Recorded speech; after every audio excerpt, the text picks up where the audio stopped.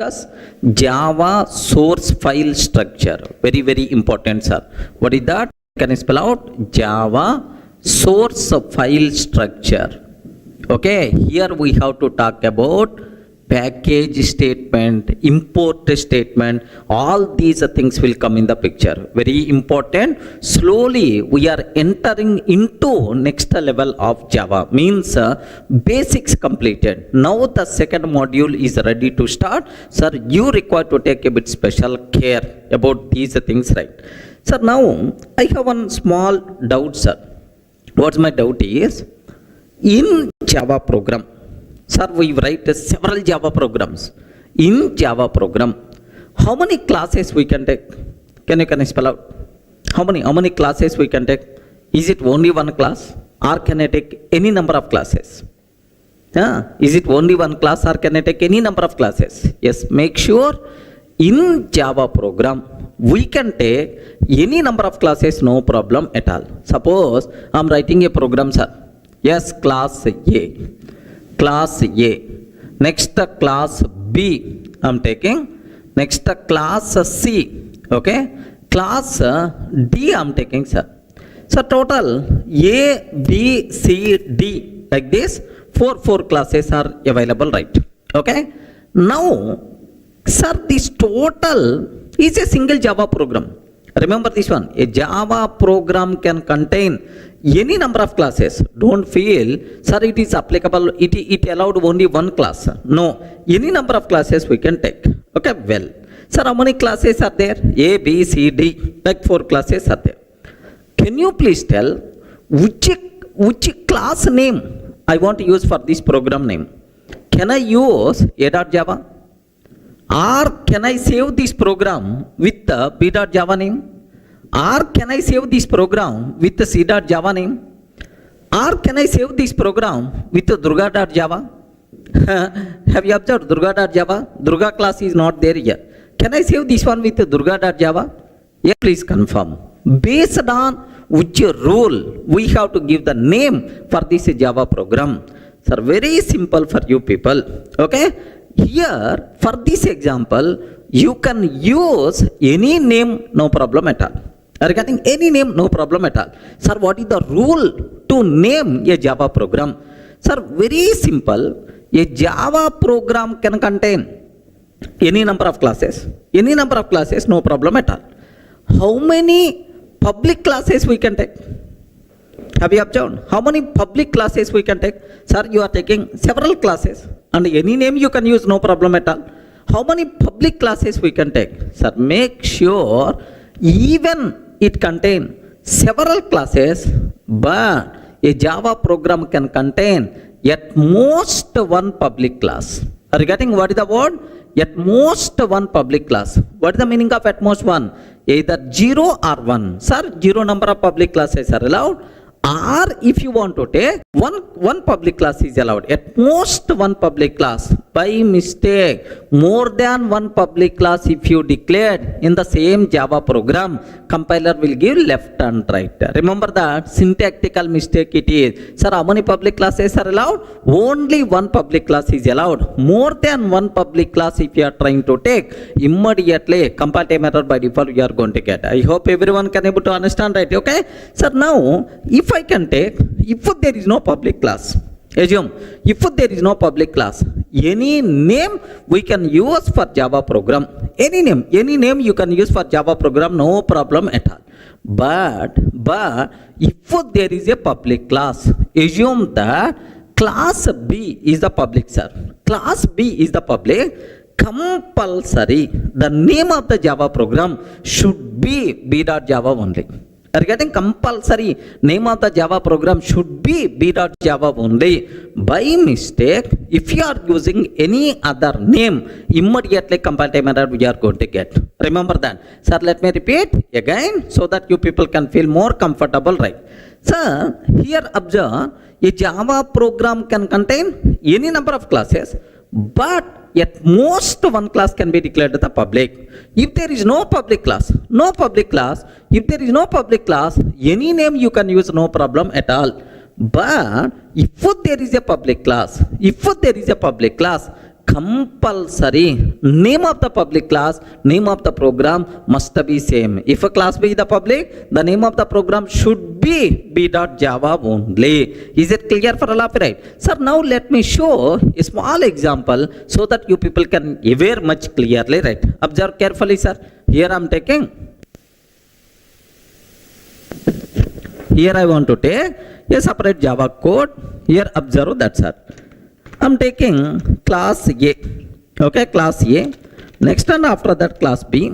Next, class C I am taking. Next, class D I am taking, sir.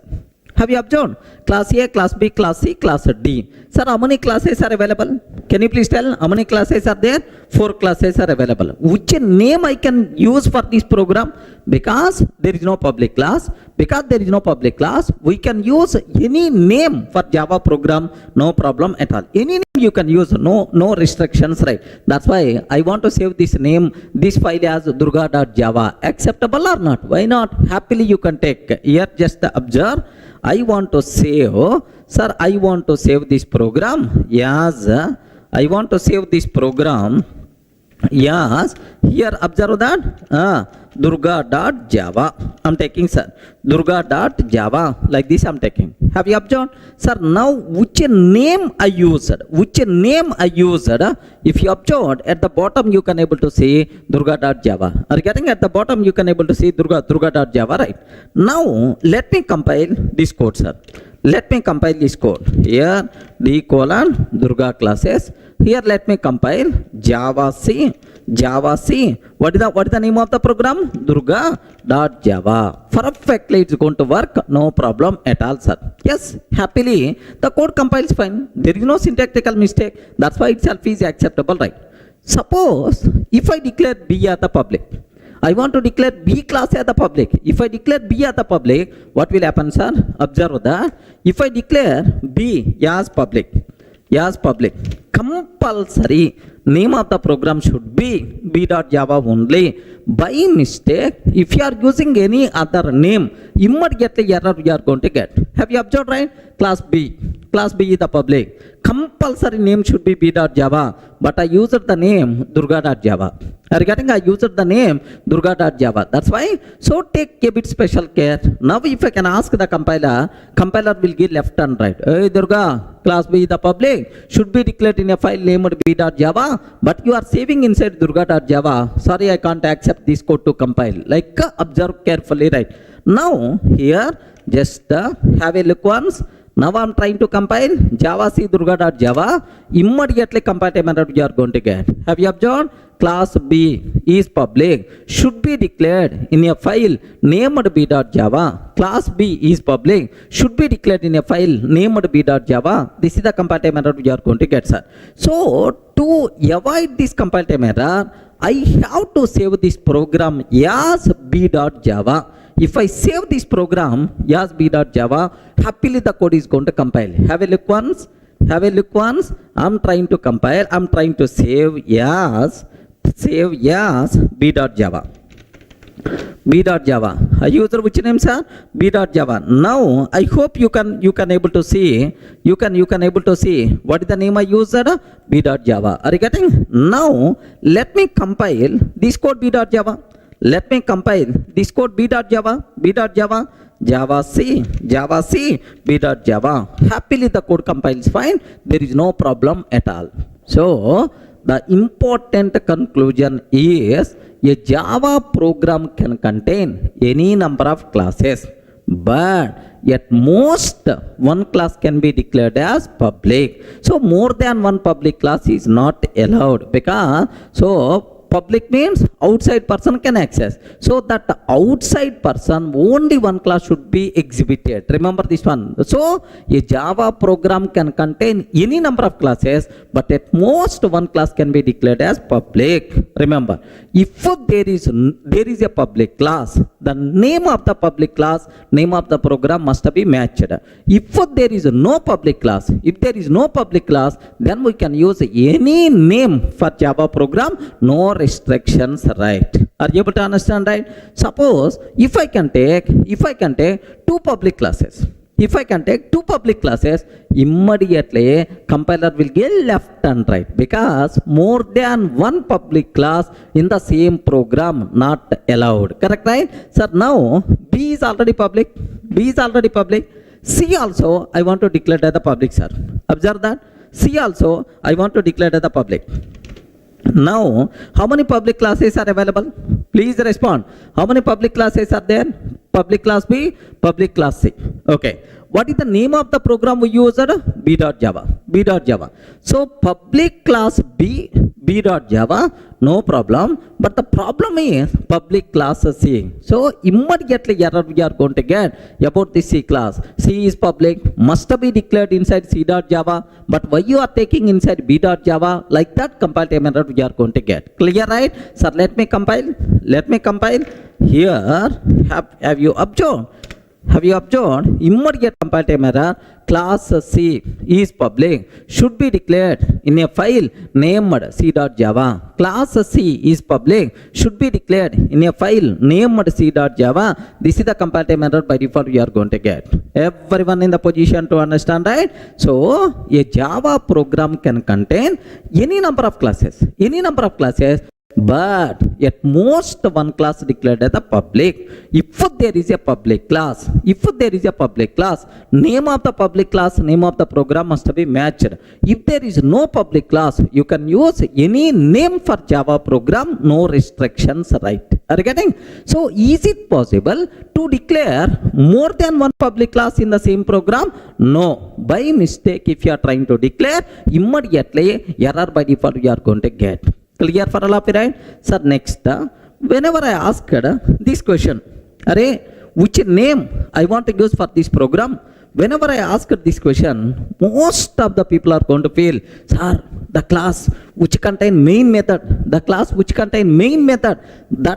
name we have to use, sir, for the file name. So, the class which contain main method and the name of the program, there is no relation at all. So then, which two things are related? Public class name and the name of the program. These two are related, but the class which contain main method and the name of the program, there is no relation at all. Even for that also, I want to clarify a small point right here. Listen carefully, sir.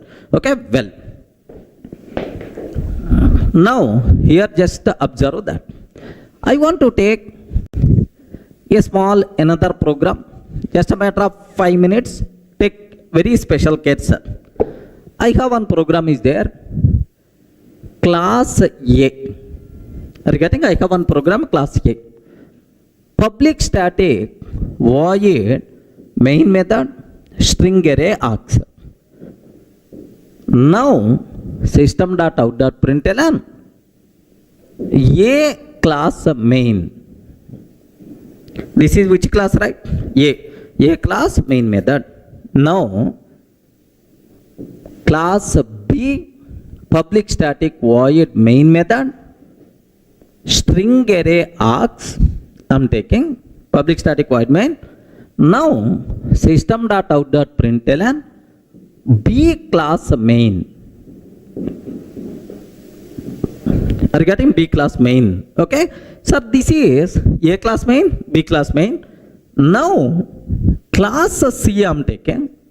Public static void main string array args. Now system.out.println C class main. Like this I'm taking, sir. So how many classes are there? 3. A class contain A class main method, B class main method, C class main method. One more class I'm taking, class D, sir. Now observe. Total, how many classes are there? 4 classes are there. Now can you please tell, this total is a single program only. Assume single program only. Can you please guide which name I have to use for this program? Yes, friends. Think a bit very carefully and then tell the answer. Which name I have to use for this program? Either A.Java, B.Java, C.Java, D.Java or any name. Why you are thinking? Any name. Can I use any name? Yes, yes, you can use any name, no problem at all. What is the reason for that? Yes, there is no public class. If there is no public class, any name you can use. Now, I want to use name of the program as Durga.java. Perfectly acceptable. Are you getting? I'm taking Durga.java, perfectly acceptable, right? Because there is no public class. Are you getting? So the class which contain main method, name of the program, no relation at all. Remember this one. So any name you can use because there is no public class. Okay, well, now I want to compile. Then immediately you may ask, sir, a program contain these many classes. Every class contain main method. If I run this program, which main method has to execute? That thing you should have clear clarity. Here, I want to compile this code. Observe, Java C, Durga.java. Java C, Durga.java. Can you please confirm how many dot class files will be generated if I compile this code? How many dot class files will be generated? Very simple. In this, how many classes are there? A, B, C, D. Total how many classes are? 4 classes. A, B, C, D. Like 4 classes are available, right?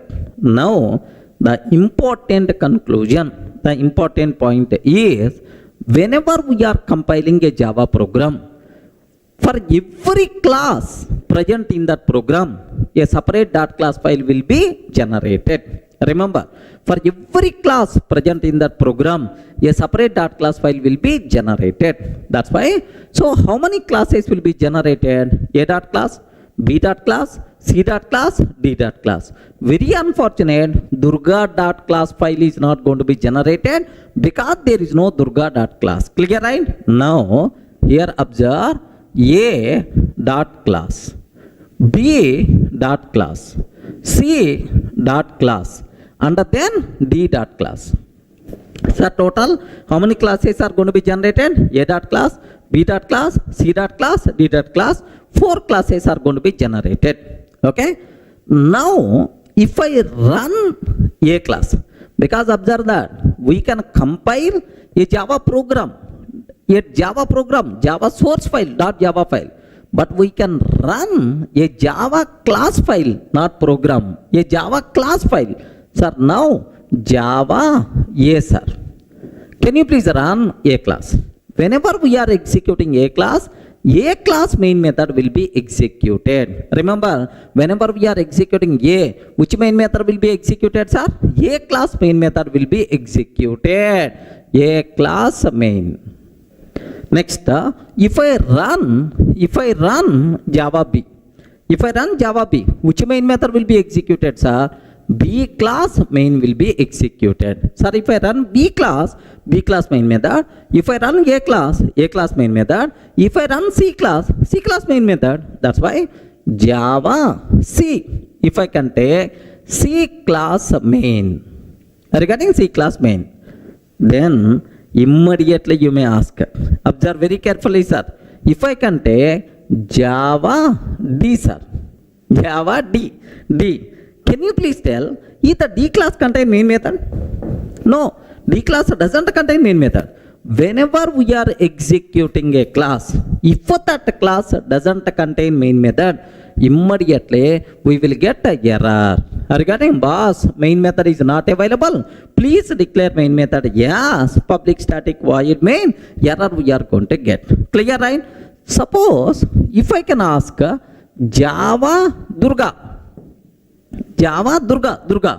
Immediately error we are going to get. Hey, Durga dot class file is not available. How you are going to ask me to run, man? Durga dot class file is not there. Again error saying no class def found error or something like some error saying class definition not available, dot class file is not available, like that. Are you able to understand? So, a Java program can contain any number of classes where every class can contain main method. Remember, whenever we are executing a particular class, that class main method will be executed. If that class doesn't contain main method, error we are going to get. If that dot class file is not available, we will get error. Everyone can able to understand, right? Sir, please make sure this knowledge must be required. Sir, let me execute this code so that you people can feel more comfortable, right? Observe carefully. Let me take one separate program. Okay, here I'm taking separate file. I'm taking, sir, class A. Class A. What is this one? A class main. A class main method. Like this I'm taking, sir, class A class main method. Now B class main, next C class main, and then class D. Like this I'm taking, sir. Let me change the names. Class A, next class B. This is the B class main method. Next class C, sir, C class main method. Like this, I'm trying to change the names. A class, B class, C class, D class, all. Sir, can you please tell how many classes are available? A class, B class, C class, D class. Can you please tell which name I have to give? Any name you can use because there is no public class. That's why here what I'm trying to take, let me save this code. Yes, Durga.java. Are you getting? I want to save inside D colon Durga classes. Inside D colon Durga classes, I want to save this code. Yes, Durga.java. Okay, like I'm taking, sir, Durga.java. Now I want to compile this code. Java C Durga.java. If I compile this code, how many dot class files will be generated? For every class, a separate dot class file will be generated. A dot class, B dot class, C dot class, D dot class. Okay? So now let me compile this code. Java C Durga.java. How many? 4 dot class file. If I execute Java A class main method, right? Okay. Now observe A class main method. If I execute Java B class main method. If I execute Java C class main method.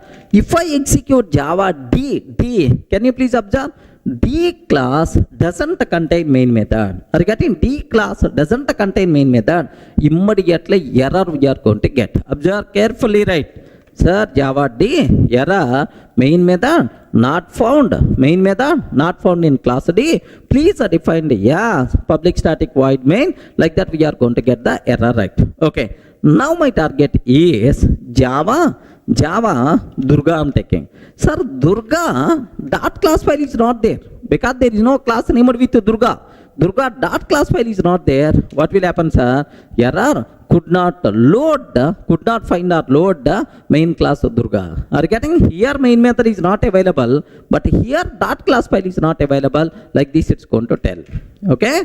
Please make sure you people should have clear clarity up to this. Sir, let me repeat, matter of 1 or 2 minutes. A Java program can contain any number of classes, but at most one class can be declared as public. If there is no public class, we can use any name for Java program. If there is a public class, compulsory name of the program and the name of the public class must be matched.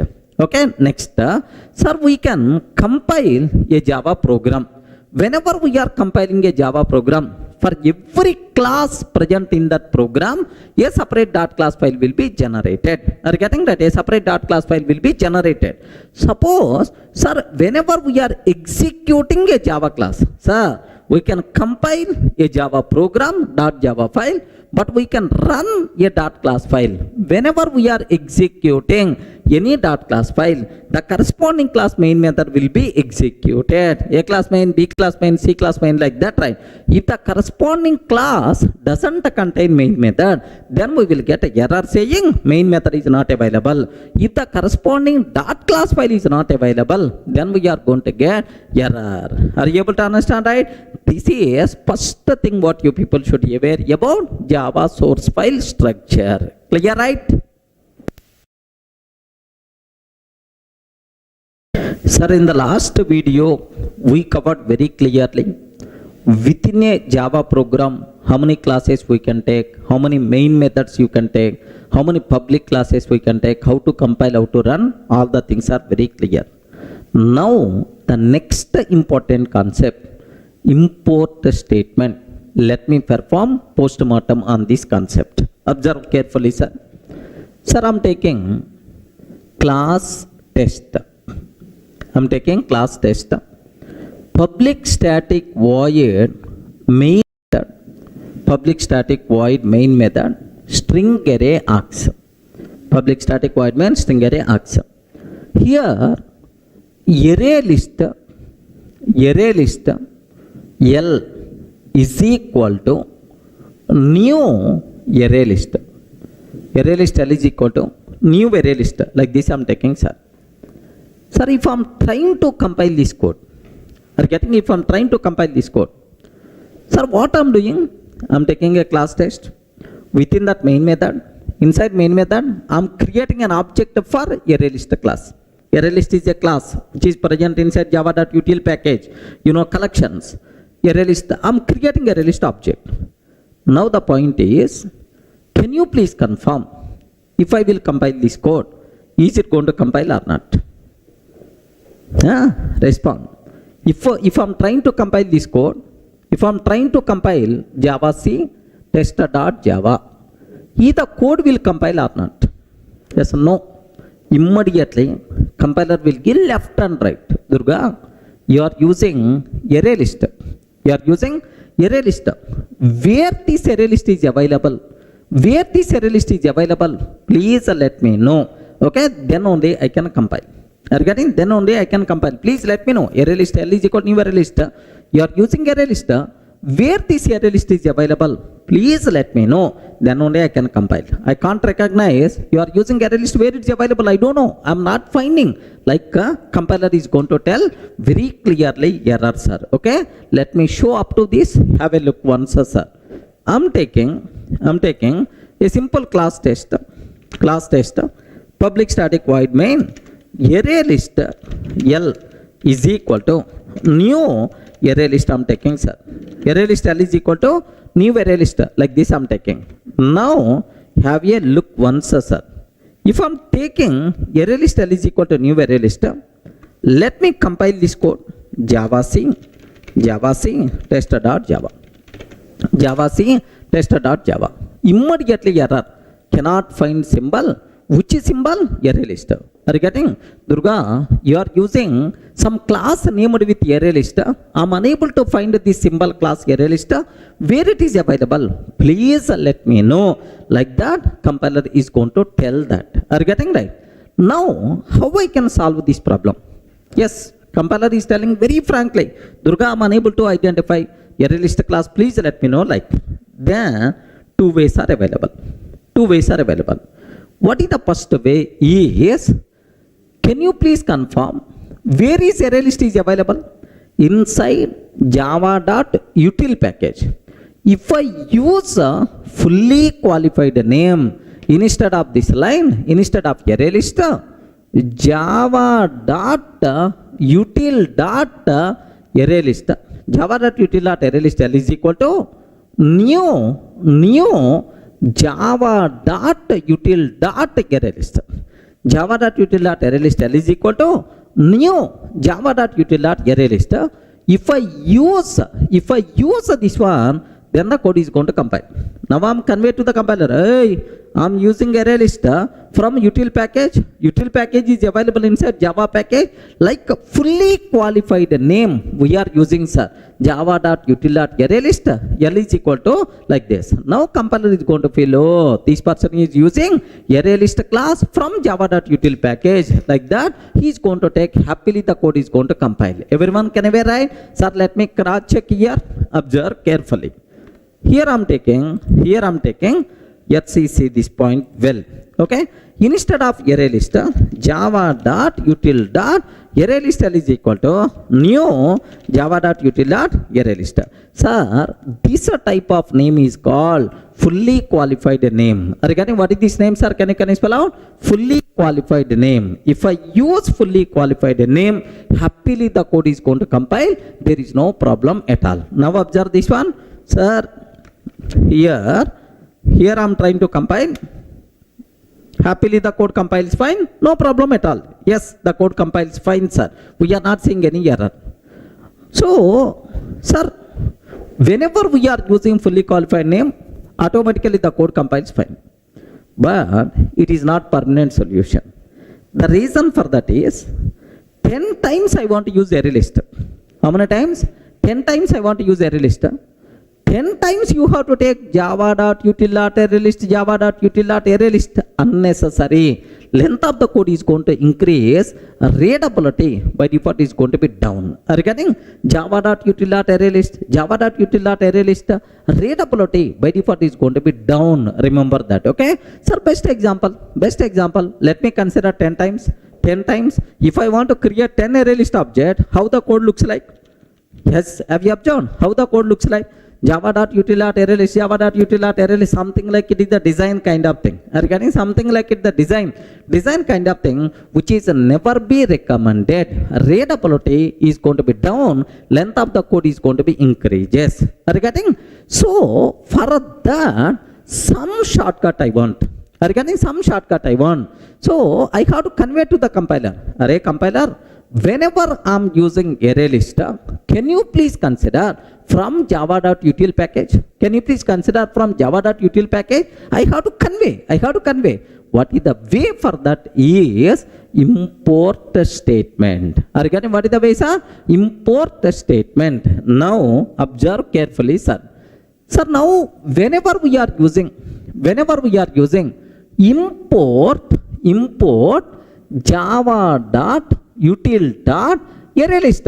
Import java.util.arraylist. Anyway, full form, sir. Import java.util.arraylist.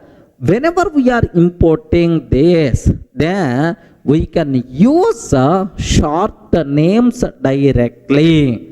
Are you getting? We can use what?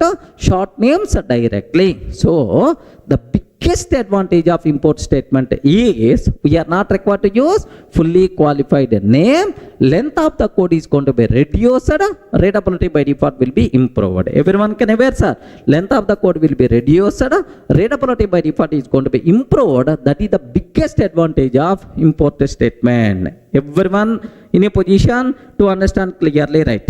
Are you able to understand, right? So how many times we are going to use import statement? Only once.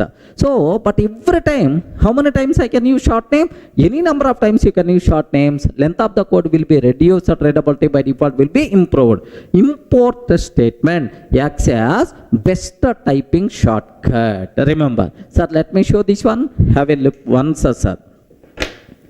Now, I don't want to use fully qualified name. Observe. I'm taking array list L is equal to new array list. That's all. I'm taking array list L is equal to new array list. Can you please confirm? Is it going to compile?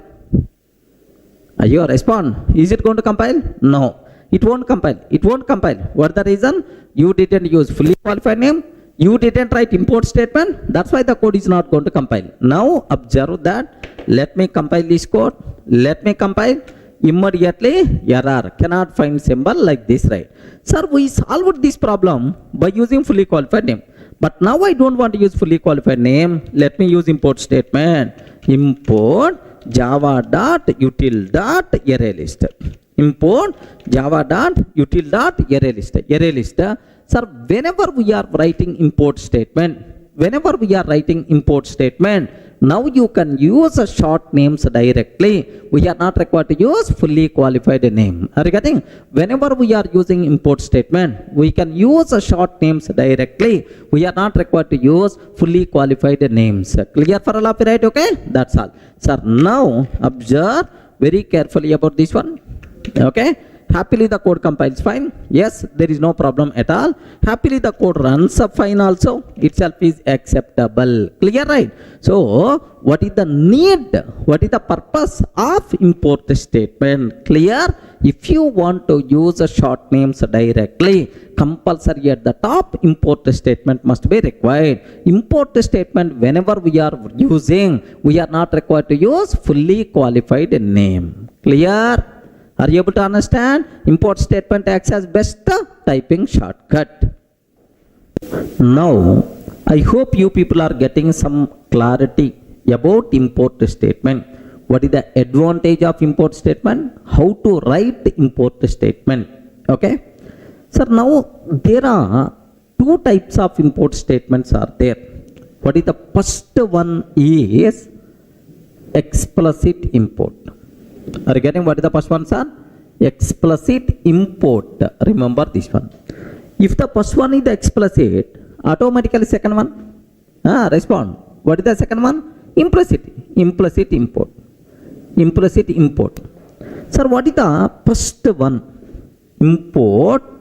Sir, let me go for a small example for this. Import java dot util dot array list.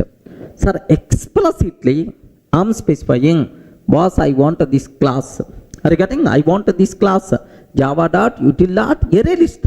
Directly we are specifying, right? But implicit means import java dot util dot star. Are you getting? Import java dot util dot star like this, right? Okay. Now the point is, all classes present inside java dot util package, can you please make it available? Can you please make it available? Such a type of import is called implicit import. Next, I want a particular A class only, array list class only. Such a type of import is called explicit import. Are you getting? Now I have one bigger doubt, sir. Which import statement is recommended to use? Either explicit import or implicit import. Remember this one? Just for the sake of exam. For exam point of view, it's not required. For your day-to-day coding, compulsory you people should aware on good programming practice. Most of the people are going to feel, sir, if you are using one or two classes, better to go for explicit import. If you are using multiple classes, huge number of classes, better to go for implicit import. Some people are going to feel like this. No. Even you are using 100 classes from the same package, compulsory we should go for explicit import only. Readability of the code by default is going to be improved because of this explicit import. Regarding that's why readability is the very important, not typing. Typing is one time activity, but readability is multiple times we have to do. That's why in real time readability is always highly recommended. Compulsory we should go for explicit import. Almost implicit import not at all recommended to use, because readability going to be down, but this one readability wise too good. Because simple, sir. Here listen a small example. If I am taking import com dot hdfc dot star, like this I am taking, sir. Import com dot hdfc dot star. Is it implicit import or explicit import? Okay, implicit import. Next, import com dot ICICI bank dot star I am taking. Com dot ICICI bank dot star.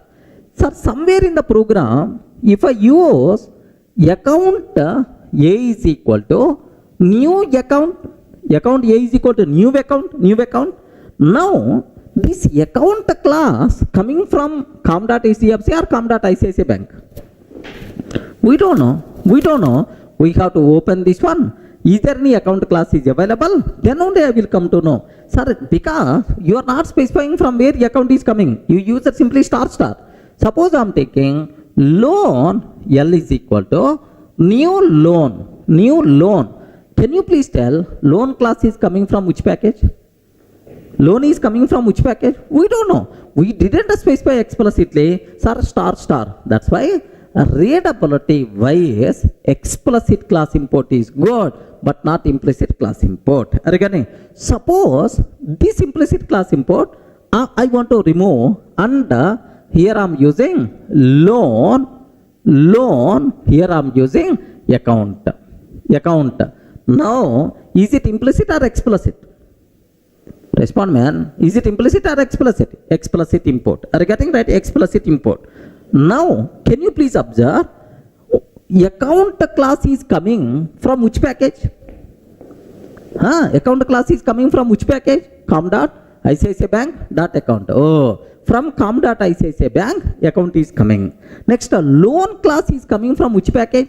Com.hdfc. From that loan is coming. Readability is more if you are not using star. Are you getting? That's why in real time compulsory we should go for explicit or implicit are highly recommended. We should go for explicit because it improves readability of the code. Sir, if you are working on IDEs, like Eclipse, My Eclipse, like we have IntelliJ, like IDEs are available. In the IDEs, we are not required to write import statement. Automatically, sir, IDE itself is going to generate. Sir, in the world, every Java IDE is always going to generate explicit import only. If you want, you can cross check in the Eclipse. In the Eclipse, it's always going to generate explicit. No IDE is going to generate implicit class import, because readability is not good implicit. Highly recommended we should go for what? Explicit class import. Is it clear for all of you, right? Sir, how many types of import statements are there? Two types, explicit class import, implicit class import. Which one is the recommended? Highly recommended we should go for what? Explicit class import, because it improves readability of the code. Clear?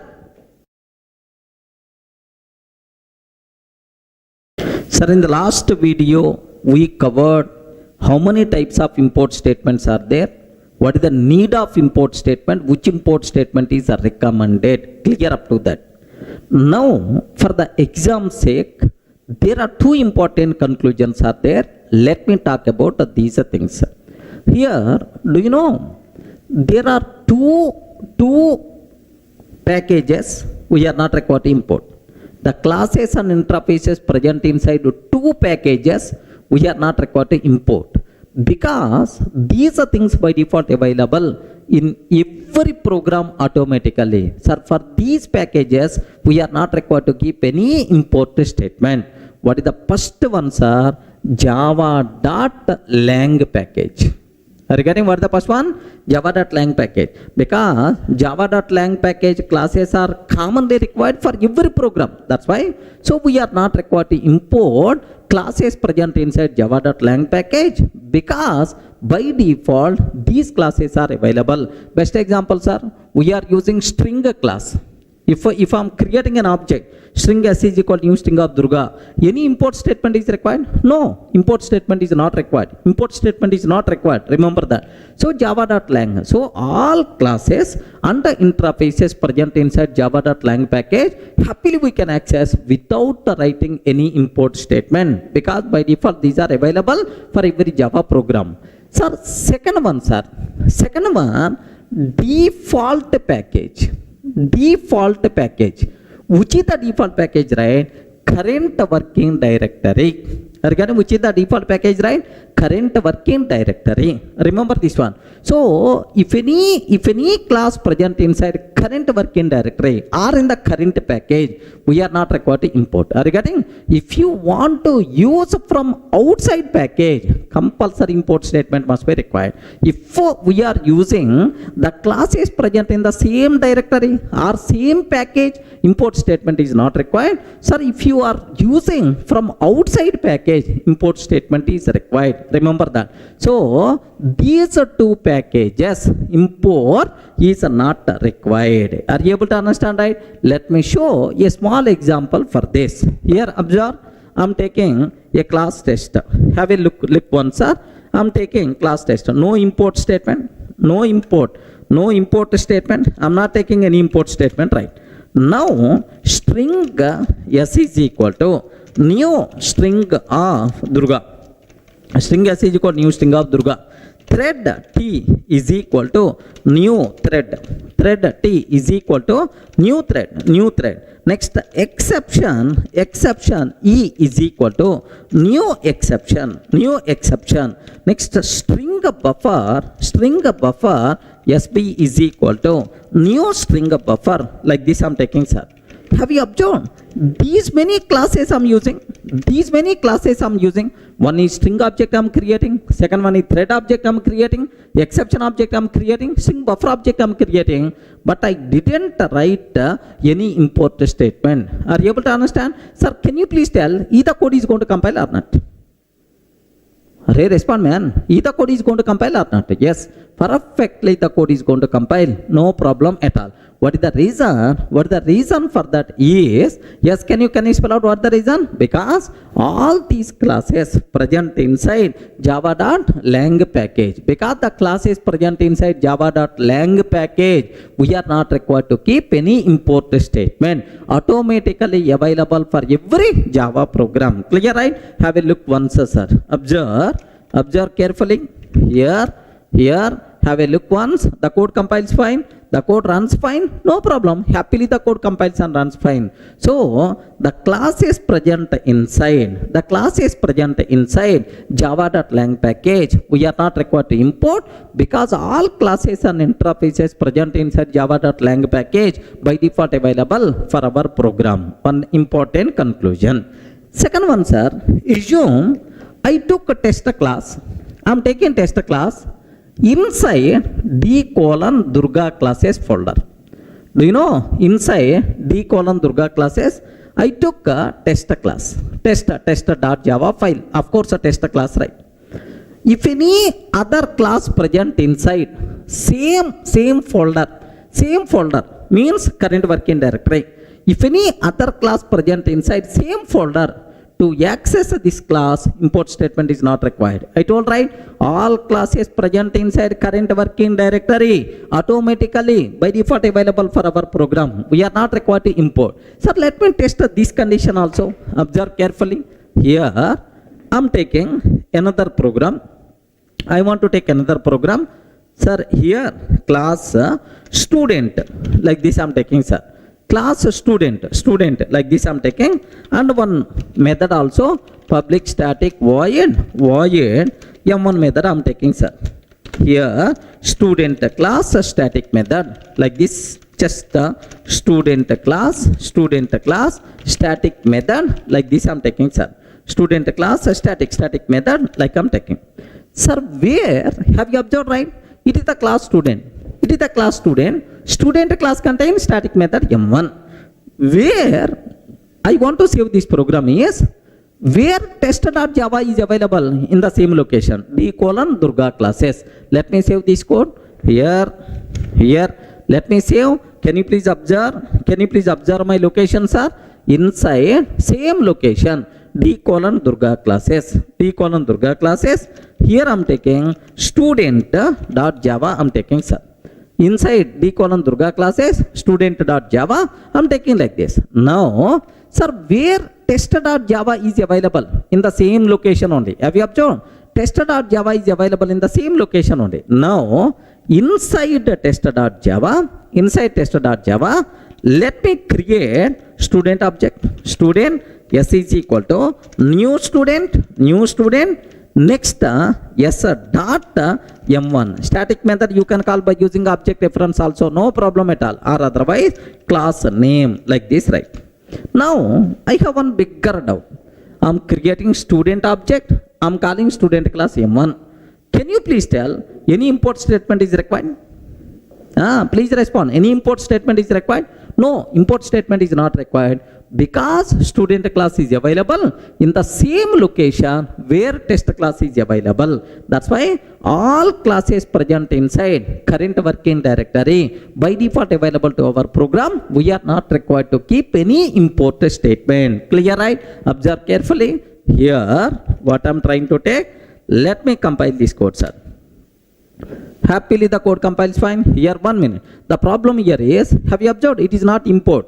Variable s is already defined in. So s is already I used here, but I am using second time. Let me take s1. Now, happily the code compiles fine, no problem at all. Happily the code runs fine, no issue at all. Student class static method like this. So, the important conclusion you people should aware regarding all classes present inside current package, current working directory by default available for our program. We are not required to keep any import statement. All classes and interfaces present inside java.lang package by default available for every Java program. For lang package, import statement is not required. Clear? Sir, the next important conclusion related to import statement, a bit dangerous point, very important for the exam sake. Take special care. Sir, I have pattern class is available. This pattern class present inside java.util.regex package. Are you getting? What is the package? java.util.regex. In that pattern class is available. Observe that. So regex is the sub package present inside util. Util is the sub package present inside Java. This regex came in the 1.4 version of Java, sir. Remember. Now my important conclusion is, I want to use this pattern class in our program. But how to use that while discussing regular expressions you may learn, but currently not required. How to use? Just observe. I'm taking class test, public static void main method, string array args. Public static void means string array args. Let me create pattern object. Pattern P is equal to pattern dot compile of AB. Pattern dot compile of AB. Like this I'm taking, sir. So what is the meaning of this line? Don't worry, it is not in our context. Just I'm creating pattern object. That's all you should aware. To use a pattern class in our program, I'm using pattern class in our program. Which import statement is required? Regarding to compile this code, which import statement is required? Option 1. Where this pattern is available? Please respond. Where this pattern is available? Java, util, regex. In that it is available, right? Now, here I am taking import java.star. Import java.star. Second option, import java.util.star. Import java.util.star. Third option, import java.util.regex.star. Sir, like these are the three import statements are there. Obviously, which import statement we have to take to compile this program successfully? Very, very important point. Please make sure. Anyone, can you please guess? Yes, friends. Anyone, can you please guess? Remember that. Very important conclusion. Very important conclusion. You people should have clear clarity. What the point is? Whenever we are importing a package, sir, import java.star. Import java.star.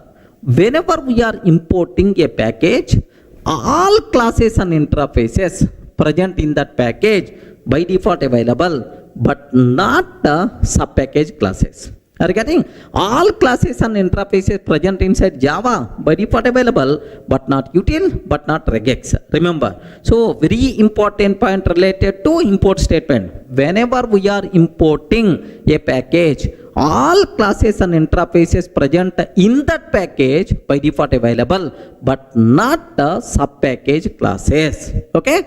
If you want to use any class present inside sub-package, compulsory we have to write import statement until sub-package level. Are you getting? So where pattern is available? Java.util.regex. To use pattern, compulsory we require to use import statement. Import java.util.regex.star. That's why which import statement is the valid to compile this program is this import statement, sir. Please make sure you should have clear clarity about this terminology. Are you in the position to understand, right? Sir, let me repeat again. Whenever we are importing a package, all classes and interfaces present in that package by default available, but not the sub-package classes. If you want to use a sub-package class, compulsory import statement must be required until sub-package level. Clear? Sir, let me execute this code so that you people may get some idea. Have a look once, sir. I'm taking a small program. I want to take a small program. Here just have a look once. I'm taking a simple program, sir. Public class test. public static void main pattern p is equal pattern dot compile of ab.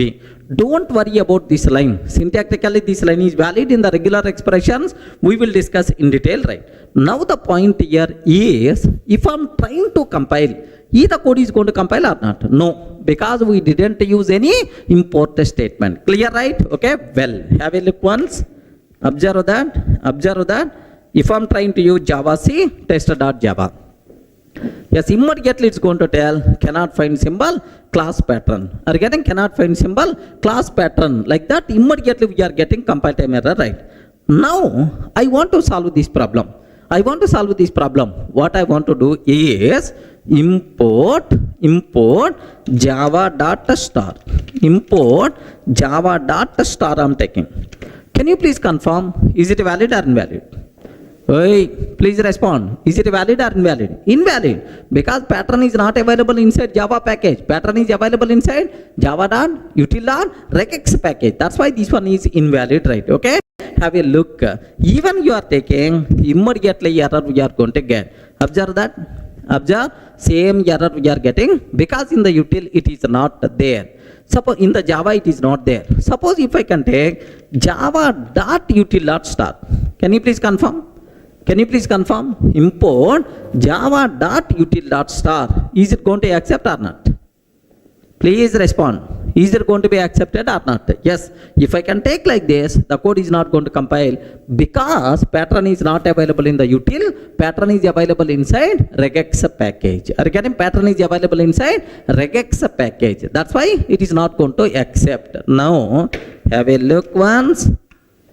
Observe carefully. Yes. Here immediately error we are going to get. Now, sir, java.util regex.star I'm taking. Java.util regex.star I'm taking, sir. If I can take like this, happily the code compiles fine. There is no problem at all. So, let me repeat the important conclusion again, because most important, minimum 1 or 2 questions you can expect in the original exam, sir. Whenever we are importing a Java package, all classes present inside that package available, but not the sub-package classes. If you want to use sub-package level classes and interfaces, compulsory we have to write import statement until sub-package level. Clear?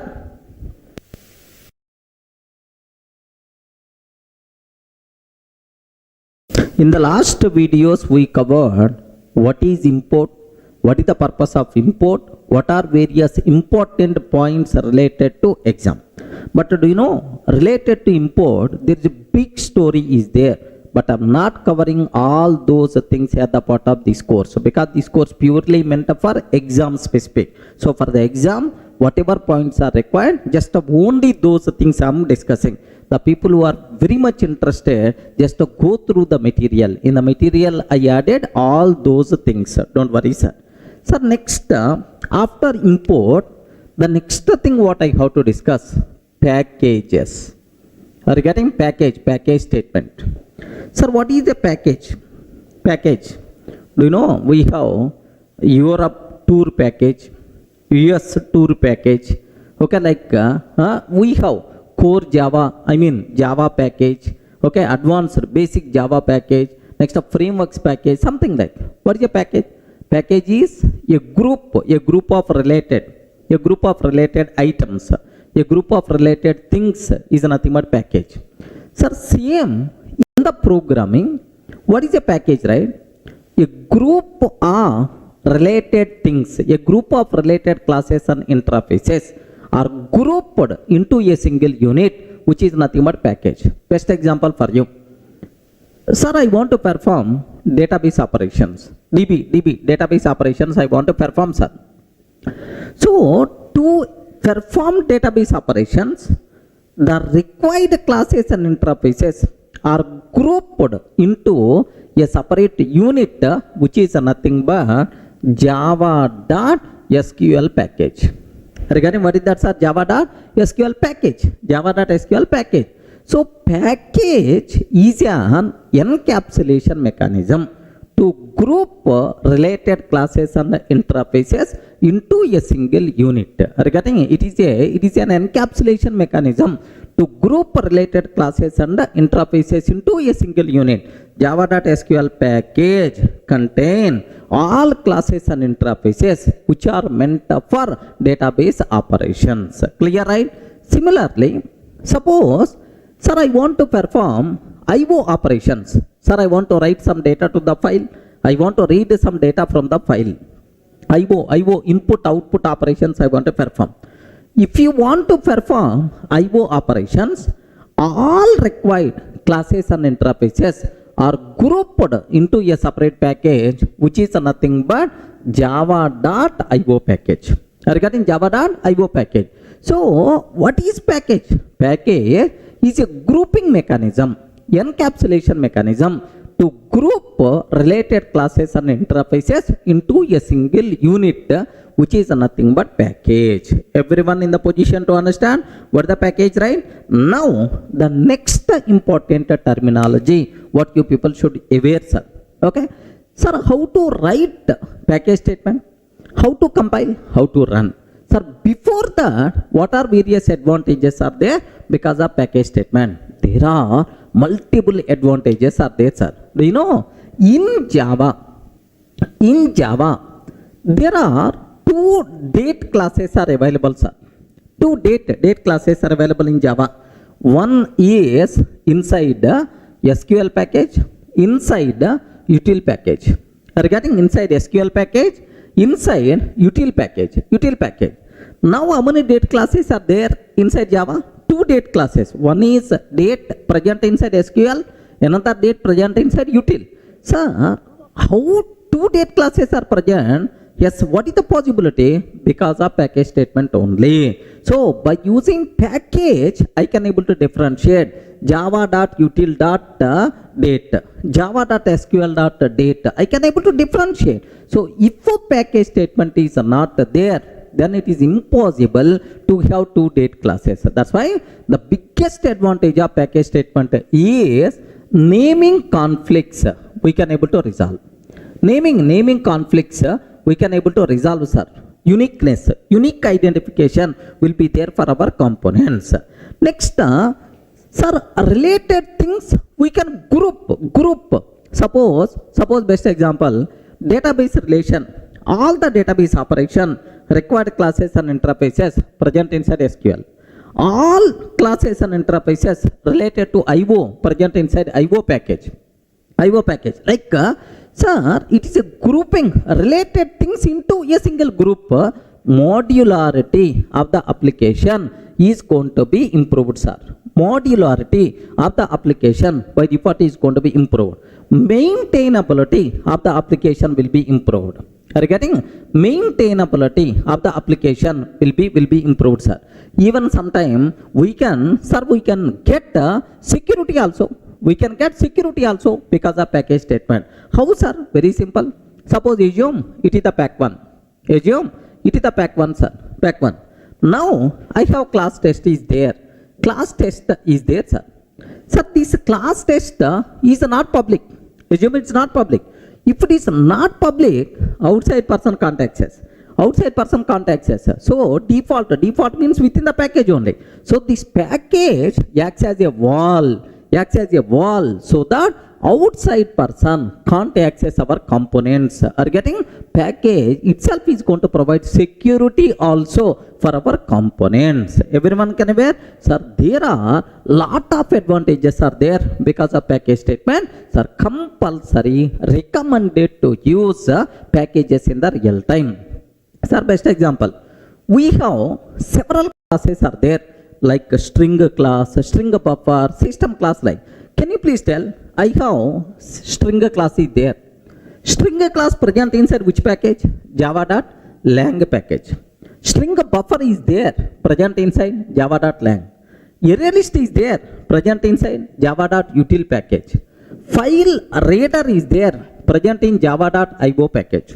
Regarding present in java.io package. Like, sir, do you know every class in Java, almost around 5,000 plus classes are there. All those things part of some package, man. Okay, it is a mandatory. It's a part of some package. That's why while defining our classes also, highly recommended to make yata part of package. If you are not writing package statement, clear indication that this person is not coming from the real time, he is coming from, he is just a learner, like so the person who is seeing your code definitely is going to feel that. So in real time, every class, every interface should be part of some package. Remember, package statement is good programming practice, compulsory we require to use. Almost it is mandatory, but not really mandatory, but highly recommended to use package statement. Clear, right? So what is package? What are various advantages are there? Can you please tell what is the package? Arey, respond man. What is the package?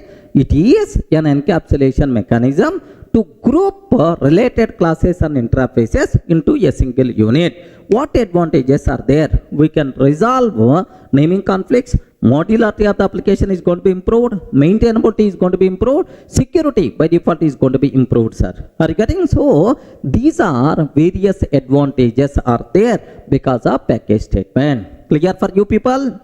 Any doubt? Okay. Sir, now I hope you people got what is package, what advantages, right?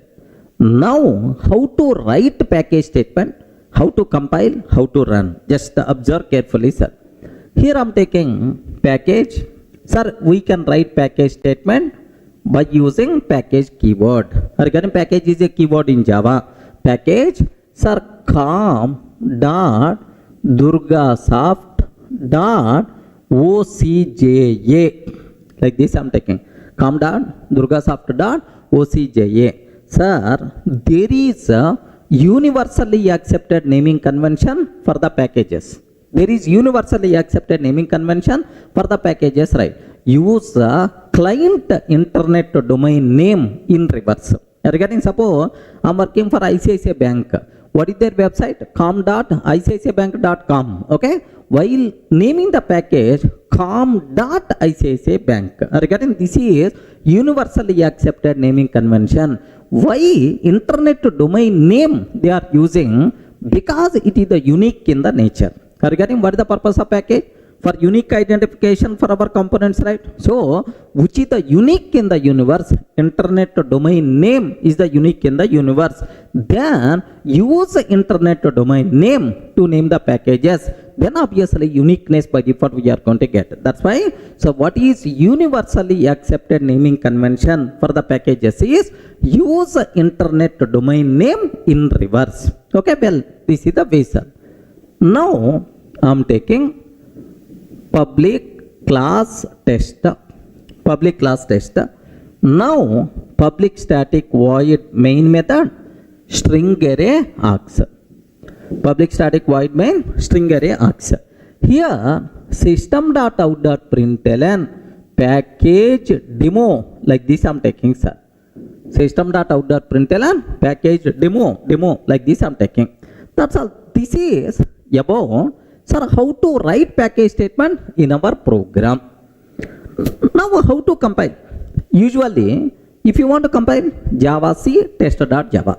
But now package statement is there. How to compile this one, sir? Take very, very special care. If you want to compile, sir, Java C test.java. Okay. Is it going to compile or not? Array, respond. Is it going to compile or not? Because package statement I used. Now I am trying to compile Java C test.java. Is it going to compile or not? Okay. 100% pakka. The code is going to compile. Generated .class file will be placed in the current working directory. Are you getting? Test.class file will be generated. Where it will be placed, sir? Inside current working directory. Remember that. But now, my requirement is, tester.class file should be part of this package. If you are going to place in the current working directory, meaningless. Regarding that's why, so should be part of com.durgasoft.ocja. I want. Then what we have to take? Java C -d. What is the meaning of -d, sir? Destination to place generated .class files. Boss, I'm talking about destination to place generated .class files. dot -d dot test dot java. Are you getting? -d dot test dot java. This dot means which one? Can you please confirm? Dot means which one? Current working directory. Are you getting? Current working directory. So what is the difference between this line and this line, sir? What is the difference is -d dot text I am taking in the current working directory. Can you please observe what is our package statement? Have a look once. com.durgasoft.ocja. In the current working directory, com within that Durgasoft, within that Durgasoft, within that ocja, in that test.class file will be placed, sir. Are you getting? In that test.class file will be placed. Sir, now test.class file is the part of our package. Are you getting? com.durgasoft.ocja, in that test.class file is there. Remember that. So if I'm not using -d dot option, where it will be placed, sir? Where it will be placed? In the current working directory. Whenever we are using package statement, don't compile like this. Compulsory we require to compile -d dot test dot java. Like this, happily the code is going to compile. This is the way, sir. Now here I have one small doubt. What the doubt is, dot means current working directory. com Durgasoft ocja.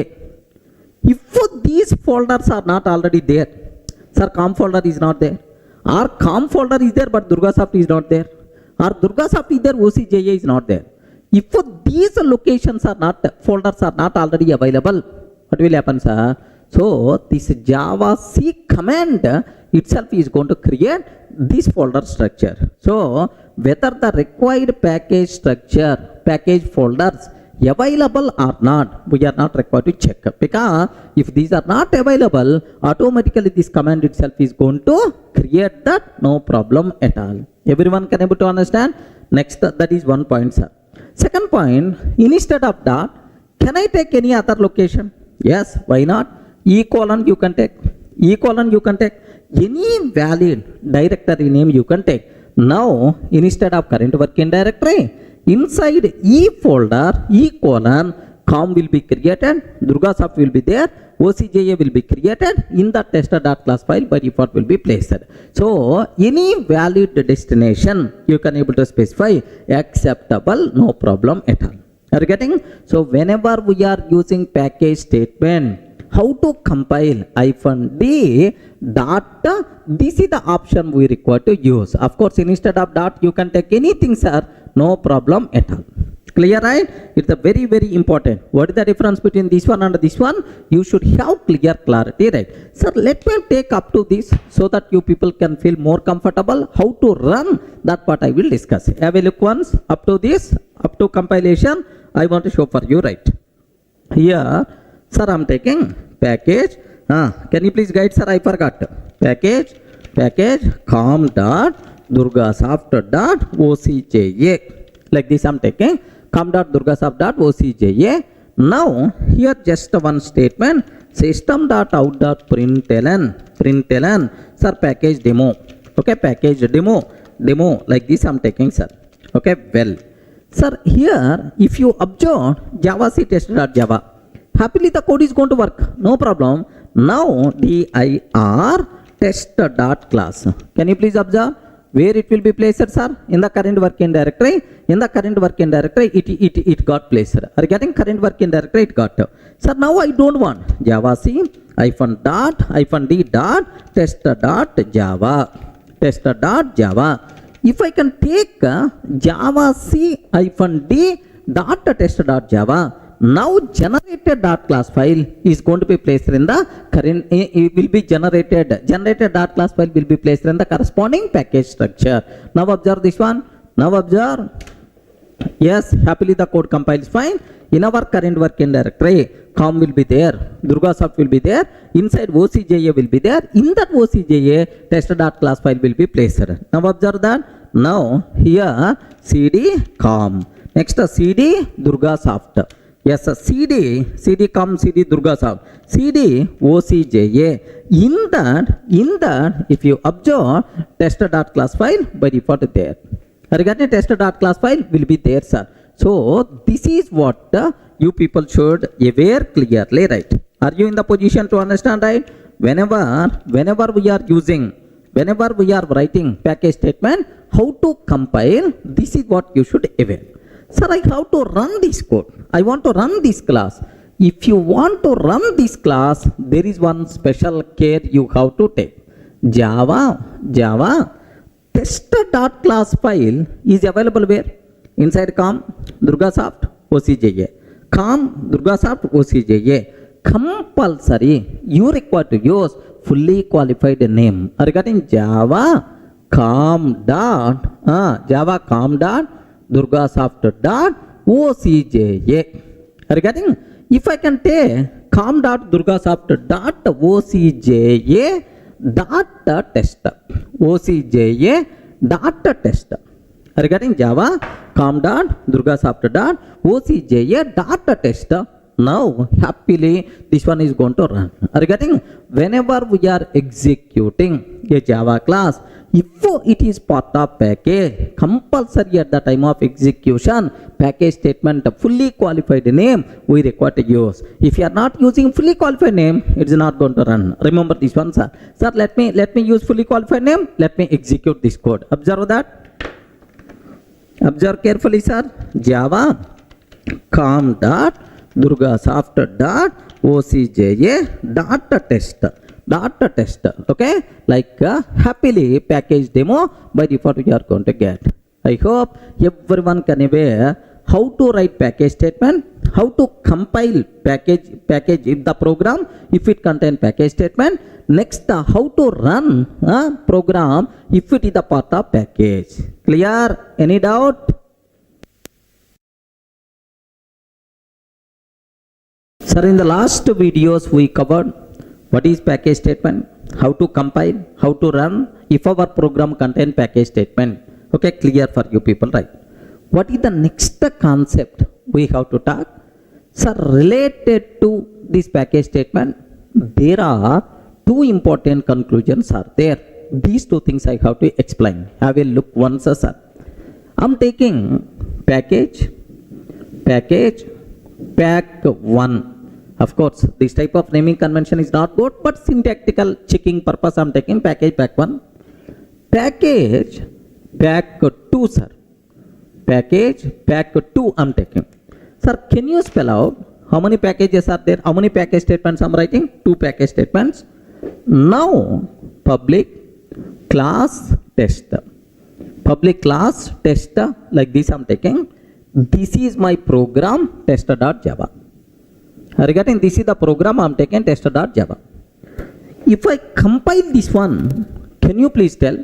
If I compile java c -d dot test.java. If I compile this program, how many dot class files will be generated? 1 or 2? Because 2 packages are there. That's why inside pack 1 I have to place 1 dot class file. Inside pack 2 I have to place another dot class file. That's why 2 dot class files will be generated. Yes or no? How many dot class files will be generated?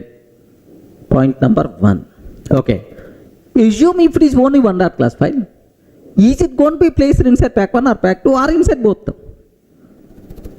Arey, respond, man.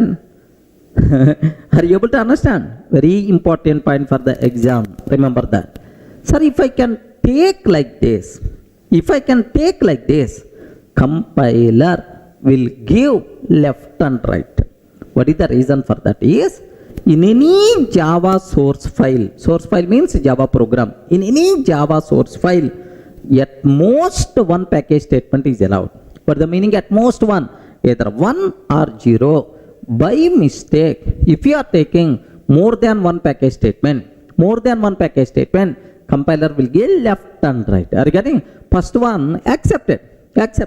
Why you are taking package pack 2? Immediately at this line compile method we are going to get. That's why important conclusion, inside any Java program, how many package statements are allowed?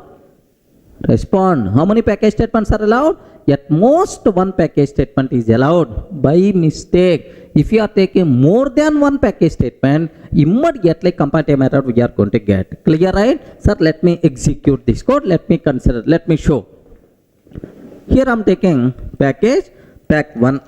Assume that package pack 1, package pack 2 I am taking, sir. Now public class tester. All this nonsense I don't want. Here just simple, very simple, right? Sir, how many package statements are there? Please respond. How many package statements are there? 2. Pack 1 and pack 2. 2 package statements are there, sir. Now let me compile this one. Okay. Here Java C -d dot tester dot Java. Observe carefully. Immediately error by default you are going to get. Yet which line the problem is coming? Package pack 2. Class interface are enum expected, but not this package statement. Are you getting? But not this package statement. Like this comparative error we are going to get. So the important conclusion what you people should be aware, in any Java source file, at most one package statement is allowed. Clear for all of you, right? Next, another point, sir. Very important. Take special care about this point. Here, this is the first conclusion. Second conclusion I am ready to talk.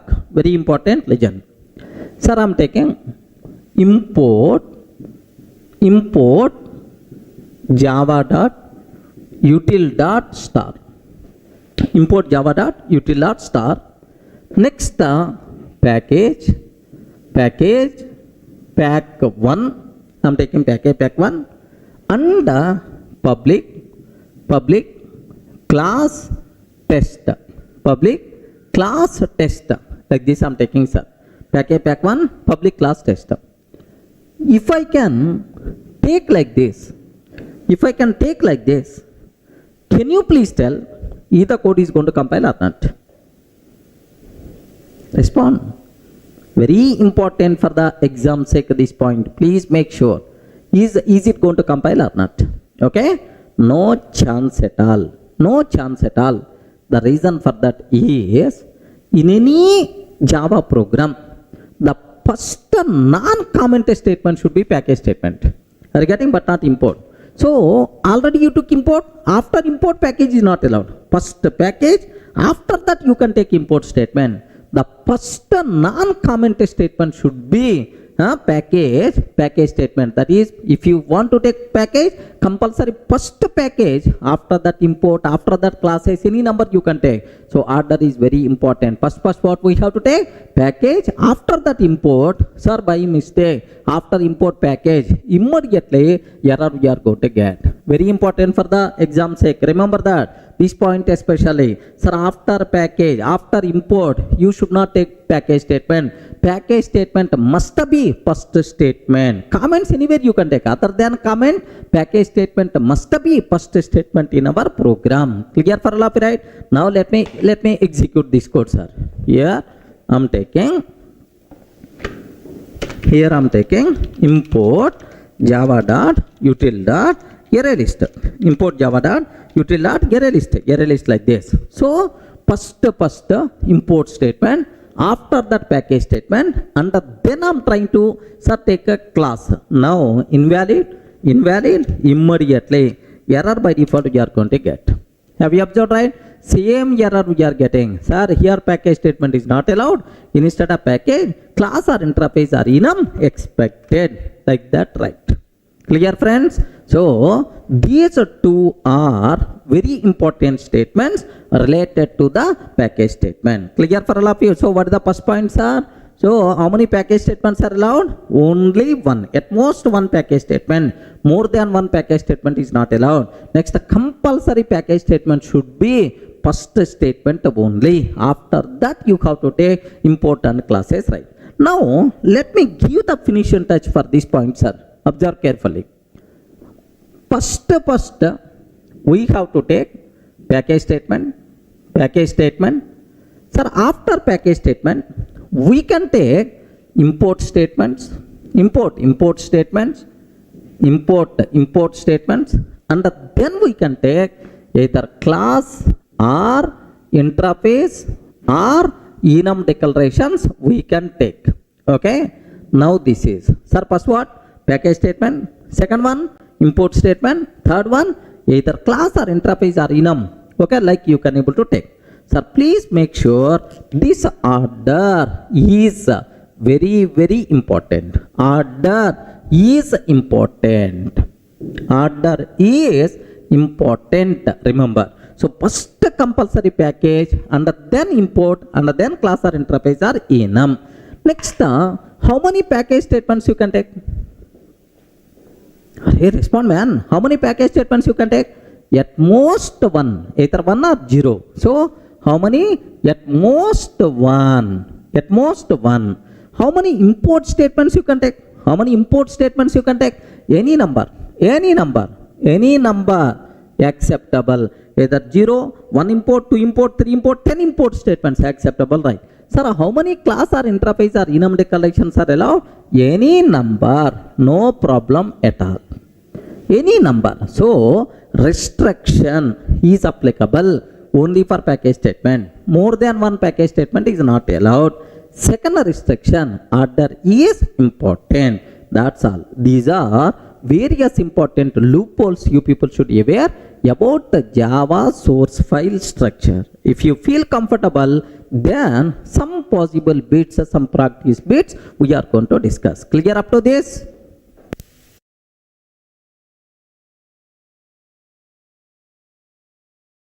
Hi friends, in the last videos we covered what is Java source file structure, what about import statement, package statement, how many types of import statements are there, important loopholes and practice bits also we covered. Sir, now the next topic, very important concept, class modifiers, class level modifiers. That concept we have to discuss. Sir, what class level modifiers, right? Very important concept, class level modifiers concept. Just observe that. Sir, whenever we are writing a class, sir, I am writing a class test. Now observe, I am writing a class test. Whenever we are writing a class test, we have to specify some information about our class to the JVM. Regarding, we have to specify some information about our class to the JVM, like whether this class can be accessible from anywhere or not. Regarding whether this class can be accessible from anywhere or not, whether child class creation possible or not, whether object creation possible or not, like we have to specify some information about our class to the JVM. How you can specify this information about our class is by using corresponding modifiers. Regarding modifiers describe the behavior of the class. Regarding modifiers describe what? The behavior of the class. Suppose this class accessible from anywhere or not. This class is accessible from anywhere or not. How you can specify, sir? By using public.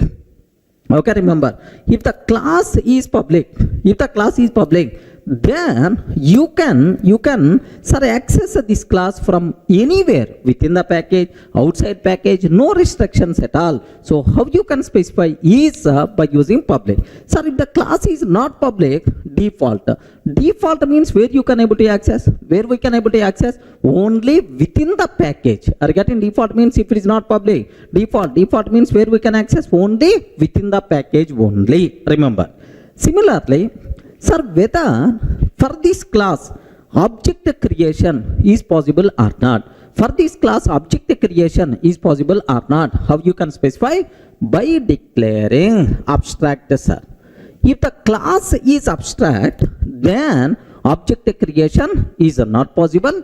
If the class is not abstract, happily you are allowed to create object. So how the JVM can decide whether object creation is possible or not? Sir, simply based on abstract modifier. If the class is abstract, object creation is not possible. Instantiation, object creation is also known as what? Instantiation. Instantiation is not possible. If the class is not abstract, happily instantiation is possible.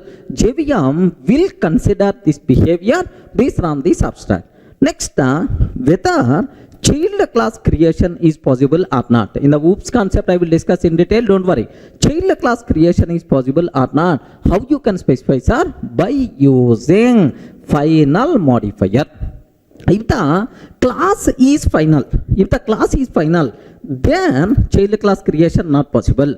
If the class is not final, then the child class creation is possible. So means that by using appropriate modifier, we can describe the behavior of our required class. Everyone can able to understand, right? So whenever we are creating a class, sir,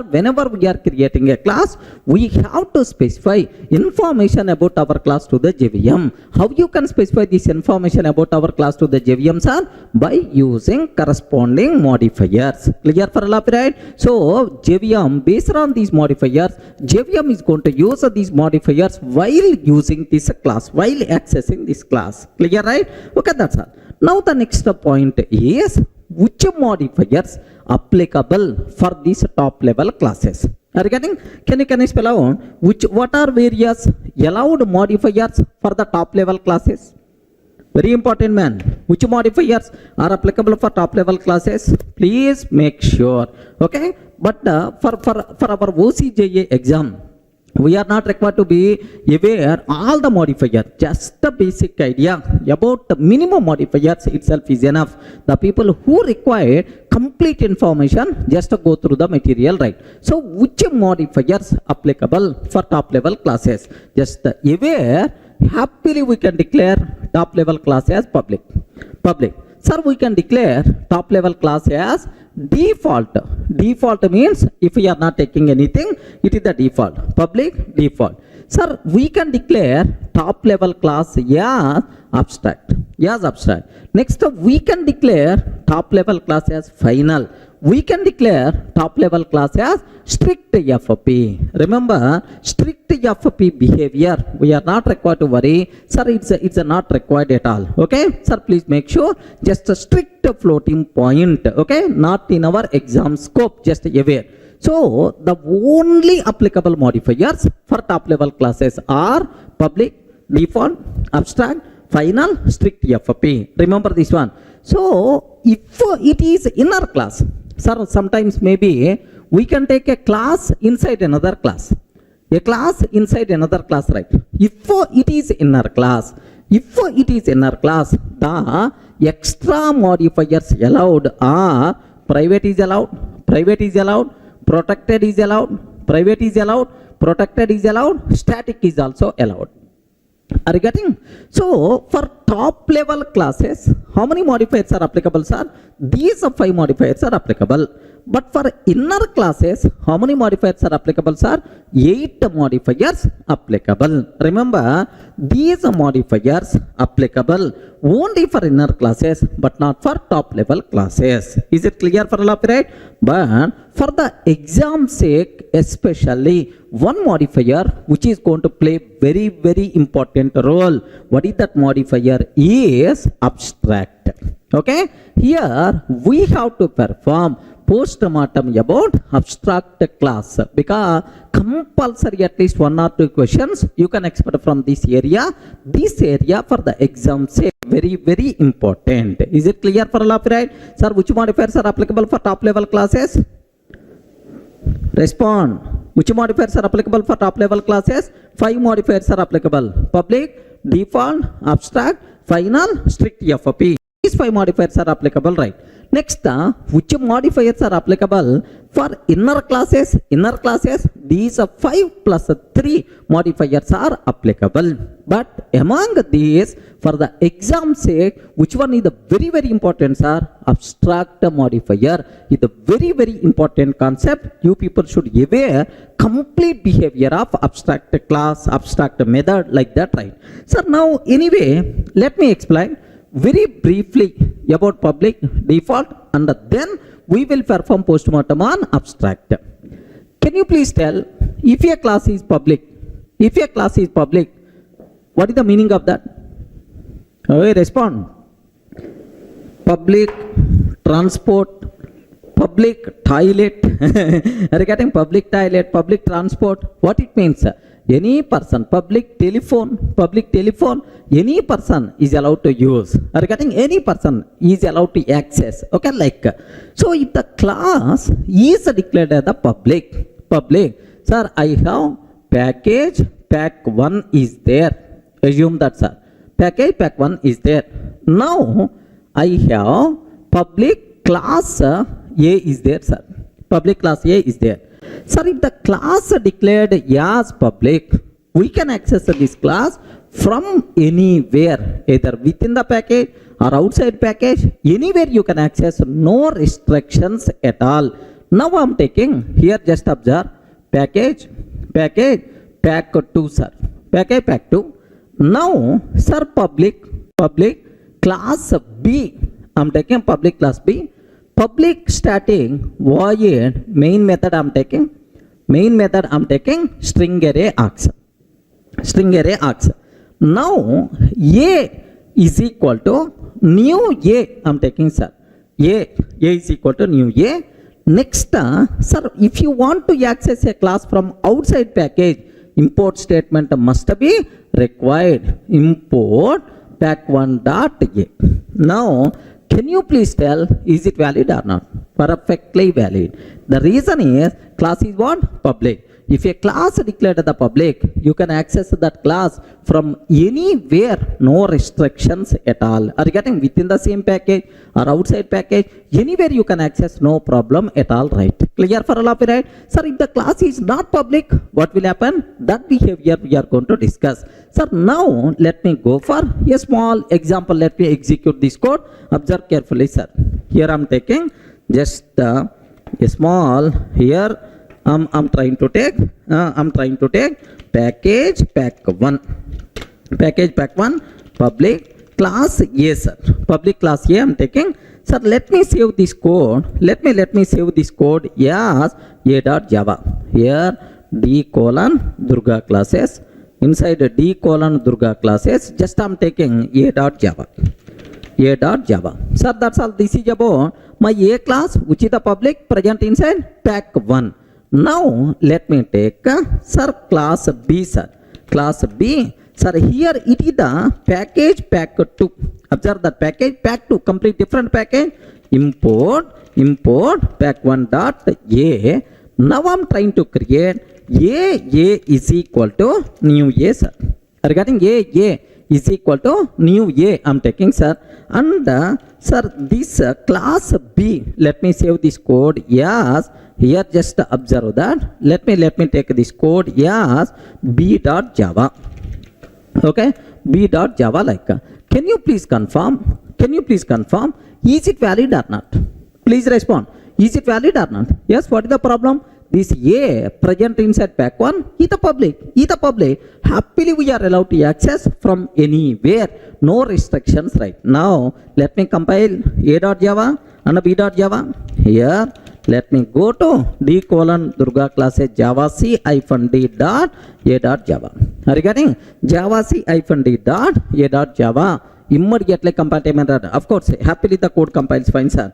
Sir, Java C-D dot B.java I'm taking. If I can take B.java, happily the code is going to compile, no problem at all. So, it's a very clear for you people. Sir, if the class declared the public, then you can access that class from anywhere within the same package or outside the package, no restrictions at all. Clear, right? Now, I have one small doubt, sir. My doubt is, if this class is not public, sir, up to this, what is the meaning of public class? It's very clear for you people. What is the meaning of public class, right? If a class declared the public, from anywhere you can access that class, either within the same package or outside package, no restrictions at all. Clear, right? If the class is not declared the public, sir, I didn't declare this class as the public. If we are not declaring class as the public, means it is default. Are you getting? It is default. What is the meaning of default classes? What the meaning? What the meaning of default classes? Very simple, sir. If a class declared as a default means that if we are not declaring public, okay, if a class declared the default, then we can access that class only within the current package. Outside of the package, we can't access. Are you getting? Outside of the package, we can't access. Within the same package, you can access, no problem at all. But outside of the package, sorry, we can't access. Are you getting? Now, I'm trying to access inside pack 2. Sir, which is the outside of pack 1? I'm trying to access inside pack 2, which is outside of pack 1. If I do like this, and if class A is the default, immediately compiler will give left and right. Hey, class A is the default, class A is not public, cannot be accessed from outside package. Default access means within the same package we have to access. Outside of the package, is it possible to access? No chance at all. Clear for all of it? Sir, where you can access only within the package. Outside of the package we can't access, right? Now let me cross check. Have a look once. Observe carefully, sir. Now here, have a look once. I'm removing public here. If I remove this class as the public, if I remove public, can you please tell what is the access modifier for this A? Please respond, friends. What is the access modifier for this A? The access modifier for this A is default. If we are not declaring any modifier, by default it is the default in Java. You know, right? It is the default. Default means only in the current package you can access. Outside not possible. Okay? Now let me consider here from B. It is the outside package. It is the outside package. So now what I want to take, Java C -d dot A dot Java. A.Java. Happily it compiles fine, but whenever we are trying to compile B.Java, immediately compile time error you are going to get. Have you observed, right? A is not public in pack 1. Not public in pack 1 cannot be accessed from outside package. A is not public in pack 1 cannot be accessed from outside package. Everyone can able to understand? So this is what you people should aware clearly, right? I hope not required to keep much explanation. What is the default class? What is the public class? Public class means no restrictions. Anywhere you can access. Default class means only within the current package only we can access. From outside package, sorry, you can't access. Clear, right? Now I have one small doubt, sir. Assume I'm taking here class test, public static void main method, string array args. Sir, now do you know this test class is also present inside pack 1 only. Now A is equal to new A, like this I'm taking. Can you please confirm, is it accessible or not? Respond, is it accessible or not? This is a test class present inside which package? Same package only. Within the happily you can access, but outside package you can't access. Correct, right? Now let me consider this code. Here observe carefully, sir. Here I'm taking class test I'm taking public static void main method string array args I'm taking public static void main string array args. Now A is equal to new A I'm taking. Are you getting? A is equal to new A. Sir, is it valid or not? 100% pakka itself is valid, sir. Now Java C -d dot A dot Java, complete A dot Java. A dot Java means do you know this total program I saved as A dot Java? No syntactical mistake. Now if you want, observe that. Okay, perfectly valid. Java pack 1 dot test.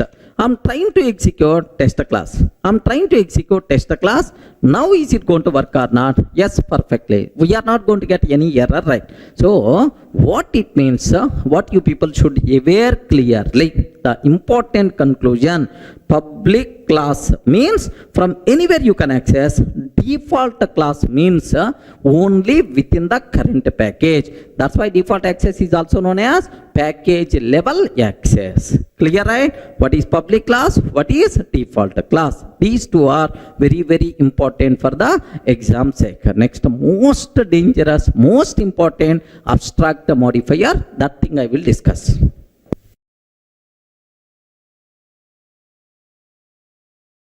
Sir, in the last video, we covered about class level modifiers, public and default. Now, the next modifier we have to discuss, the most valuable, very important for the exam. That's why please make sure you have to take special care about this one. What is that modifier? Is abstract modifier. Regarding what the modifiers are? Abstract modifier, you people should aware, sir. So now the point is, what is the need of abstract modifier? What is the meaning of abstract where you can apply? Point number 1, very important, sir. Abstract modifier applicable for methods. Happily you can apply for the method, no problem, abstract method. Next, the abstract modifier you can apply for class. Abstract class, abstract method is applicable, abstract class is available, like abstract modifier applicable for variable, abstract variable. Have you ever heard about this? You respond. Have you ever heard about abstract variable? No such type of terminology. Remember, abstract modifier applicable only for methods and classes, but not for variables. First point is very clear. Next, what is abstract? General. Forget about programming. Regarding general in our day-to-day life, where we can use abstract. Abstract means not clear.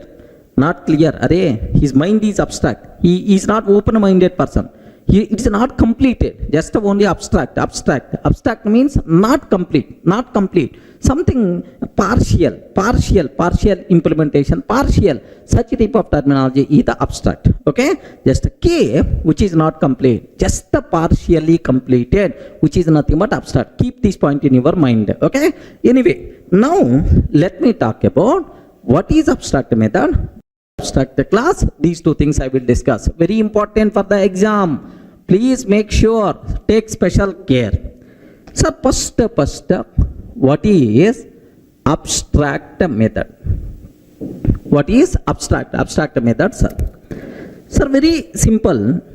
I have one vehicle class is there, sir. Public class vehicle. Public class vehicle class is there.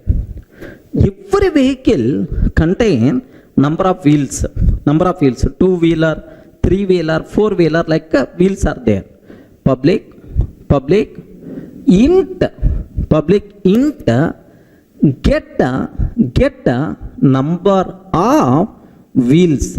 Public int get number of wheels. Assume, can you please tell how many wheels vehicle has? I have to return some number. Some number I have to return. How many wheels vehicle has? Can you spell out? Yes, friend. How many wheels vehicle has? Can you spell out? How many wheels vehicle has? We don't know. That depends on type of the vehicle. Sir, I have 2-wheeler. I have car 4-wheeler. I have bus 6-wheeler. I have auto 3-wheeler. Like so, if we don't know the type of the vehicle, then we can't tell how many wheels this vehicle has. Sir, even though we don't know about implementation, still we can declare a method. I don't know about implementation. I don't know how many wheels, which number I have to return. I don't know. Even though we don't know about implementation, because sometimes I may not aware implementation for the method. If you don't know about implementation, no problem. Happily we can declare a method with the abstract modifier. Remember this one, sir. You don't know about implementation. If we don't know about implementation, okay, If we don't know about implementation, keep semicolon and declare this method as abstract. Are you getting right? So, what is the meaning of abstract method? Abstract method has only declaration but not the implementation. So, sometimes we don't know about implementation. Still, is it possible to declare a method in Java? Yes, possible by using what? Abstract method. Abstract method has only declaration but not the implementation. That's why abstract method declaration ends with the semicolon but not the curly braces. Are you able to get very important question? Abstract method declaration should end with the curly braces, but should end with the semicolon but not the curly braces. Are you able to understand? One scenario, right? Sir, one more scenario I will explain. Suppose I have public class, fruit class is there, sir. Okay, mango, apple, orange, like there are lemon, like multiple fruits are available. Now my question is, every fruit having taste, correct or not? Every fruit having taste. Now, sir, public string, get taste like this. I have to return some string. Regarding I require to return some string. What the taste of the fruit? Respond, man. What the taste of the fruit? Sir, if it is the mango, very sweet. If it is lemon, a bit some other taste by default. So until if you don't know the type of the fruit, we can't tell what is the taste. If you can't tell what is the taste, then how you can declare that method? No problem at all. Even though we don't know about implementation, still we can declare a method with the abstract modifier. That's why what you can take, just keep semicolon, and let me take this class, this method as abstract. Are you getting? Abstract method has only declaration but not implementation. Remember, who is the responsible to provide implementation? Child classes are responsible to provide implementation. That part we are going to take care next step. First, aware what is abstract method? The method which has only declaration but not implementation. Such type of methods are by default considered as abstract method. Abstract method should compulsory answer with semicolon. Remember that. Now, sir, you are telling vehicle, fruit. Sir, can you please give a programming example? You people may ask, sir, best example. Here, see. I want to implement loan module. Are you getting loan module, right? Everyone is going to be attracted if there is a loan facility is there. Assume that loan module. What is the interest rate? Sir, if I can take class loan, sir. Public double get the interest rate.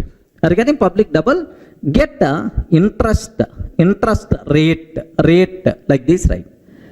Sir, I have to return interest rate. Sir, 10.5, 13.4, 8.5 only. Like, do you know? Sir, interest rate. What is the interest rate of loan? Array, which loan? If it is a personal loan, 15% or 15. If it is the gold, if it is the car loan, 12% or 12. If it is the house loan, 8.5. Something like the interest rate, you can't tell yet the loan level. It is varied from loan type to loan type. Sir, we don't know about implementation. No problem. Happily you can declare this method with the abstract. This method with the abstract and the compulsory this method should answer with the semicolon. Everyone can able to understand, right? Now I hope you have some basic idea by seeing this vehicle, by seeing fruit, by seeing the loan. Everyone can aware, right? Sir, can you please tell what is abstract? Please respond. What is abstract? Abstract method? The method which has only declaration but not implementation. Who is the responsible to provide implementation, right? Child classes are responsible to provide implementation. But as of now, I don't know about implementation. Then such a type of method we have to declare with the abstract modifier. Everyone can able to understand, right? That's all. Now from this exam sake, what important question is there? Let me talk very important points, sir. Let me talk about this one. Here I'm taking public abstract, void M1. I'm taking, sir, public abstract void M1, okay, like this. Next, public void M1, like this I'm taking. Public abstract void M1, like this I'm taking. Public void M1, like this I'm taking, sir. Very important for the syntax, for the exam sake. Now take a bit very special care. Can you please tell, is the first one valid or not? Among these four, which are valid, which are invalid? This knowledge must be required for the exam sake.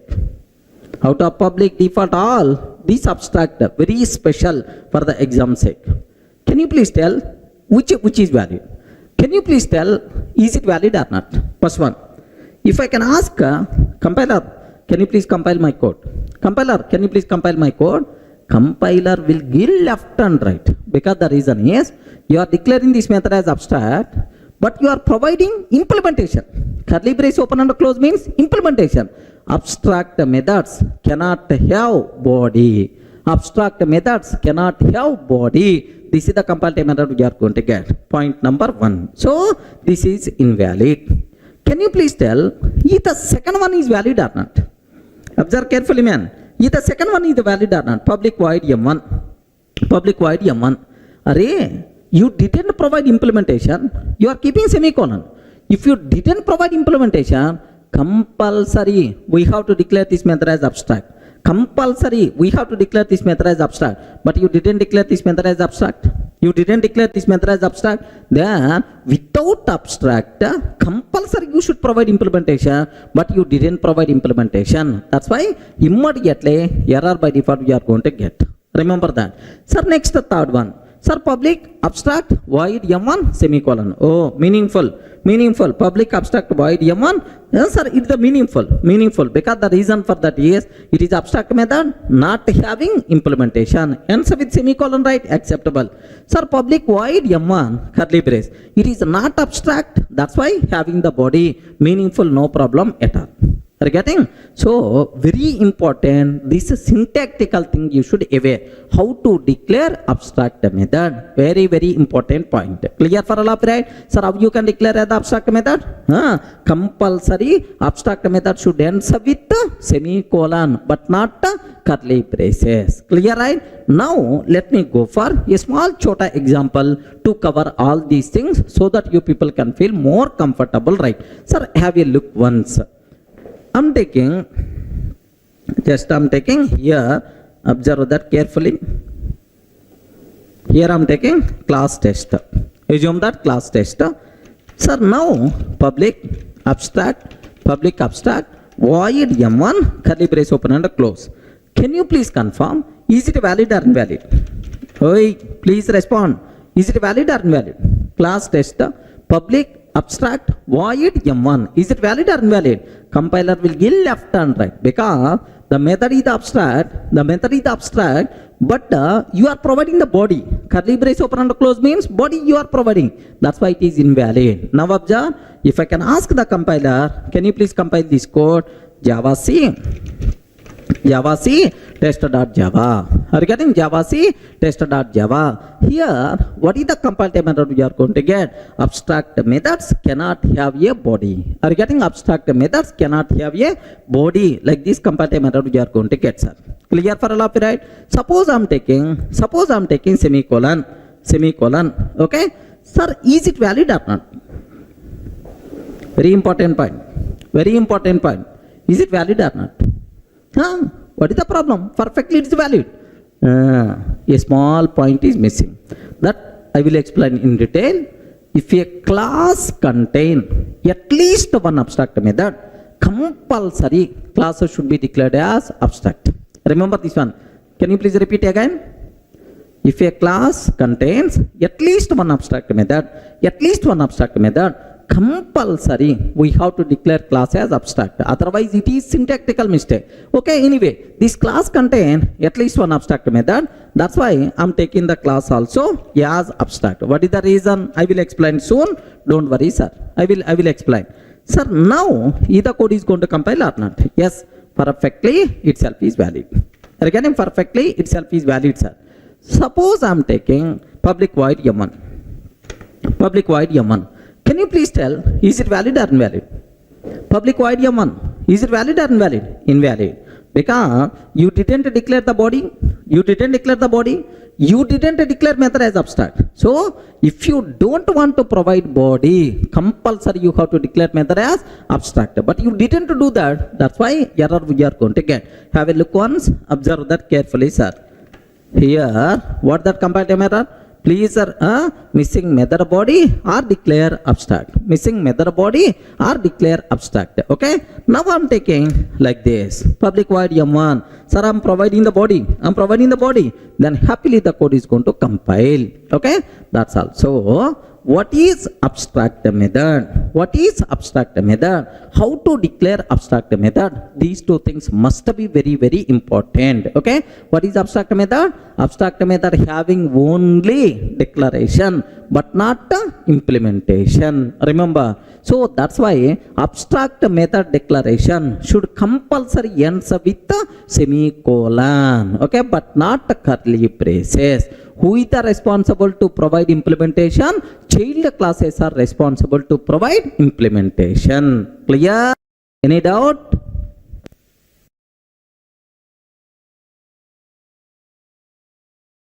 Sir, in the last video we covered what is abstract method. Now everyone having the clarity about abstract method. Now let me talk about abstract class. We are getting very, very important word. Abstract class. Can you please tell what is abstract method? The method which is not having implementation, only declaration. Such type of methods are called what? Abstract method. Same way, what is abstract class? The name itself indicates not complete class, partially implemented class. Sometimes if the implementation of a class is not complete, regarding sometimes if the implementation of a class is not complete, maybe because of not proper implementation or because of abstract methods in that class. Anyway, some reason, sir, I have one class is there, I'm not feeling this implementation is not appropriate. Okay, not proper, may contain some abstract methods or even implementation is there, dummy implementation like that. So if the implementation is not complete, if the implementation of a class is not complete, such a type of partially implemented classes we have to declare as abstract.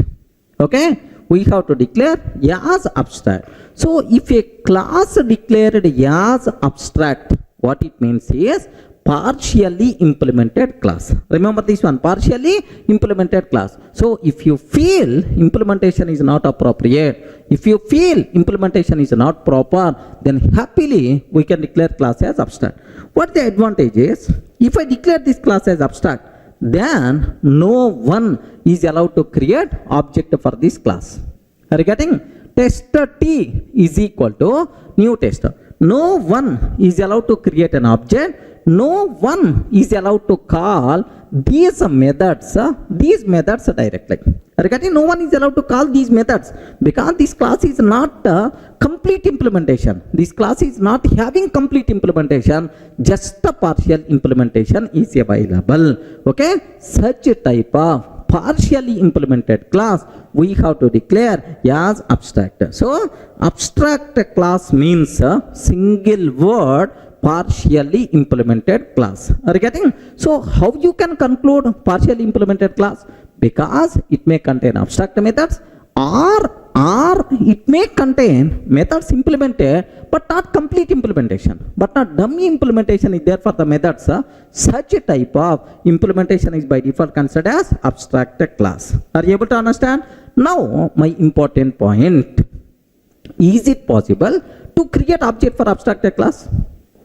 Ayo, respond man. Is it possible to create object for abstract class? Not possible. Not possible. Sir, the reason why, what is the reason for that is very simple. Suppose assume I have class vehicle is there. Assume that class vehicle is there, sir. Vehicle is there.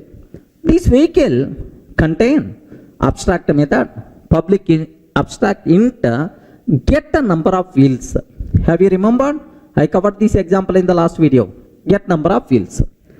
If this class is not abstract, if this class is not abstract, then every person can create an object.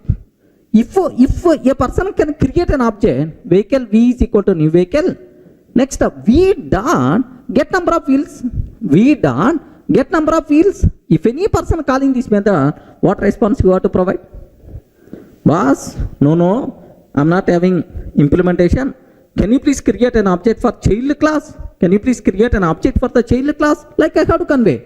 Then why, sir, you are bringing this object? That's why if a class implementation is not proper, if the class implementation is not completed, it's just like having partial implementation, object creation should not be allowed. How I can restrict object creation? Declare the class as abstract. Okay, well, for abstract classes, object creation possible or not possible? What the answer you can tell? Respond, man. For the abstract classes, object creation possible or not possible? Not possible. Remember this one, it's not possible. So only 2 points you people should aware. What is abstract class? Partially implemented class is called abstract class. Sir, for abstract classes, it is not possible to create object, means instantiation is not possible. If any person trying to create an object for abstract class, immediately compiler will get left and right. Hey, it is not fully implemented. How you can create an object for this class? Immediately compile method by default we are going to get. Clear for all of you, right? Let me show this small example. Observe carefully, sir. Sir, I have a class test is there. Assume this test is abstract, sir. Okay, some reason I'm taking this class as abstract. Now I'm taking test T is equal to new test. Test T is equal to new test. Like this I'm taking, sir.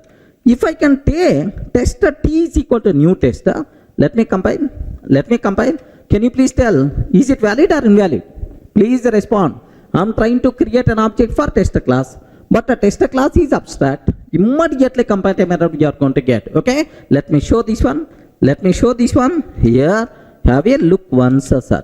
What is the error? By default we are going to get test is abstract, cannot be instantiated. Regarding test is abstract, cannot be instantiated. Suppose assume class test is not abstract.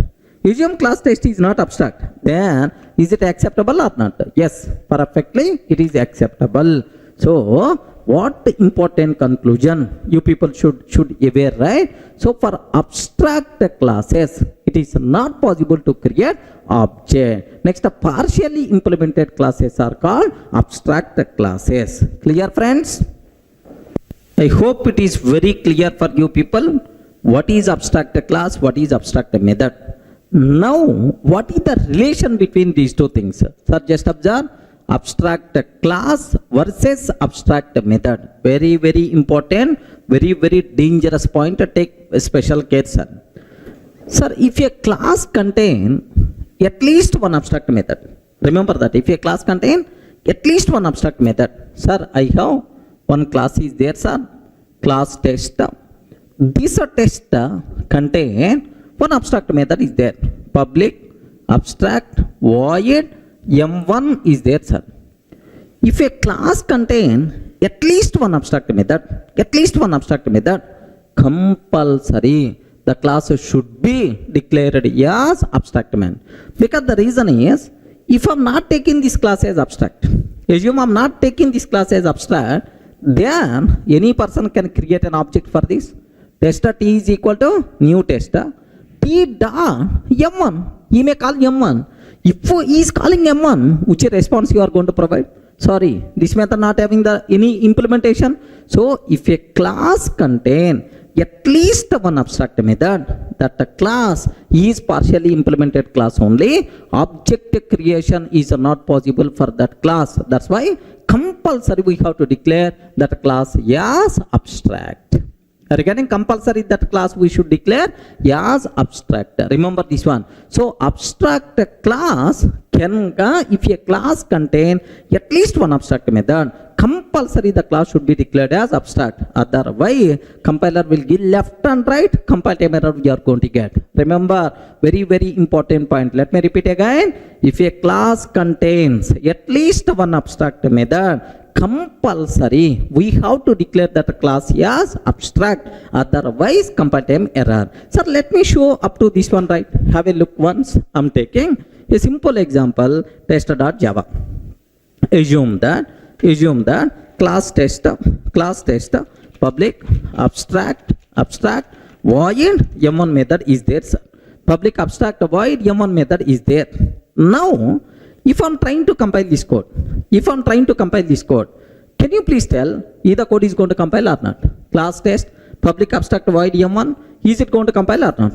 No chance at all. Compiler will get left and right, because the class contain at least one abstract method, but the class you didn't declare as abstract. That's why observe carefully.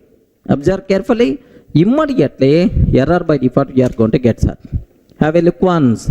Test is not abstract and does not override abstract method m1 in test. Test is not abstract and does not override abstract method m1 in test.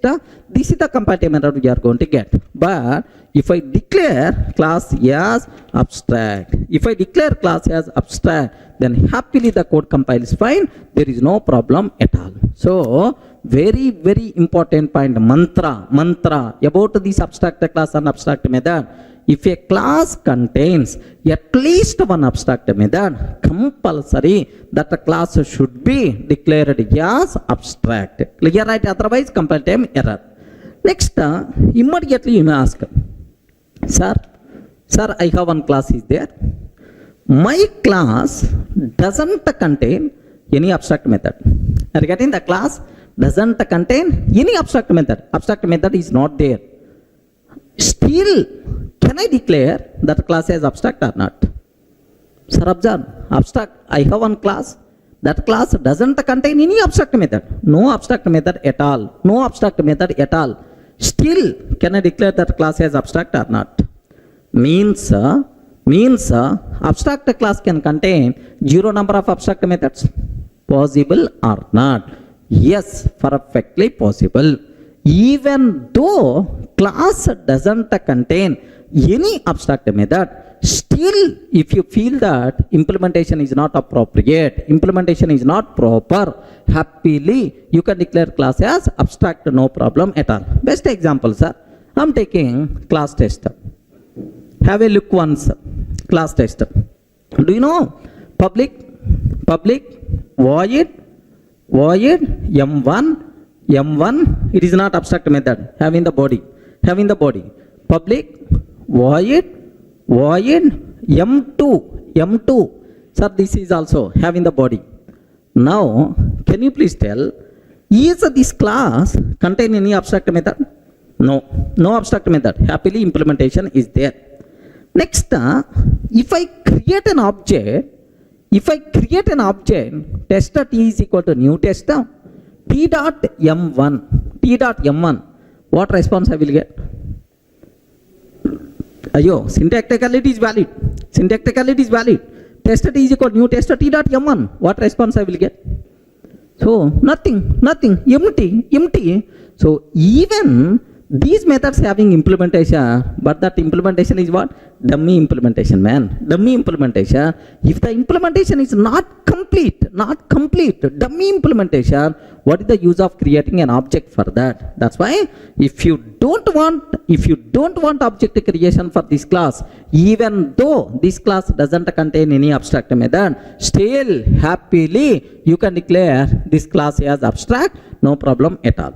Remember, so means that abstract class can contain zero number of abstract methods also. Is it clear, right? Sir, do you know dummy implementation? No problem, no abstract method. Still, we can declare class as abstract if you don't want object creation like this, right? Sir, do you know in our OOPS concept somewhere, you may have what is adapter class? Then you can able to get much clarity. Second point here is, listen very carefully, of course, I included this in our material related to interface concept. Next, second point, sir, very, very important point. HTTP servlet, because after completing our Java, we have to go for web applications. There we have to learn web technologies like servlets and JSP. In the servlet, HTTP servlet is one class. HTTP servlet is one class. This HTTP servlet is abstract class, but very specialty, this HTTP servlet class doesn't contain any abstract method. Regarding HTTP servlet is the best example, doesn't contain any abstract method, still it is abstract class, right? So means that abstract class can contain zero number of abstract methods also, no problem at all. Clear, right? Let me consider, have a look once, sir. Sir, I'm taking a class test. I'm taking class test. Sir, public void m1 having the implementation m2, m3, m4, m2, m3, m4. Oh, 4 methods are there, but all the methods are empty implementation only. Curly brace open and close. What is the use? What is the use? Nothing. Like it may be adapter class. It may be adapter class, something like we are going to use. Sir, now I want to declare this class as abstract. Is it possible or not? Yes, why not? Happily. Can you please observe that? I am declaring this class as abstract. Now, happily the code compiles fine, no problem at all. Clear for all of you, right? We are not getting any compatible error. Happily the code compiles fine. So, meaning that, very, very important terminology. Meaning that, sir, just even though class doesn't contain any abstract method, still we can declare class as abstract.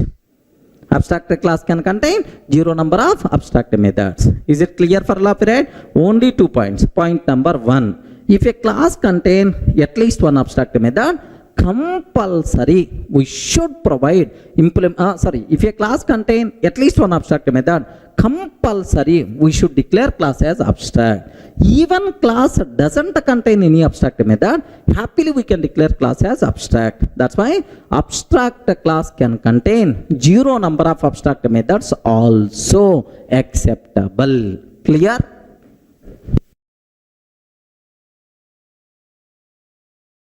Now the next point related to abstract class, listen very carefully, sir. I have one abstract class test is there, sir. Abstract class test is there. Public abstract void m1 method. Public abstract void m2 method is there. Now listen very carefully. I have one abstract class is there.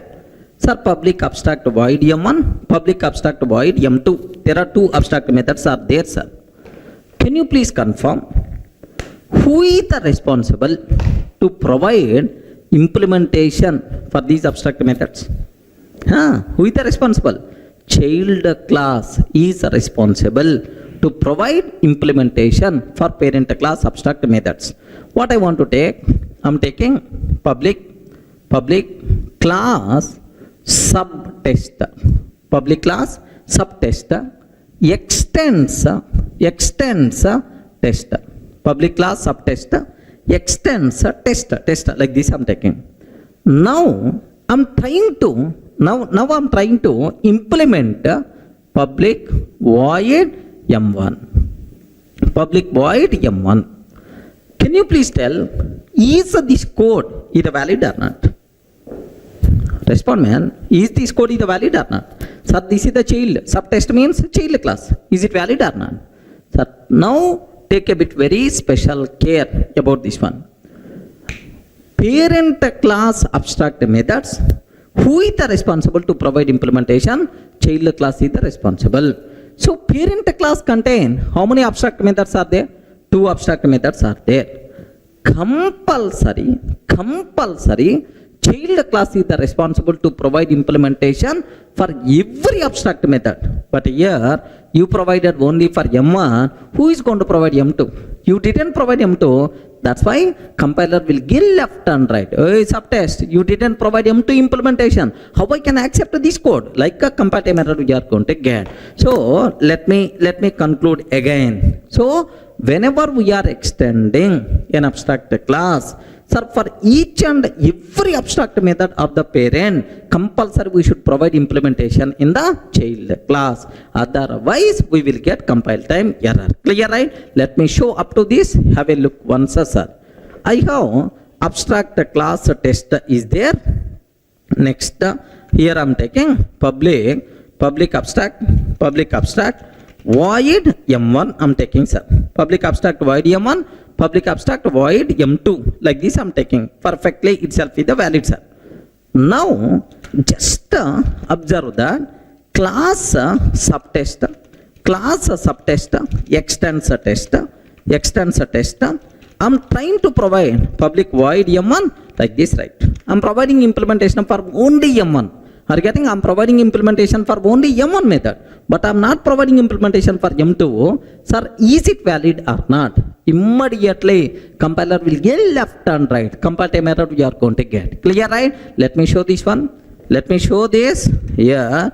Have a look once. Immediately compile time error we are going to get. Subtest is not abstract and does not override abstract method m2 in test. Sir, you didn't provide implementation for m2, so that's why how I can accept this code? Like this compile time error we are going to get. Then how I can solve this problem?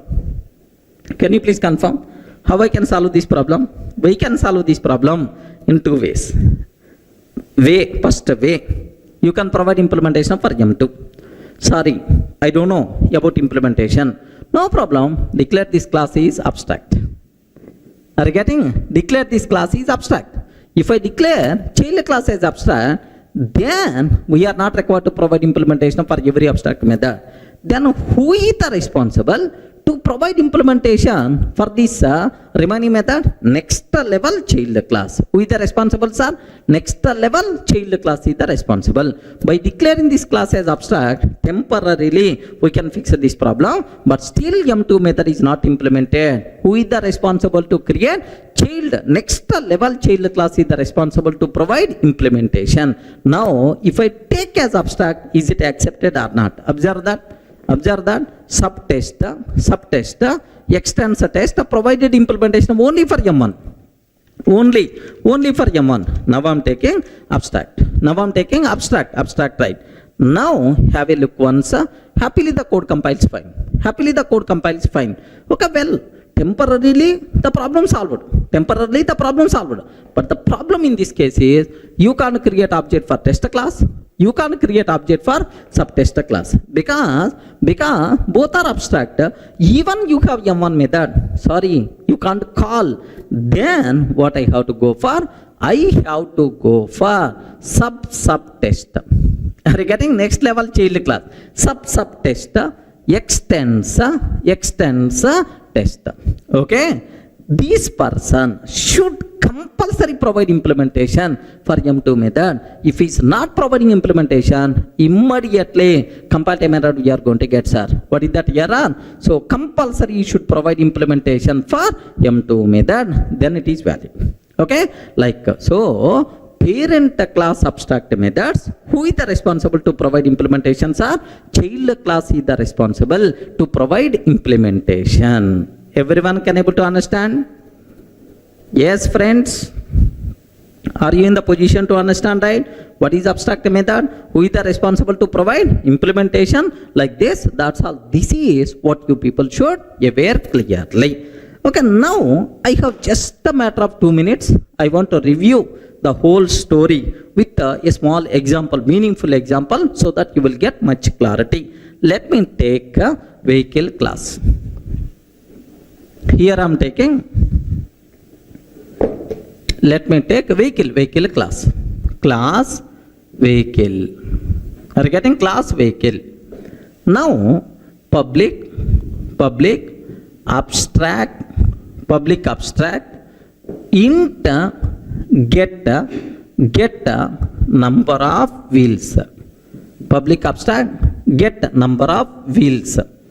Sir, because at a vehicle class level we don't know about implementation. That's why this method I declared as abstract and ends with the semicolon. Next, if a class contain at least one abstract method, compulsory the class should be declared with the abstract. Okay, it is mandatory. Now I am taking class bus. Class bus extends a vehicle. Class bus extends a vehicle. Now bus can tell how many wheels it has. Are you getting? Public int get number of wheels. Public int get number of wheels. Return. Can you please tell how many wheels bus has? Front 1 plus 1, left and right. Back 2 wheels will be there. Left side 2 wheels, right side 2 wheels. Left back, right back, 2 plus 2. So total 6 wheels are there. Return 6. Valid perfectly, because once you know the bus, how many wheels bus has, we should be in a position to answer. Are you getting? Same way, class auto extends a vehicle. Class auto extends vehicle. Public int get number of wheels. Public int get number of wheels. Return 3 I am taking. Auto get number of wheels, return 3, like this, right? So because auto having 3 wheels, bus having 6 wheels, like this, right? Now, sir, is it possible to create object for the vehicle? No. Is it possible to create object for bus? Yes, happily, because it is not abstract. Auto, yes, it is not abstract. Happily, you can able to create object for this. Now, I am taking here, observe. Class test. Public static void main method string array args. Class test. Public static void main string array args. Here, bus B is equal to new bus. Bus B is equal to new bus. I am creating bus class object. System.out.println B dot get number of wheels. B dot get number of wheels. Bus B is equal to new bus. B dot get number of wheels. Similarly, auto A is equal to new auto. Auto A is equal to new auto. System.out.println A dot get number of wheels. Get number of wheels. Happily, the code is going to run. In the case of bus, we are going to get 6. In the case of auto, we are going to get a 3. Clear for all of you, right? Now, meaningful example, vehicle not having. Sir, we don't know about number of wheels. Abstract method. Who is the responsible to resolve that abstraction? Child classes are responsible. Now, happily, what is the output by default we are going to get, sir? Simple 6 followed by 3. Clear, right? Sir, let me execute this code so that you people can feel more comfortable. Observe that. Okay, now observe that. Sir, we have abstract class vehicle. Under this vehicle class contain one abstract method get number of wheels. Because at vehicle level, we don't know how many wheels he has. Because if you know the type of the vehicle, then we can able to tell is it contain 2 or 3 something like, okay. So public, abstract, int get number of fields. If a class contain at least one abstract method, compulsory that a class should be declared as abstract. We did already, right? Now class bus extends vehicle, sir public int get number of fields, return 6. Okay, well, class auto extends vehicle, public int get number of fields, return 3. Okay, like. Now have a look once, sir. Now I'm creating an object for bus B is equal to new bus, b dot get number of fields, auto a is equal to new auto, a dot get number of fields. That's all. Let me run this code perfectly. It is the valid, sir. Okay, now observe that the code compiles fine. We never going to get any error. The code runs fine. The code runs fine. What is the answer? Bus having 6 wheels and auto having 3 wheels. Like it's a clear for all of you, right? Okay, that's all. So this is about what is abstract method, abstract class, this type of discussion. Very important for the exam. Here, one small thing, just for your interest sake I'm telling, but not required for the exam. Anyway, don't worry. Just aware one small point. Sir, anyway, we are not providing implementation for this abstract method inside vehicle. Who is the responsible? Child already providing. Child already providing. What is the advantage of declaring this abstract method in the vehicle class? Are you getting? If I remove this abstract method in the vehicle, still the code is going to run. Still the code is going to compile. No problem at all. Compile and run. Let me remove this one. Is it going to work or not? Is it going to work or not? Yes, I'm removing, sir. I removed. Yes, have you observed? This method I want to remove. I removed, sir. If I remove this one, can you please tell is the program is going to work or not? Perfectly, it is going to work. Perfectly, it's going to work. It's going to work. No problem. We are not going to face any problem, right? Perfectly, it's going to work. Then, what is the use of declaring abstract method in the parent class? Can you please confirm? What is the advantage? The simple advantage is very, very simple, sir. The simplest reason. The simple advantage is if here take very, very special care about this terminology, right? The biggest advantage what we are, if I'm not taking this abstract method in the parent class, child class may provide implementation, may not provide implementation. Child is not mandatory to provide implementation.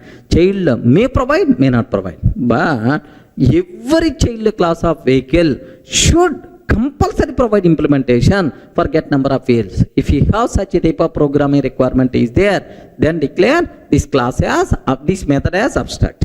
Are you getting? If I declare abstract method in the parent class, compulsory, mandatory, every child should compulsory provide implementation. So for child classes, which methods compulsory should provide implementation, such type of methods we have to identify and we have to declare as abstract in the parent. Then without implementing that, child class cannot skip. It is mandatory for the child class to provide implementation. Everyone can able to understand? Of course, another advantage is also there, polymorphism. Of course, it's not required for the exam sec. Maybe in the polymorphism I may explain. Clear for all of you, right? Up to this, any doubt? Okay, that's all, friends.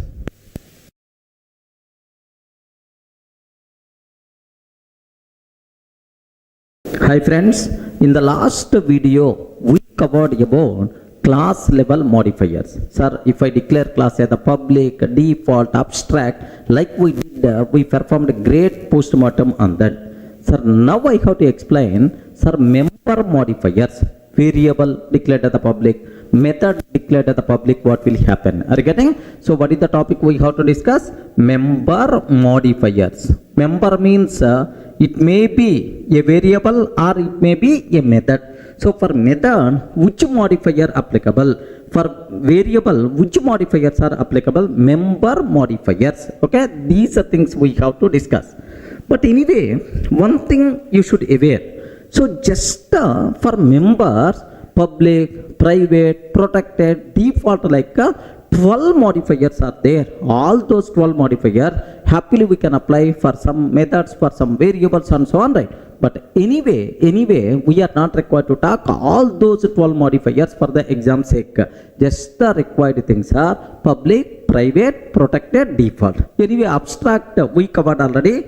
Final, we are not required to worry. If it is required, I will discuss for that, right? Okay. Purely this video course based on for our certification exam, it is not to learn each and every concept, right? Clear, right? So now the important point what we have to discuss. For member modifiers, first modifier, public member. Public, sir. Sir, if I declare a variable or method as public, I declare a variable or method as public, then, sir, we can access that member from anywhere, either within the class or outside the class, either within the package or outside package, no problem at all. Sir, public means any person is allowed to access. If a member declared as public, it may be a method or it may be a variable, we can access that member from anywhere, either within the same package or outside package, within the same class or outside the class. Okay, clear, right? Sir, now let me go for a small example, and here there is one small twist is also there. Observe carefully, right? Sir, I'm taking, okay, I have a package, pack 1. Observe very carefully, sir. Package, pack 1. I'm taking a class A class, right? Class A. Now, here I'm taking public void M1. Regarding public void M1. System.out.println, okay, A class method, A class method, like this I'm taking, sir. Now take very special care.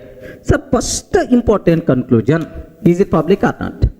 Yes, friends, is it public or not? Yes, this method is the public. You can access this method from anywhere, no problem at all. Now, here I'm taking, sir, this is a.java. Regarding this total file, I saved as a.java. Now I'm taking b.java. Here observe, package, pack 2, sir. It is a different package, pack 2. Now here I'm taking, sir, public class B, sir, public static void main method, string array args. Okay, here my target is A is equal to new A dot M1 method. So I'm creating an object for this and then I'm calling A dot M1. Sir, first, if you want to access any class from outside package, compulsory we require to use either fully qualified name or import statement. Let me write the import statement. Import pack1 dot A. That's all. Sir, first I will compile this code. I will compile this code.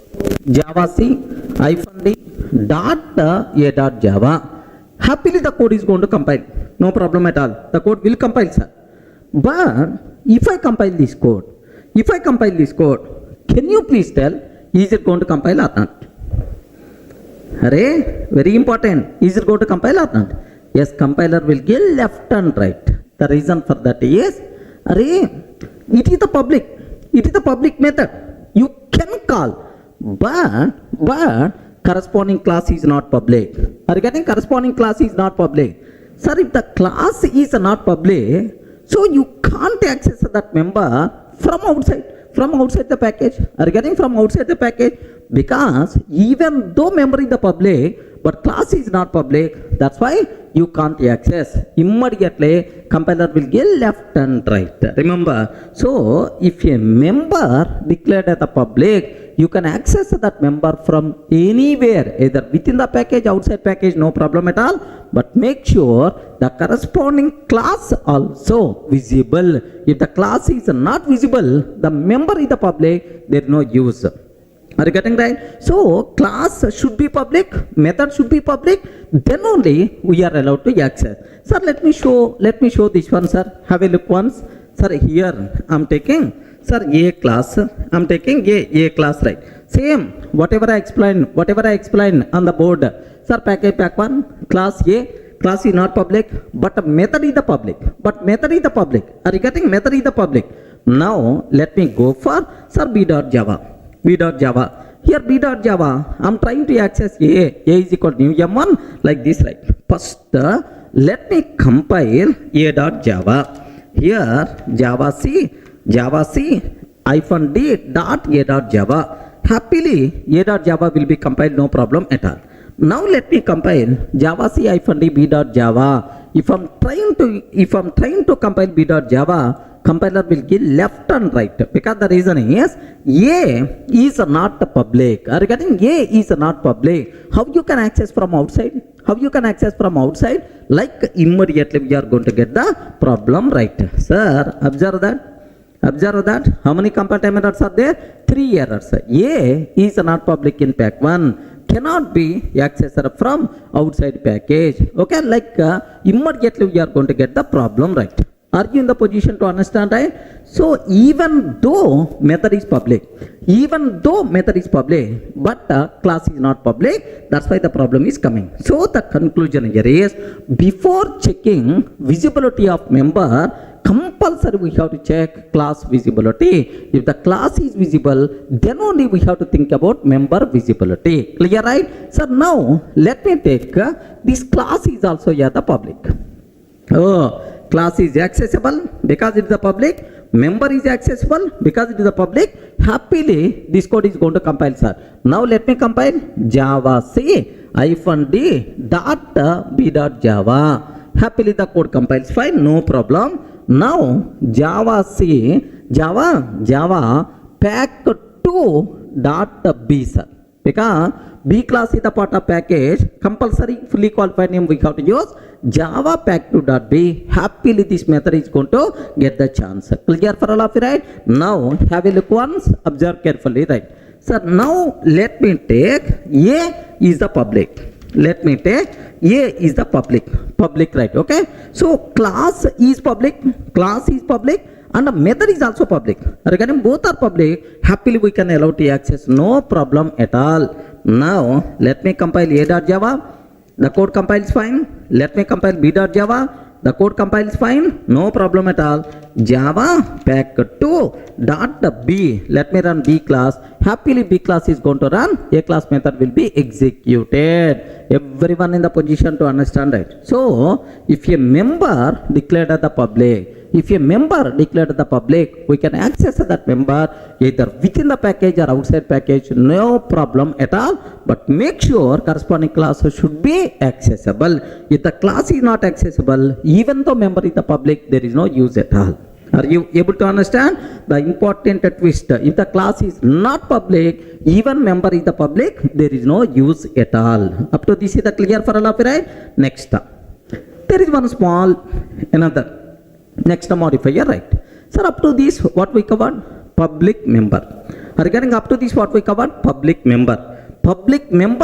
Anywhere you can access. Suppose if I am not taking this method as public.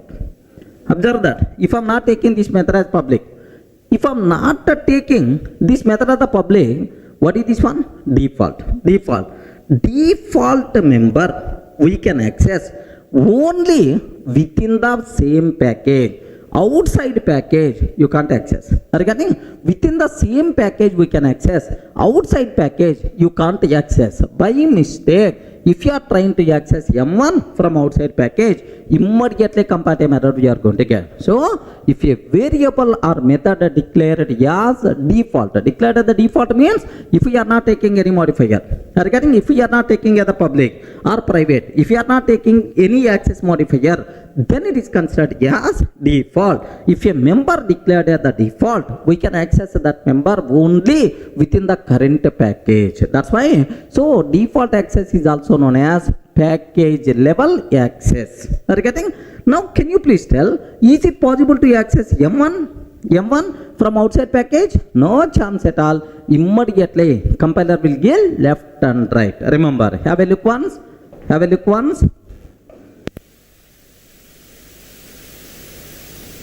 Now, see this one, I'm not taking as the public. I'm not taking as the public. So, class is the public, sir. Class itself is the public. But the method is not public. Method is not public means a default, right? Now, I'm trying to access this M1 from outside package. Now, what will happen? Outside package means b.java. Outside package means b.java. Here from b.java, I'm trying to access a.m1. Yet this line, yet line number 8, immediately error we are going to get, sir. Have a look once. Sorry, 1 minute. First, let me compile a.java. Because a program, source code modified. Now compile b.java. Let me compile b.java. Have you observed, right? A.m1. M1 is not public in A. M1 is not public in A, cannot be accessed from outside package. Everyone can able to understand? So, if a member declared as a default, we can access that member only within the current package. It may be a method or it may be a variable. Clear, right? So, two modifiers are very clear. Public modifier, okay, default modifier for members. Sir, up to this, we covered very clearly public members and the default members. Now the next one what I have to discuss, private members. Remember this. Sir, if a variable or method declared as private, are you getting? If it is a variable or method declared as a private, the name itself indicates, right? Private member, accessible only within the same class. Remember this one. So private means class level. You can access only in the same class is called private. Okay. Default means, have you remembered? Default means within the same package. That's why we can use the word package level. That's why we can use the word package level. Next, the public means global level. Any person can able to access either same package or outside package, anywhere, no problem at all. Remember this one, sir. So private member means within the same class you can able to access, but from outside of the class, sorry, we can't access. Clear for all of you, right? Sir, now let me go for a small chota example to demonstrate this one. Here I'm taking, I have class A is there, sir. Assume that class A. And I'm taking private void m1 private void m1. Sir, system.out.println a class private method like this I'm taking, sir. That's all. This is the class A class contain one private method. You can access this private method only within the same class. Even it may be private variable also, rule is the same. Now here I'm taking class test. Assume that class test, public static void main method string array args. Public static void main string array args. Sir, from this both are available in the same program, same package. Now I'm taking A is equal to new A dot m1. A is equal to new A dot m1. If I can take like this, immediately comparative error by default we are going to get, sir. But m1 is the private, cannot be accessed from outside class. Like that comparative error we are going to get. Clear for all of you, right? Sir, now let me show this example, right? Here I have 1 minute. Let me take a separate program. Here package, all these things are not required. Class A, private void m1, A class method, public class test. I'm taking, sir. That's all this is. Now let me save this code as test.java. Sir, class A, private void m1, A class method, sir, public class test like this, right? Now, sir, Java C test.java. Can you please confirm, is it valid or invalid? Please respond. Is it valid or invalid? Invalid. Immediately compiler will give left and right. What is the reason? Private method outside of the class of you can access. Okay, like we are going to get error, right? Now, have a look once. Have you observed? M1 has a private access in A. M1 has a private access in A. Like this comparative method you are going to get, sir. So these are various important things you should aware about private. Is it clear for all of you, right? Sir, now take a bit very special case, sir. Private means within the same class. Now one small conclusion I have to tell. Like how data members are there, sir. Data members are there. Data members means variables, right? Every class having data members and methods also, variables, right? Highly recommended modifier for variable is private, sir. Highly recommended modifier for variables is private, because the reason for that is private members cannot be accessed from outside. Our data should not be accessed directly from outside, because in our OOPS concept, data hiding is the very important, sir. That's why recommended modifier for variables is always what? Private. Remember that. So next, what about methods? What about methods? Sir, method is a service. Whenever you are calling a method, that method is going to do some business logic. Method is something like a service. That's why. So methods should be accessible by multiple people, as many as possible. Recommended modifier for methods is public, sir. Observe carefully, sir. Recommended modifier for variable is private. Recommended modifier for method is public. Very important points you should aware. So what is public member? Default member, private member. Public member, any person is allowed to access. Default member, within the same package only. Private member within the same class only. That's it. Sir, in the last video we covered public member, default member, private member. Now the next one what I have to discuss, protected members. What is that, sir? Can you spell out? Protected variables, protected methods. The most misunderstood modifier in Java is the protected, sir. There are several loopholes are there. Just at least 1 or 2 points I'm trying to explain, which are very important for the exam sake. Please observe carefully, right? Sir, what is the first important conclusion? Listen a bit carefully, sir. If a variable or method declared as protected, if a variable or method declared as protected, where you can access within the current package, anywhere you can access, no problem at all. Within the current package, anywhere you can access, but void M1, this is one style. If you want to call M1, this is one style. Remember that. Sir, R B is equal to new B. Sir, I'm creating B object and B reference, B dot M1. Are you getting B dot M1? Yes. On the child reference, happily you can call parent class method, no problem at all. Next, do you know parent reference can be used to hold child object? A is equal to new B. Sir, parent reference can be used to hold child object, no problem at all. But on this, I am calling M1 method. On this, I am calling M1. Yes, M1 is already available in the parent. No problem, acceptable. Perfectly, it's going to work. Now, this knowledge also you have to aware. I hope already in the last sessions I covered all this. Okay, but let me repeat anyway, right? So now this total discussion, let me convert into an example style so that you will get much clarity, right? Here I am taking package pack 1. Observe this very carefully, sir. More concentration must be required. Package pack 1. Okay. Now I am taking public, sir, R simply I am taking class A. This class having protected void M1. Sir, do you know system.out.println A class protected method.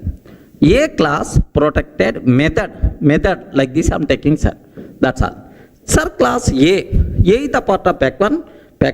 Under this A class contain protected method like this, right? Now, sir, class B class B extends A, I'm taking. Class B extends A. Sir, it is the child class of A and the class B is also part of pack 1 only. Now, here observe public static void main method string array args. Public static void main string array args, I'm taking right.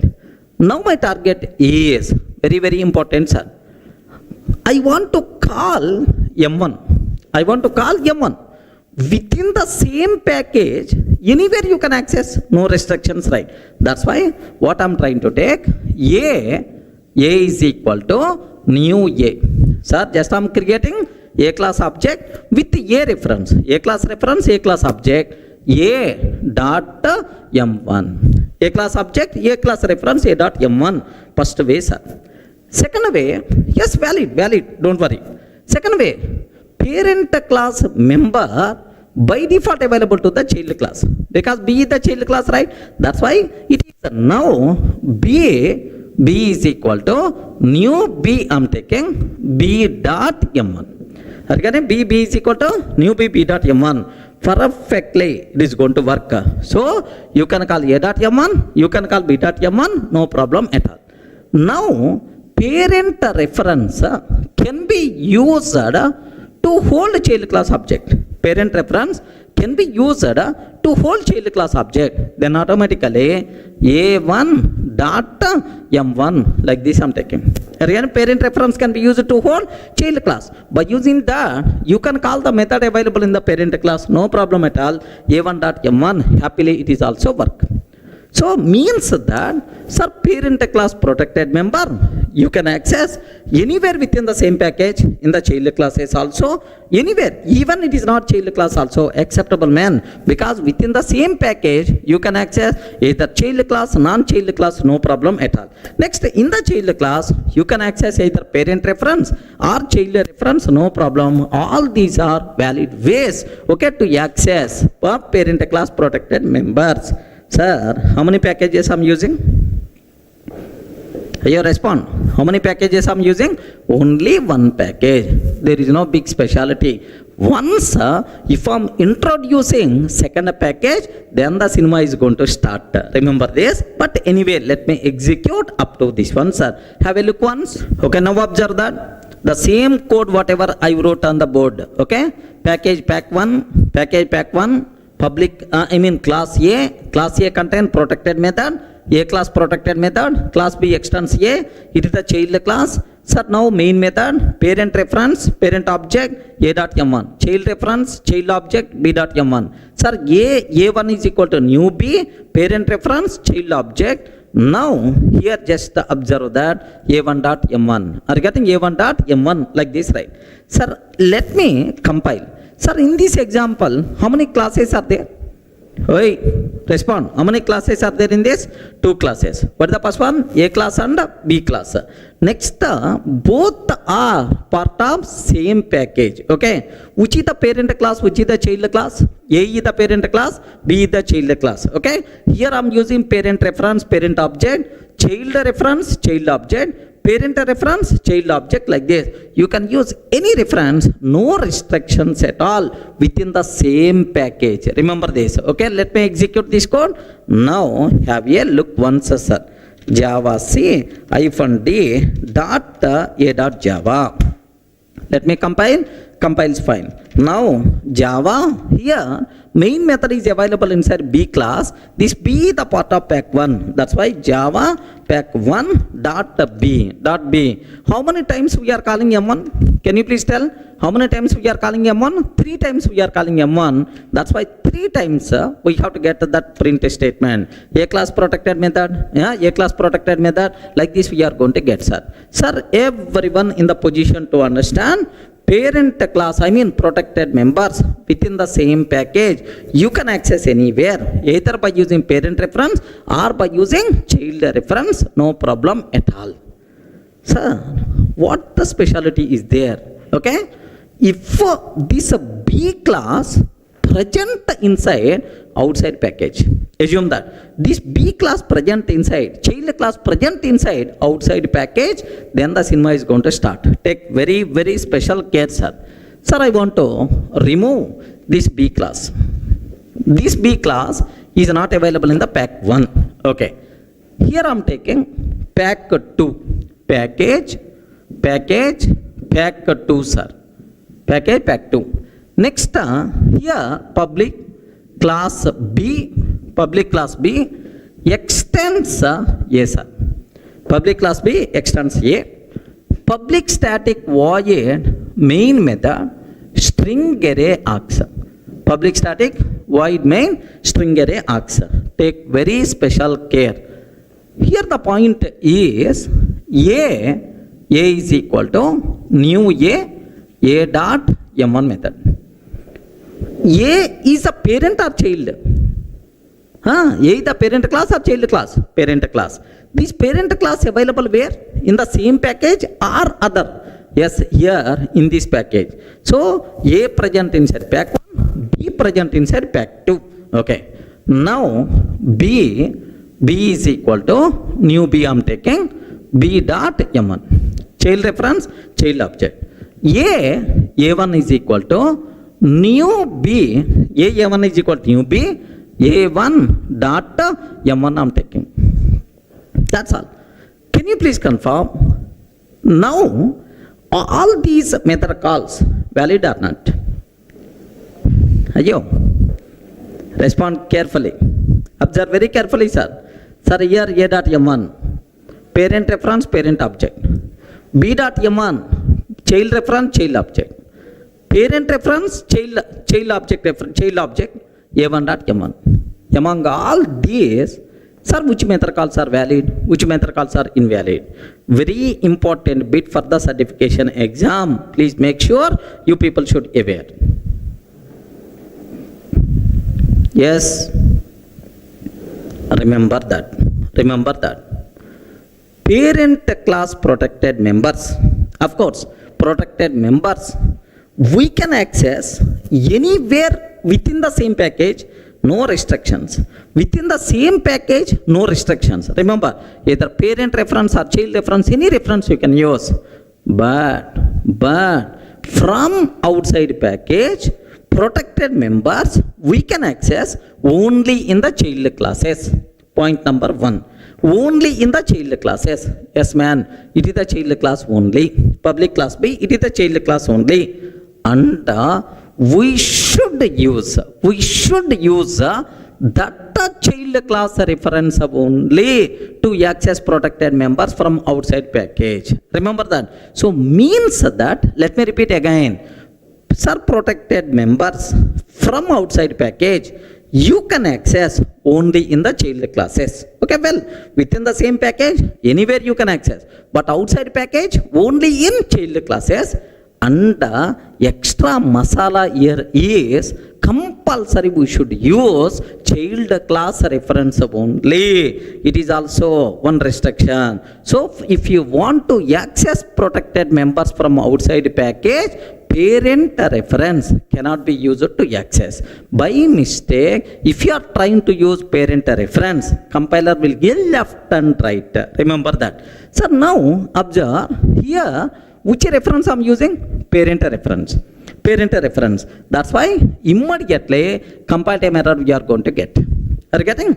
Next, which reference I am using? Child reference. Perfectly it is the valid. Now, which reference I am using? Parent reference. Immediately compile time error we are going to get. Okay? M1 has protected access. Protected access in pack 1 dot A. This is the compile time error we are going to get, sir. Sir, protected members, if you want to access from outside package, only in child classes, and we should use that child class reference only. Suppose you are accessing in the B, child class B, you should use child class B reference. If you are accessing in the child class C, then we should use a C reference only. We are not allowed to use any other reference to access protected members. By mistake, if you are trying to access protected members by using parent reference, immediately error by default we are going to get. Are you getting the point, right? So this much time I spend only to cover this important point. Let me execute this code so that you people can feel more comfortable, right? Observe that. Last example. Observe that. Last example. Let me remove B class from here. Are you getting package pack 1? Class A. Class A is available inside pack 1, and let me take class A the public. Otherwise you can't call this M1 method outside. Okay, class is the public. Now let me take B dot Java. Okay, let me take this is B dot Java. Here what I'm trying to take here is just have a look once, sir. Public class B. Okay, extends A, main method A like this. So total how many files are available? This is A.java, pack 1 A.java, and this is pack 2 B.java. Are you getting? This is the pack 2 B.java. Now, sir, inside pack 2 be the child class of A, and the M1 method is the protected method inside pack 1. Now can you please tell, sir, among these three method calls, which method calls are going to work?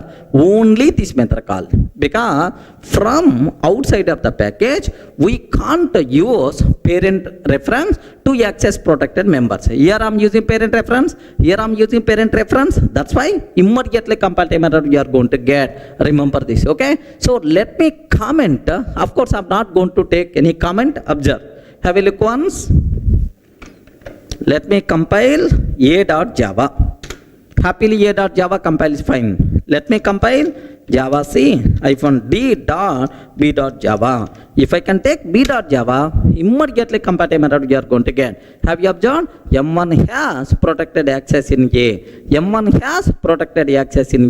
Line number 8, line number 14. These are the two areas, right? Line number 8 and line number 14. Have you observed, right? Line number 8 and line number 14. These two places we are getting the problem. Let me comment these two lines. Then happily the code compiles fine, because we are not calling, right? Yes, the code compiles fine. Java pack 2 dot B I can take, then A class protected method like this, right? So please make sure you people should aware very clearly, right? Parent class protected members, if you want to access from outside package, compulsory we should use a child reference only. Parent reference cannot be used to access protected members from outside package. Everyone can able to understand? This is a very, very important conclusion, right? Okay, please understand, very important for the exam.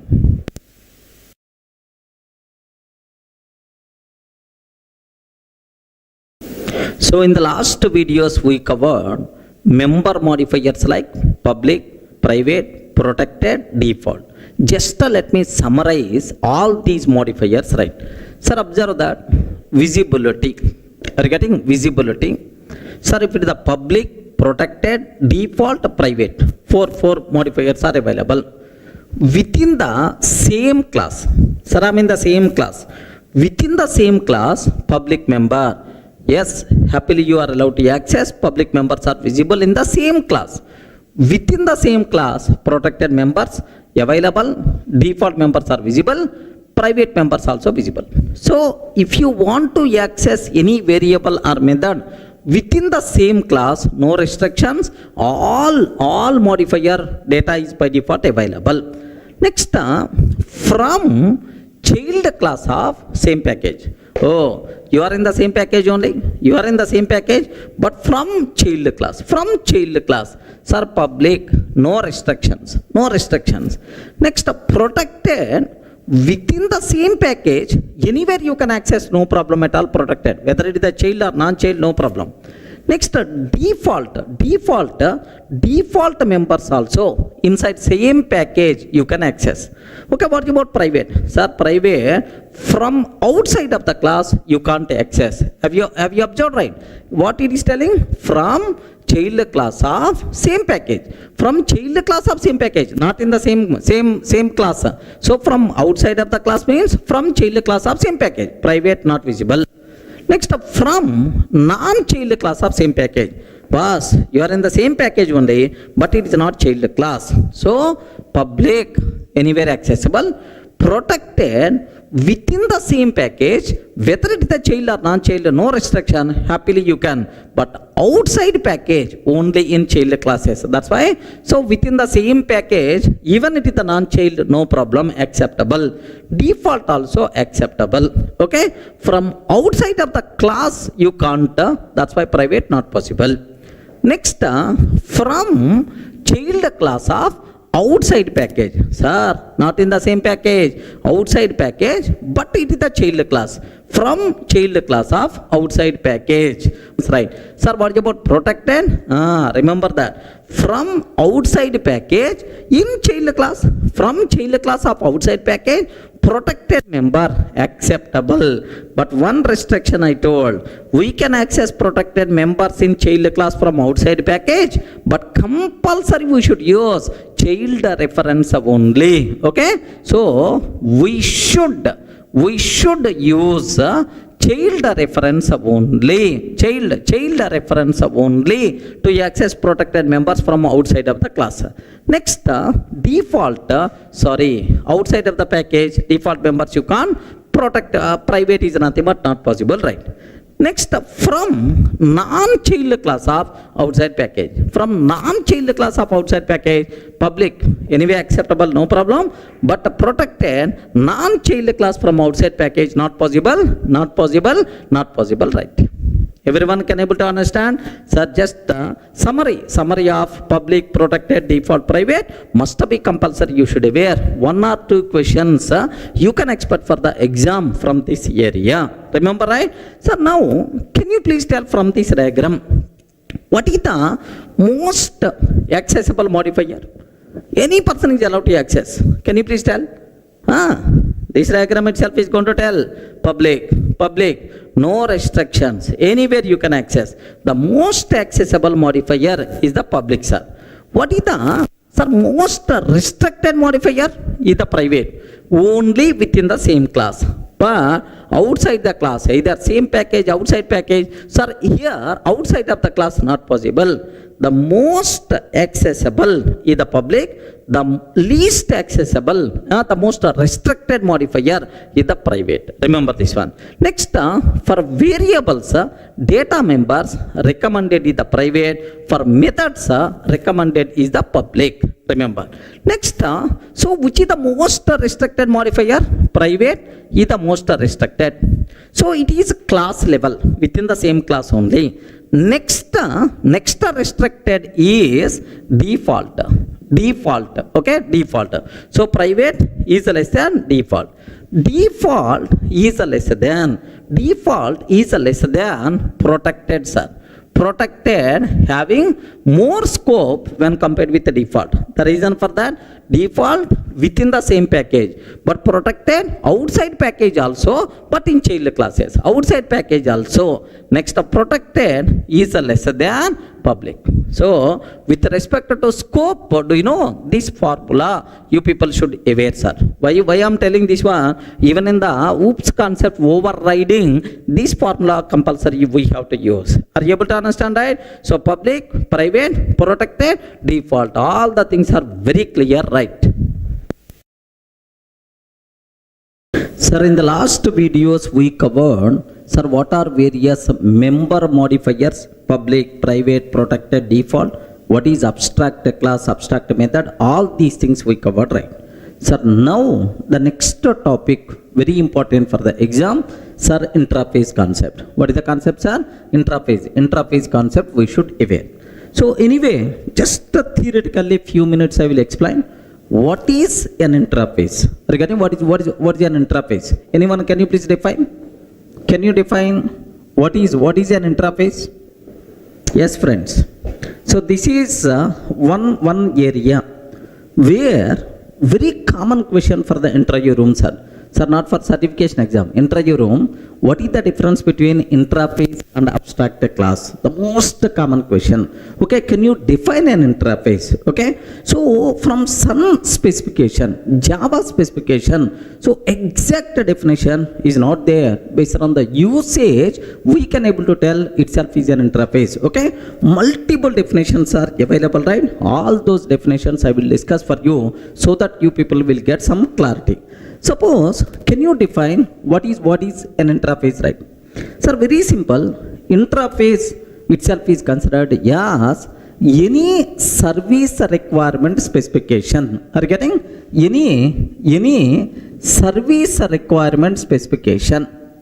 Service requirement specification. So, short word we can use the word SRS. Are you getting? Any service requirement specification itself is considered as an interface concept. Sir, best example, right? Suppose I want to develop web server. Are you getting? Sir, after completing your core Java, you have to learn advanced Java. I mean servlets and JSPs.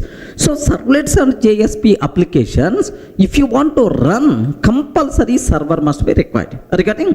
If you want to develop a server, okay, WebLogic, WebSphere, or otherwise Tomcat, Resin, like there are multiple web servers are available, right?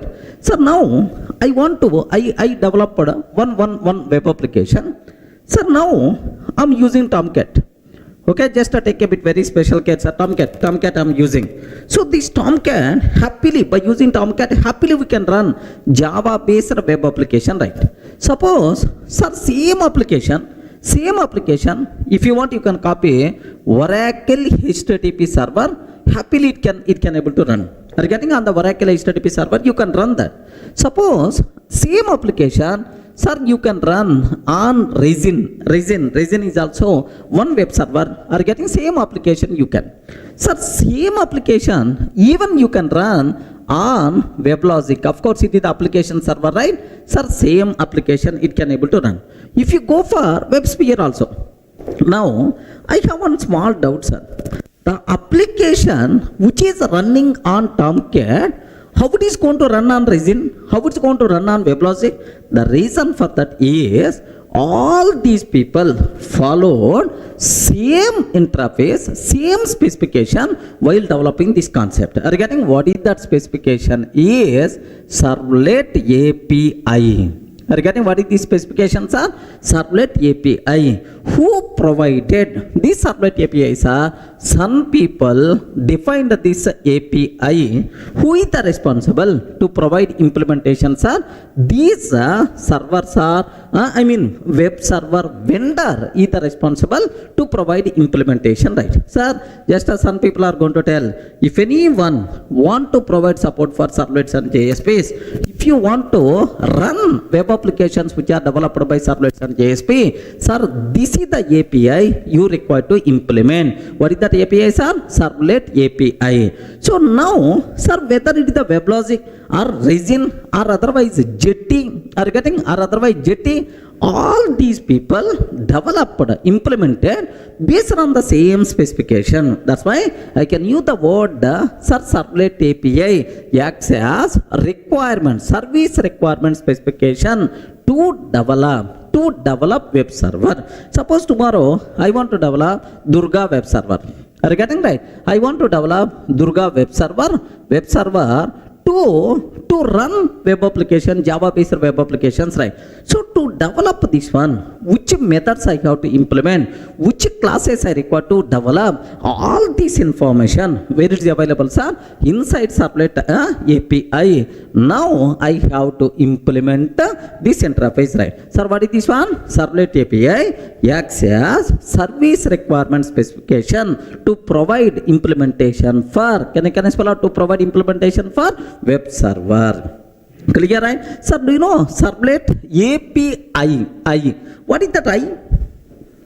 What is that I? Application programming interfaces. Are you getting? I means what? Interface only, right? So the first definition, what you people should be aware, sir, any service requirement specification, sir, this is my requirement. Web server vendor is the responsible to provide implementation, so that okay, so any Java based web application happily we can run by using that product. Clear, right? Any service requirement specification is by default considered as interface concept. Clear? One example, suppose same way, best example, sir. Sir, I want to communicate with the Oracle database. Sir, I write one Java application I wrote, sir. Sir, I want to communicate with the Oracle database. Regarding which database I want to provide support? Oracle database. I want to communicate with the Oracle. Now, so some API must be required. Some software component is required to communicate with the Oracle database. Who is that person? He is driver software. Regarding who is the person, sir? Driver. So Oracle database driver is required to communicate with the Oracle database. Similarly, sir, MySQL database is there, sir. Okay, MySQL database is there. Observe that. For MySQL database, Java application wants to communicate compulsory. Here some software component is required, driver must be required. So now Oracle driver, MySQL driver, tomorrow if I'm going for, sir, Postgres. Are you getting? Postgres SQL. Are you getting Postgres? So if I'm going for if I want to develop these driver softwares, sir, where the requirement specification is available? The requirement specification is defined by some people. That requirement specification is nothing but JDBC API. Can you please tell what is this one, sir? JDBC API. This requirement specification implemented by Oracle driver, implemented by MySQL driver, implemented by, sir, Postgres driver. By using this driver, happily can communicate. Java application can communicate with the corresponding database. So tomorrow I want to introduce my own database, Durga DB. Are you getting? Durga DB. So if a Java application wants to communicate with the Durga DB, driver must be required. I want to develop database driver. To develop database driver, where the requirement specification, which methods I have to implement, which classes I have to implement, where that information is available inside JDBC API. That's why JDBC API acts as requirement specification, okay, to develop driver software. Everyone can able to understand, right? So this JDBC API or the servlet API by default considered as interfaces. So the first definition of an interface is very clear for you people, right? What is that? Any service requirement specification is by default considered as an interface. Clear, right? Sir, the first definition of an interface is very clear. Any service requirement specification is by default considered as an interface, right? Now the second definition, sir, take a bit very special care. Okay, suppose a client came, Durga, my requirement is, so I want a college automation system, can you please develop like this, right? Sir, now what he is going to tell is, sir, this is my required college automation system. Observe that, college automation system. Sir, I want Durga, this is the college automation system I want. Now, sir, here these are the services I want. Sir, get attendance. Assume that M1. Sir, I want this service. I want this service. I want this service. I want this service like this line. Sir, now client came up with sir, this is my requirement. Regarding this is my requirement, right? So now this requirement specification itself is nothing but an interface. Regarding this requirement specification itself is an interface. Now from the client point of view, interface defines the set of services what he is expecting. Boss, these are the services my expecting, what client is expecting, right? So now someone is responsible to provide implementation. Assume that he the second person, okay, service provider, okay, service provider is the responsible to provide implementation, right? Assume.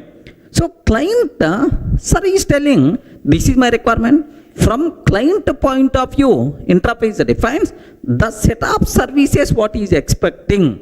So now some service provider came, boss, I'm ready to provide implementation. So for this requirement, right? Okay, like from service provider point of view, an interface defines the set of services what is offering. Okay, so this person is going to tell, yes, these services we are going to offer. Now this interface acts as contract between client and service provider. Okay, boss, if I have agreement, then automatically say these are the services what I'm expecting, these are the services what I'm providing. Any contract between client and service provider itself is considered as an interface. Clear for all of right? So it's a specification, requirement specification, or the set of methods what I'm expecting, the set of services what I'm providing. Any contract between client and service provider itself is considered as an interface. So any contract between client and the service provider, client and the service provider itself is considered as an interface. Okay, well, so now definition 3, especially in the old versions, this terminology is applicable. No issue at all, just you can able to understand very easily, right? Suppose this is my interface, right? Assume that, sir, interface college automation system. Sir, now it never talks about implementation. Regarding interface, never talks about implementation. Implementation, right? Saying, boss, these are the services what I'm expecting. Sir, it's a requirement specification. Never talks about implementation. Every method present inside interface, by default public and abstract. By default public and abstract, whether we are declaring or not. That's why, have you observed abstract method, every method by default, okay, whether we are declaring or not, by default abstract, public and abstract. Are you getting? That's why. So interface is also considered as 100% pure abstract class. 100% pure abstract class. Okay, please make sure this is also another popular definition was there, but there is one small problem is there. From 1.8 version onwards, inside interface, default methods are allowed, static methods are allowed. From 1.9 version onwards, yes, inside interface, private methods also allowed. That's why this definition generally we can ignore. Remember that. So this because default methods are also allowed, static methods are allowed, private methods are allowed from 1.8, 1.9 versions onwards. That's why. So just we can ignore this definition. So what is an interface? Interface is nothing but any service requirement specification. Okay, remember. Next, sir, do you know, or any contract between client and service provider itself is considered as interface. Interface having some requirement, someone is responsible to provide implementation for that requirement. That the person who is going to provide implementation is by default considered as service provider. Clear for all of you, right? Then immediately we ask, sir, we are very much interested about default methods and the static methods also. Don't worry, sir. Sir, I will provide one separate section with the 1.8 version enhancements with respect to, sir, interface. Means, first default methods and static method. What is the purpose? What you have to use? What are various loopholes are there? But make sure that the section is optional. We are not required for the exam sake. Just for your awareness purpose, after completing this section, immediately you can able to see that section. Clear, right? Just optional, not important for the exam, just for your knowledge sake I'm going to provide. Okay, that's it. So what is an interface? What is an interface, right? Any requirement specification, any contract between client and service provider is by default considered as an interface. Clear? Sir, in the last video we covered very clearly what is an interface, theoretical thing. Anyway, not required for certification exam. Just for your idea purpose, I'm telling what is an interface, right? Now, how to declare an interface, how you can provide implementation for that interface. Very simple. Have a look once, sir. I'm taking, sir, interface, interf. Just the interface, interf.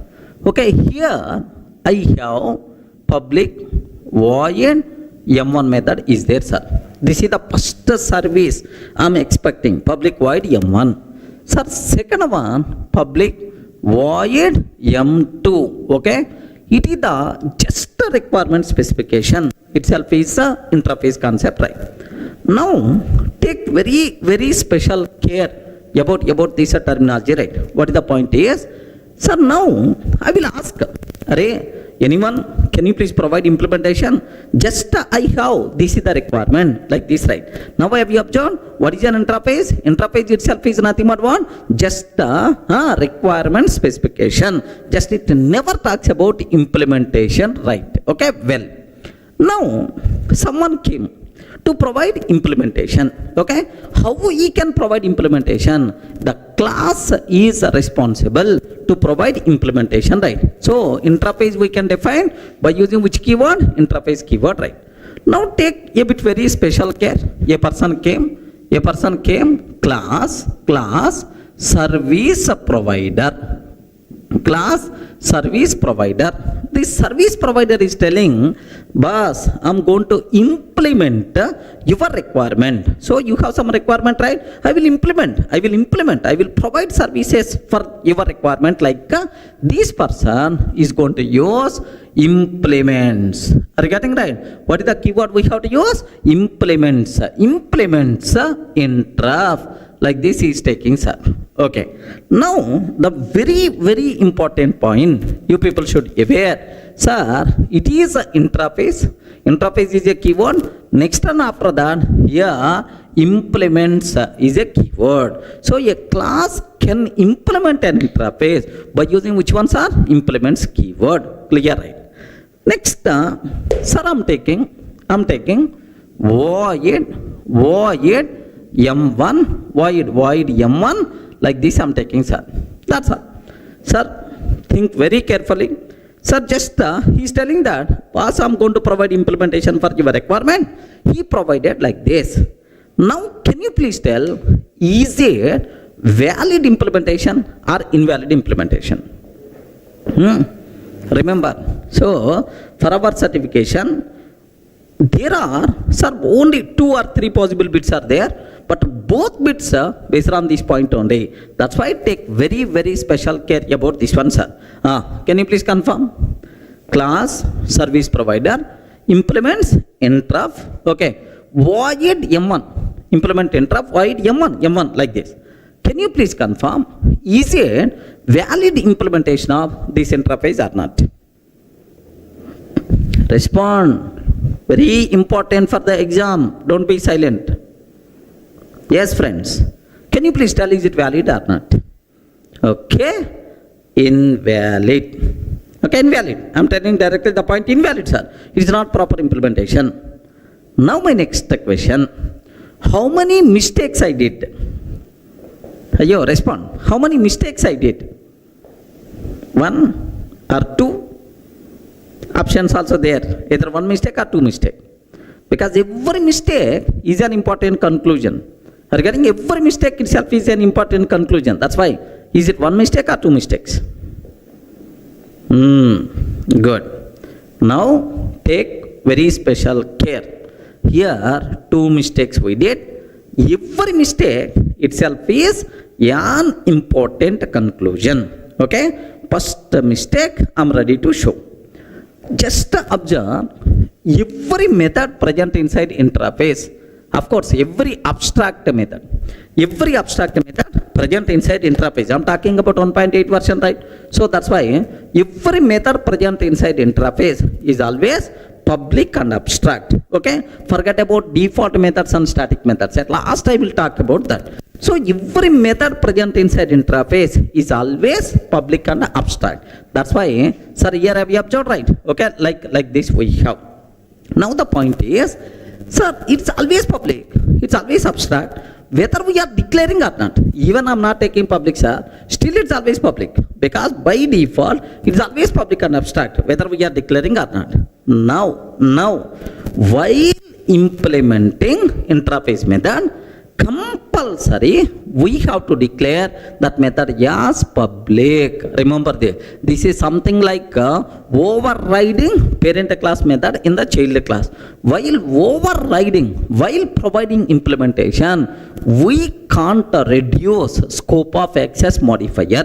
Remember, very important points are, even this point is applicable for overriding also. In the whoops concept, overriding also, right? So this method you didn't declare as public, that's why immediately compiler will give left and right. Are you able to understand? So the first mistake what we did is, sir, compulsory this method should be declared as public. Otherwise, compile time error we are going to get. Rule number 1 is clear. Whenever we are implementing any interface method, compulsory we should declare that method as public, no alternative at all. Any doubt? Are you getting the point? So this is the first mistake what I did. Okay, well, let me show up to this. Let me execute up to this so that you people can feel more comfortable, right? Observe carefully, sir. Here I'm taking interface interf, public void M1, public void M2, class service provider implements interf, void M1 I'm taking, sir. Void M1, like this I'm taking. So here I saved service provider dot java. This one I saved as service provider dot java. So two mistakes I did. First mistake I told already, compulsory this method should be declared to the public, otherwise the code is not going to compile. Now observe in what way compiler is going to respond. Just have a look once, sir. Java C service provider dot java. Java C service provider dot java like this, right? Java C service provider dot java like this I'm taking, sir. Now if I can take like this, now can you please observe this error is very important. M1 in service provider cannot implement M1 in interf. Array, you didn't provide proper implementation for M1 method. Sir, what is the problem with that? Attempting to assign weaker access privileges was public. Sir, in the interface it was public, but you provided is the default access. Compulsory we should declare as the public. Are you getting? Attempting to assign weaker access privileges public to default. That's why. So how I can correct that? Declare compulsory this method with the public. Clear, right? Now have a look once. Let me take public. I'm taking, sir, public. Now let me compile this one. Let me compile. Of course, sir, earlier we got 2 errors, but now we are getting only one error. Only one error. That problem gone. What is that second problem? We will discuss for you people, right? Okay. So it's very clear. The point number 1. Whenever we are implementing any interface method, compulsory we should declare that method as public. Point 1 is the clear. Sir, what about second point? Second, here this person is telling, array interf, I will provide implementation for your requirement. Like he used implements interf.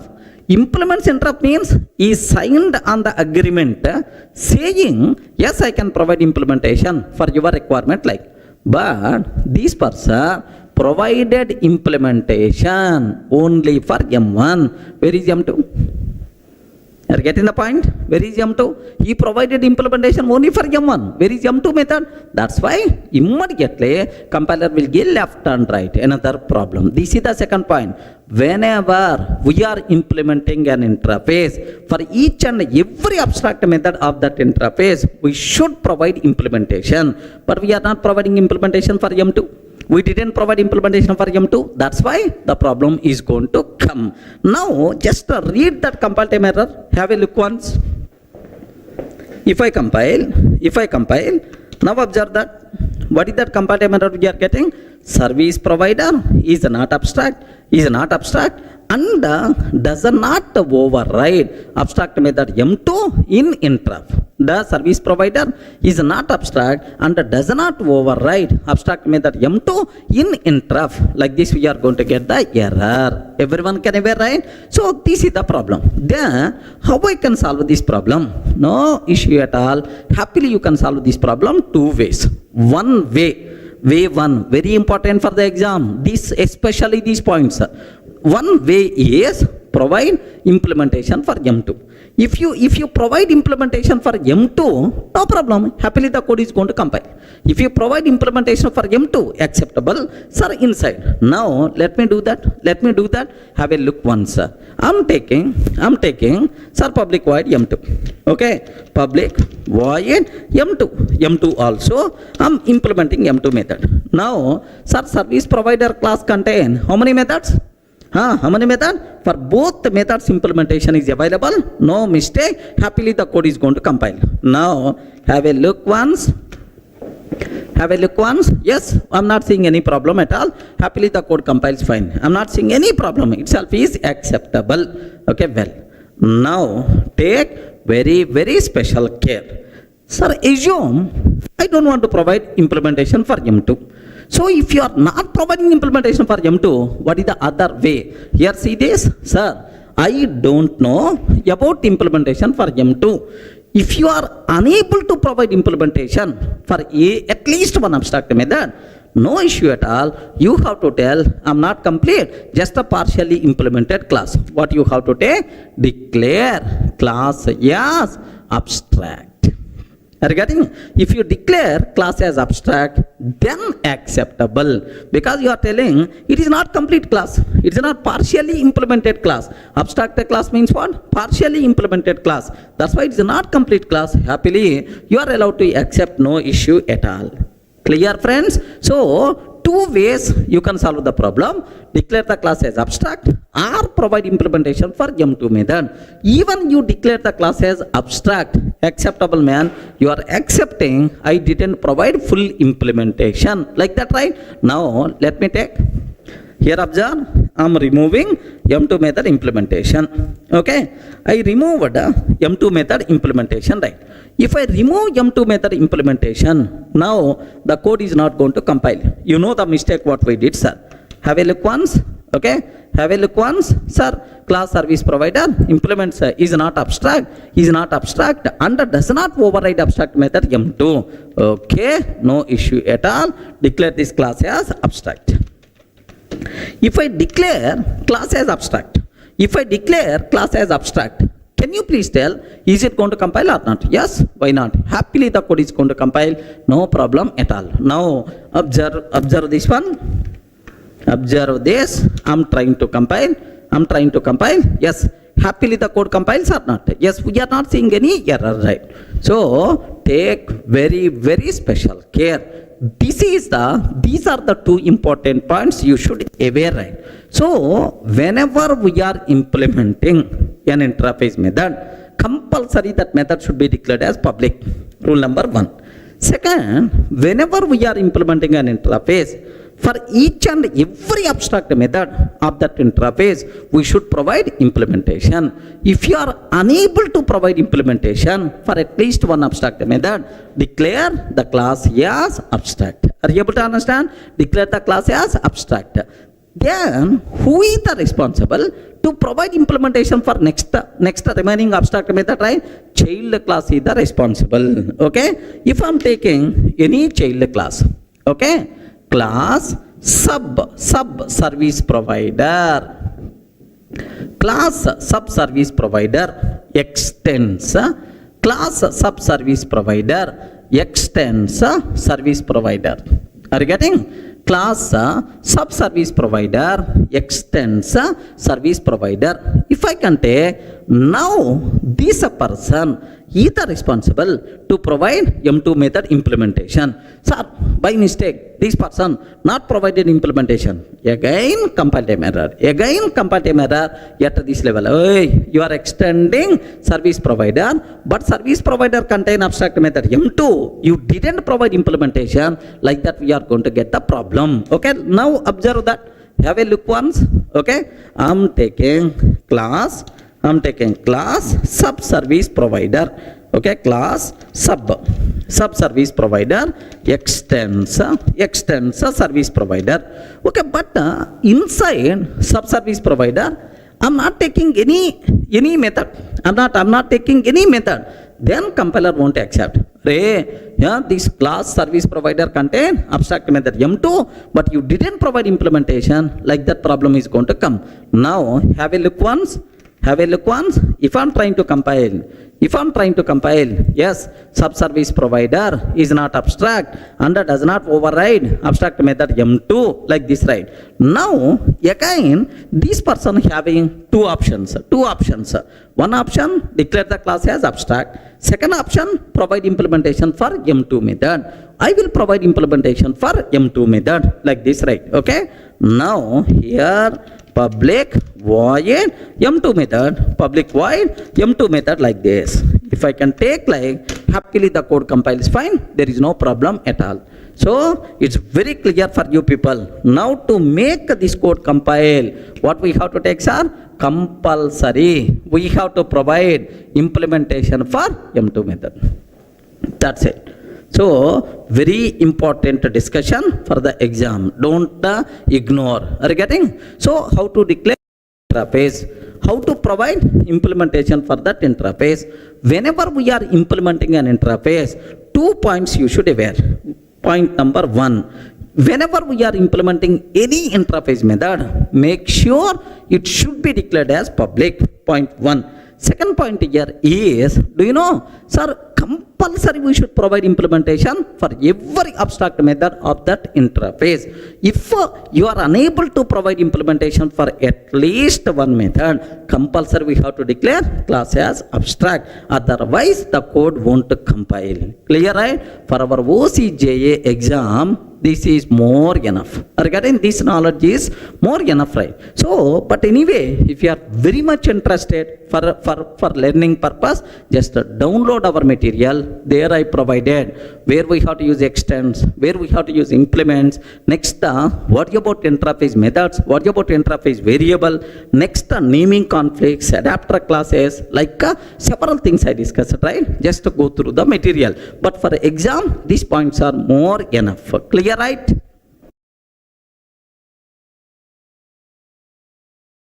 Hi friends, in the last videos we covered declarations and access modifiers. What is a Java source file structure, import statement, package statement, class level modifiers, member modifiers, interfaces. Beautiful concepts are even almost around some possible bits also I discussed for the exam. Sir, now the next important concept, very important for the interview room, even for our certification exam, what that concept is? OOPS concept, right? Are you getting? Sir, OOPS, object-oriented programming. OOPS features we require to discuss. Beautiful concept, very hard for core Java is this concept. That's why take a bit more special care. But unfortunately, sir, I may not discuss each and everything which is present inside OOPS because all the things for our certification is not required. Up to certification, sir, for certification level, whatever things are required, up to that I will discuss. Sir, the people who are very much interested to know each and everything, download our material, just go through that. Sir, the first I have to discuss, sir, data hiding. Are you getting? What is the first topic we have to discuss? Data hiding. Data hiding, right? Sir, can you please tell what is data hiding? The first OOP feature, sir, data hiding. The name itself indicates, have you observed, right? Hiding of data. Hiding of data. So, our internal data should not go out directly. Are you getting? So, whatever internal data is there, which is should not go out directly, That means outside person should not access our internal data directly. We have to hide our data. Okay, like, sir, can you give an example so that we may get much clarity? Best example, sir. You have to check your mail, Gmail. You have to check is there any new mails came or not. To check your mail, sir, just www.gmail.com, immediately your inbox page is not going to come. Regarding it won't come. Compulsory. You have to provide your mail ID and password. Then only Gmail people are going to provide so your mail's information. So here your mail data is not coming directly. So some sort of validation must be required. Hey, please provide your username and password. Then only I can able to tell your mail information. Are you getting right? So some sort of validation. After validation, then only the data is going to come. So if any person is allowed to access any person mail ID, meaningless. Are you getting? Any person mail data, meaningless. Are you getting? So I have my own secrets are there. If some third party person can able to access my mail, he can able to see my mails. Where is the security? Are you getting right? That's why our internal data should not go out directly. Outside person should not access. Compulsory, some sort of validation must be required. Yes, if this person is the valid, after validation, then only I can able to provide. You are getting? Suppose assume that I have ICICI bank account is there, sir. Then I will go to the bank. Hey, can you please tell how much account balance? How much account balance I have? Like, bank people simply they are going to ask, what is your account number? Is there any ID proof? Are you getting? Is there any ID proof like? Yes, myself, my ID proof is like this. Then the bank people are going to check, okay, your account balance is so and so, like this, right? Or if you want to check your ICICI bank account balance, so online, then automatically, so immediately ICICIbank.com, can you please tell my account balance? No, first you have to provide your user ID, password, and then sometimes OTP also must be required to provide. Then only it is going to tell your account balance is like. Sir, are you getting? So our mail data, are you getting? Our mail data, sir, should not go out directly. First, if any person is asking, hey, can you please provide mail data? First, provide your username and password. Sir, my account balance, information is not going directly. First, if any person is asking, can you please provide my account data? First, you have to tell your username and password. Then only I can able to provide your account information. So, our internal data should not go out directly. Some sort of authentication must be required. Then only the data should go. This type of beautiful WOOP feature is nothing but what? Data hiding. Everyone can able to understand, right? Sir, theoretically, okay, sir. Data hiding of the data. So, any person is not allowed to access any data. Some sort of authentication must be required, like this, right? Sir, programmatically, how you can implement a data hiding? Very, very simple, sir. Assume that I have class account is there. Assume that, sir. Class account is there. Every account having balance. Every account having balance, sir. Public double balance is there. Okay, like. Sir, do you know private double balance? Okay. So, by declaring this balance variable as the private, by declaring this balance variable as the private, we can implement data hiding. Are you able to understand, right? So, how you can implement data hiding, sir? By declaring, sir, data member as the private, we can make outside person unable to access this data. Sir, this variable can be used just for internal purpose only, like this, right? Then immediately you ask, sir, I want to check my account balance. How I can access this variable, sir? Directly, you can't access this balance. Then, if you want to know your balance information, okay, I will call get a balance method. I will call get a balance method. Okay, can you please give get balance? Get balance is the public, any person can able to call get balance method. In that get balance method, yes, whatever validation you want to perform, sir, perform validation. Hey, provide username and password. If a username and password are valid, sir, if valid, provide balance. If valid, okay, return balance, return balance. If not valid, then automatically, sorry, you are not allowed to access this information. Like that, I can able to write the code. Are you able to understand? So, outside person should not access our data directly. Okay? Compulsory, he has to call a method. Within that method, we have to perform validation. If validation succeed, then only, so we can able to provide our data. This type of beautiful concept is nothing but what? Data hiding. One of the very important feature for object-oriented programming, even for our certification also. For intra-year room certification, very important terminology. So, how to implement data hiding? Can you please tell? By declaring variable as private modifier, we can implement data hiding. Can you please tell what is the main advantage of data hiding? Ayo, respond. What is the main purpose of data hiding? What?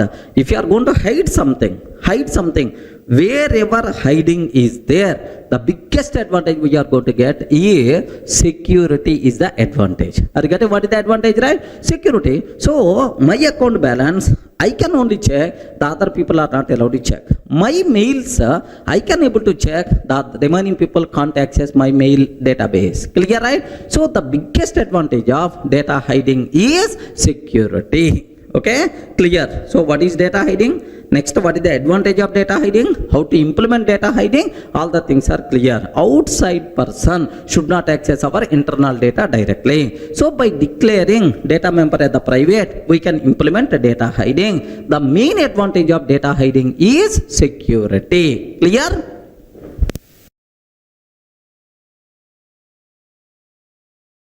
Sir, in the last video, we covered the first feature, data hiding. Clear, right? So outside person should not access our data directly. By using private modifier, we can implement data hiding. The biggest advantage is security. So you know, the highly recommended modifier for variable data member is always private. Even in the last videos also somewhere I covered, because to implement data hiding, private must be required. Highly recommended modifier for variables is always what? Private. Okay, well, now the next cinema, what I have to talk, the second whoop feature, very important, sir, abstraction. Are you getting?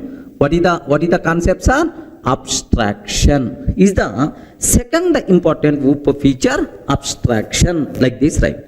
So take a bit very special care about this terminology, abstraction, right? What the point is?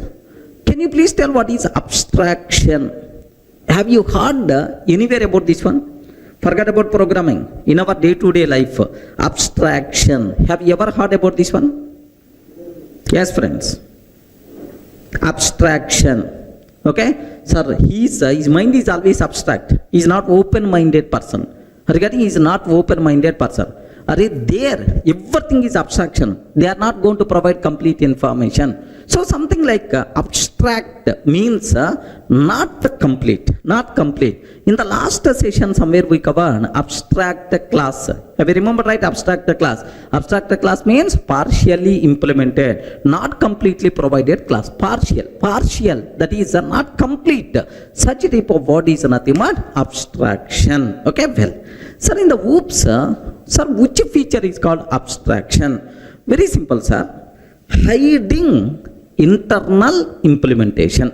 Hide internally how it is implemented. Hiding internal implementation, just highlight the set of services what we are offering. Sir, these are the services what I'm going to offer. So I'm going to tell that But how internally these services are implemented? Sorry, don't ask security reasons. I don't want to highlight my internal implementation. Are you getting? So hiding internal implementation, just highlight the set of services what we are going to offer is the concept of abstraction. Are you getting right? So it's a very important concept. Compulsory while implementing, whoops, we have to take care, because if I'm going to expose my internal code to any person, then automatically where is the security for our code? That's why, so this feature must be compulsory required. Hide internal implementation, just highlight the set of services what we are going to offer is the concept of abstraction. Sir, best example, sir.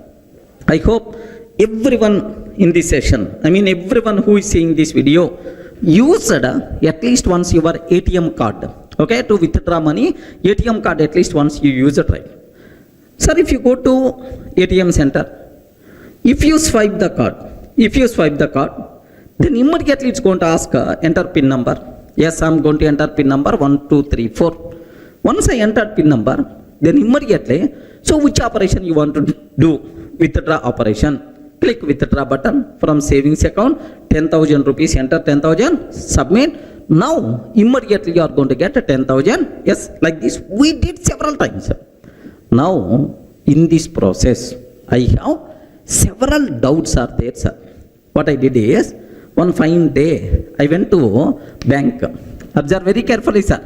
I went to the bank near ICICI Bank or HDFC Bank. I went. Once I entered into the bank, on the right hand side, on the right hand side, so there is one customer care or reception or something like will be there. So may I help you? So may I help you? Like, sir, there is one center is there, sir. May I help you? Like, one sir, cabin by default will be there. Very cute lady is going to sit most of the times, like. Then I went there, madam, related to my ATM card usage, I have several doubts are there. Can you please help? Like this, I asked this lady. Then immediately, that lady is telling, yes, sir, why not? You can ask your doubts, I can clarify. Like. Now the first question I asked that lady, madam, whenever I swipe my card, enter PIN number, internally what thing is happening? Like this I asked her. Then immediately that lady told, sir, your card is valid or not?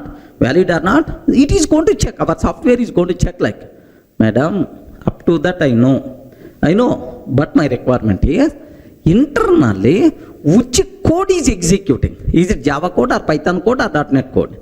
Next, is that a validation, authentication, checking validation, is it happening in the ATM machine or somewhere in the server?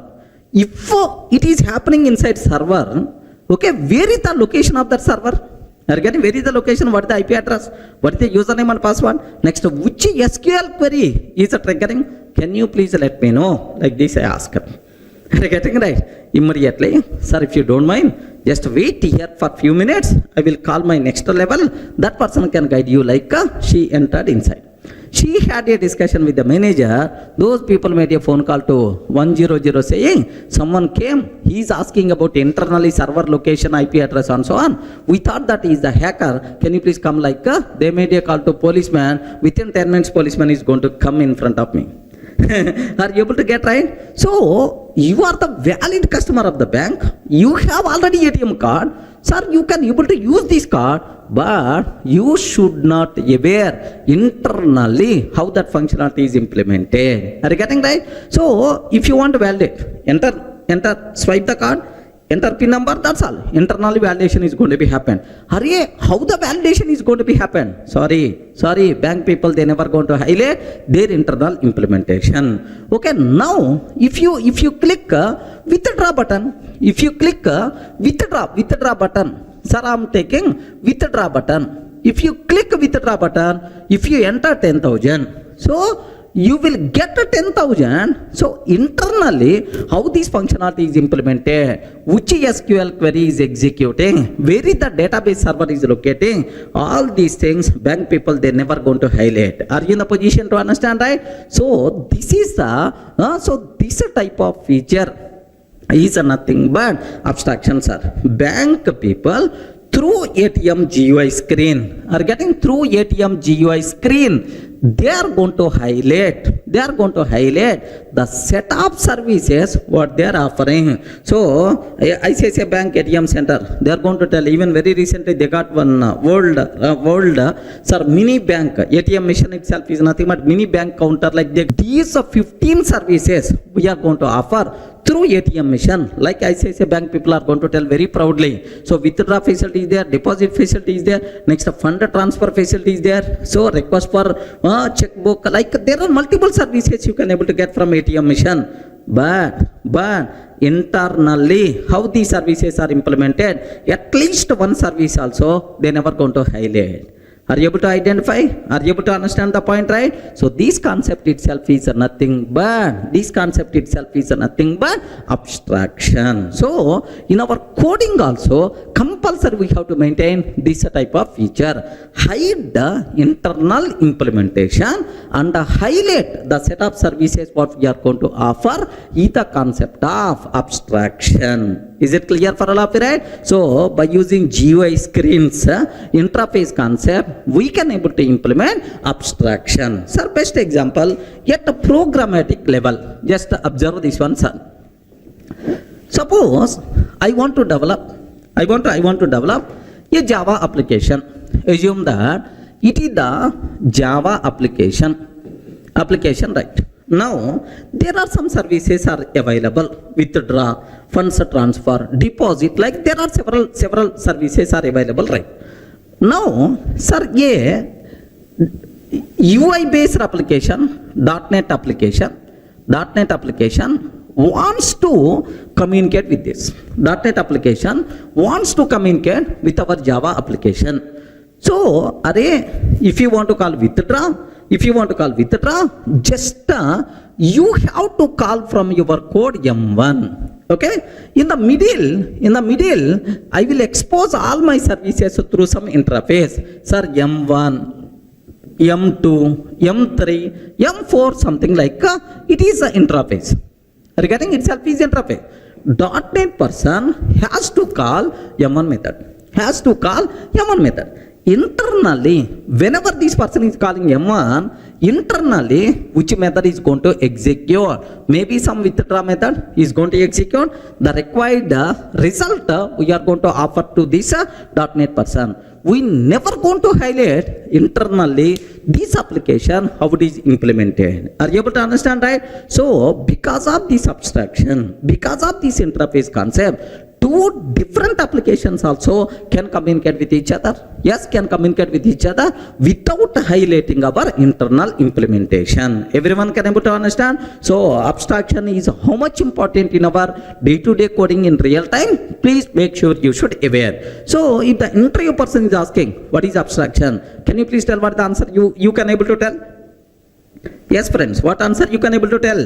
You can tell what answer? Okay, hiding internal implementation, just highlight the set of services what we are offering is the concept of abstraction. Okay, clear? By using GUI screens, interface concept, we can able to implement abstraction. Okay, sir, now what are various advantages of abstraction? So best example for abstraction is ATM GUI screen. Bank people are going to highlight several services, but they never going to highlight internally how these services are implemented. Okay, sir, what advantages are there because of abstraction? Sir, the first advantage, right? Take very special care. What is the first advantage, right? The first advantage is wherever hiding is there, the biggest advantage what we are going to get is security. Are you getting? Wherever hiding is there, the biggest advantage what we are going to get is security is the biggest advantage, right? Okay, sir, now the second advantage what we are going to get, the second advantage is Sir, very simple. Outside person don't know about internal implementation. Sir, ATM machine, GUI screen contain some buttons, that's all.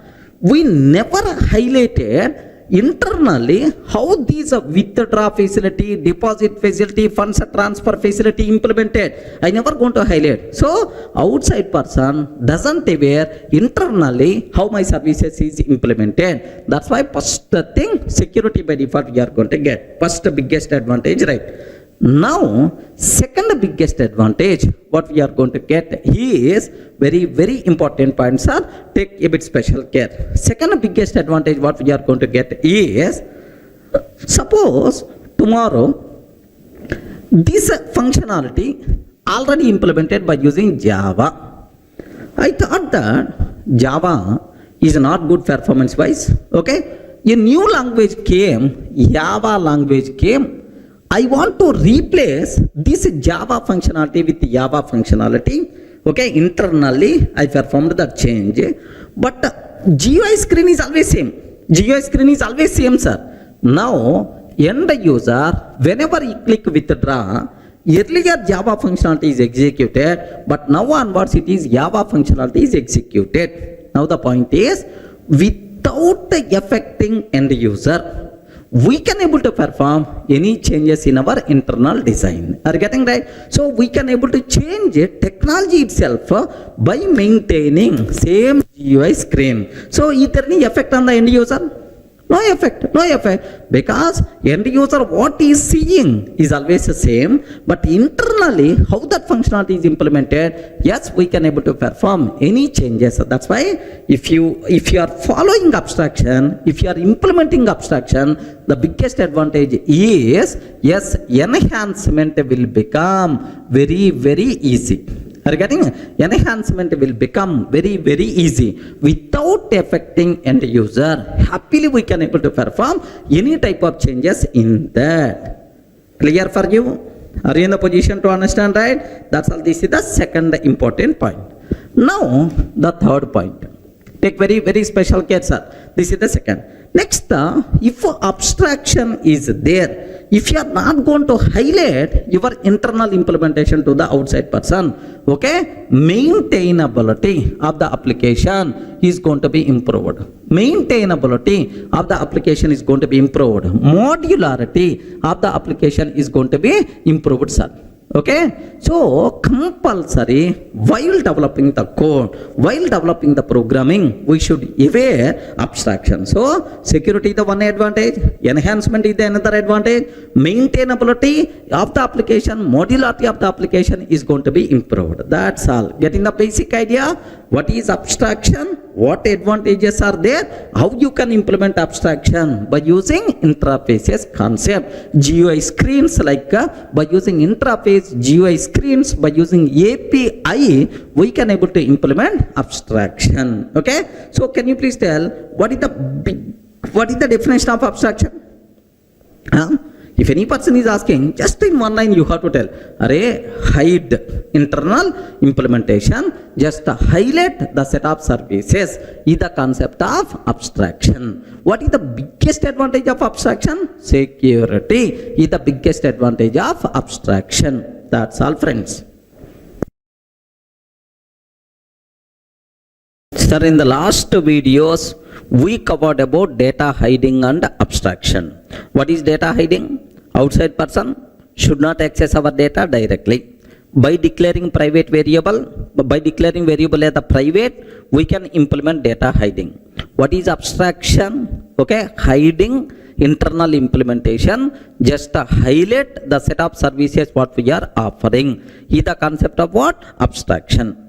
Now the next concept what we have to talk is, yes, take very special care, encapsulation. This word is very important for the exam sake, even for interview room also, right? Encapsulation. Are you getting? Encapsulation. Can you please tell capsule? Sir, what is the meaning of capsule? Can you please tell capsule, sir?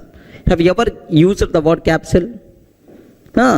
if you are feeling cold, then immediately we are going to use cold act capsule. Cold act capsule. Sir, how the cold act capsule looks like? Do you know? Something like capsule, medicine capsule looks like okay, colorful medicine by default will be there inside. Sir, this is the cold act capsule. One capsule, right? Do you know whatever medicine required to cure cold act, that medicine is going to be encapsulated. Regarding is going to be grouped into this capsule. Regarding capsule is nothing but what? One group, one unit. Okay, so all the required things grouped into one capsule is nothing but this is the medicine capsule, right? Same way, sir, what is capsule yet programming? What is encapsulation yet programming? Very simple, sir. Assume that suppose student is there. Student is there. For every student, some data members are there and some behavior methods are there. Something like student name, roll number, marks are data members. Next, get marks, update marks, read, write. These things are nothing but student behavior. Okay, like the process of encapsulating, grouping data members and the corresponding methods into a single unit. Sir, best example here I am taking. For every student, name will be required. Name is required. For every student, age. Next, roll number, marks required. Roll number, marks required. Name, age, roll number, marks are required. Plus, for every student, corresponding methods. Okay, read method is there. Okay, write method is there. Like the corresponding methods. These total data and the methods I want to group into a single unit. That unit itself is nothing but class student. Regarding student class contain student related data, student related behavior.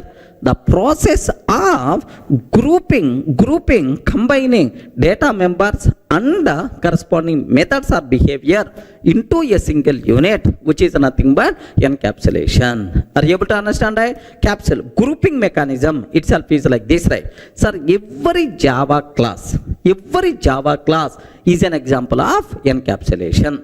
So from our childhood onwards, in the books, if you open any book, then it's going to tell what is the meaning of encapsulation. That's all. This itself is nothing but encapsulation. The process of grouping data members and the corresponding methods into a single unit is the concept of encapsulation. Every Java class is an example for encapsulation. Any doubt? Are you able to understand? Theoretically, right? Now, the same concept, a bit more practical orientation, just observe. So, in reality, what is encapsulation? Very simple, sir. If any component follows data hiding and abstraction. Sir, last two OOP features whatever we covered. One is data hiding I covered. Second one is what?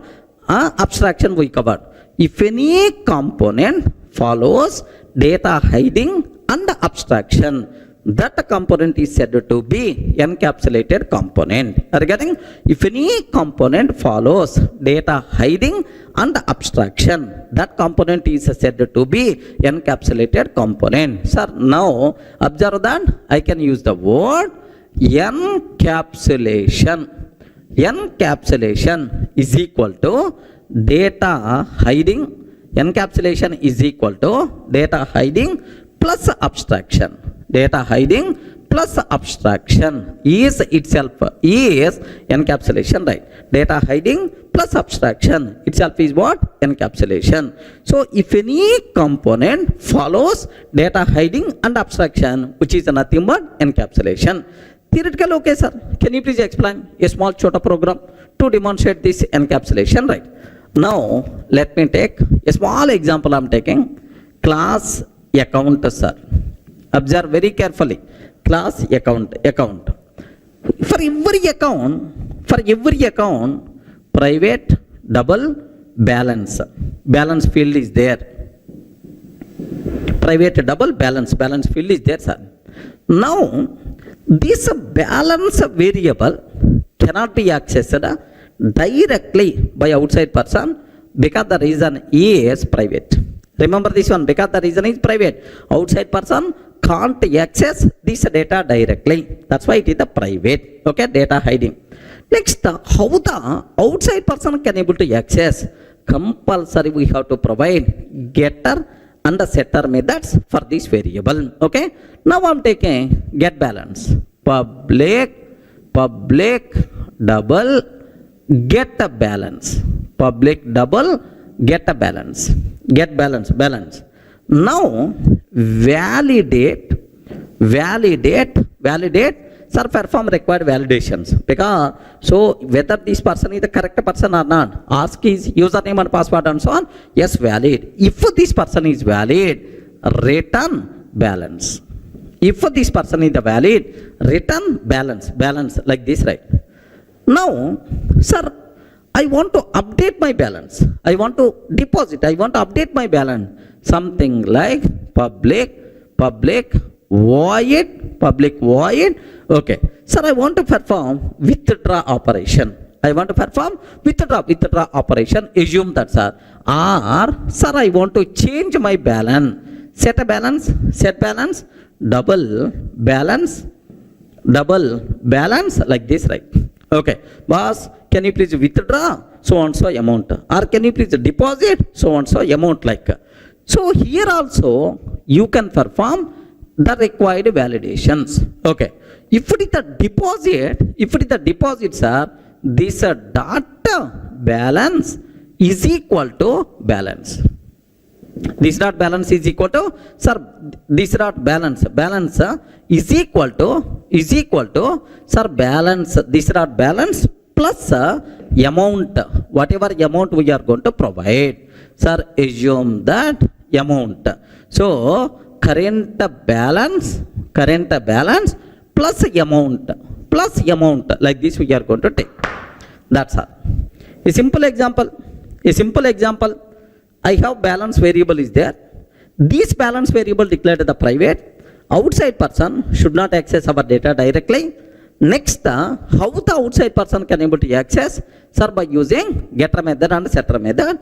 The advantage of providing access through getter and setter methods is sir, we can perform the required validations. Are you getting? Outside person is always going to call either get balance or set balance. So through that, after validation, then only he can able to get the required data or he can able to perform required operations, right?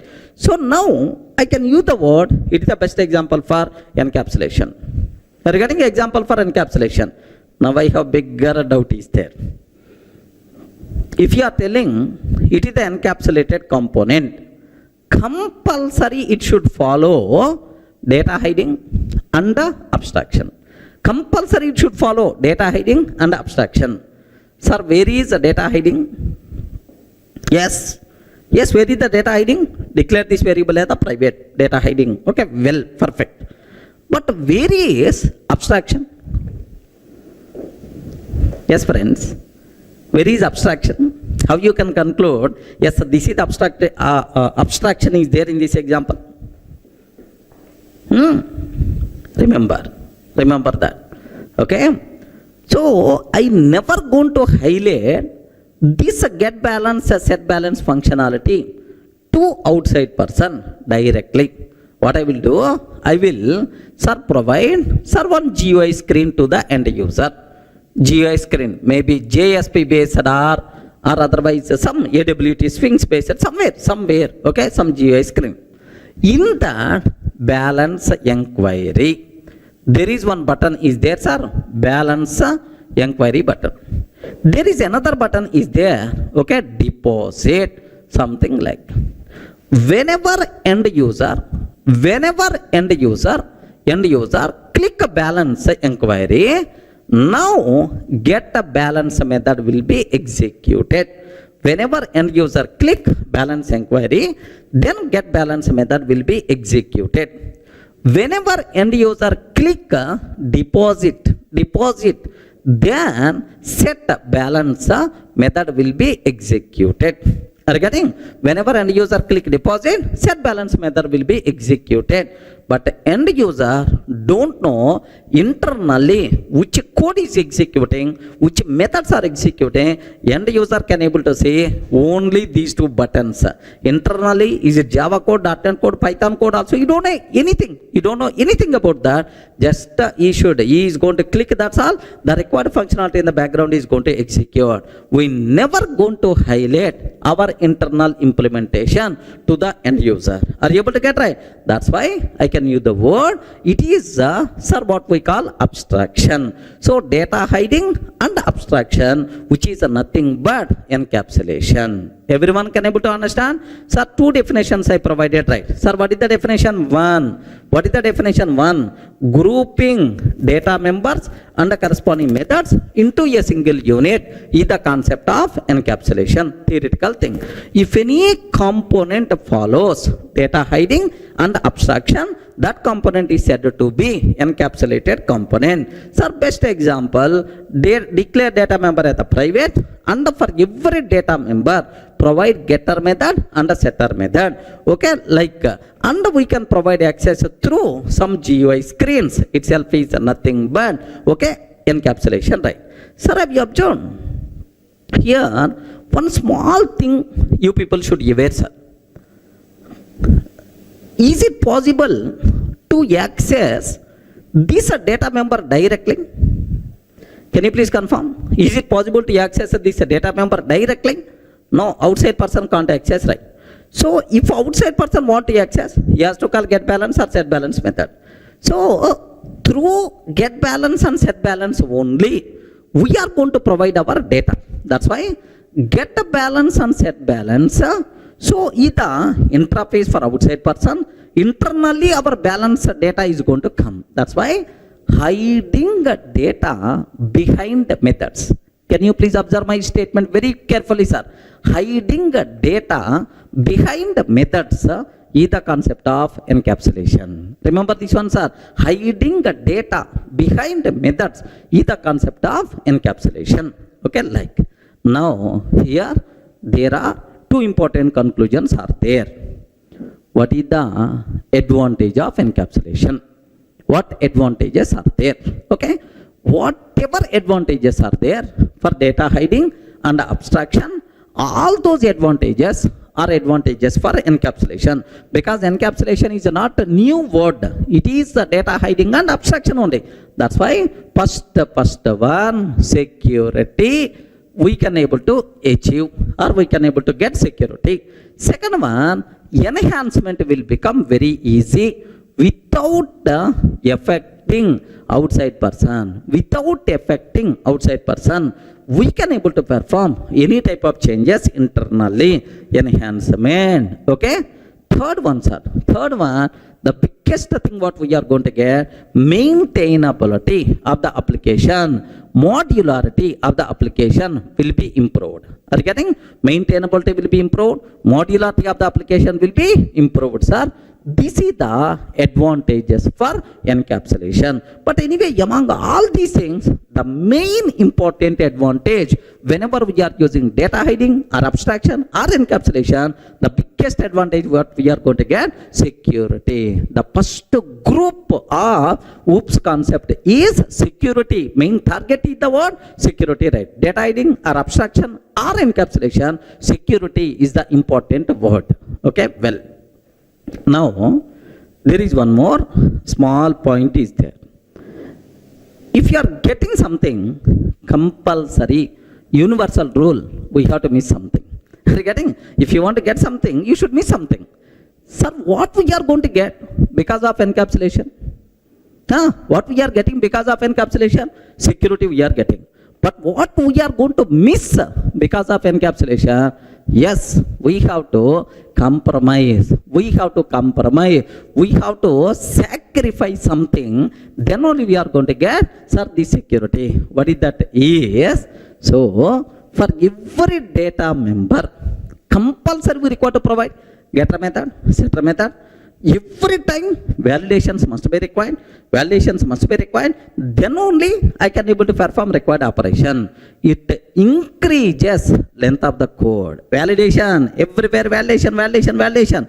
It increases length of the code, slows down execution. Are you getting? So I want to get balance. So best example, if you want to know your account balance, you are the valid customer. You are valid customer of the bank. But still, you can't get directly your account balance.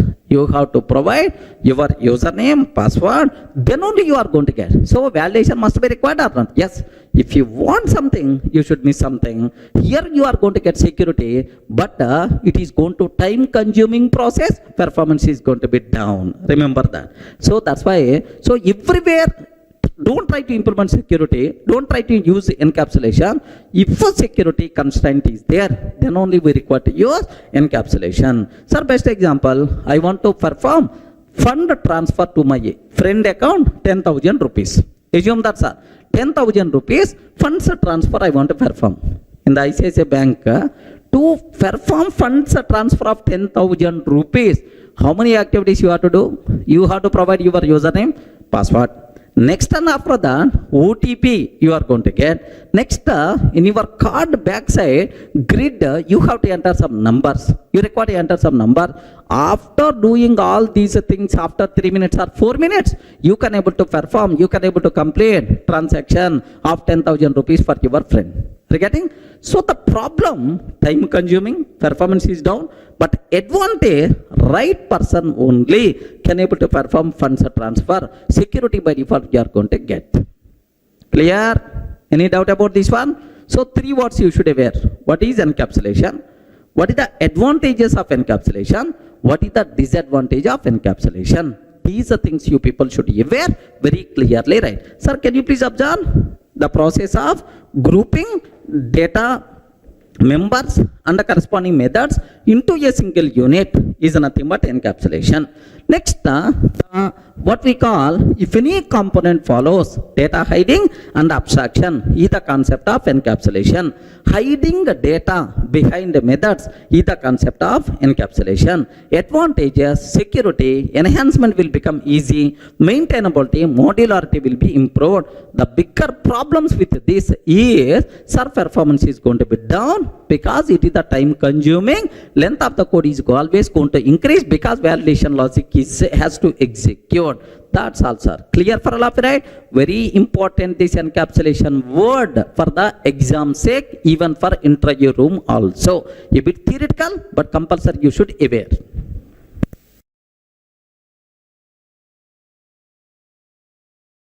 Sir, in the last videos we covered data hiding, abstraction, and then encapsulation. It's a very clear.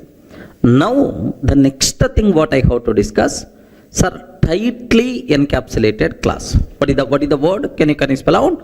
Tightly encapsulated class. Tightly encapsulated class. Okay. Sir, when we say that a class is said to be tightly encapsulated, are you getting? Sir, usually every Java class is by default considered as encapsulated class only. When we say that it is a tightly encapsulated, if and only if every variable present inside that class is private. Regarding every variable present inside that class is private. Such type of class is said to be tightly encapsulated. Whether the class contain getter methods, setter methods or not, whether these getter methods, setter methods are declared public or not, these things are not required to worry. Only one point we should aware. Every variable present inside that class is private. Such type of class is said to be tightly encapsulated. 100% data hiding is there, sir. Yes, obviously it is a tightly encapsulated class. Sir, best example, here if I consider public class class account. Public class account class is there. Now I'm taking private double balance. Private double balance variable is there. Now the point is, if I can take public double get a balance, public double get a balance, like this I'm taking return balance, right? Public double get balance, return balance, like this I'm taking. Can you please confirm, is it a tightly encapsulated class or not? You respond, is it tightly encapsulated class or not? Yes, because how many variables are there? Only one variable. That variable is the private or not? Yes, man. It's a private. We never going to worry about this variable, this data member having getter method, setter method or not. Whether these methods are declared as the public or private, we are not required to worry. So every data member declared as private, such type of class is said to be encapsulated class. Clear for all of you, right? Such type of class is said to be tightly encapsulated class. Okay, well. So now from the exam, of course, in our OCJA 8 version, this concept is not that much important, but in the old version certification, OCJP 1.4 version, especially in the syllabus, they specified explicitly what is the tightly encapsulated class, identify tightly encapsulated class, like that. That's why just aware. But anyway, for our current certification, this concept is not that much important, just aware, sir. I have one example is there. Now observe, class A, sir. Class A. A class contain private int x is equal to 10, sir. Class A class contain private int x is equal to 10. Class B extends A. Class B extends A. Int y is equal to 20. Class B extends A, int y is equal to 20. Sir, class C extends A private int z is equal to 30. Private int z is equal to 30, like this, right? Can you please tell total how many classes are available? 3. A, B, C. 3 classes are there. Among these 3 classes, which is tightly encapsulated, which are not tightly encapsulated? Class A tightly encapsulated, because it contains only one variable and every variable is always private. Of course, only one variable which is the private, that's why tightly encapsulated. Class B is not tightly encapsulated, because the reason is class B extends A. Of course, from A every data member is always private. But here int y is there, which is not private. Outside person can able to access this data directly within the same package. Any person can able to access this data directly. That's why it is not tightly encapsulated, because it doesn't contain every variable as a private. There are some non-private variables are there. Next, what about this one, sir? Class C extends A. From A everything is always private. Next in C also it is always private. That's why by default considered yes. Is tightly encapsulated, because sir, very simple rule. Every variable present inside that class is the private, then automatically tightly encapsulated. So A and C are tightly encapsulated, but B is not tightly encapsulated. Okay, well, sir. Now I'm ready to go for one more example. Even you may get some conclusion also. What is that? Is observe that class A, sir.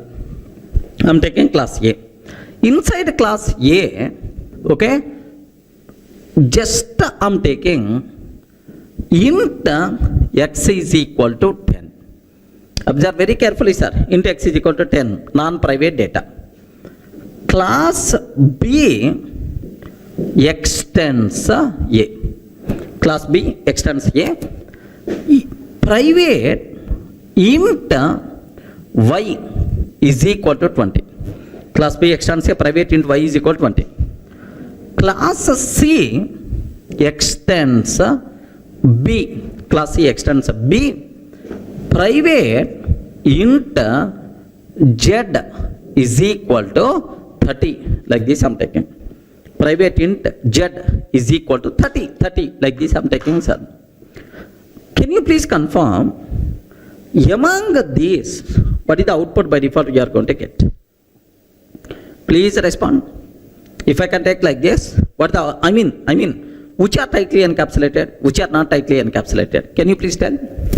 Sir, A is not tightly encapsulated because it doesn't contain private, non-private data is there. What about class B? Respond. What about class B? Class B is tightly encapsulated or not? No. The reason for that is class B extends A. B is the child class of A. B is the child of A. Automatically, this variable inheriting to the B. Are you getting? So this non-private data will come to the B also. That's why it is also not tightly encapsulated. Okay, well. Now, class C extends B.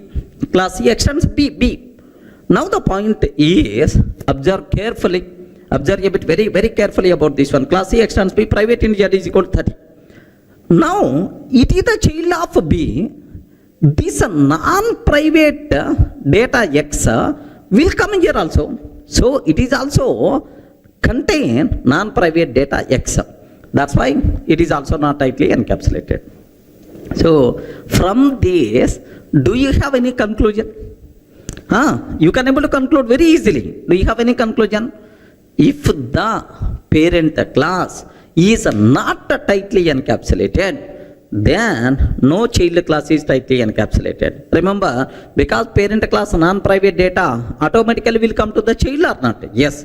If the parent class is not tightly encapsulated, then no child class is tightly encapsulated. Remember that? That's why no class is tightly encapsulated. So the terminology is very clear for you people, right? Not required to keep any explanation. So what is tightly encapsulated? If each and every variable of a class is contain only each and every variable is the private, such type of class is said to be tightly encapsulated. And sir, whether the class contain getter methods or setter methods, whether those methods are declared as the public or not, all these nonsense we are not required to check. Sir, make sure only one condition, every variable declared as the private or not. That's all. So if the parent is not tightly encapsulated, then no child class is tightly encapsulated. Clear for all of you, right? That's all.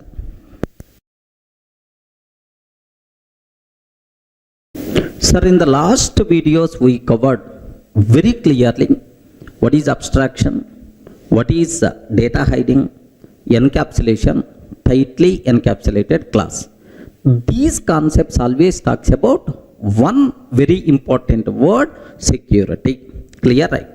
Sir, now the next thing what I have to talk, the most valuable important concept, inheritance. Remember this one.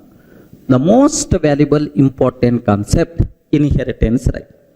Sir, the first point what you people should be aware, inheritance is also known as ECA relationship.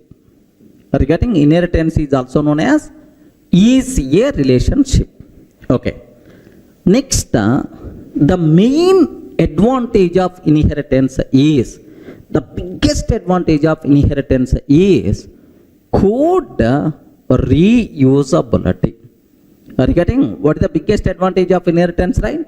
Code reusability. Of course, I will explain with examples all these things, don't worry. Next, how to implement inheritance by using extends keyword, we can implement inheritance concept. Are you getting right? So, inheritance, the thumb rules, only 3 points, just I'm telling. What are the first ones are? Is a relationship. Inheritance is also known as is a relationship. The main advantage of inheritance is code reusability. Okay. Next, by using which keyword we can implement easier relationship? By using which keywords are extends.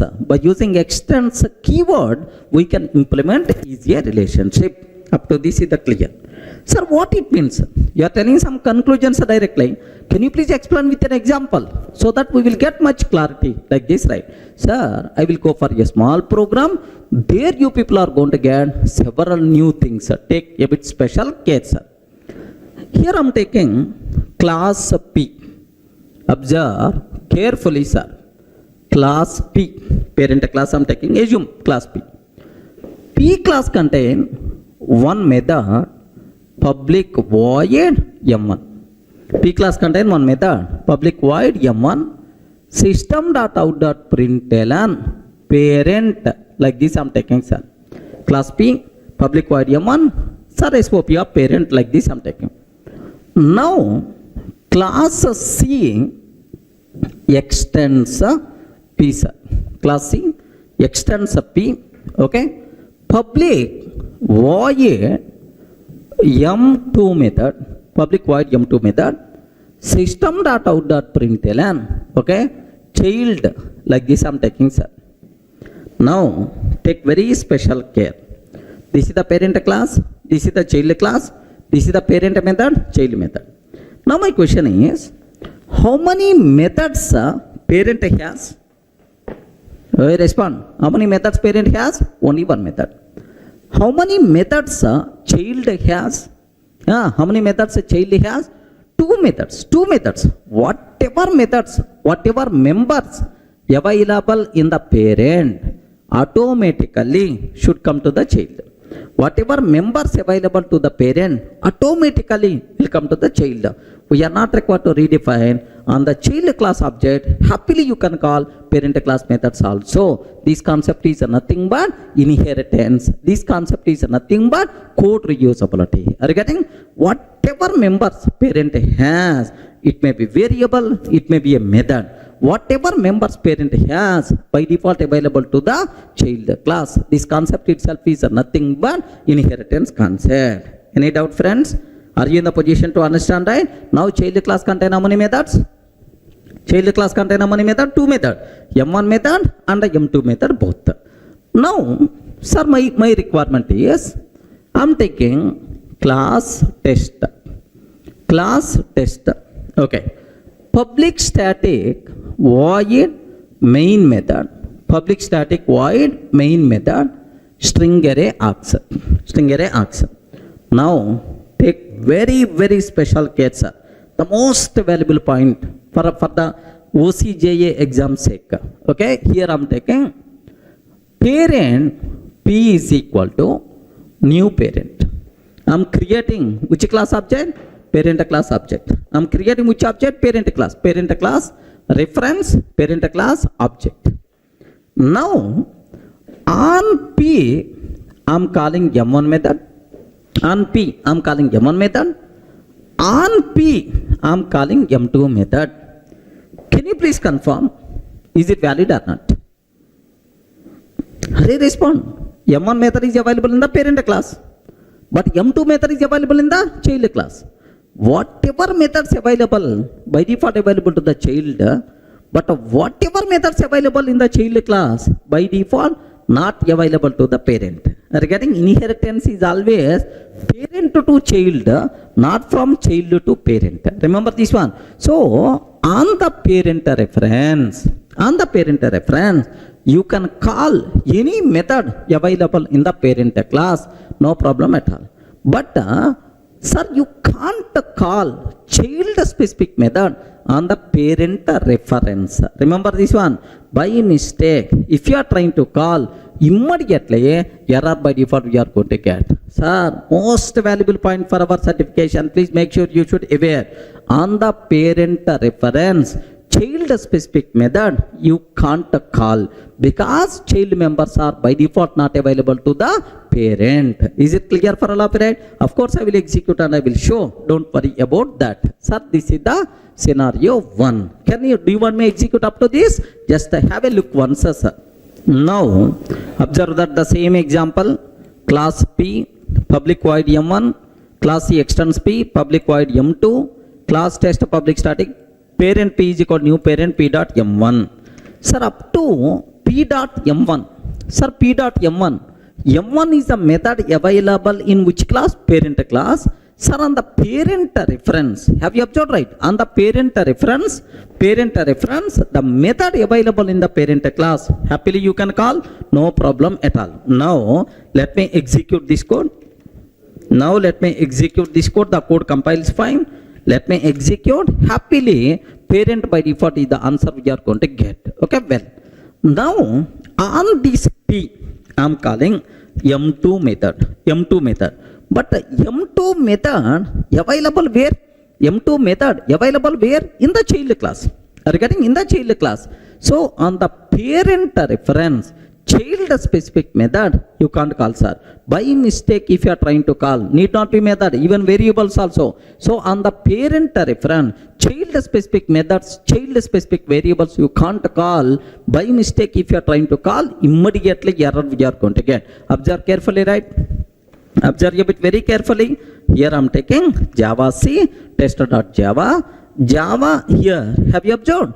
Cannot find the symbol. Sir, M2 method is not available for a type P. Are you getting? For type P, M2 method is not available. Like that comparative method we are going to get. Sir, any doubt? Are you in the position to understand, right? So the first important conclusion, on the parent reference, child specific methods, child specific variables we can't call. Clear, right? Now, the second case I am ready to explain. Suppose I am taking child C is equal to new child. I am taking child C is equal to new child. C dot M1. Sir, on the child class reference, can I call parent class method? No problem. What is the problem? Parent class method by default available to the child. That's why acceptable. On C, I am calling M2. Sir, now, sir, these are two things perfectly valid. So, on the child class reference, you can call methods available both in parent and child classes. Parent class methods by default available to the child, and the child methods are available anywhere to the child. That's why, on the child reference, you can call both the methods available in the parent class and in the child class. Clear, right? Now, have a look once, sir. I'm taking, sir, just let me remove this code. Now, child C is equal to new child. I'm taking C dot M1 method. C dot M1, C dot M2, like this, right? Okay. Happily, do you know, the code compiles fine, no problem at all. The code runs fine. Yes, parent and child by default we are going to get. Are you getting right? So, on the child class reference, we can call the methods available in the parent class and the child class, no problem. Next, case 3, sir. Assume that, very important. Do you know, parent reference can be used to hold child class object. Polymorphism concept, there I will explain in detail. Parent reference can be used to hold child class object. Sir, parent P is equal to new child. Parent P is equal to new child. New child, like this I am taking, sir. Now, P dot M1, P dot M2, like this I am taking. Can you please tell which reference I am using? Parent reference. Which child class, which object I am taking? Child class object. Hurry, parent reference, child object. No problem. Parent reference can be used to hold child class object. Okay, well. Now, P dot M1, P dot M2. What is the answer? Valid or not? Valid or not? Parent reference, parent class method, no problem at all. Parent reference, child specific method. Even though object is the child class object, compiler never going to worry about runtime object. Boss, you are calling M2 and P. P is what type? P type. For the P type, M2 method is not available. Immediately, error we are going to get, sir. So, very important point. Parent reference can be used to hold child class object, But by using that reference, we can't call child-specific methods. By mistake, if you are trying to call child-specific method, immediately error by default you are going to get. Everyone can able to understand, right? So then what is the advantage? Polymorphism advantage is there. There next while talking polymorphism, I will explain, sir. Now have a look once, sir. Here I'm taking, sir, just a parent reference, but a child object. Parent reference, but child class object. P dot M1, P dot M2. Sir, P dot M1, up to that, acceptable. Have you observed? P dot M1, the code compiles fine, the code runs fine. What the answer we are going to get, sir? Parent. But P dot M2, immediately compatible error we are going to get, sir. Have you observed, right? Immediately error we are going to get. M2 is not available for the P type. So parent reference can be used to hold child class object, but by using that reference, we can't call child specific methods. We can call only the methods available in parent class. Clear, right? Okay, well. So now, last case. Case 1, case 2, case 3, last one, sir, case 4. Very simple. What is this line? Can you please read once? Parent P is equal to new child. Parent P is equal to new child. Sir, now I'm taking child C is equal to new parent. Are you getting? Child C is equal to new parent. Child reference I'm using to hold parent object.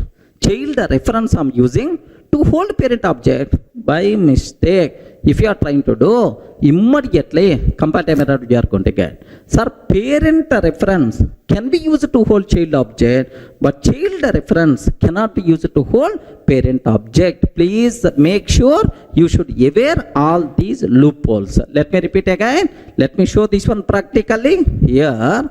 So I'm taking parent P is equal to new child. No problem, sir. This one is acceptable. Parent reference can be used to hold child class object. Acceptable, right? Now let me compile. Yes, perfectly valid. We never going to face any problem, right? Now I'm taking child C is equal to new parent. Child C is equal to new parent. I'm taking immediately error by default you are going to get, sir. Can you please spell out what is that error? Incompatible types. P cannot be converted to C. Are you getting? Incompatible types. P cannot be converted to C. This is the error by default you are going to get. Any doubt? Friends, are you in the position to understand, right? So these are the things you should aware. Let me repeat. Sir, first point number 1. Whatever methods available in the parent class, by default available to the child class, but whatever methods available in the child class, by default not available to the parent. On the parent reference, child specific methods you can't call, but on the child reference, you can call both methods available in the parent and child classes. Parent reference can be used to hold child object, but by using that reference, only the methods available in the parent class you can call. Child specific methods we can't call. Are you getting? Next, the parent reference can be used to hold child object, but child reference cannot be used to hold parent object. That's it, sir. This is just the important points about the inheritance, what you should aware. Sir, in the last videos we covered what is inheritance, what are various rules are there related to inheritance, and even we covered one practice bit also. Sir, now I will explain in reality what is the advantage of inheritance concept. Sir, in reality where we can use what real advantage, I will explain with a small case study. Without inheritance, with inheritance, then you people can able to see very clearly the power of inheritance, right? Now have a look once, sir. Sir, without inheritance, I don't know about the inheritance concept. Sir, without inheritance, sir, here I want to develop a loan module. Regarding a loan module I want to develop. In the loan, how many types of loans are possible? Housing loan, personal loan, vehicle loan. Like I want to develop one loan module there I require to handle three types of loans: housing loan, vehicle loan, and then personal loan. Now observe that I'm taking here class housing loan I'm taking, sir. Assume that home loan or housing loan, assume. Sir, now this housing loan related 300 methods are there. Housing loan related 300 methods are there, sir. Okay, well. Similarly, class, okay, personal loan I'm taking. Class, personal loan. Related to personal loan also, another 300 methods are there. I wrote all those things in this. Now, there is a class vehicle loan, vehicle car loan or bike loan, vehicle loan is there. So this vehicle loan also require 300 methods are there, sir. Can you please tell how many types of loans I'm handling? Three types of loans, sir. One is housing loan, personal loan, and then what? Vehicle loan. How many methods I implemented? Total how many methods I implemented, sir? 900 methods I implemented. Are you getting? Total how many methods I implemented? 900 methods I implemented. Assume that 90 hours development time I spend to develop this loan module. Assume just what we call tentative values, need not be exact values, right? So that's all. This is the module, whatever I implemented, right? I called one expert person. Array, I wrote loan module. Sir, I wrote loan module. Can you please have a look once like this? I showed this code to that expert person. Immediately, first question that person asked, Durga, do you know inheritance concept? Hargatin, do you know inheritance concept? Sir, I don't know about that. That's why this much code you wrote. That's why this much time you took. Okay. So this is, if you are going to use inheritance concept, this lengthy code you are not required to write. This huge time you are not required to spend to develop the code. Like this that person told. Sir, can you please guide me? How to use inheritance concept for this requirement? Like this I asked, sir. Same scenario with the inheritance. Same scenario I have to go for with the inheritance concept. Now very simple, sir. With the inheritance concept, the same scenario I want to explain. 50 methods are common. 250 methods are common. Array, if several classes contain same methods, why you wrote here those 250 again unnecessary? Do you know, sir, code duplication, redundancy, length of the code is going to increase like he told. Then to resolve that inheritance concept, sir, which common code is there? Separate those common methods into a separate class. So write a class named with the loan. Are you getting? Write a class named with the loan. How many common methods are there, sir? 250 common methods are there. Are you getting? How many common methods are there, sir? 250 common methods are there.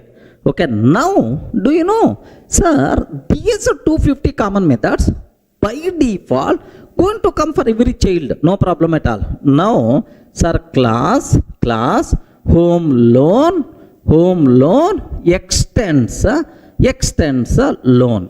Sir, whenever we are taking extends loan, are you getting? Whenever we are taking extends loan, automatically all these 250 methods by default are going to come, sir. We are not required to rewrite. Automatically these are coming. Now the remaining 50 H loan specific methods you have to write. Are you getting? 50 H loan specific methods we have to write here. Yes, sir, that's all. Write the common methods in the parent and the child specific methods only in the child class. Okay, housing loan completed. Now, what is the next one? Class P loan extends loan. Class P loan extends loan like here. Sir, these 250 automatically will come because from the parent, but only 50 P loan specific methods I have to write. Are you getting? 50 P loan personal loan specific methods I have to write. P loan specific methods I have to write. Observe very carefully, sir. Okay, like similarly, what is the next one, sir? Class, okay, sir, H loan, P loan, but the last one, sir, vehicle loan extends loan. Are you getting? Vehicle loan extends loan. Now we have to take care about 50 V loan specific methods. 50 V loan specific methods like this. Now, terminology is very clear for you people, right? Not required to keep much explanation about this one. Can you please tell the most common methods? Okay, I wrote inside parent class. Sir, this is called parent class. Are you getting? It is called parent class.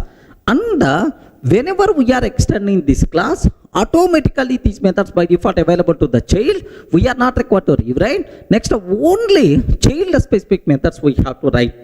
Now, can you please tell how many methods total we wrote? 250 plus 50 plus 50 plus 50 is nothing but total how many methods, right? Just 400 methods only we wrote. Assume just 40 hours of development time is required. Are you getting?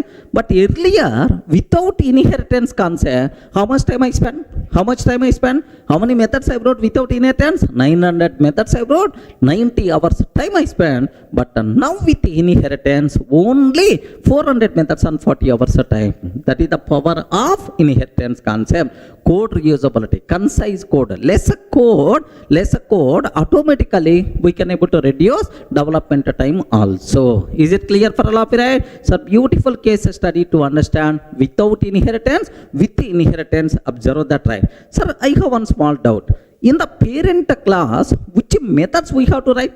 In the parent class, which methods we have to write? The most common methods, which are common for all child classes, such type of common methods we have to write inside parent class. Next, in the child class, which methods I have to write? Child specific methods, the methods which are applicable only for that particular child. Only for that particular child, those methods we have to write inside child class. Clear, right? So, what is the advantage of inheritance concept? Code reusability, we can reduce development time, like there are multiple advantages are there. Clear up to this?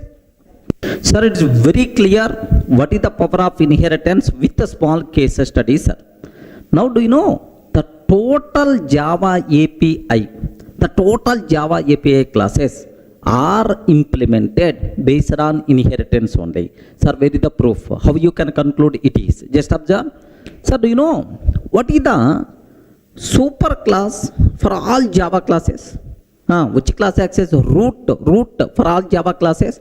Object class. You know, sir, now object. For the object, there are several child classes are there, sir. String class is one child. Next, and after that, string buffer is one child. String buffer is one child. Next, and after that, number is another child. Math is another child. Next, exception. Sir, do you know? Here there is a throwable is one child. Throwable is one child. ... For the throwable, there are again two child classes are there, sir. What is the first one? Exception. Second one, error. For the exception, anyway, there are several child classes are there. Runtime exception, IO exception, runtime exception, IO exception, like that, right? Next, under runtime exception, again, there are several child classes, arithmetic exception, null pointer exception, ... like. Sir, even under error also, VM error. Are you getting virtual machine error? Sir, here, out of memory error, stack overflow error, like there are multiple things are there. Now observe, take very special care, sir. Very important question for the entire room. Which class acts as root for all Java classes? Can you please tell which one is the correct answer? Which class acts as root for all Java classes? Object class. Which class acts as root for Java exception hierarchy. That is our exception handling is the next concept there I will explain. But anyway, which class acts as a root for Java exception hierarchy? Okay, throwable class.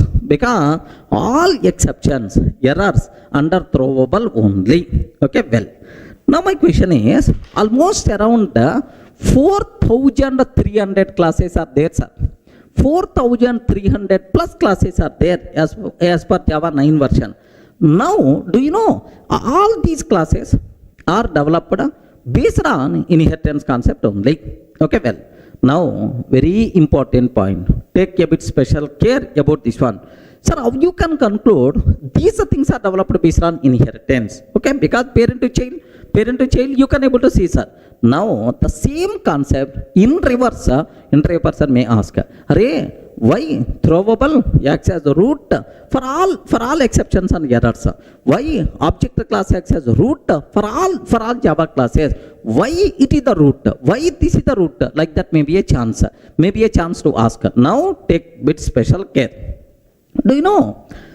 For all exceptions, it may be runtime exception, IO exception, SQL exception, like for all exception classes, the most commonly required methods defined inside exception class.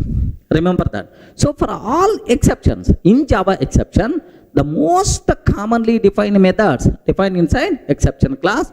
And for all these things, these methods are required. That's why exception class acts as the parent for all Java exceptions. Observe very carefully, sir. Because parent contain common methods, child contain specific method, child required parent methods. That's why. So all these are child of exception because exception class contain most common methods which are required for any type of exception, right?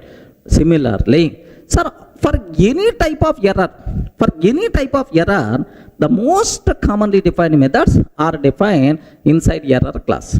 Are getting inside error class, right? Okay, the most commonly required methods are defined inside error class. That's why error class acts as a parent for all errors. Like next, whether it is exception, whether it is error.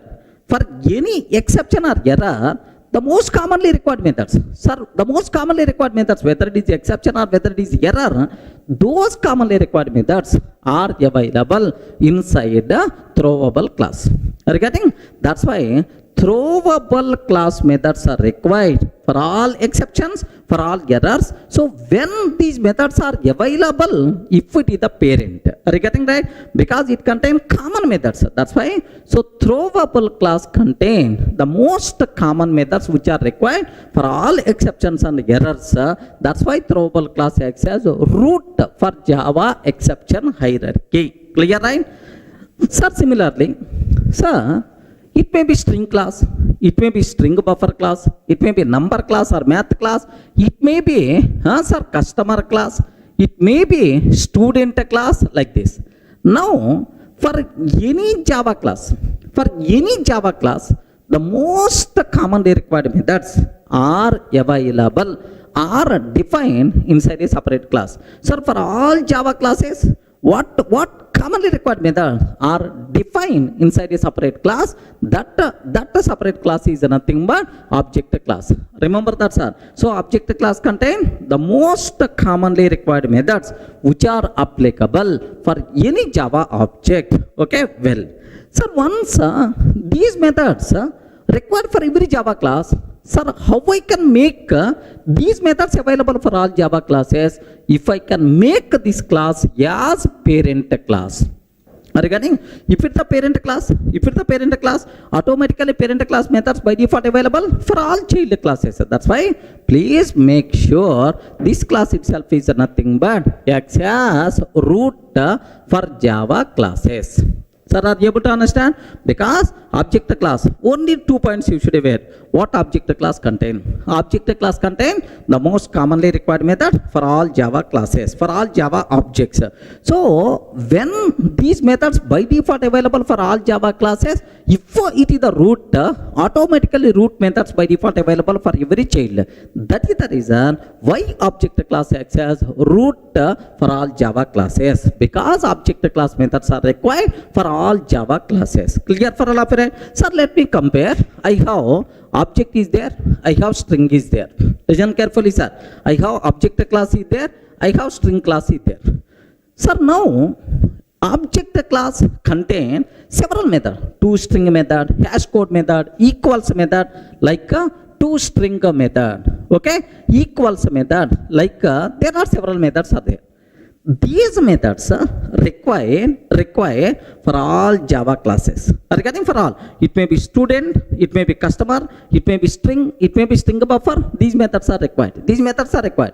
But string class contain, assume that length method is there, sir. How many characters present inside string?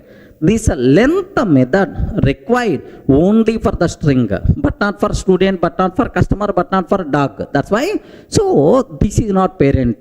This is the parent for all Java classes. Are you able to understand, right? So why object class acts as a root for all Java classes? Because it contains the most commonly required method for all Java classes. So if it is the root, automatically these methods by default available for all Java classes. That is the internal reason why this object class acts as a root for all Java classes. Everyone can able to understand, right? Suppose just observe. Do you know how many methods are there inside the object class? 11 methods are there, sir. 11 methods are there. Okay. These 11 methods, how many times I have to write? Only once. Regarding how many times I require to write? Only once in the object. Automatically, for all Java classes, we are not required to rewrite, by default available. How many Java classes are there? 4,300 plus predefined classes are there. So 4,300 plus times we can use already existing method. We are not required to rewrite. Assume that inheritance concept is not there in Java. Assume inheritance concept is not there in Java, sir. No inheritance. Then how many times I have to write these 11 methods? In every Java class, I have to write these 11 methods. Then automatically, how much length of the API, how much API development time is going to require? Observe that. That's why beautiful concept in object-oriented programming is inheritance concept. Sir, biggest advantage, write once in the parent, automatically available to the child. We are not required to rewrite. Code reusability is the biggest advantage of inheritance concept. Clear, right? The next thing what I have to explain, sir, what are various types of inheritances are possible? Regarding what are various types of inheritance? In Java, which type of inheritances are supported? Okay, just sometimes you may heard multiple inheritance is not supported, hybrid inheritance is not supported. Somewhere you may heard. First, what are various types of inheritances are possible, right? So the first simplest type of inheritance is single inheritance. Are you getting right? What is this one, sir? Single inheritance. What is the meaning of this one? What is the meaning of single inheritance, right? Suppose I have class A is there, sir. Okay, class A. I want to extend, sir, this class A with the class B.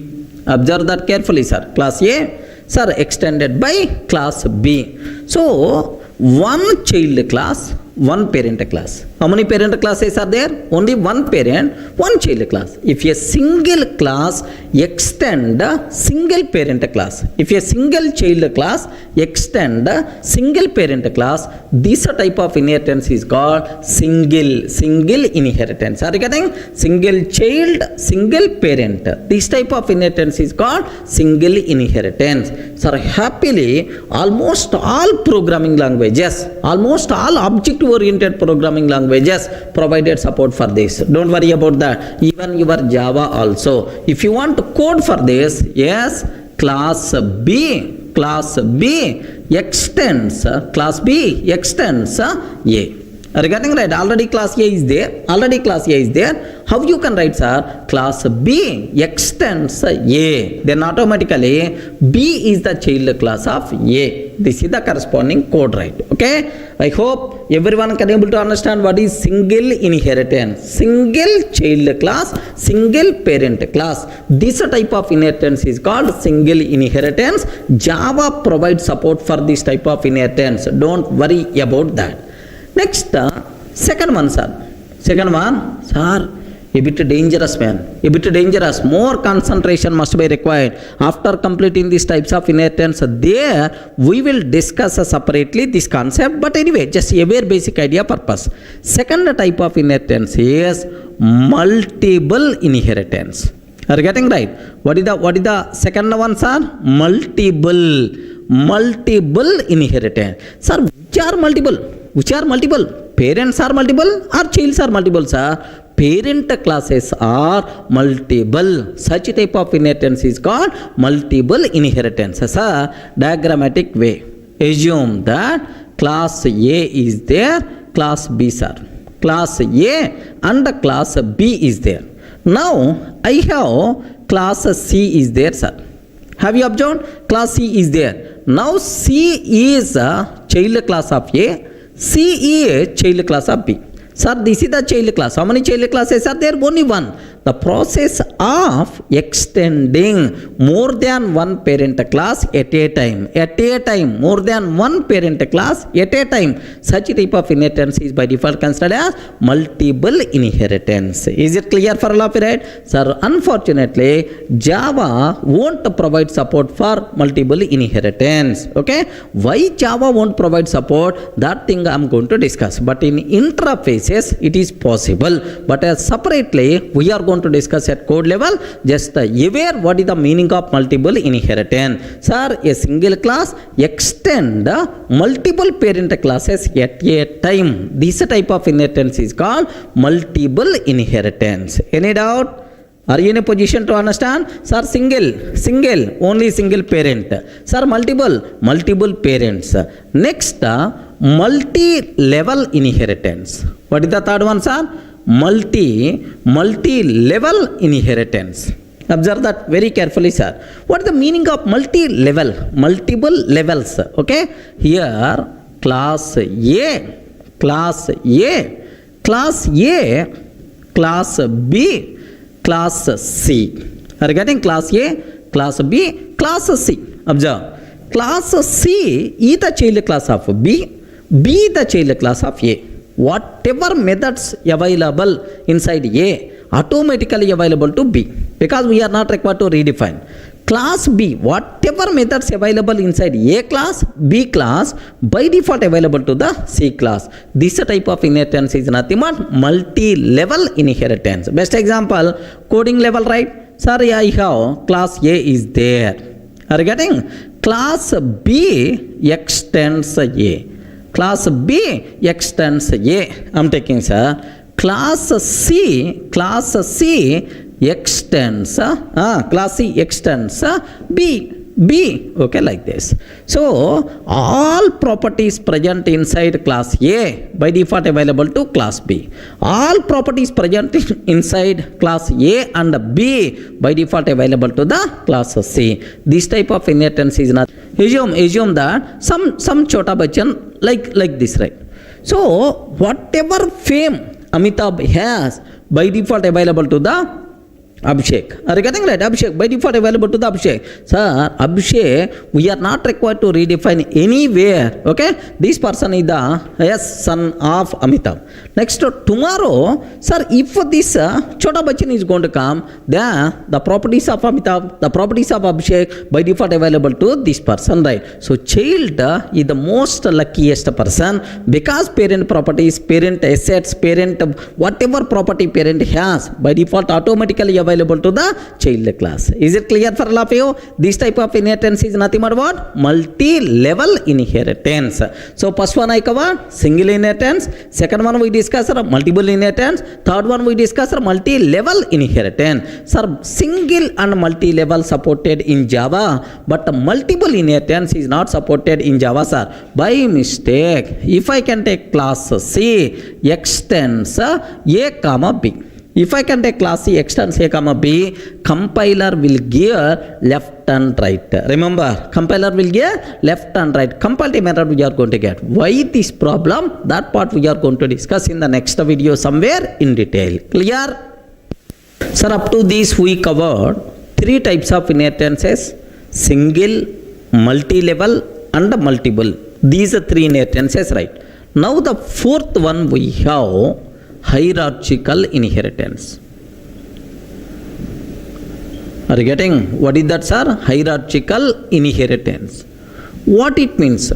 What it means?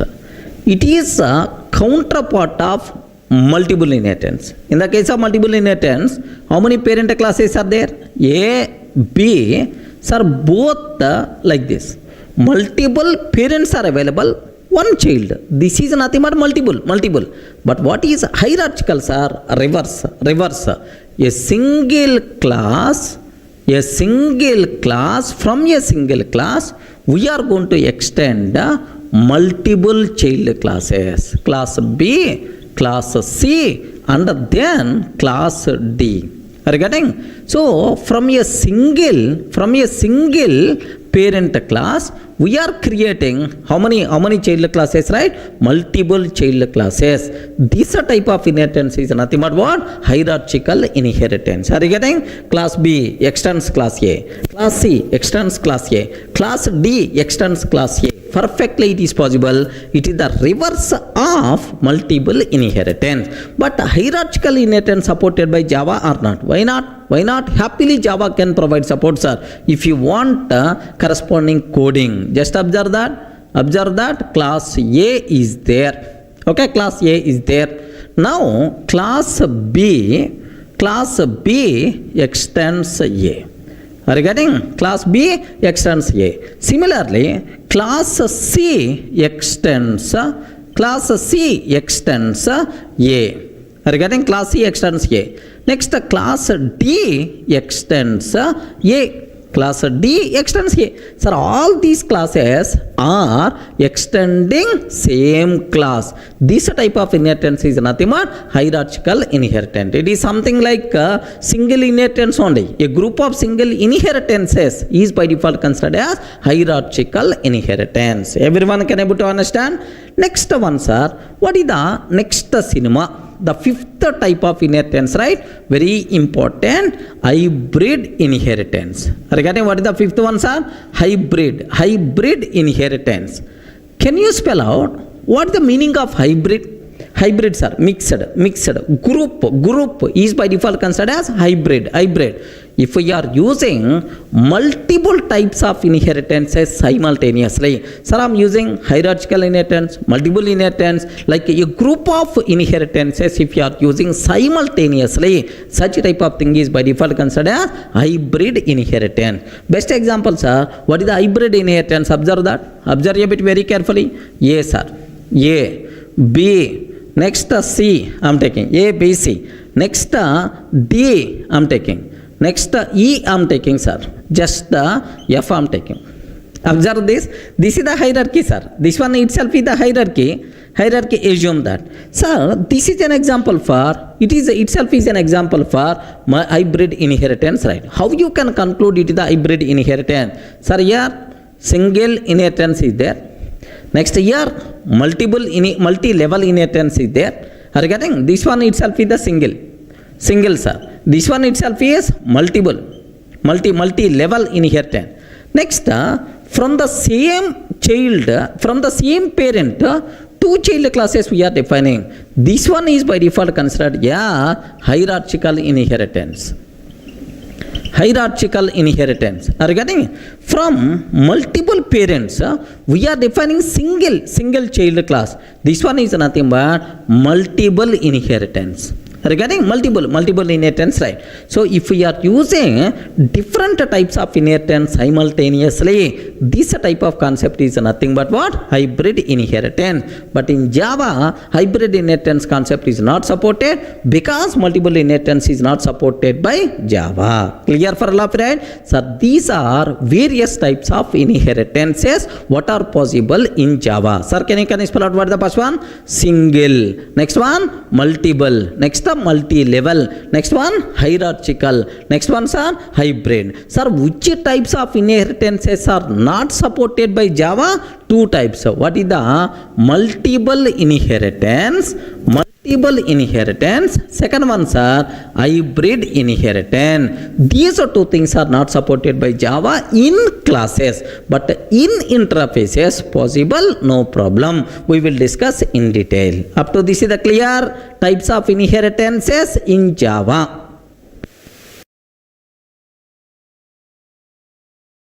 Sir, in the last videos we covered what are various types of inheritance are there. Single inheritance, next multiple inheritance, multi-level inheritance, hierarchical inheritance, hybrid inheritance.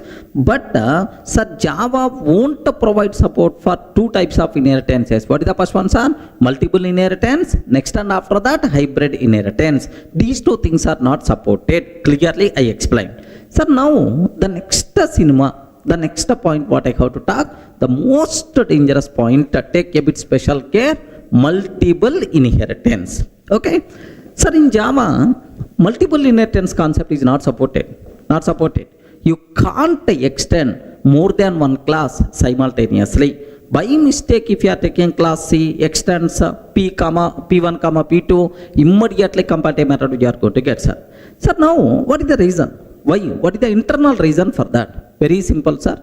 Assume this is the parent 1.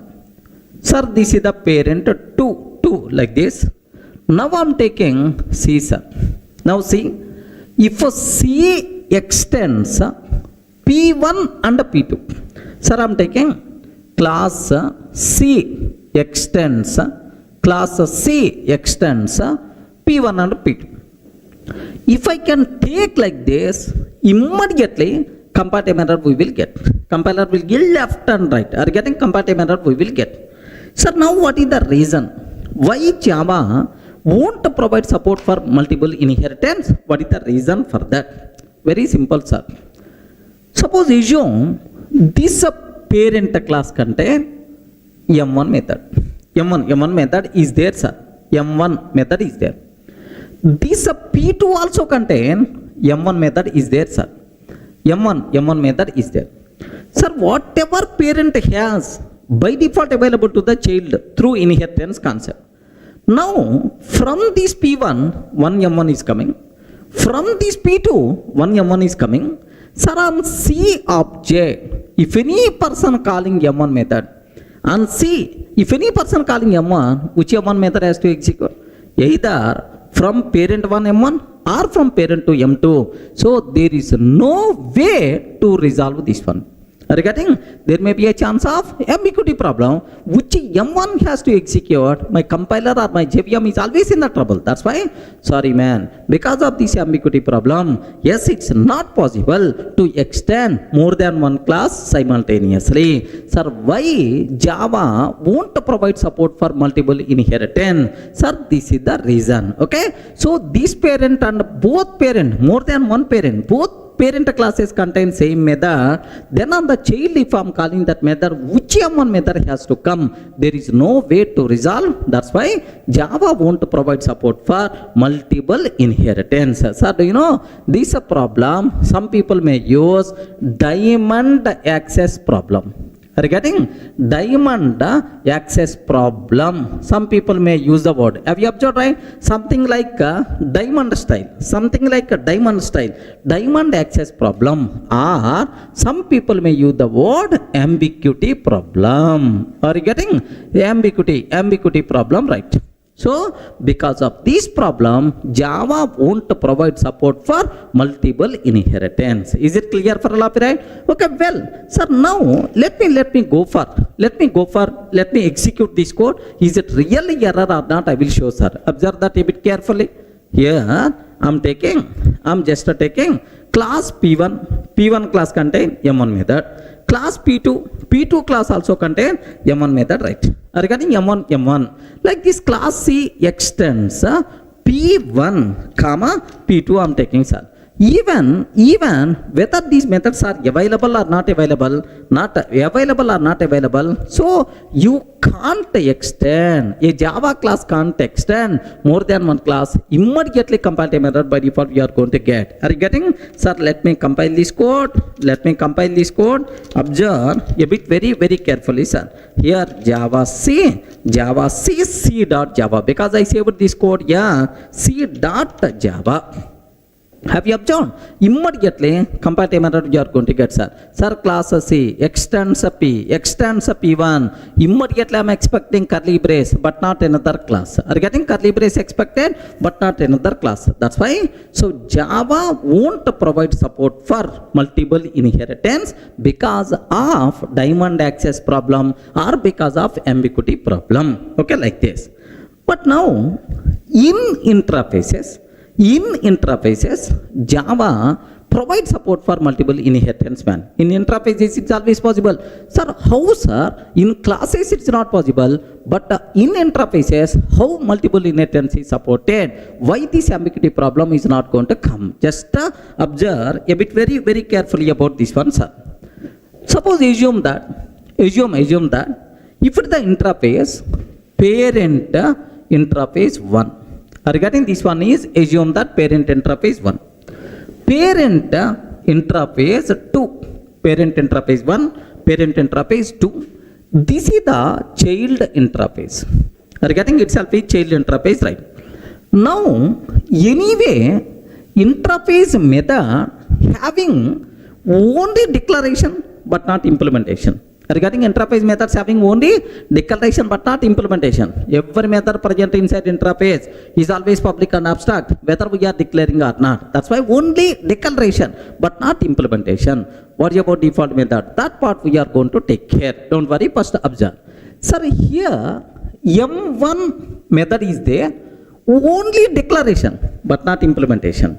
Here also M1 method is there, only declaration but not implementation. So this M1 declaration should come here. The person who is going to implement this child interface, that person is called, assume that implementation class. This implementation class is responsible to provide implementation for M1 method. Are you getting? Now on the interface, no one is going to call M1.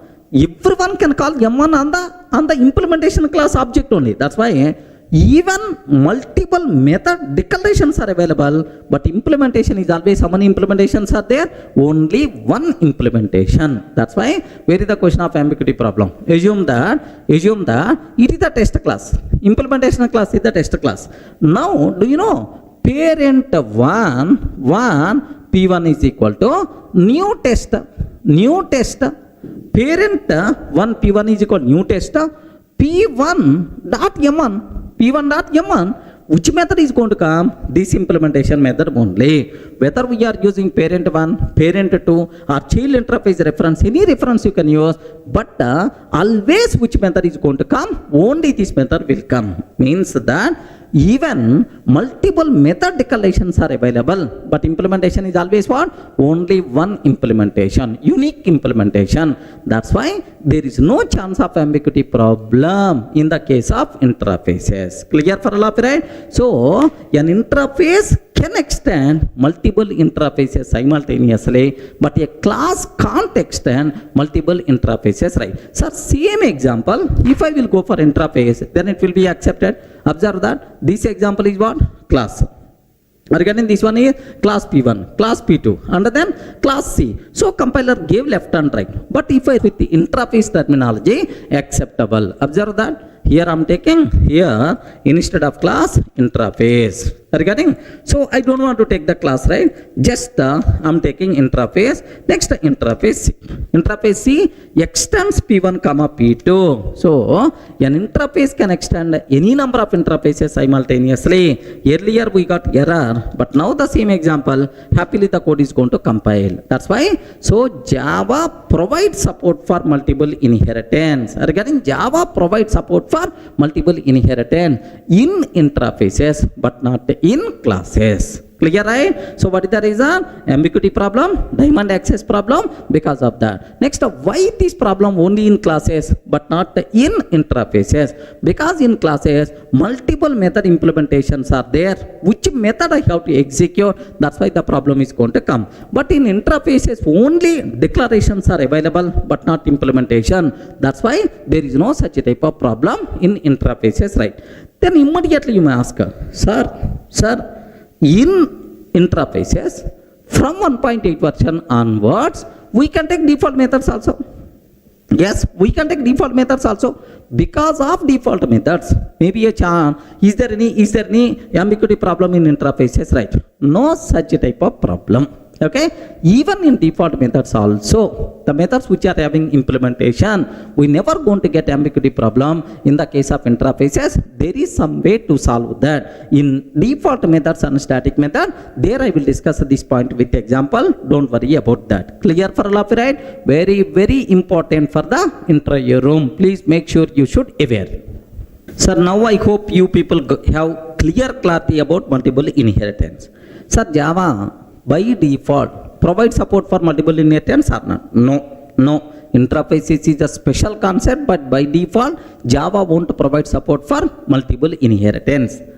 But what about Python? Just for your knowledge sake, awareness purpose, I want to tell matter of few minutes. I'm not going to waste your valuable time. Just aware the point, right?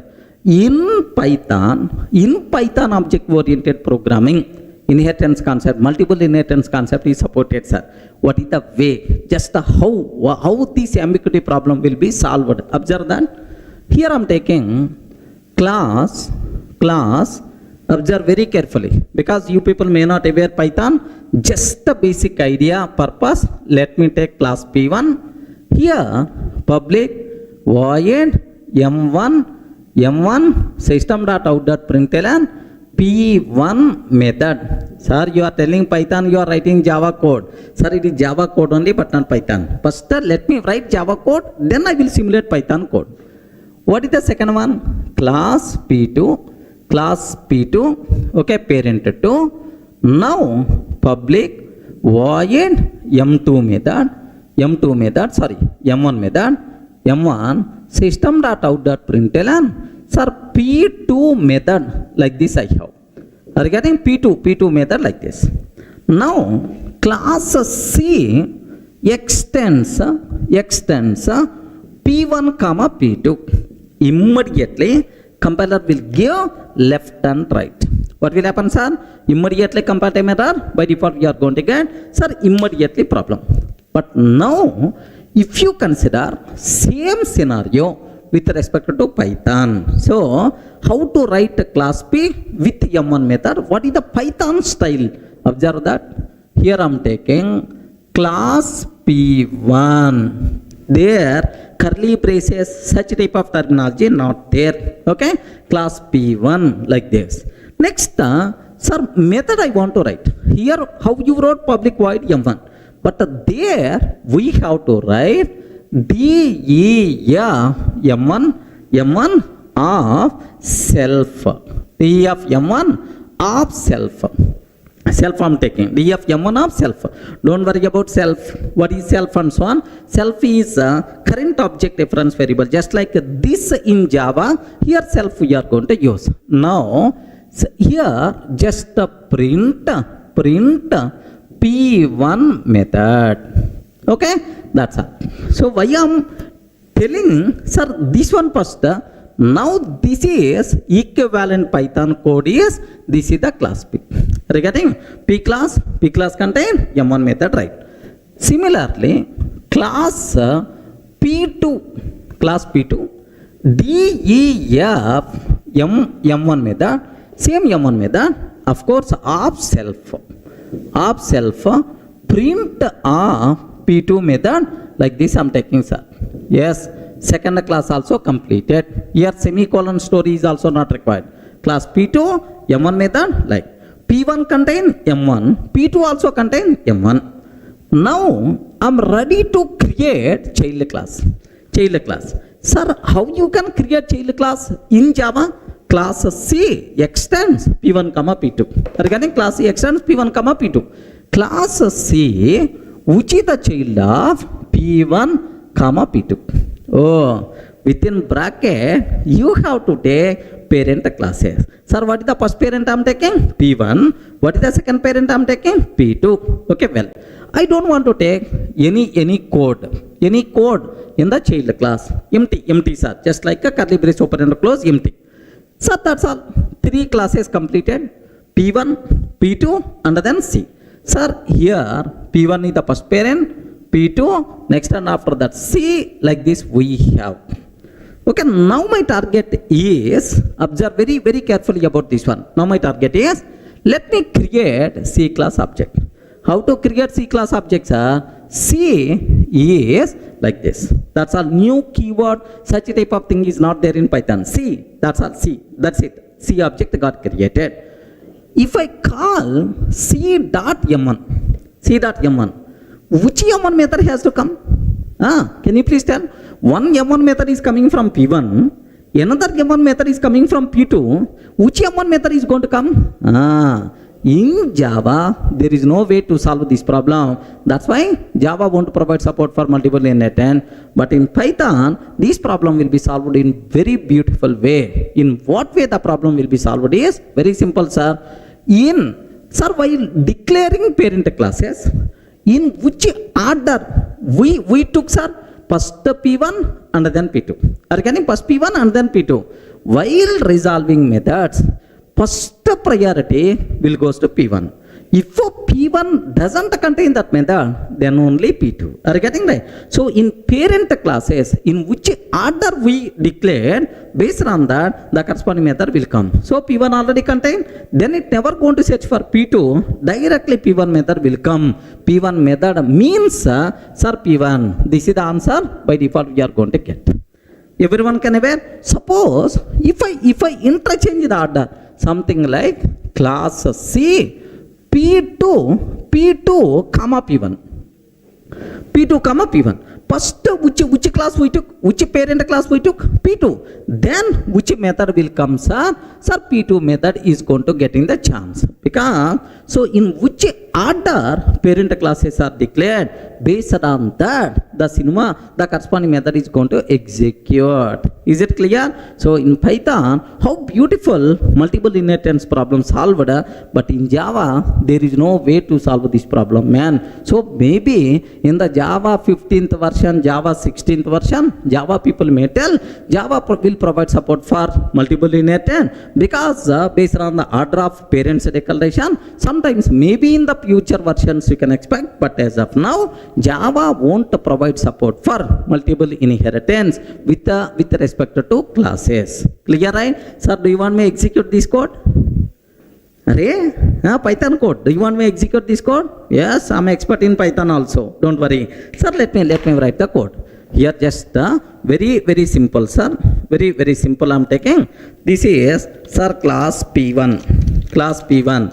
DEF M1 method I'm taking. Self, sir, now print P1 method. Like this I'm taking, sir, print of P1 method. That's all. This is the first class, right? Sir, like this, right? Sir, similarly, like this I'm taking class P2, sir. Class P2, sir, here also M1, P2 method like this. Now, I have to take class C, which is the child of P1, comma P2. And this child class not having any job. Okay. I want to create child class object. C, either, this is called in Python, this is the object creation. Remember this one. This is called object creation, right? Now, I'm calling M1. Are you getting? C dot M1 method. I'm calling C dot M1 method. And I saved this code as test dot py. Python code we are going to write, sir, with the py, like this, right? Test dot py, like. Now I want to run this code. Here compilation, such type of thing is not there. Directly you can run py test.py. Py test.py. Have you observed, right? P1 method is coming. P1 method is coming as the output. The method from P1 class is coming, sir. So because first you declared P1, that's why. If I change the order, P2 comma P1, P2 comma P1, can you please guide? If I change the order P2 comma P1, can you please confirm which method will get the chance first?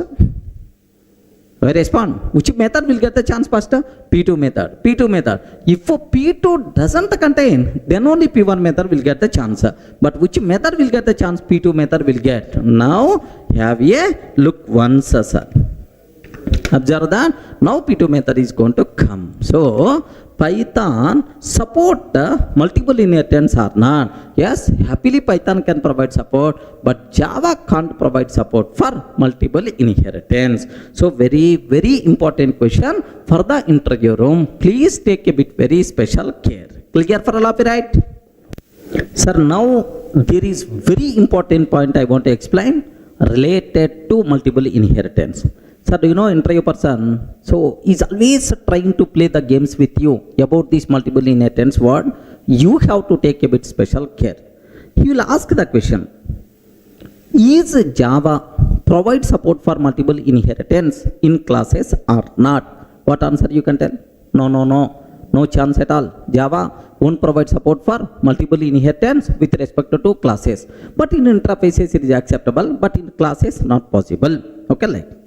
Then interview person may ask the question. Same, he is trying to create confusion in the interview room. Do you know, every class in Java is the child class of? Every class in Java is the child class of object class. Either directly or indirectly, it is the child class of object class. Correct, right? Now, interview person, what is going to ask is, sir, I have one class is there. Here one class is there. Class A extends B, sir. Class A extends B. Java provides support for multiple inheritance even in classes also. Like interview person is trying to explain. Sir, class A is the child of B, sir. A is the child of B. Just now you told every class in Java is the child of object. Now for A, how many parent classes are there? 2 parent classes, man. Java provide support for multiple inheritance even in classes also. Like that, interview person will trying to explain. Then what you have to do?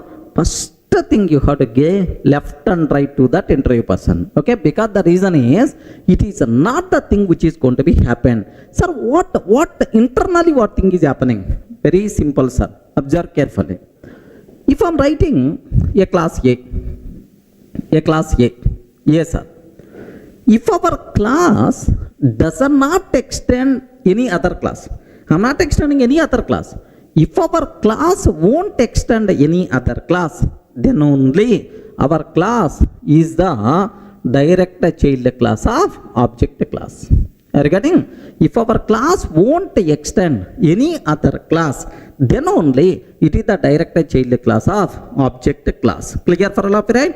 So suppose if our class extends any other class. Regarding class A extends B. Class A extends B. Sir, then our class is indirect child class of object class. Remember, A is the child of B is the child of object. Regarding B is the child of object. So, whenever we are extending another class, then our class is not a direct child class of object. Our class is indirect child class of object. So, in this scenario, multiple inheritance is not. What is this type of inheritance? A is child of B is the child of object. This is called multi-level inheritance. Are you getting? What is these ones are? Multi-level inheritance. Enter a person, so by showing this one, observe that. Enter a person by showing this one. Boss, multiple inheritance is possible even in classes also. Like he's going to explain, give left and right. It is not the thing which is going to be happen, and it is the thing which is going to be happen, which is called what? Multi-level inheritance. Clear for all of you, right? Sir, up to this, we covered what are various types of inheritance, and a special discussion happened on multiple inheritance. There is one more type of inheritance is there, sir. What is that? Is cyclic inheritance. What is that concept, sir? Cyclic inheritance. Such type of concept not supported in Java. But anyway, what is the meaning? Why it is not required? Observe that. Here I am taking class A. Class A extends A, sir. Are you getting? Class A extends A. One scenario. Class A extends class A extends B. Class A extends B. Class B extends A. Class A extends B. Class B extends A.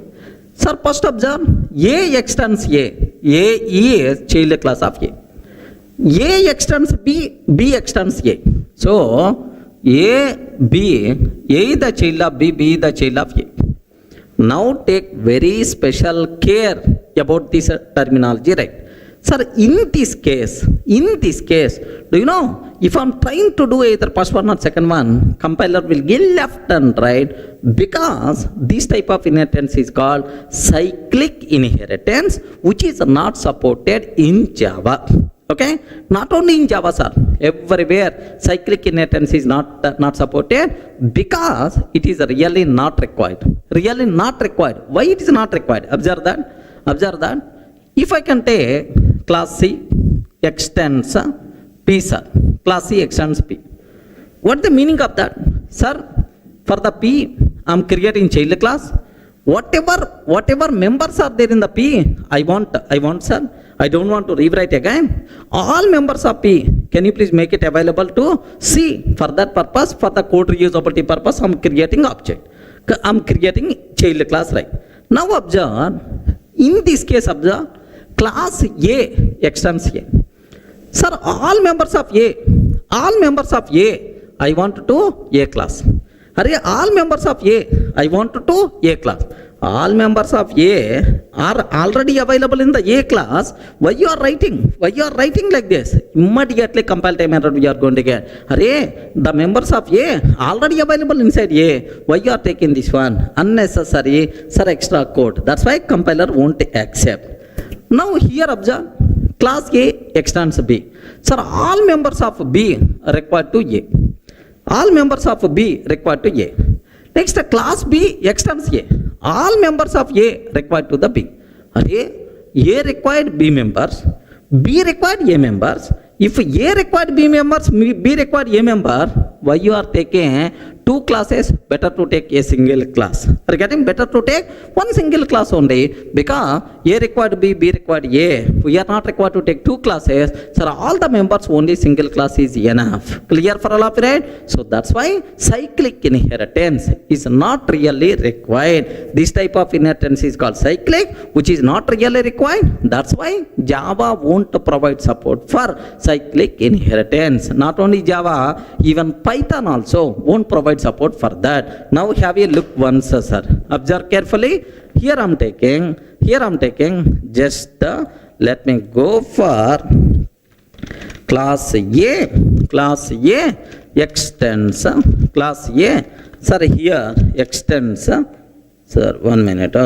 Class A extends A. Let me save this code.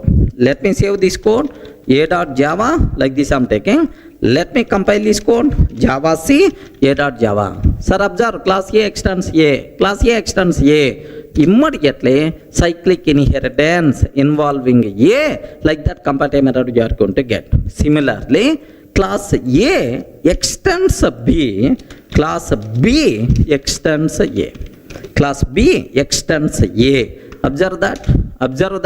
Immediately, comparative method, we are going to get class A extends B, cyclic inheritance involving A. That's why. So what is a cyclic inheritance? Why Java won't provide support? Why it is not really required? Clear for all of it?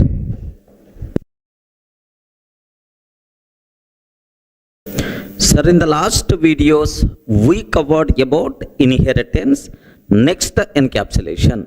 These two modules we covered very clearly, right?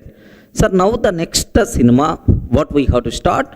Polymorphism concept. Sir, under polymorphism, we have to discuss overloading, overriding, these kind of things we have to discuss in detail, right?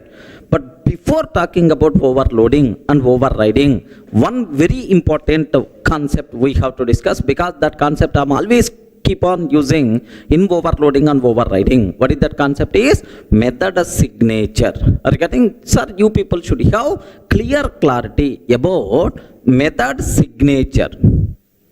Method signature. What is the signature of a method? Okay, like, can you please tell, if I'm taking a Java method, public void m1 method I'm taking, int I, or let me take int return type instead of void return type, int return type I'm taking, public int m1 of int I float f.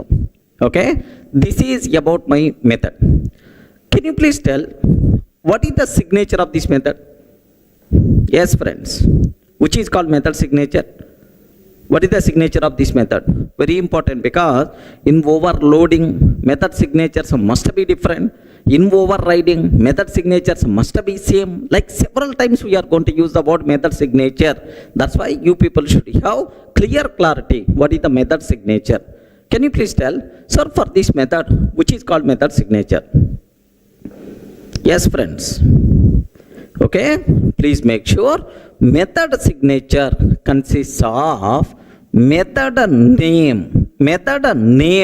Sir, what is the method name? M1. Method name. What is the method name? M1. Next, followed by argument types. Are you getting? Sir, int, comma, float. Okay, that's all. This is called method signature. Method signature contains method name followed by argument types. Remember this one, sir. So here just only types. Here int I am not considering, because it's a variable. It can be any variable name, can be anything, but type int. Second ones are float. Even this order is also important. First we took what? Int. Next we took what? Float. That's why method signature contains method name followed by argument types. Clear for all of right? Sir, who is going to use method signature? Next, what about return type? Return types are int return type is there. Please make sure in other languages like C++, return type is part of method signature, but not in Java, sir. In Java, return type is not part of method signature. Remember, method signature contain only method name followed by argument types. Okay, well, clear for all of right, which is called method signature. Okay, well. Now, who is going to use method signature? Sir, very simple. Compiler will use this method signature while resolving method calls. Are you getting who is going to use, right? Compiler will use method signature while resolving method calls. Sir, what it means? I will explain a small chota example, then you people can get much clarity here. Just observe that. I'm taking a simple class test. Assume that class test I'm taking, sir. Now here public void m1, like this I have public void m1 of int I, sir. Public void m1 of int I. Sir, public void m1. Okay, m2, let me take m2 of string s. M2 of string s, like this I have. Now just, sir, this is about how many methods are there inside test class? 2 methods are there, sir. Now, sir, just I'm creating an object test t is equal to new test. I want to call these two methods, right? So do you know, whenever we are making a call, t dot m1 of 10, t dot m2 of Durga, something like, I'm just calling these methods, right? Sir, whenever we are performing method calls, compiler should check whether these methods are available inside test class or not. You are getting how the compiler will check, sir? So while resolving method calls, compiler is always going to use method signature. Remember this one. Sir, now for this class, for every class, compiler will maintain one table which is called method table. Remember this one. For every class, compiler will maintain one table. What is that table, sir? Method table. For that class, it's going to maintain method table for test class, right? Sir, how many methods are there? Two methods. What is the signature of first method? M1 of int. M1 of int. What is the signature of second method? M2 of string. Regarding M2 of string, sir, method signature contains only method name followed by argument types. Now, sir, observe that t dot m1 of 10. How the compiler can decide, sir, is it a valid method call or not? Very simple, sir. You are calling m1 and t is what type, sir? Tester type. Observe, this type of orientation must be required next. You are calling m1 method on t is what type? Tester type. Are you getting? Now, which argument you are passing? Int type. So, inside the tester class, is there any method which can take int type as the argument or not? Yes, there is a method which can take int type as the argument. Are you getting? Inside the tester class, is there any method which can take int type as the argument? Yes, there is a method is there. Compiler feels that, yes, it is the legal. Are you getting? Similarly, so t dot m2 of Durga, you are calling m2 method and t is what type? Tester type. By passing which one as the argument? String as the argument. Is there any m2 method inside tester class with the string argument? Yes, man. With this method signature, there is a method is there with this signature. That's why happily it is going to call. Clear, right? Sir, now take very special care. Now I am calling t dot m3 of 10.5. T dot m3 of 10.5. Immediately compiler will check. Array, you are calling m3 method and t by passing double as the argument. 10.5 floating point literal by default double type, right? So now you are calling m3, you are calling double as the argument, m3 method and t. T is what type? Tester type. T is what type? Tester type. Now in the tester class, is there any m3 method with a double as the argument or not? No such type of method. With the required signature, there is no method. Immediately, compiler is going to object, boss, no such type of method. Are you getting? No such type of method. Like this, immediately, compile method by default you are going to get. Are you getting right? So, what is a method signature? Who is going to use these method signatures? Compiler will use these method signatures while resolving method calls. Clear, right? Sir, let me execute what exact compile method you are going to get. I will show here. Observe that carefully, sir.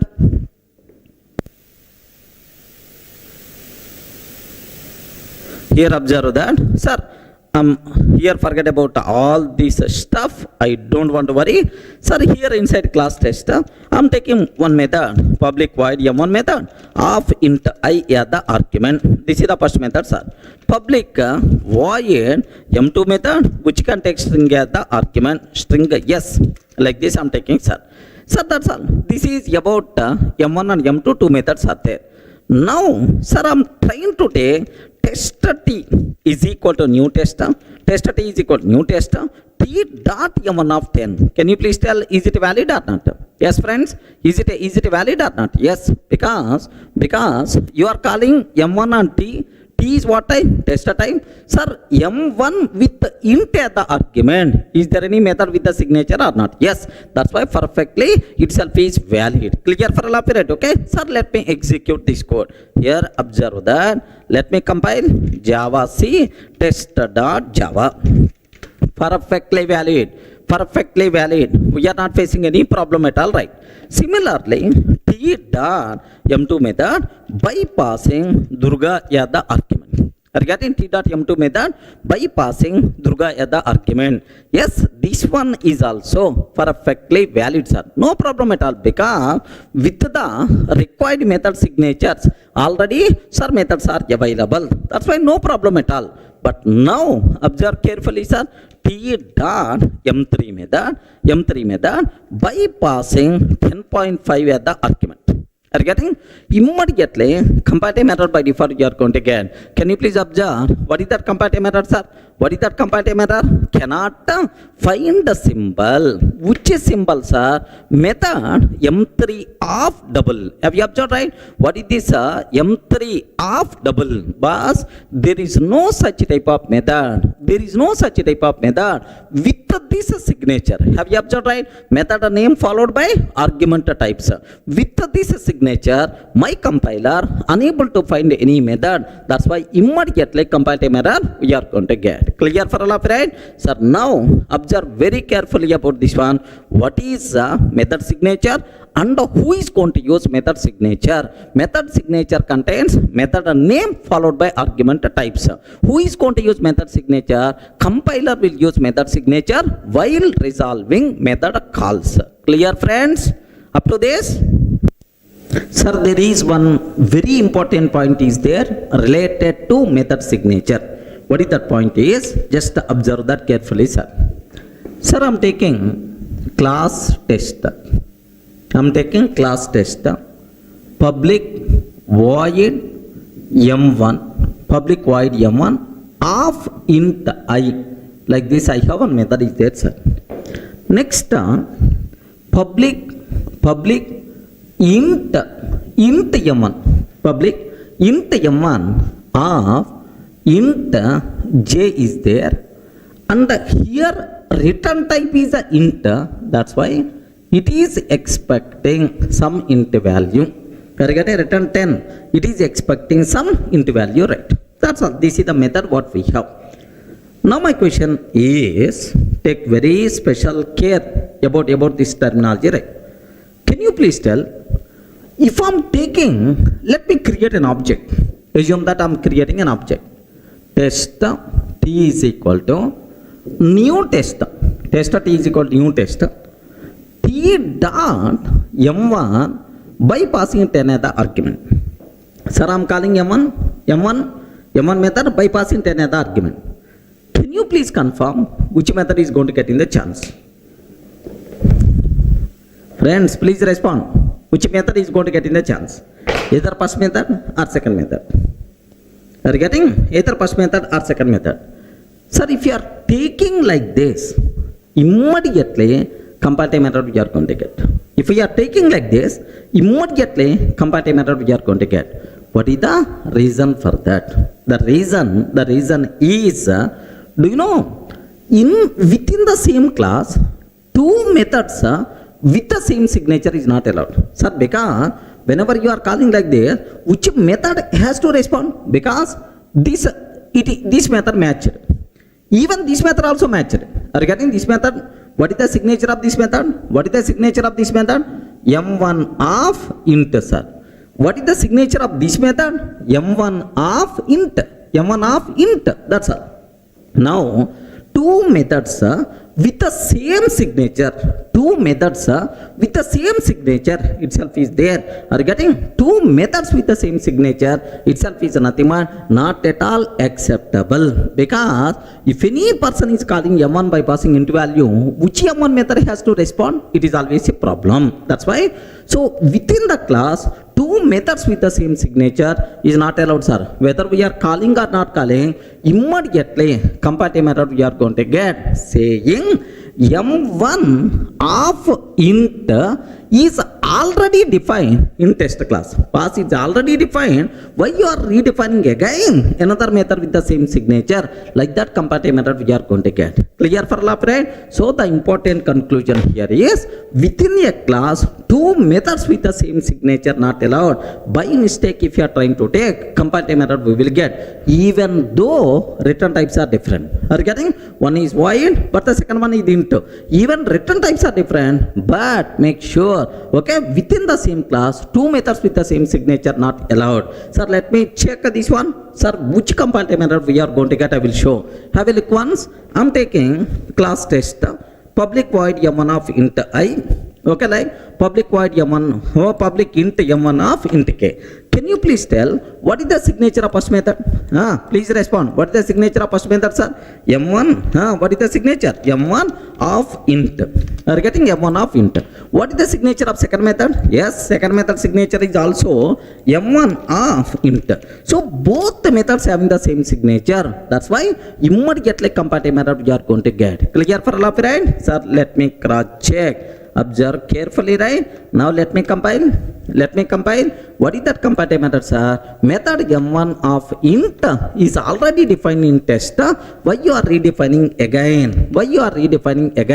What is this m1 of int, sir? This is called method signature. Are you getting? With this signature, already a method you defined. Why you are redefining again? This is the comparative method by default we are going to get. I hope everyone can able to understand, right? So these are the important loopholes you people should aware. What is method signature? Next, who is going to use method signature? Next, within the same class, if two methods having the same signature, what will happen? Immediately comparative method we are going to get. Clear for you? Okay, that's all. Hi friends, in the last video we covered what is method signature, who is going to use method signature, and important point related to method signature. Okay, well, sir, now the next concept, major concept, very important for the interview room, very important for day-to-day coding, overloading. What is the concept, sir? What is the concept? Overloading we require to discuss in detail, right? Can you please observe, when we say that two methods are said to be overloaded. Sir, these two methods are called overloaded. When we say these two methods are said to be overloaded, sir, very simple. Have you observed, right? Here I have m1 method is there. M1 method is there. Sir, what is the argument? Is argument type? Argument is m1 of int. I have another method is there. What is the argument type? Long. Can you please observe these two things? Sir, method names are same. But argument types are different. Method names are same, but argument types are different. So, when we say that two methods are said to be overloaded if and only if both the methods having same name but different argument types. Okay, remember this one. Same name but different argument types. Okay, what about return type? What about modifier? What about throws keyword? All that nonsense we are not required to worry. Of course, in detail we will discuss. So just at very top level you people should be aware when we say that two methods are said to be overloaded if both methods having same name but different argument types. Okay, well, so now do you know in C language is a method of overloading concept is available or not available? Not available, because C language is not object oriented. That's why in C language overloading concept is not available. Okay, like that's why two methods with the same name under different argument types. So no such type of option. Are you getting? If you consider ABS method is there, sir. This ABS method is always applicable, sir, for int type. In C language there is one method is there named with ABS. ABS method is there. It is always applicable for int type. Sir, I want to find for long value, absolute value. For long type I want. So if the argument are changing, if the argument is changing, compulsory method name must be changed. Regarding because two methods with the same name, different argument types is not allowed in C language. Not allowed in C because overloading concept is not there. If there is a change in the argument type, compulsory we should go for new method. That's why what is the for long type, sir, which is the absolute method we require to use? LABS. Regarding similarly, if the argument is float type, if the argument is float type, the method name is FABS. Are you getting? So how many ABS methods are there?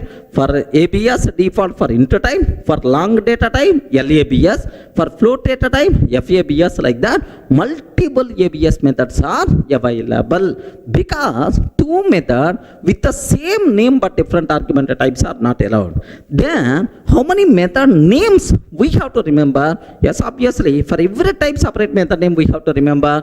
Complexity by default is going to be increased. Programming complexity is going to be increased, right? Remember.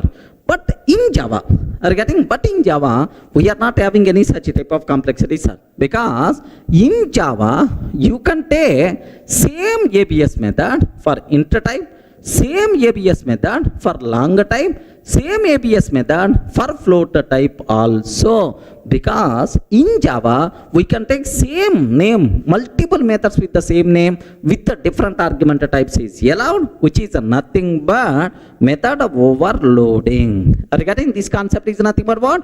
Method overloading. Okay? So having method overloading concept in Java reduces complexity. Because for every type, we are not required to remember separate method. Single method name we can use for any type of argument. Such a type of more flexibility you people can expect in Java, right? Are you able to understand? So really having overloading concept, is it advantage feature in Java or not? Yes, but in C language, do you know, if there is a change in the argument type, compulsory we should go for new method. Unnecessary complexity of programming is going to be increases. Clear? Now up to this, you people should aware only 2 points, right? When we say that two methods are said to be overloaded, both methods having same name but different argument types is called overloaded methods. Next, what is the biggest advantage of overloading? More flexibility to the programmer. We can use the same method name, even argument types are different, no problem at all. Complexity of programming is going to be reduced. Clear, right?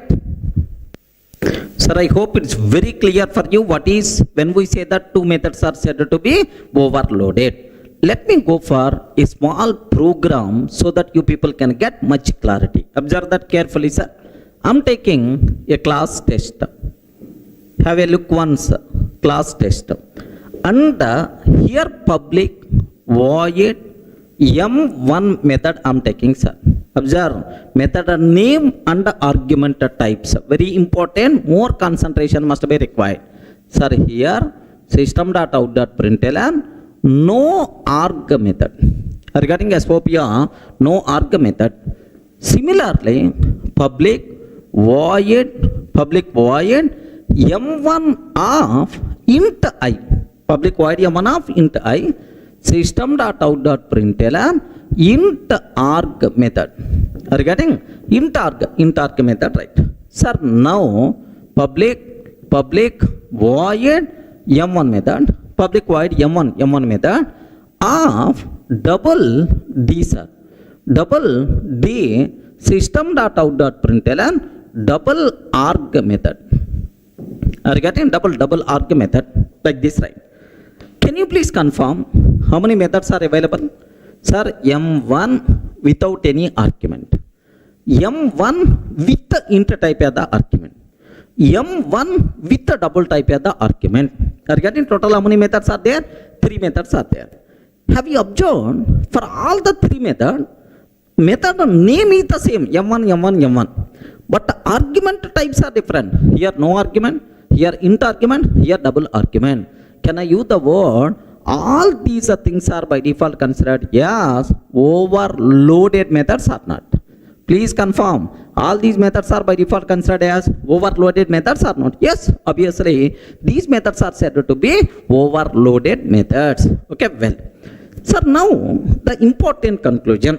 Okay, what is the meaning of overloaded? Well, how the method resolution by default will be there, sir. Now, let me write the main method in this class. Public static void main string array args. Observe very carefully, sir. Continuation, main method I am writing. Now, tester T is equal to new tester. Tester T is equal to new tester. Sir, now onwards, orientation you require to habitize a new orientation, right? T is what type? Tester type. Reference type is the tester type. Runtime object is a tester type. Of course, here I am using only one class. Sometimes reference type may be different, runtime object type may be different. But as of now, here same reference object type is also same. Whenever we are calling T.M1, you are calling M1 without any argument and T. T is what type, sir? Tester type. T is what type? Tester type. That's why immediately tester class M1 method, no argument method is going to execute. So, what is the output by default we are going to get, sir? No arg method. Okay, well. Now, T dot M1 by passing 10. T dot M1 by passing 10. Sir, do you know, you are calling M1 and T. T is what type? T is what type? Test type. In the tester class, M1 method, which can take int type as the argument, this method is going to get in the chance. That's why int arg method will get the chance. Observe that. Similarly, do you know, T dot M1, if I can take 10.5, if I can take 10.5 is by default what type? Double type. Now, do you know M1 method which can take double as the argument? Now the corresponding method will get the chance. Observe that a bit very carefully. Sir, based on argument type, based on reference, automatically the corresponding method by default will be executed. So, I hope is the clear for all of you, right? Sir, let me execute up to this and then I will go for very important conclusion, sir. Observe carefully. Here I have a look once. I have no arg method is available. Sir, first method, no arg method. Int arg method. And then what the last one? Double arg method. Like three methods are there, sir. Now the point is, inside main method, let me create an object. Tester T is equal to new test I am taking, sir. Test is equal to new tester T.M1. Are you getting T.M1? Sir, have you observed? I am calling no argument method. Then obviously which method is going to get in the chance, right? No arg method will get the chance. Observe that. Happily the code compiles fine. Now if I run this code, which method we will get the chances, sir? No arg method is getting the chance. Okay, well. Now T.M1 of 10, sir. T.M1 of 10. 10 means int value. 10 means int value, right? Now, which method is going to get in the chance, right? Int arg method by default will get the chance, right? Sir, which method is going to get in the chance? Int arg method will get the chance. Similarly, T.M1 of 10.5. T.M1 of 10.5. Sir, obviously double argument method will get the chance. The code compiles fine. What is that answer we are going to get? Double arg method we are going to get in the chance. So, please make sure you people should be aware how to declare overloaded methods. Next, how you can call overloaded methods. It is a very clear, right? But from this example, one very important point we have to conclude, sir. In overloading, observe, T is what type? Please respond. Sir, you are calling M1 and T. T is what type? Test type. Runtime object is what type? Runtime object is what type? Test type. In overloading, method resolution means which method has to execute. That process is called method resolution, sir. In overloading, method resolution always takes care by compiler. Regarding who is the responsible, sir? In overloading method, resolution is always takes care by compiler based on reference type. Remember this one. But anyway, here reference type, runtime object type is the same. That's why you may not get much clarity from this example. But while next examples going on, somewhere definitely you people are going to get much clarity about this one, sir. But please make sure you people should aware, sir, in overloading method resolution always takes care by compiler based on reference type, but not based on runtime object. Sir, it's always going to take care by compiler based on reference type. That's why overloading is also known as compile time polymorphism. Regarding what is this one, sir? Overloading is also known as compile time polymorphism. Compile time polymorphism or static polymorphism. Static polymorphism or early binding. Early binding. These are various other words for overloading. Regarding in overloading, method resolution is always takes care by compiler based on reference type. Regarding compiler based on reference type. That's why, so overloading is also known as compile time polymorphism or static polymorphism or early binding. Remember this one. Here, runtime object is the dummy and JVM is not responsible for method resolution. Compiler is responsible. But from this example, you are not going to get much clarity. But while examples going on, you people can get much clarity up to this. Are you able to get right? About this point I will explain in detail in the next coming example. Somewhere you will get much clarity, believe me, sir. That's all. Sir, in the last video we covered very clearly about what is overloading. Next, in overloading, who is the responsible to perform method resolution? Can you spell out? Who is the responsible to perform method resolution? Compiler is responsible to perform method resolution based on reference type. Hence, overloading is also known as compile time polymorphism or static polymorphism or early binding. Clear, right?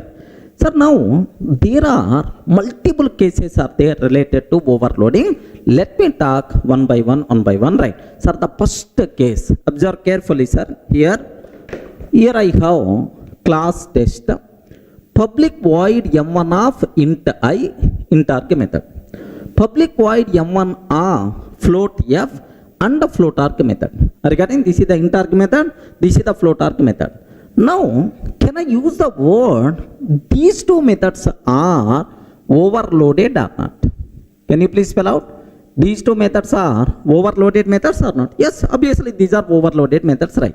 Now, main method, public static void main, tester t is equal to new tester, t dot, observe very carefully, sir, t dot m1 by passing 10 as the argument. 10 means which type? Int type. By default, every integral literal is of what type? Int type. That's why int arg method will get the chance. Okay? Well, int arg method will get the chance. T dot m1 of 10.5 f. 10.5 f. F means float type. Float type. Float type means float arg method will get the chance.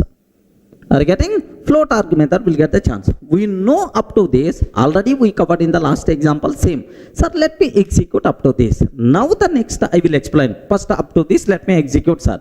Here, sir, the same public void m1, int arg method, public void m1 of float f, float arg method, t dot m1 of 10. Then obviously, which method we are going to get, sir? Int arg method will get the chance. Observe that. Observe that int arg method, right?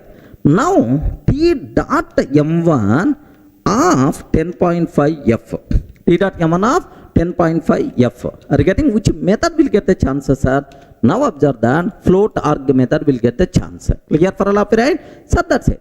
Now the next point you people should be aware, sir. Sir, it is the very, very important. Observe carefully. If I can take t dot m1 of A, sir. Array, A is what type? A within single quote. A is what type? char type.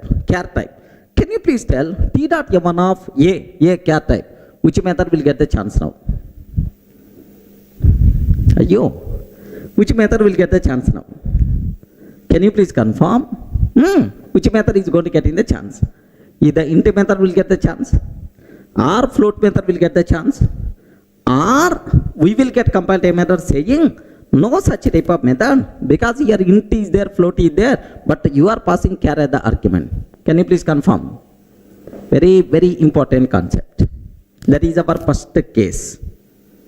Which method is going to get in the chance? Okay, very simple, very simple. In overloading, so while performing overloaded method resolution, if exact matched argument method is not available, sir, you are passing char, but there is no method with char argument, right? Compiler immediately won't raise compile time error. Regarding compiler won't raise immediately error, sir. What the compiler will do? First the compiler will promote this char type to next type. Regarding first compiler will promote this char type to next type. You know automatic promotion somewhere. What is the promotion automatic chart? Automatic promotion chart? Byte can be promoted to short can be promoted to int can be promoted to long can be promoted to float can be promoted to double. In our basics, somewhere we covered in the first unit, sir, char can be promoted to int. Sir, please make sure you have to inject this chart in your mind. So in overloading, if exact matched method is not available, compiler won't raise compile time error immediately. First compiler promotes this argument to next level. Sir, char can be promoted to int type. Okay, after promoting to next level, it will check is there any method which can take int type as the argument. Regarding it will check is there any method which can take int type as the argument, it will check, sir. If there is any method which can take int type as the argument, yes, compiler will give the chance for that method. Assume, sir, now what is the answer we are going to get, sir? Int arg method. So this is called automatic promotion in overloading. Remember that, sir? In overloading method resolution, if exact matched method is not available, compiler won't raise compile time error immediately. First it will promote argument to next level and will check is there any matched method is available or not. If it is available, it will get the chance. If it is not available, again promoting to the next level, Sir, all possible promotions completed, still no matched method, then only we will get compile time error. This is called automatic promotion in overloading. Are you able to understand that case one? What is the meaning of automatic promotion in overloading? Like, sir, according to our scenario, for the char, which method will get the chance now? Respond, man. Which method is going to get in the chance? Yes, sir, char, no exact match. Char can be promoted to int type. That's why int arg method will get the chance. Are you getting int arg method, right? Now, have a look once. Same method I am taking, sir. Same method, t dot m1 of a, sir. Regarding t dot m1 of a, sir, exact matched method is not there, so char can be promoted to int type, int type, sir. Now int argument method is already available, that's why int arg method will get the chance. Now observe last output, sir. Now have a look once. We are not going to get any compile time error. Happily the code runs fine. But is that output, sir? Int arg method is going to get in the chance. Sir, this type of concept is called automatic promotion in overloading. Clear? Now my next target, sir. T dot m1 of 10L I am taking. Are you getting 10L? What is 10L? Respond. What is the 10L? 10L is nothing but what? Long type. Long. Is there any method which can take a long argument? No. We have only two methods. One is int, second one is the float. That's why according to our chart, long can be promoted to float. Are you getting? Long can be promoted to float. Sir, after promoting, do you have any method with the float argument or not? Yes. That's why obviously which method is going to get in the chance, right? Float arg method will get the chance. Clear, right? Okay. If I can pass long value, as a long argument method is not available, then obviously which method is going to get in the chance? Float arg method by default will get the chance. Clear, right? Now let me cross check. Have a look once. Now t dot m1 of 10L, either small l or capital L, no problem at all. T dot m1 of 10L. Sir, long type exact match method is not available. Long can be promoted to float. That's why float argument method will get the chance, right? Okay. Well, last output, can you please observe that? What is the last output we are going to get, sir? Float arg method. Very clear. Now, I have next doubt, sir. What is my next point is, if I can take t dot m1 of 10.5. Sir, very important. T dot m1 of 10.5. Can you please confirm 10.5 by default what type? Respond. 10.5 by default what type? Double type. Sir, now the argument what you are passing double. Is there any method with a double type? No method with a double type. Okay, well. Now, is it possible to promote a double to the next level? Sorry, not possible, because double is the topmost. Next level promotion is not there. So, promotion not possible. Exact matched method not available. Immediately, compiler will give left and right. Array, where is the method? Like in this case only, we are going to get compile time error. Are you getting right? First, compiler will do a good thing for you. It will try to promote and check is there any matched method. Sir, all possible promotions completed. Still matched method is not available. Or promotion is not possible. Then only you are going to get compile time error. Is it clear, right? Let me cross check this case. T dot. Can you please tell? T dot m1 10.5. 10.5. Can you please tell? 10.5 is what type, sir? Double type. Is there any method with double as argument? No method. Is it possible to promote to the double type? No. Double to next level? No promotion. Then immediately compiler will give left and right. Method resolution fails. Are you getting?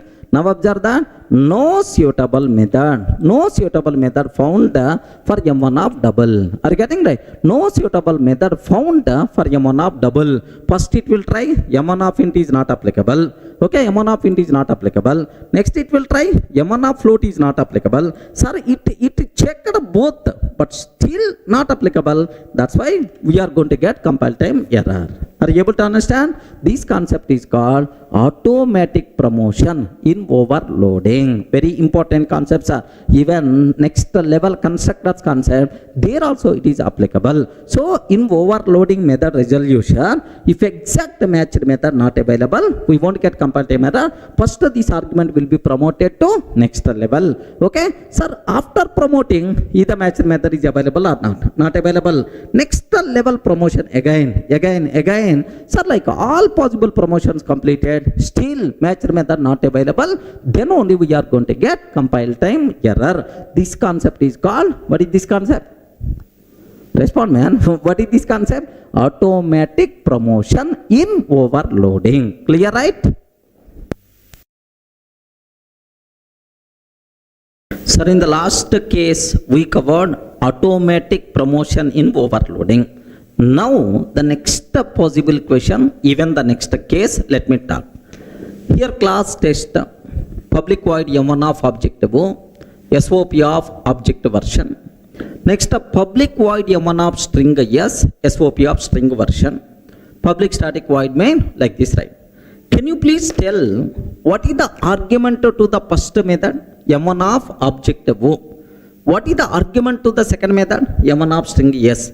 Both methods same name, but different argument types. So can I use the word overloaded methods or not? Yes. These two methods are said to be overloaded. Okay, well. Now, main method, tester T is equal to new tester. Sir, T dot M1 of, sir, new object I am taking. Are you getting? New object. T dot M1 of new object I am taking, sir. Now the point is, listen a bit very carefully, sir. If I can take new object, so which method will get the chance, sir? Sir, object argument, string argument, then object argument will get the chance. Sir, very, very important point. In overloading, while overloading method resolution, exact match will get highest priority. Remember, that's why which method will get the chance, right? Object version will get the chance. Okay, well, no problem at all. Now, T dot M1 of Durga, I am taking, sir. If I can take Durga, T dot M1 of Durga is what type? String type. Then obviously, object version, string version, exact match will get highest priority. That's why which method will get the chance, right? String version will get the chance. Regarding which method will get the chance? String version will get the chance. That's why, so string version, right? Up to this, let me check, and then the next point I will explain. Observe carefully, sir. Here I am taking two methods, right? Here I am taking two methods. First method, M1 of object version, M1 of string, yes. Okay. T dot M1 of new object. I am creating an object and I am passing that object as the argument. I am creating an object, I am passing that object as the argument, right? Now which one is always going to get in the chances? Sir, exact match will get the highest priority. That's why object version will get the chance. Now have a look once. The code compiles fine.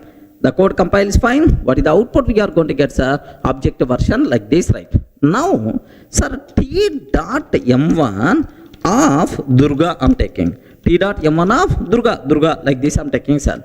Now which one is going to get in the chance? Yes, obviously string version will get the chance. Regarding which version will get the chance? String version will get the chance, right? Sir, up to this it's a very clear for you. Now the cinema is going to start. Observe carefully, right? If I can take T dot M1 of null like this, right?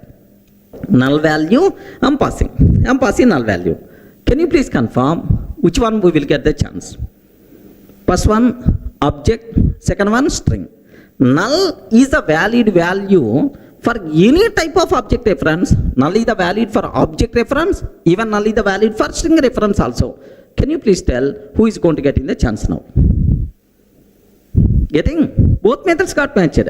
Because null you can provide in the place of object, in the place of string. Which method will get the chance? Very easy. You can able to guess. Which class is the parent class, which class is the child class? Observe that. The parent class is object, child class is string, sir. Object and then string is the child class, object is the parent class. Can you please tell, in overloading, parent and child both came, which one is going to get the chance? Very simple, sir. Very simple. Suppose here in the government office, collector is there, attender is there. Collector is there, attender is there. Suppose I have a small work is there, saying, Array, I will go to collector office. I want my required signs. Observe that signatures are required from the collector. Then obviously I should meet the collector. Okay, suppose at what time collector is available or otherwise. So I want some general information. If attender can help, then I can complete that work only with attender. I'm not required to go for collector level. Or getting collector is the superior person, man. Okay, directly for small problems also. So we should not go to the superior. First we will check with the child level.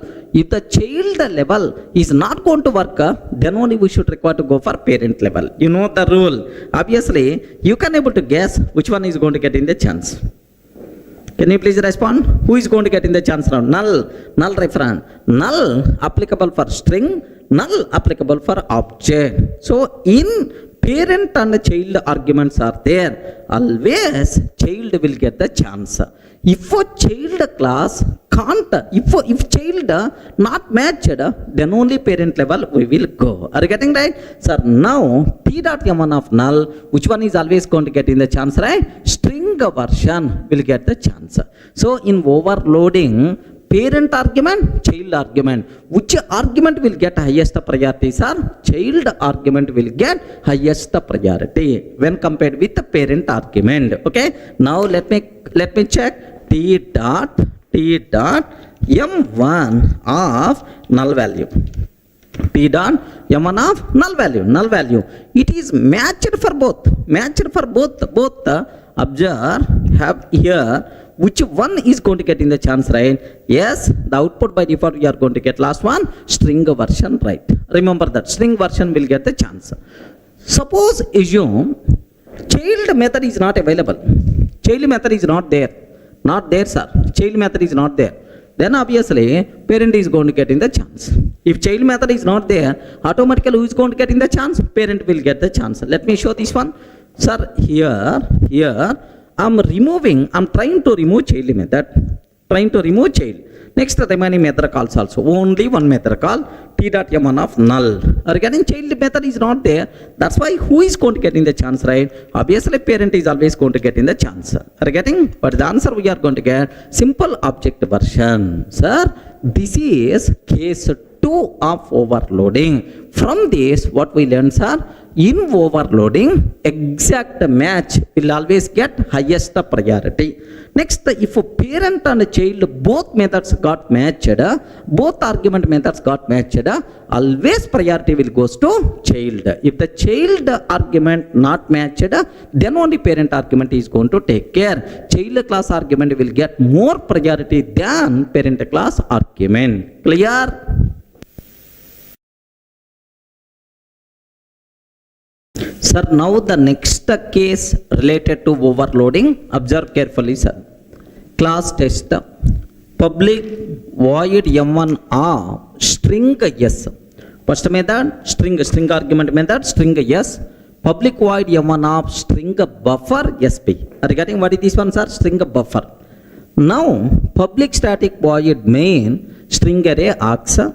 Tester T is equal to new tester. I'm taking, sir, here can I use the word these two methods are overloaded methods or not? Yes, obviously, because both methods having the same name and both methods having different argument types. That's why overloaded. Don't keep any doubt at all. These methods are overloaded. Okay. Tester T is equal to new tester T dot M1 of Durga. I'm taking, sir. Durga by default what type? String type. That's why what is the answer we are going to get, sir? String version we will get the chance. String version we will get. Now, sir, T dot M1 of new string buffer. Sir, I'm creating a string buffer object with the argument Durga. No problem. Sir, do you know it is which argument I'm passing? String buffer object. So in overloading, sir, in overloading, exact match is always going to get highest priority. Here string version, string buffer. That's why string buffer version will get the chance. Regarding which version is going to get in the chance? String buffer version will get the chance. Now T dot M1 and I'm trying to pass null value. Are you getting null value? Okay, I'm trying to pass. Sir, up to this, let me show. Sir, except null argument, let me show exact match will get the chance or not. Observe carefully, sir. Here we have the first method is string version. Second method is string buffer version. There are two methods are available, right? Now T dot M1 of Durga I'm trying to take. T dot M1 of Durga I'm trying to take. Now observe that. Sir, which one is always going to get in the chance? Because string you are passing, that's why string version will get the chance. Similarly, t dot m1 of new string buffer of Durga I'm taking, sir. New string buffer of Durga, like this I'm taking. Can you please have a look once? Which one will get the chances, sir? String buffer version will get the chance. So first one, string version. Second one, string buffer version. So in overloading, so highest priority is always exact matched method. Okay, well. Now, what about next, sir? T dot m1 of null. Can you please confirm? Who is going to get in the chance now? T dot m1 of null. Null is valid value for string. Null is valid value for string buffer. Who is going to get in the chance? In the last example, object and the string, parent and child is there. Child is always going to get highest priority. But here, string and string buffer, there is no relation between these two things. Object is the parent, one child class is the string, another child class is string buffer. Are you getting? Another child class is string buffer. There is no relation between these two things, right? So one is parent, the other one is the child. No, both are independent. Then which is always going to get in the chance? Either string or string buffer. Respond. Remember, by mistake, if the compiler gives the chance to the string version, then string buffer will give left and right to the compiler. Hey compiler, when compared with a string, what is less with me? Okay, why you are giving the chance to string? That's so compiler can't give the chance to the string, can't give the chance to the string buffer. Then compiler with a big question mark face. If the compiler facing any problem, immediately it's going to rise yes, compile time error, sir. So reference to M1 is ambiguous. Both the methods got matched. You want which method? I'm not in a position to resolve. That's why I can't compile. Like it is the compile time error we are going to get, sir. Observe carefully. Here I'm taking T dot M1 of null. T dot M1 of null I'm taking, sir. So if I can take T dot M1 of null, sir, for this null, sir, string argument method matched. Next and after that string buffer argument method also matched. Both methods matched, sir. And there is no relationship between parent and child. Something like parent and child relation is not there. That's why immediately compile time error we are going to get. Reference to M1 is ambiguous. Both the methods got matched. Are you getting reference to M1 is ambiguous? Both methods got matched. That's why please make sure. Okay, if exact match will get the chance. Parent and child will get the chance. Multiple methods matched, but there is no relation at all between the argument. Then what will happen is compile time error we are going to get. Clear for all of you, right?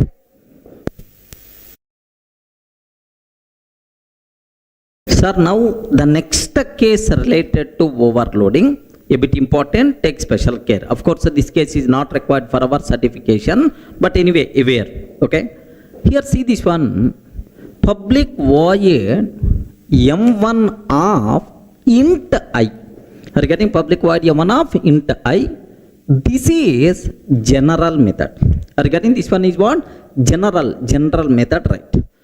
Public void M1 of what is this method? Var-Arg method, sir. A new concept which came in which version? 1.5 version. Are you getting in which version? 1.5. Sir, very simple, sir. If I'm taking a method of int I, like this, I have one method is there. How you can call this method? You can call this method by passing, sir, only one argument. Regarding we can call this method by passing only one int value. Okay, well, suppose if I can take like dot I, sir, M1 of int dot I. Do you know? We can call this method by passing any number of int values including 0 number. Are you getting? Suppose you can call without any argument. You can call one int value. You can call 2 int values. You can call this method by passing 1 lakh int values also, no problem at all. So this type of thing is nothing but what? Var-Arg method. This is the new concept which came in the 1.5 version. Okay, that's all. This basic idea is enough. Now come back here. Can I use the word both the methods are different or not? Same name but different argument types. Sir, that's why. Can I use the word overloaded or not? Yes. M1 of int dot. Both are overloaded methods. Sir, now first one general method, Var-Arg method, right? Now test T is equal to new test I'm taking.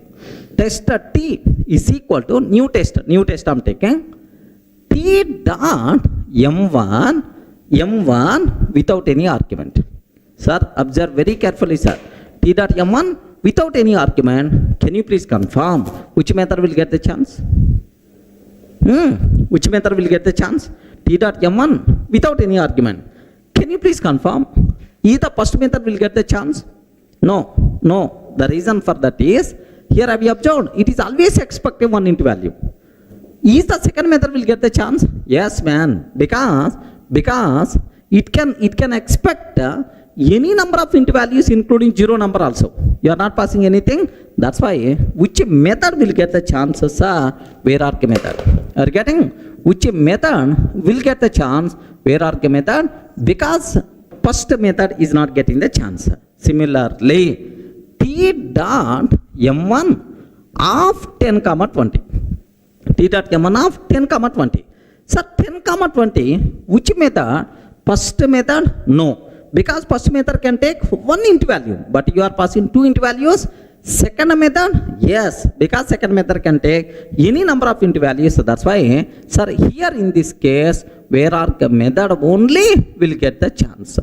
Up to this, any doubt? Because first one not matched. If the first one not matched, sir, the second one matched. That's why matched method will get the chance. Now observe that carefully, sir.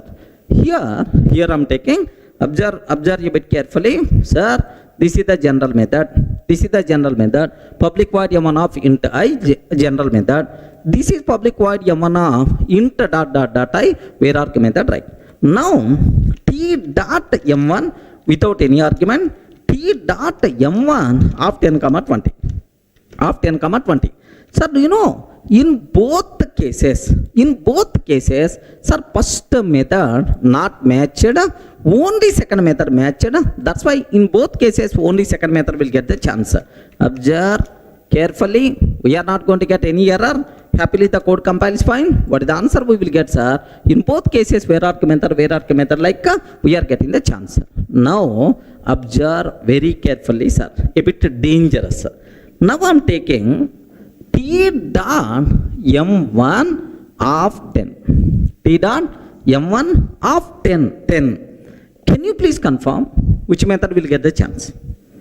1 int value. For 1 int value, general method matched, Var-Arg method also matched. Are you getting? 1 int value, general method matched, Var-Arg method also matched. Can you please tell who is going to get in the chance? Yes, please make sure. Suppose assume there are 2 members are there, sir. General method, immediately it's going to tell, observe carefully the scenario. General method matched. Even Var-Arg method also matched. Sir, both the general method and the Var-Arg method meet at some common place to fight. Because both methods got chance, they have to fight. So almost 1 hour they are going to fight. At last, who is going to win the race? Can you please tell who is going to win the race? General method will get the chance. Because the reason for that is general method concept came from 1.0 version, but Var-Arg method concept came in the middle, new concept, right? Whenever old concept and new concept fighting is there, always old concept is always going to win the race in Java. Remember this general method concept from 1.0 version of Java it is there, but this bloody Var-Arg method concept came in which version? 1.5 version. Whenever if there is any fighting between old concept and a new concept, please make sure old concept is always going to win the race. In Java, old is gold. Remember this. Are you getting right? So which concept is always going to get in the chance? Old. Old concept means general method. So now what is the answer? We are going to get, sir, for this general method only. Now have a look once. Observe carefully, right? T dot m1 of 10, sir. Are you getting T dot m1 of 10? 10, only one int value. Sir, first method matched because it is expecting only one int value. Even second method also matched because it is expecting any number of int values including one int value also. So that's why it is also matched. But always general method will get the chance because it is the old concept. That's why, right? Let me compile. Observe the last output what we are going to get, sir. Yes, general method will get the chance. Everyone can able to understand? Sir, I'm repeating even in the next classes also. This point is the very important, sir.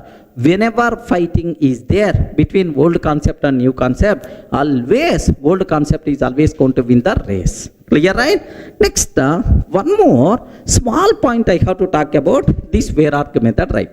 So Var-Arg method is always good person, man. Is always good person. How you can conclude it the good person is because of its behavior. Var-Arg method will always get least priority. Remember this one. Var-Arg method is always going to get least priority. If no other method matched, then only Var-Arg method will get the chance. So remember this one. If no other method matched, then only Var-Arg method will get the chance. Var-Arg method will always get least priority. Remember this one. This is something like in our switch statement. In the switch of X. Switch statement. Do you know? Case 1, case 2, default. Are you getting case 1, case 2, default is there. When default case will get the chance? When the default case will get the chance? If no other case matched, then only default is going to get in the chance. Same way, when Var-Arg method will get the chance, if no other method matched, then only Var-Arg method will get the chance. Var-Arg method will always get least priority. Compiler is always going to give the precedence, least precedence to Var-Arg method. Please make sure you people should be aware. Clear, right?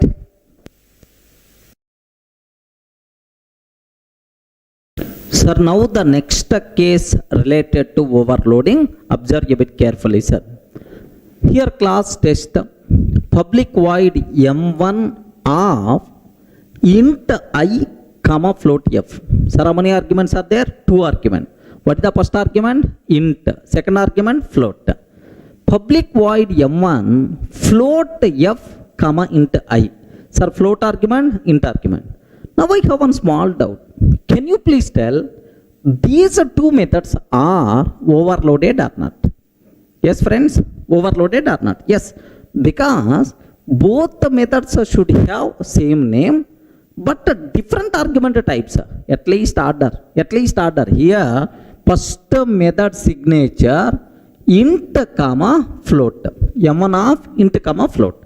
Second method signature m1 of float comma int. Observe the difference, right? m1 float comma int. That's why at least there is a change in argument order. That's why both are overloaded methods. Okay, well, now test t is equal to new test. Now I'm trying to take t dot m1 of 10 comma 10.5 f. Can you please tell which method will get the chance? Respond, man. Which method will get the chance? Int and float. So in overloading, exact match is always going to get highest priority. That's why int float. So which one will get the chances, sir? Int float version will get the chance. Regarding int float version will get the chance. Similarly, T dot M1, 10.5F, comma 10. 10.5F, comma 10. Do you know float value, int value? Float value, int value. So highest priority, exact match, float, int. That's why which method will get the chance? Float int version will get the chance. Okay, well, because you are passing one float value, one int value, float int. Here you are passing one int value, one float, int float, like this, right? Let me execute up to this one. Have a look once. Here I am taking. So same thing only. First method, int float version. Second method, float int version we have. Test t is equal to new test t dot m1 10 comma 10.5f. Okay, well, 10 comma 10.5f. Have you observed? The code compiles fine. The code compiles fine. Int float version we are getting because you are passing int value, float value like. Sir, similarly, t dot m1 10.5f comma 10. Are you getting? 10.5f comma 10 like this, right? Now, which one is going to get in the chance, right? Float int version will get the chance. Are you getting? Which one will get the chance? Float int version will get the chance, right? Okay. Well, this is the float int version, right? Sir, up to this, okay, because exact match always going to get high priority, right? But now the next thing what I have to discuss is, sir, take very special care. Now the cinema is going to start. Observe carefully. T dot m1 10 comma 10. Can you please confirm which one is going to get in the chance? First one int value, second one is also int. Are both are int. You are passing int. Which one will get the chance? First one matched int. Second one is expecting float. Int can be promoted to the float. No problem. So int float version. Maybe first one matched. Second one float. Int value will promote to the float. Second one int, no problem. Second one also matched. If I can ask this question in my offline classes, out of 100, 99% of the people are always going to tell, sir, first one will get the chance, sir. Sir, first one will get the chance because 10, int 10, exact match. Second one will be promoted like this. That's why first one is always going to get in the chance because left to right. You are giving the chance for precedence for left to right. That's why first one is getting the chance right. Then immediately I will ask, okay, in India, we are always giving the precedence from left to right. But if you go for Pakistan, in Pakistan, they are always going to give the precedence from right to left. Then, in Pakistan, 10, int matched. Second argument from right to left means int will be promoted to the float. Array means in India, first version will get the chance. But in Pakistan, second version will get the chance. Java language is the country dependent language. Platform independent anyway. Is the country dependent language? No right. Okay. Can you please tell who is going to get in the chance? Compiler will give left and right. Array, both methods got matched, man. Which method? I'm not in a position to resolve. Reference to M1 is ambiguous. Are you getting? Reference to M1 is ambiguous. This is the comparative method by default we are going to get. Okay, please make sure you should aware. Now observe that. Observe a bit carefully, sir. Here I am taking t dot m1 10 comma 10. T dot m1 of 10 comma 10. If I can take like this, observe, immediately comparative method we are going to get int float. Sir, here reference to m1 is ambiguous because both methods got matched, man. So this is, are you getting? Very important case. There is no precedence like left to right to left while resolving method arguments. That's why. So immediately error we are going to get. Now I have one more case, right? Okay, well, let me comment this one. Now t dot m1 10.5f 10.5 f. Sir, both are float. Both are float. Can you please tell who is going to get in the chance now? First one, not matched. Because first argument is always expecting int, but you are providing float. So float to int conversion not there, int to float is there. So it is a wrong. Second one, not matched. Because in the second method, second argument is what type? Int type. But here you are passing float. In the place of int, you can't pass float value. First method not matched, second method not matched, so no method matched. That's why cannot find the symbol method m1 of float, like we are going to get the problem. Okay, like sir, do you know in the previous case 10 both methods matched, that's why compiler getting confusion, ambiguity problem, right? But in the second case, no method matched, that's why cannot find the symbol. There is no such type of method. Okay, like let me execute this code. Now here I'm taking this one, I'm trying to comment t dot m1 of 10.5 f comma 10.5 f. I'm taking 10.5 f comma 10.5 f. Can you please observe? Can you please observe that? Immediately, have you observed? No suitable method found for m1 of float.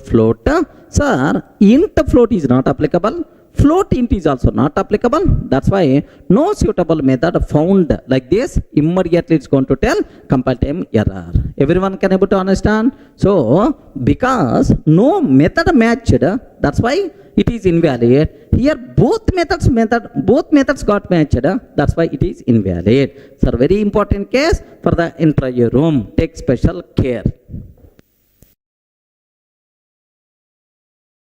Sir, the last case related to overloading, a bit important, take special care, sir. Here I am taking class animal.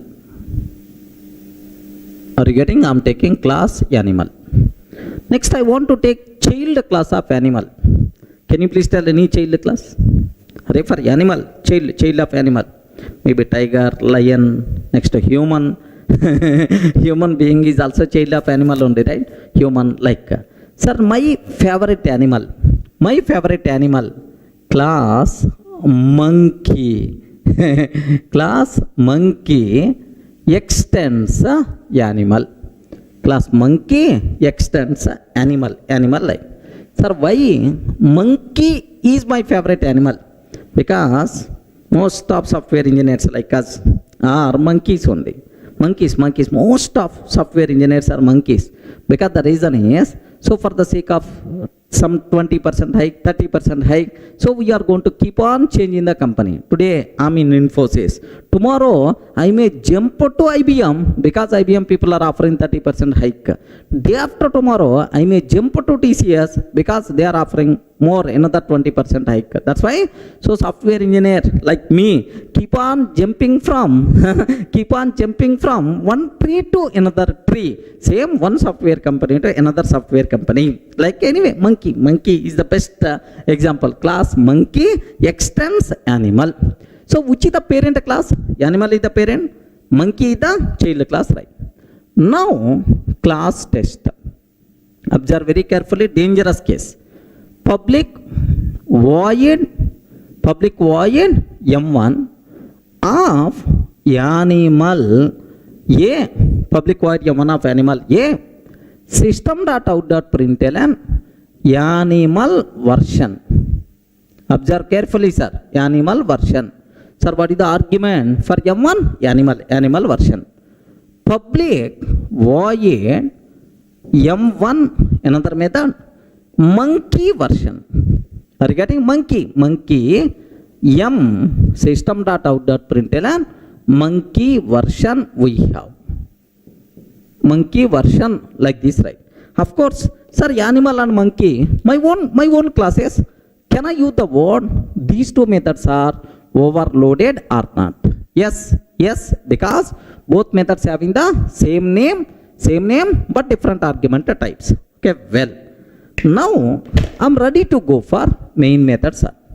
Public static void main method string array args. Okay, string array args.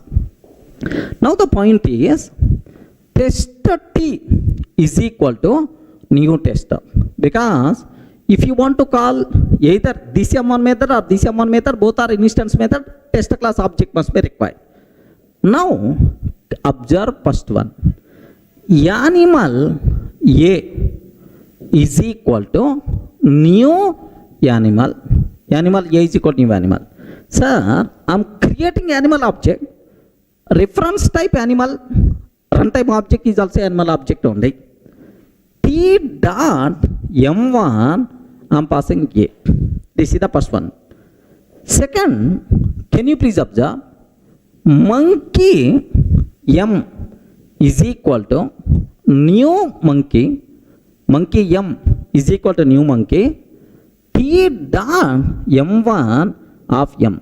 T dot m1 of m like this. Next, the third one. Animal a1 is equal to new monkey. Animal a1 is equal to new monkey. T dot m1 of a1. Wow, wonderful case, sir. More concentration must be required. Sir, parent reference can be used to hold child object, no problem at all. Here child reference, child object. Okay, well. Can you please confirm which one will get the chance in the first case? Observe carefully. Animal reference, animal object, T dot m1 of A exact match will get highest priority. Sir, animal version. Don't keep any doubt at all. Animal version. I will execute. Don't worry, sir. Next, monkey m is equal to new monkey. T dot m1 of m is, sir, monkey exact match is there. That's why, sir, monkey version. Monkey version like this, right? Dangerous thing, third one only. Animal a1 is equal to new monkey. Parent reference can be used to hold child object. T dot m1 of a1. Can you please tell animal version or monkey version? Very, very important. Animal version or monkey version, because both methods are there. There is one method which can take animal type. There is one method which can take monkey type. Who is going to get in the chance? That's what. At the beginning of overloading, I covered one point. How many people remembered? I don't know. I covered one important point, sir. In overloading, method resolution always takes care by compiler based on reference type. Runtime object never going to play any role. Remember, here which reference A1 is what type? Animal. So this is it, never going to worry about runtime object. So that's why which version will get the chances, sir? Animal version only. Remember this. Sir, which version will get? Animal version. Sir, practical proof in overloading. Always, method resolution is always based on reference type, but not based on runtime object. Any doubt, friends? Are you in the position to understand? Let me execute this code. Observe that carefully. Here I am taking, sir, same. Observe code, class animal, sir. Next, class monkey extends animal. Next, there is one method. First method, animal version. Second method, monkey version is there. Now I am taking animal A is equal to new monkey. Animal A is equal to new animal. Like this I am taking, sir. Now T dot m1 of A, sir. T dot m1 of A. Sir, animal reference, animal object. Then obviously animal version is the output we are going to get. The code compiles fine. What are the answers, sir? Animal version. Okay, well. Now, sir, here next case I am taking monkey m is equal to new monkey. Monkey m is equal to new monkey. T dot m1 of m, sir. T dot m1 of m like this I am taking, sir. Now, can you please confirm what is the answer by default you are going to get, sir? Have you observed? Monkey version. Clear for you people, right? Sir, third case, very important, sir. Animal A1 is equal to new monkey. Animal A1 is equal to new monkey. T dot M1 of A1. T dot M1 of A1. Can you please confirm what is the output by default you are going to get, sir? Yes, clear for you people? Yes, animal version. Like this we are going to get. Okay, please make sure in overloading method resolution always takes care by compiler based on reference type. A runtime object is a dummy in overloading. So hence overloading is also considered as compile time polymorphism or static polymorphism or early binding. Clear for you? Is it clear for all of you, right?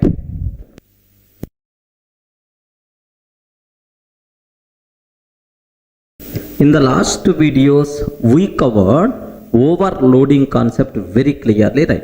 So now the next concept what I have to discuss, overriding. Regarding what is the next topic, sir? Overriding, the most valuable concept. You people should require to take special care.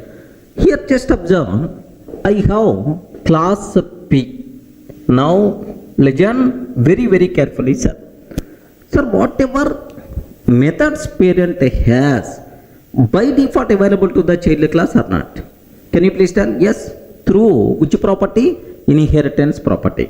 Whatever methods parent has by default available to child class, the child class directly can use without rewriting. Okay, like sometimes child class may not satisfied with the parent method implementation. If the child class not satisfied with parent method implementation, then the child is allowed to redefine that method based on its requirement. Regarding such type of concept is called overriding. Sir, let me go for a small example, then you people can feel more comfortable, right? Observe that class P, sir. Do you know every parent want to provide huge property to the kid. So if you can ask your father, at this age also why you are working this much hard, then your father is always going to tell, Arey, for the sake of you only. Okay, you have to be enjoy. That's why I'm working like anything. Like every parent in the world is always going to, sir, do the work to provide huge property to the kid. Assume that. So now class P, public void property. Public void property, like there is one method is there, sir. So the property in which form they are going to provide, system.out.println, maybe in the form of cash, or maybe in the form of gold, or maybe in the form of land. Assume that maybe in this form. Okay, parent contain property method. Parent, every parent in the world is very much eager to provide marriage for the kid. Assume. So now parent want to arrange marriage for the kid. Assume that public void marry, system.out.println. Okay, parent arranged marriage with some appalamma. Okay, assume that or Subbalakshmi. Like sir, parent arranged marriage with Appalamma or Subbalakshmi, something like I took, sir. Now Telugu names, these names are my local language Telugu names. Okay, some what we call a bit the people who are coming from very rural village, such type of names are these. Okay, assume. So now class C extends P, sir. Do you know whatever methods parent has by default available to the child? Property is coming, and after that marriage is also coming, sir. So now this child very much satisfied with property implementation. Sir, I want property as it is. I want property as it is. But I'm not satisfied with this marriage implementation. I don't want Appalamma or I don't want Subbalakshmi. Sorry, I'm not satisfied with that. If the child class not satisfied with parent method implementation, then the child is allowed to redefine that method based on its requirement. Are you getting? Now, sir, this process is called what? Overriding. Now, this child class want to provide implementation for which method, sir? Marry method. Are you getting? Public void marry method system.out.println system.out.println. Observe that he is not satisfied with this. That's why he is defining his own. Child may have some option in their mind. Okay, something like Katrina Kaif or Sunny Leone or something like okay, he can able to take this one. Are you getting? So whatever methods parent has by default available to the child through inheritance. If the child class not satisfied with the parent method implementation, that particular method child class is allowed to redefine. This concept is nothing but overriding. Everyone can able to understand, right? Sir, this concept itself is nothing but overriding concept. Okay, well, sir, it is overriding like this, right? Next, the parent class method which is overridden. Sir, this method is overridden. Regarding the parent class method which is overridden, this method is called overridden method. Regarding this method is called overridden method. Parent class method which is overridden is called overridden method. Child class method which is overriding is called overriding method. Observe a bit very carefully about this terminology, right? Okay, please make sure observe carefully, right? Okay, sir, now the point here, take a bit very special care about this one. So whatever method parent has by default available to child through inheritance, if the child class not satisfied with parent method implementation, then the child is allowed to redefine, which is nothing but overriding. The parent class method which is overridden is called overridden method. The child class method which is overriding is called overriding method. That's all. This is what is overriding. Are you able to understand? So, if the child not satisfied with the parent method implementation, then the child is allowed to redefine, which is nothing but what? Overriding concept. Okay, now, sir, observe carefully how the method resolution will be there. Very important. Sir, I'm taking class test. I'm taking class test like this, right? Sir, now public static void main method string array args. Public static void main method string array args. Okay, now here legend this one.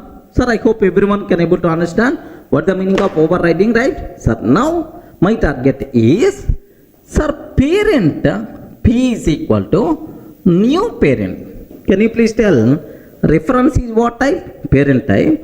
And the new parent p dot marry method I'm taking. What I'm taking, sir? Can you please spell out? P dot marry method I'm taking. Sir, which reference I'm using? Parent reference, parent object, p dot marry. Sir, there is no ambiguity. Always parent method will get the chance. Sir, which method will get the chance? Parent method will get the chance, sir. Parent method, because you never talk about child reference or child object, everything is the parent method will get the chance. So c is equal to new c. I'm creating child class object. C dot marry method I'm taking, sir. C dot marry method. Sir, child reference, child object, child already contain marry method. That's why child method will get the chance. Child method will get the chance. Sir, there is no speciality up to this. Now, the next point you people should aware. Parent reference can be used to hold child class object. Parent reference can be used to hold child class object. Sir, P1 dot marry method I'm calling, sir. Can you please confirm which marry method will come? Because have you observed marry method is available in the child class, marry method is available in the parent class. Overriding happens, sir. Can you please tell if parent P1 is equal to new child, P1 dot marry, which method will get the chance? Sir, we are using which word? Overriding concept. Which method will get the chance? Now take very special care in this. What is the role of compiler? What is the role of JVM? Sir, you are calling marry method on P1. Observe very carefully. We are calling marry method on P1. P1 is what type? P type. P1 is what type? P type. P type. Now in the parent class, marry method is available or not. Compiler is always going to check. Can you please observe? In the parent class, marry method is available or not? Yes, available, no problem at all. So up to this compiler's role. Let me repeat again. Sir, I am calling marry method on the P1. P1 is what type? Parent type. Now in the parent class, marry method is available or not? If it is available, compiler give the green signal. Green signal. If it is not available, immediately compare method we are going to get. Sorry, you can't call a marry method on P type of reference like this, right? But it is available, no problem. At runtime, JVM is always going to check which is the runtime object. Runtime object is what? Child class object. Regarding runtime is child class object. At the runtime, JVM will check in this child class is the marry method is overriding or not. In the child class, if the marry method is overriding at runtime, JVM is always going to give the chance for child class overriding method only. That's why which method will get the chances, sir?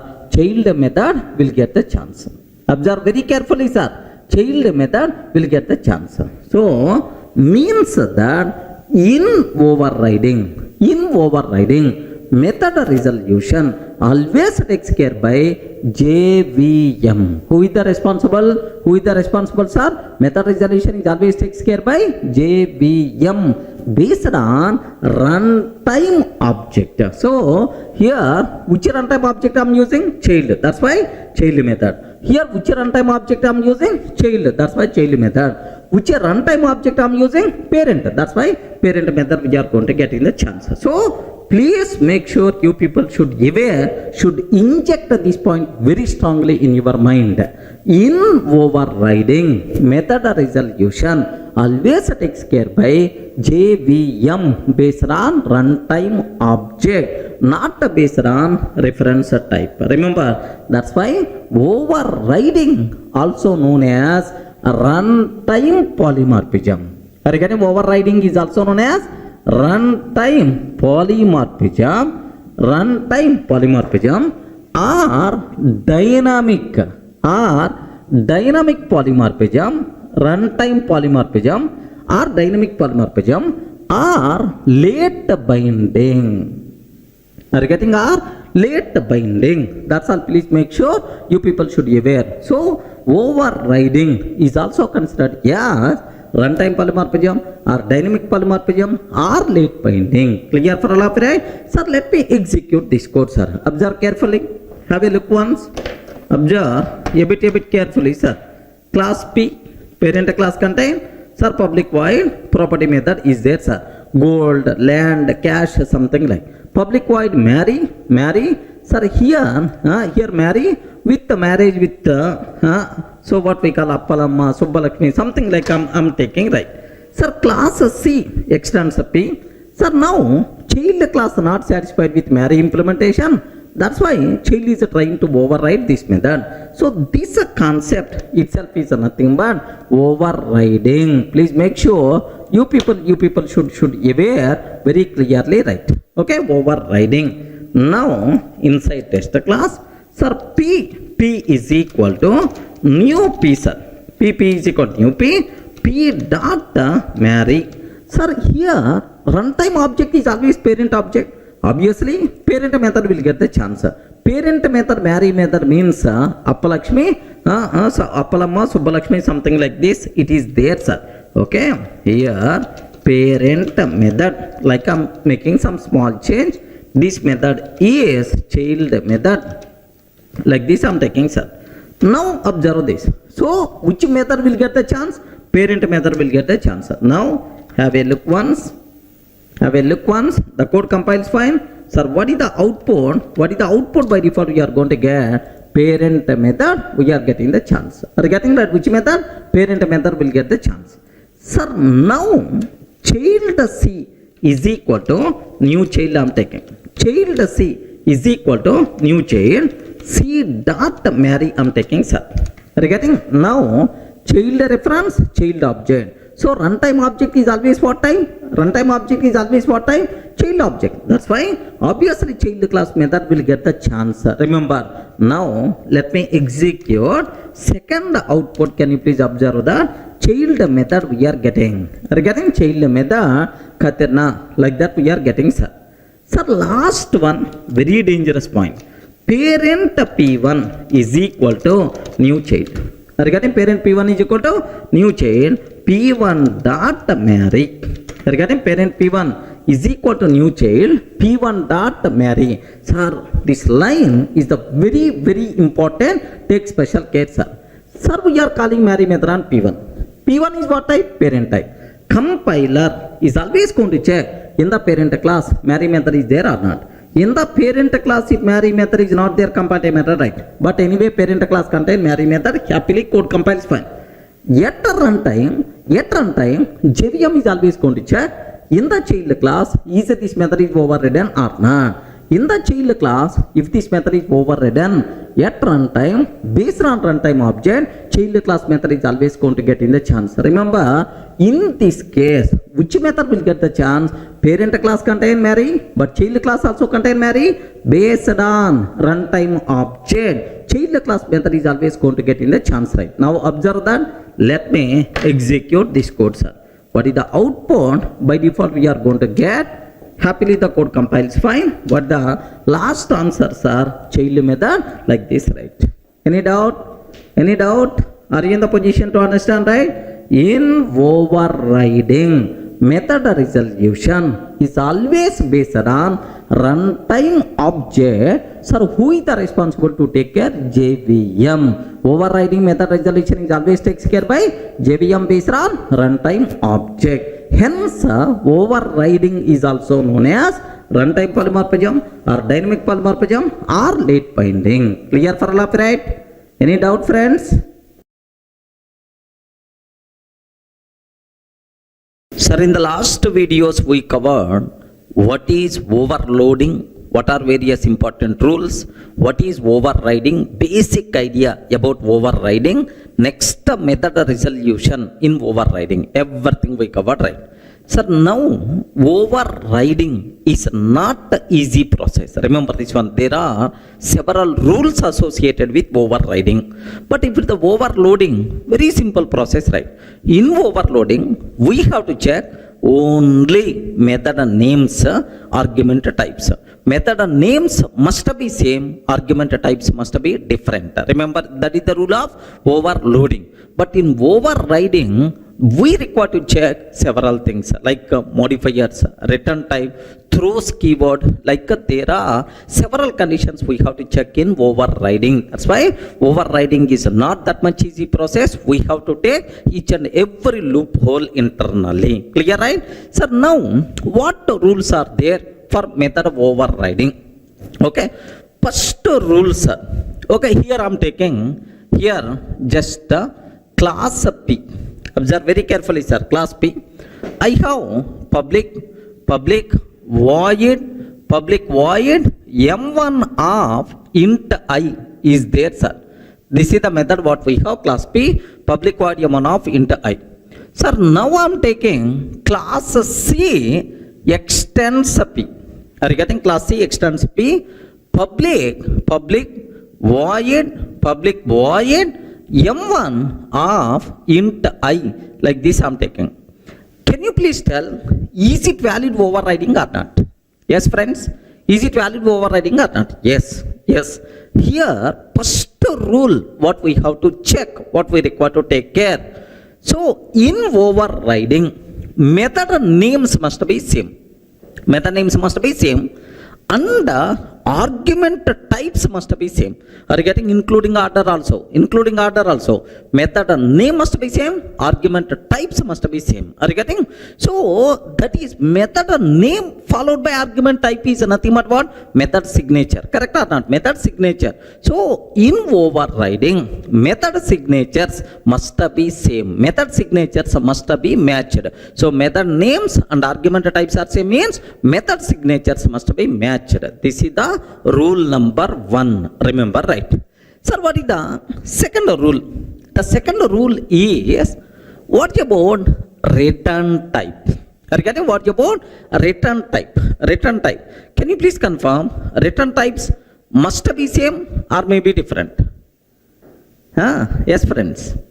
Return types must be compulsory same in overriding or can be different? Can you please confirm? Yes, friends. So return types must be same in overriding, but this rule is applicable until 1.4 version. Are you getting? But this rule is applicable until 1.4 version. From 1.5 version onwards, covariant return types also allowed. Are you getting? From 1.5 version onwards, covariant return types also allowed. Then immediately you may ask, sir, what is the meaning of covariant return type? Very simple, sir. Just let me go for a small example, then you people can able to understand very easily, right? Here I have class P, parent class is there. Assume parent class method return type is object, sir. Assume that the return type of parent class is object, public object M1. So it is expecting some return value, return null, acceptable, syntactically valid, because it has to return some object, return null, acceptable, right? Now I want to override this method in the child class. Class C extends P I'm taking. Now I want to override, sir. Here public object M1, sir, return null, like this I'm taking, sir. Sir, here have you observed the return type here object and here object, no problem at all. If the same return types are there, no issue at all, right?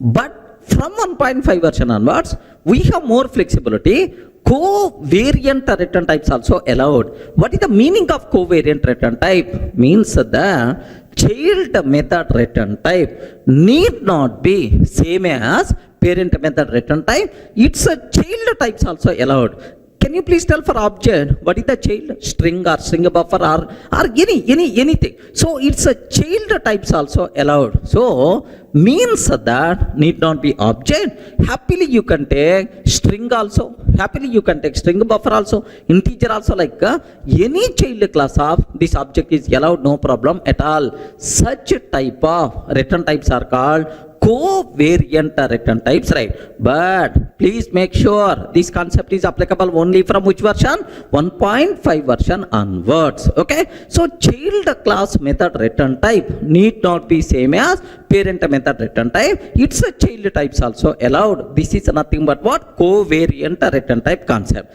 Now I have one small doubt, sir. Can you please tell, if I compile this code, is it valid or invalid? Is it valid or invalid?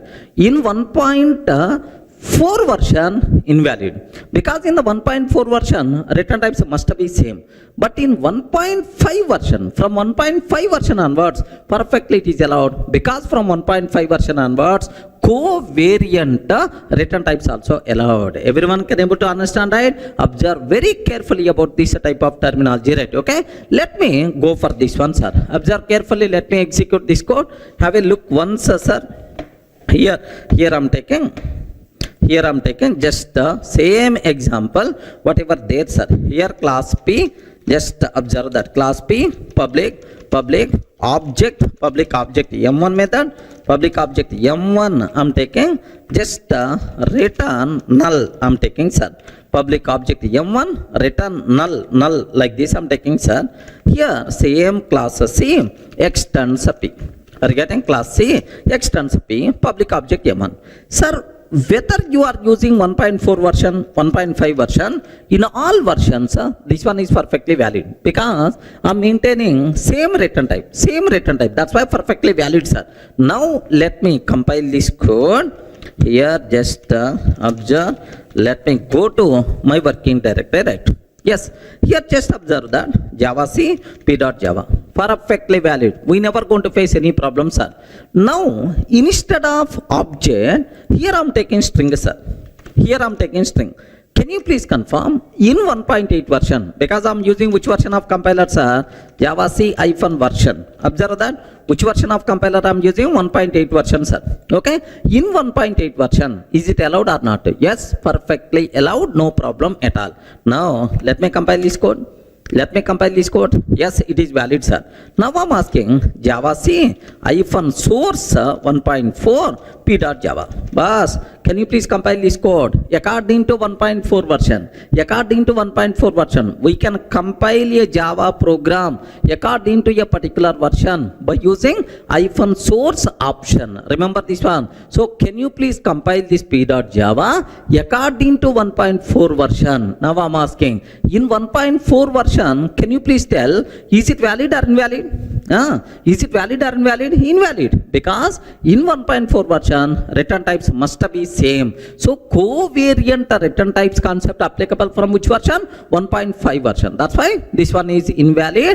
Compiler is ready to give left and right. Observe that carefully, sir. Here, have a look once. Sir, here one error. So M1 in C cannot override M1 in P. Return type string is not compatible with the object. Like this it's asking, sir. But the same question, I'm asking in the 1.5 version. I'm asking in 1.5. Can you please compile according to 1.5 version?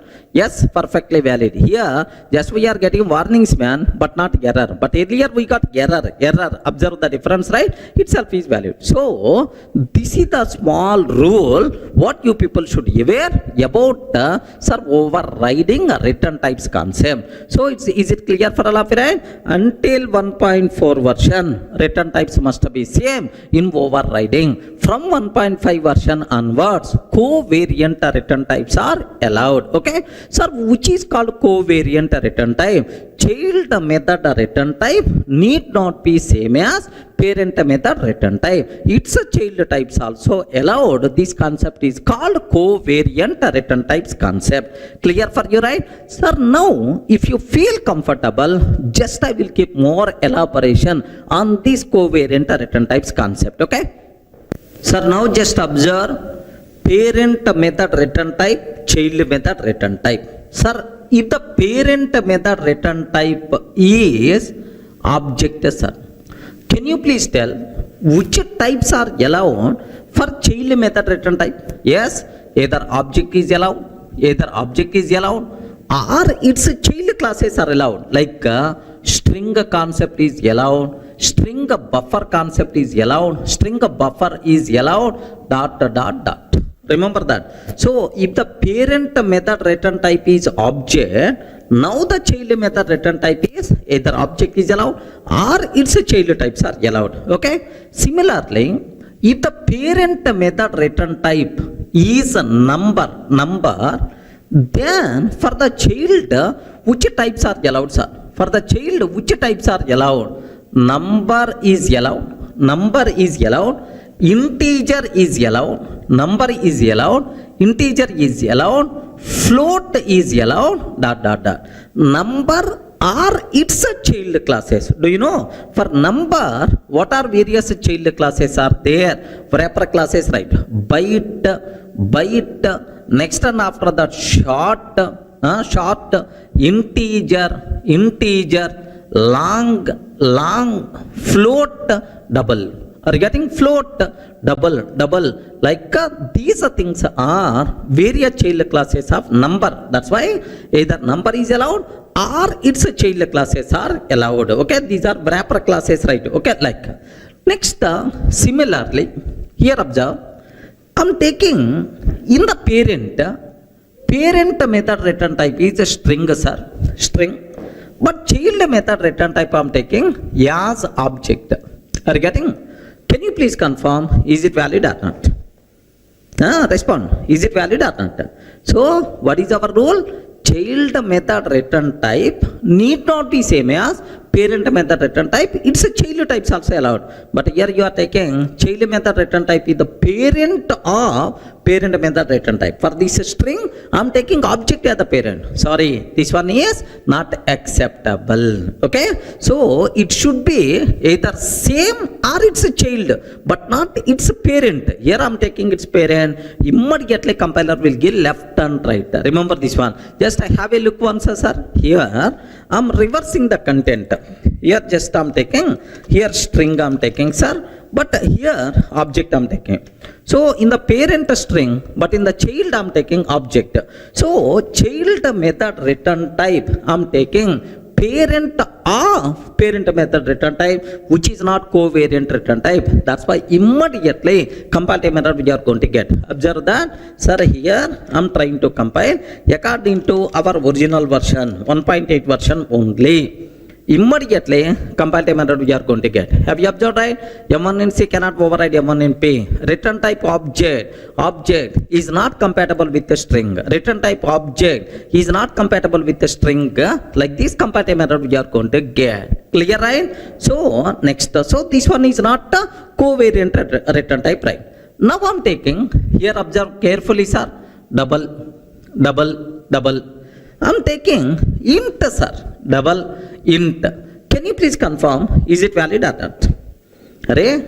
Double int, is it valid or not?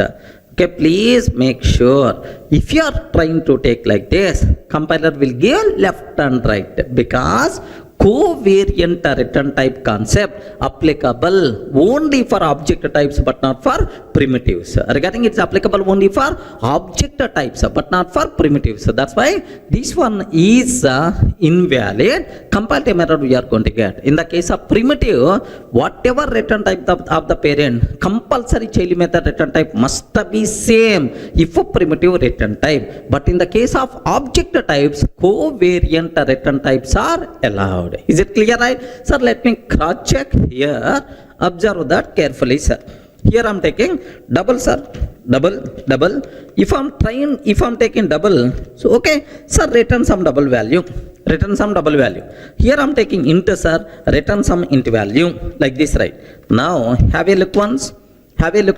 Immediately you are going to get M1 in C cannot override M1. Return type int is not compatible with the double. So covariant return type concept not applicable for primitives. It is applicable only for object types. Clear for all of you, right? This is the story about return type of overriding. Okay, well. Sir, as a part of overriding rules, in the last video we covered 2 points. So method names must be same, arguments must be same, which is nothing but method signatures must be matched. Next, what about return types? Sir, until 1.4 version return types must be same, but from 1.5 version onwards, covariant return types are allowed. Up to that, clear. Sir, now what is the next thing? What about private? What about final? Modifiers are related rules I have to discuss. Sir, here observe a bit carefully, sir. I'm taking class P, sir. Class P. Now, sir, private void M1. Are you getting private void M1 like this? I'm taking, sir. Sir, it is a private method. Can you please tell, is the private method, is it visible to the child classes? Can you please confirm? Is the private method, is it visible to the child classes? No, not visible, because private means within the class only. Once this private method not visible to the child classes, then where is the question of overriding? Sir, if it is visible and the child is not satisfied with implementation, then the child is allowed to override. But first parent class private method not visible to the child, then where is the chance of overriding? Are you in the position to understand it? That's why overriding concept not applicable for private methods. Sir, for the private methods, because these are not visible to the child, overriding is not applicable for private methods concept, right? Now my question is, sir, I want to take same private method in the child class. Is it valid or not? I'm trying to override. Is it valid or not? Your respond, man. Is it valid or invalid? Remember this one. If I'm trying to override like this, 100% pakka it is valid, but it is not overriding because it is the private method of parent class, it is the private method of child class. There is no relationship between this method and this method. Both are independent. It's a personal, internal methods, right? Okay, like then immediately you may ask the question, sir, if it is the case, parent P is equal to new child I'm taking P dot M1. Then which method will come, sir? Can you please tell?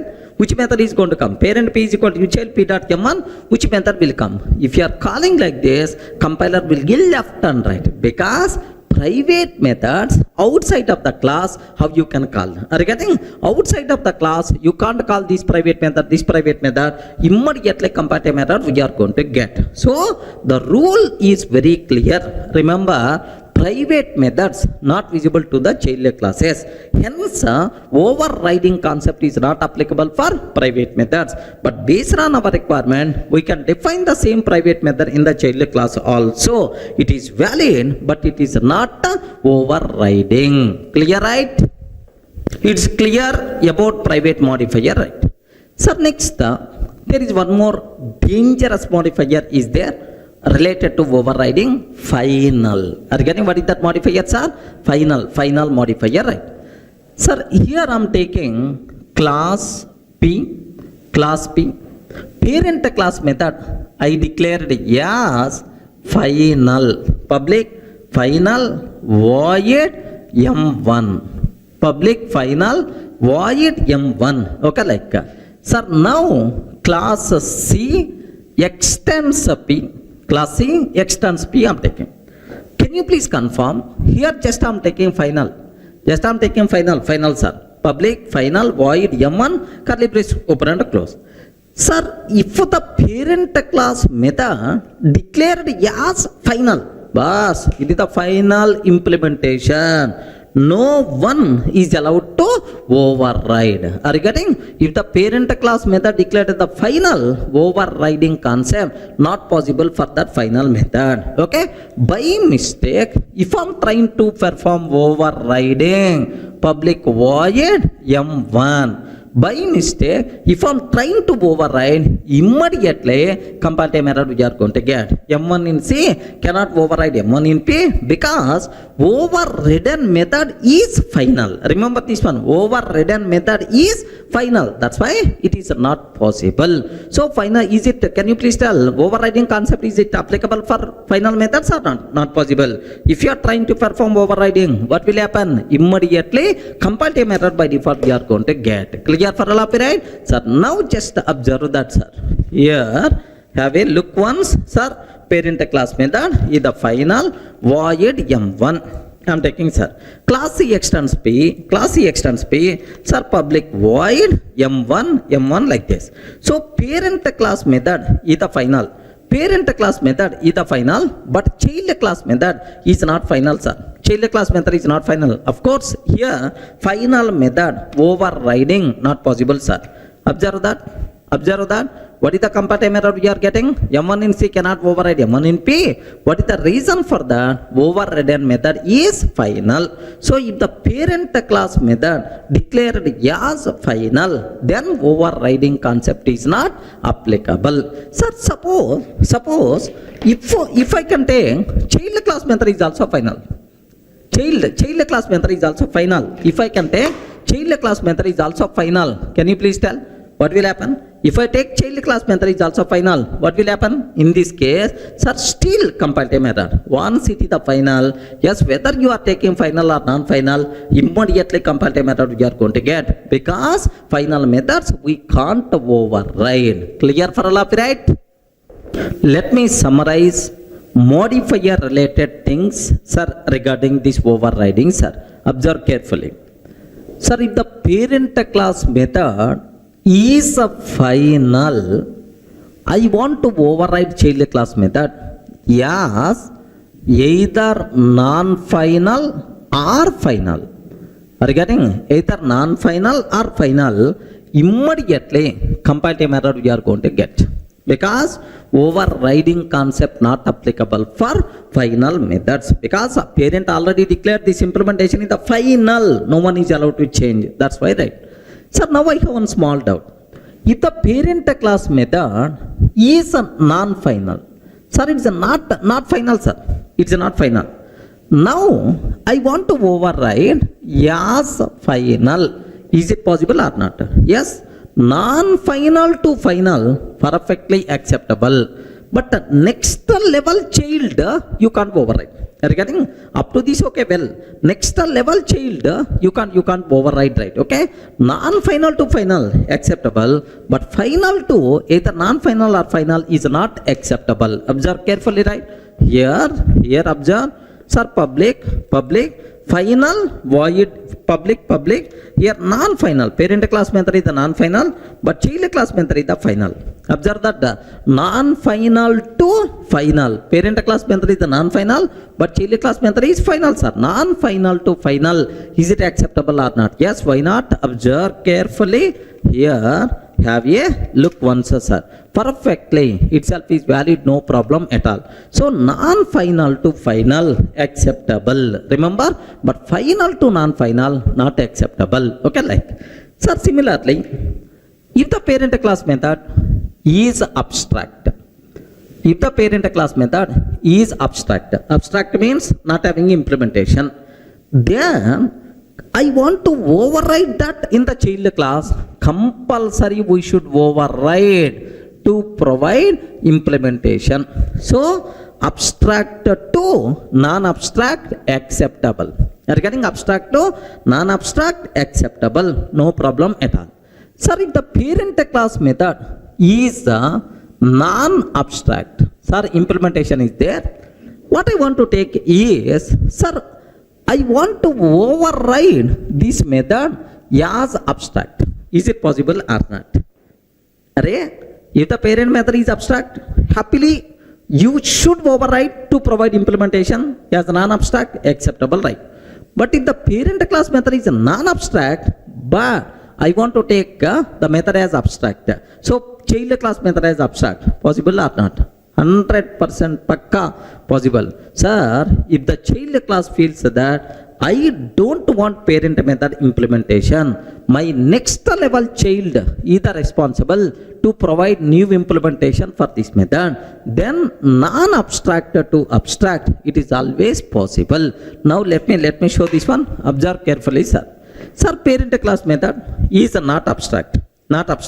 Now, sir, child class method, it is taking public abstract void m1, public abstract void m1 I'm taking, sir. Can you please consider, is it valid or not? Perfectly, because anyway, if the class contain at least one abstract method, now let me take this one as abstract, sir. Okay, well, parent class method non-abstract, but child class method is abstract. No problem, because of this abstract, okay, next level child compulsory should provide implementation for this method. So it is hiding this implementation, it is restricting this implementation should not available to the next level child classes. That's why, so non-abstract to abstract overriding is always possible. Observe carefully, sir. Here I'm taking, let me compile. Yes, perfectly valid. Then who is the responsible to provide implementation for this next level child, sir? Class sub C, class sub C extends C. Now this person is the responsible for public void m1. Again, new implementation, right? Sir, are you getting new implementation? This person is the responsible to provide. Now observe that perfectly itself is valid, no problem at all. So terminology is very clear. So abstract to non-abstract, non-abstract to abstract. Yes, overriding is always applicable. Okay, like, sir, what about remaining modifiers? Do you know remaining modifiers are synchronized native, strict FP, but for our OCJA exam, these things are not required, but still just aware if the parent method is synchronized. If the parent method is synchronized to non-synchronized. Synchronized to non-synchronized. Synchronized to non-synchronized. Non-synchronized to synchronized. Sir, have you observed? Synchronized to non-synchronized, non-synchronized to synchronized, perfectly valid. Because synchronized keyword won't keep any restrictions in overriding. Sir, if the parent class method is synchronized, compulsory child class method should be synchronized. No such type of rule. If you want, you can take, otherwise you can ignore, no problem, right? Same rule applicable for native methods also. Native, non-native. Sir, it is no restrictions. Either native to non-native, non-native to native, perfectly acceptable. Similarly, strict FP to non-strict FP, non-strict FP to strict FP, acceptable, right? But anyway, sir, what about these native synchronized strict FP? For our certification, not required. That's why I'm not keeping that much clear explanation. Don't worry about that. The people who are very much interested, just go through the Google. You people can able to understand clearly, right? That's all. So now, if you observe all the rules, among all these things, only one restriction. Only one restriction. What is that restriction? Can you please cross check once? Among all these things, just only one restriction. What is that restriction? What is that restriction? Only one. Final method we can't override. Sir, what about abstract? What about non-final, synchronized, native, strict FP? All the things are perfectly acceptable. No problem at all. Only one restriction. Sir, we can't override final method. If you are trying to override final method, immediately comparative method we will get. But still, in our list, one modifier is missing. Have you remembered? Have you observed? Right? Static modifier is missing, sir. Static modifier. Okay, there's a big story is there. That part soon we will discuss in detail. Just accept a static. All the remaining things are clear, right?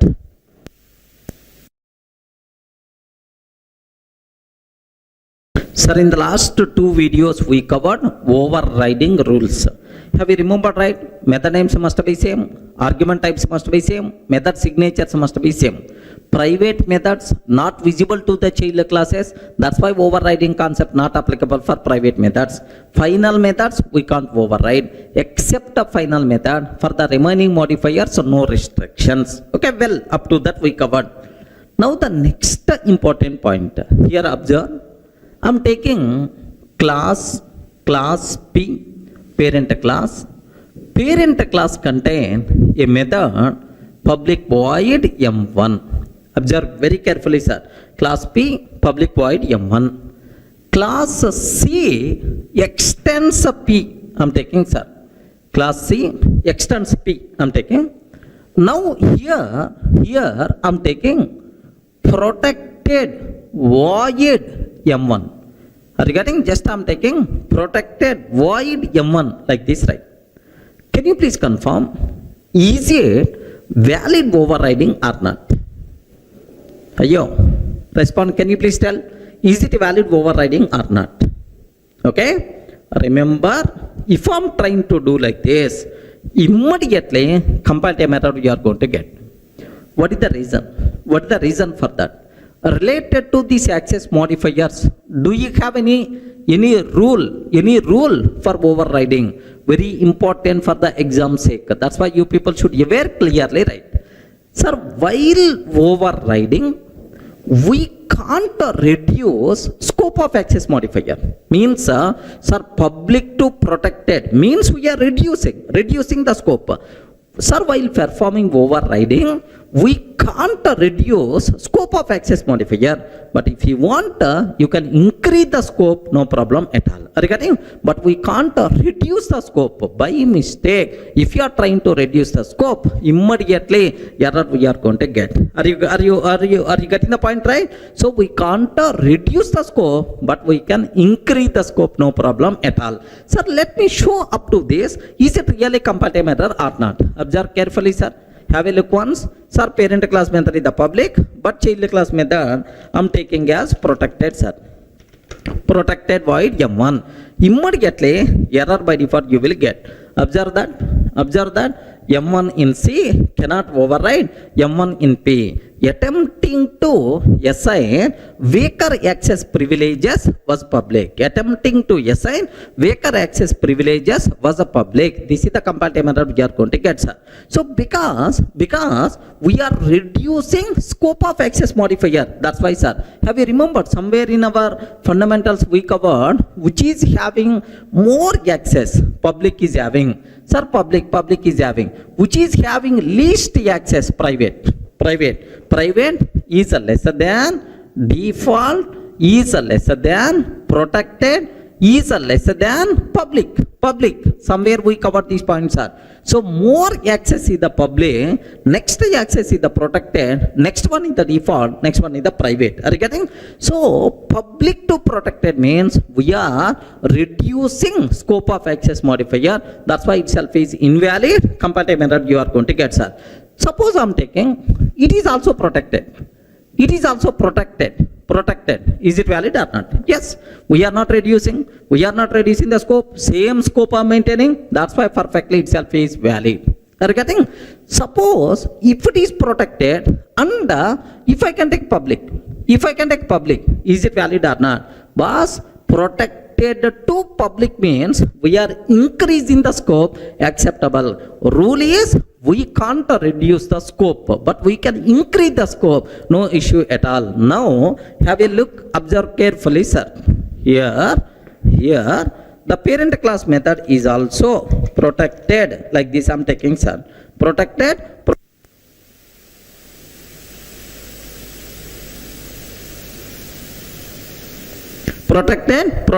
like this, right?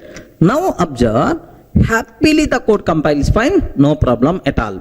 Regarding protected, acceptable, right? Suppose assume parent class method is protected, but child class method is the public, sir. Regarding parent class method is the protected, but child class method is the public. Sir, we are increasing the scope. That's why 100% pakka it is acceptable. Now have a look once. Perfectly itself is valid. There is no doubt at all. So the rule while performing overriding, the rule is, sir, we can't reduce scope of access modifier, but we can increase the scope. Next, you should aware this one, which is having more scope, which is having least scope. Like this diagram also compulsory you have to keep in your mind. Clear, right? Now observe, sir, which is having least scope? Private is having least scope. Next, when compared with the private, next default, next protected, next public. You know, somewhere while covering access modifiers, I covered these points, sir. Which is having highest scope? Public. Which is having least scope is the private modifier, right? Okay, well. Now the point here is, if the parent class method is public, what about child method? Can you please tell? What is the child method? Sir, while overriding, we can't reduce scope of access modifier.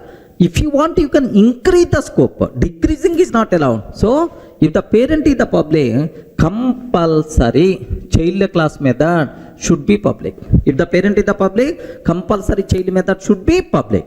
If the parent is protected, can you please tell? Either protected or more access. More access means what? Public. So child class method can be protected or public. Regarding child class method can be protected or public. Okay, like similarly, if the parent class method is the default, can you please tell what about child class method? Either default is allowed, or protected is allowed, or public is allowed. Regarding public is allowed, right? Next, if the parent class method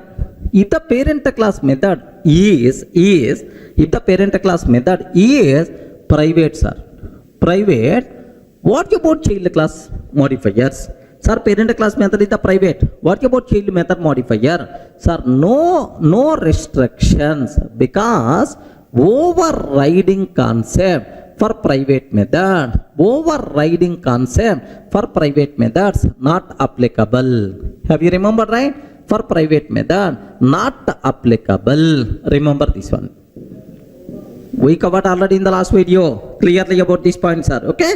Anyway, now observe. If the parent class method is the public, compulsory child class method should be public. If the parent class method is the protected, child class method should be either protected or public. If the parent class method is the default, child method can be either default or protected or public. No restrictions, right? Sir, private anyway, not going to participate in overriding. We are not required to have any rules. So only one rule you have to be aware about these modifiers. While overriding, we can't reduce the scope of access modifier, but we can increase the scope, no problem at all. Clear, right?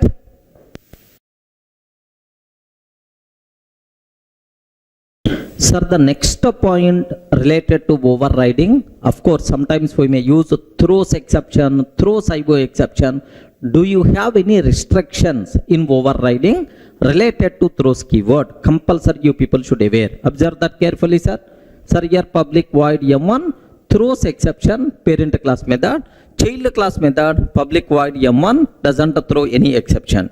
Sir, here also parent method doesn't throw any exception, but child class method throws exception. Like, sir, we have almost around 8 cases I wrote on the board. Okay, I will explain all these things, but to understand this related to throws keyword, first you people should have some basic idea about checked exception and unchecked exception. Please make sure, sir, if you aware checked and unchecked exception, then you can aware clearly, right? Sir, let me put some basic idea about checked exception and unchecked exception, right? Very simple, sir.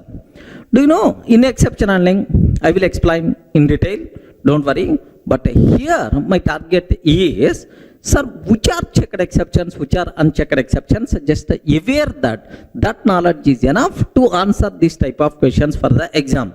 Sir, do you know, you have which class access root for Java exception hierarchy? Have you remembered, right? Throwable. Yesterday we covered, in the last videos we covered already throwable. Throwable access root for Java, all Java exceptions and errors, right?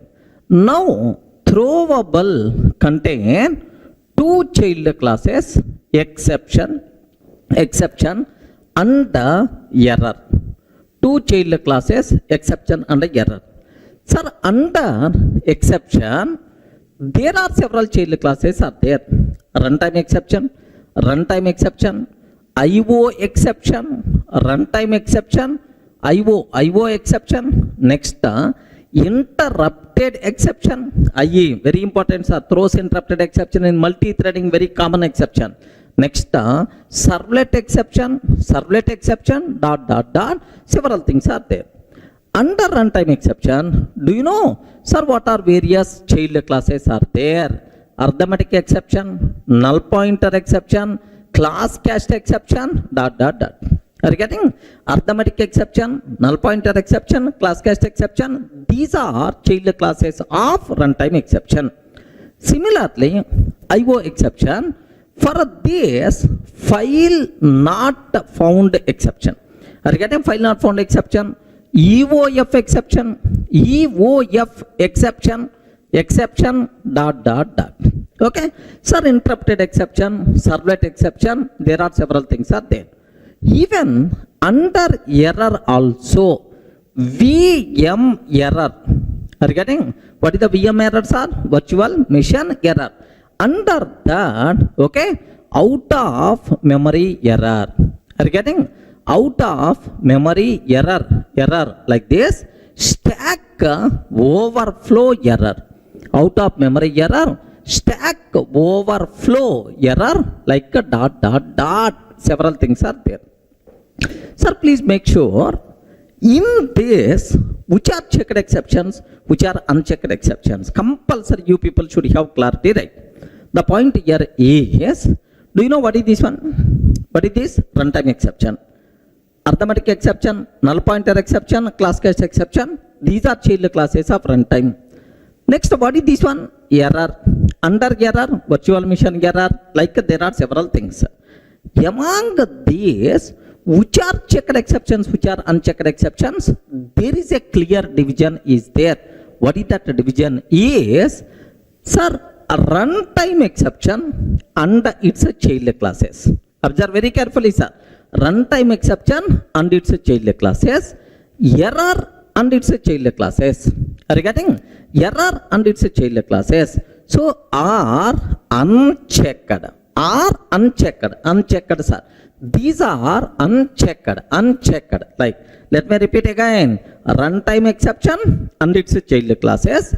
Error and its child classes are unchecked. Compiler never going to check whether you are handling or not. Except these, all the remaining things by default considered as checked exceptions, right? Are you getting? Except this part, the total remaining thing is by default considered as checked exceptions, right? Sir, can you please observe? Sir, IO exception, checked exception, checked exception, file not found exception, checked, interrupted exception, checked exception, servlet exception, checked exception, right? So the important point, this is the thumb rule you should aware. Runtime exception and its child classes, error and its child classes are unchecked, except this, the total remaining area is the checked exceptions, right? Okay? Sir, please make sure if you aware this point, then automatically nothing will be there in our overriding rule. Are you in the position to understand, right? But which are parent class, which are child classes, compulsory, this division must be aware. Arithmetic, null pointer, class case exception, these are child classes of runtime exception, unchecked, right? But IO exception and its child class exception, checked only. Next, error part, unchecked only. Clear, right? If you aware this knowledge, then you can able to answer very easily these things, right? Sir, observe. What is the rule in overriding? What rule is there, sir? Very simple rule, sir. If child class method throws any checked exception, if child class method throws any checked exception, compulsory parent class method should throw the same checked exception or its a parent.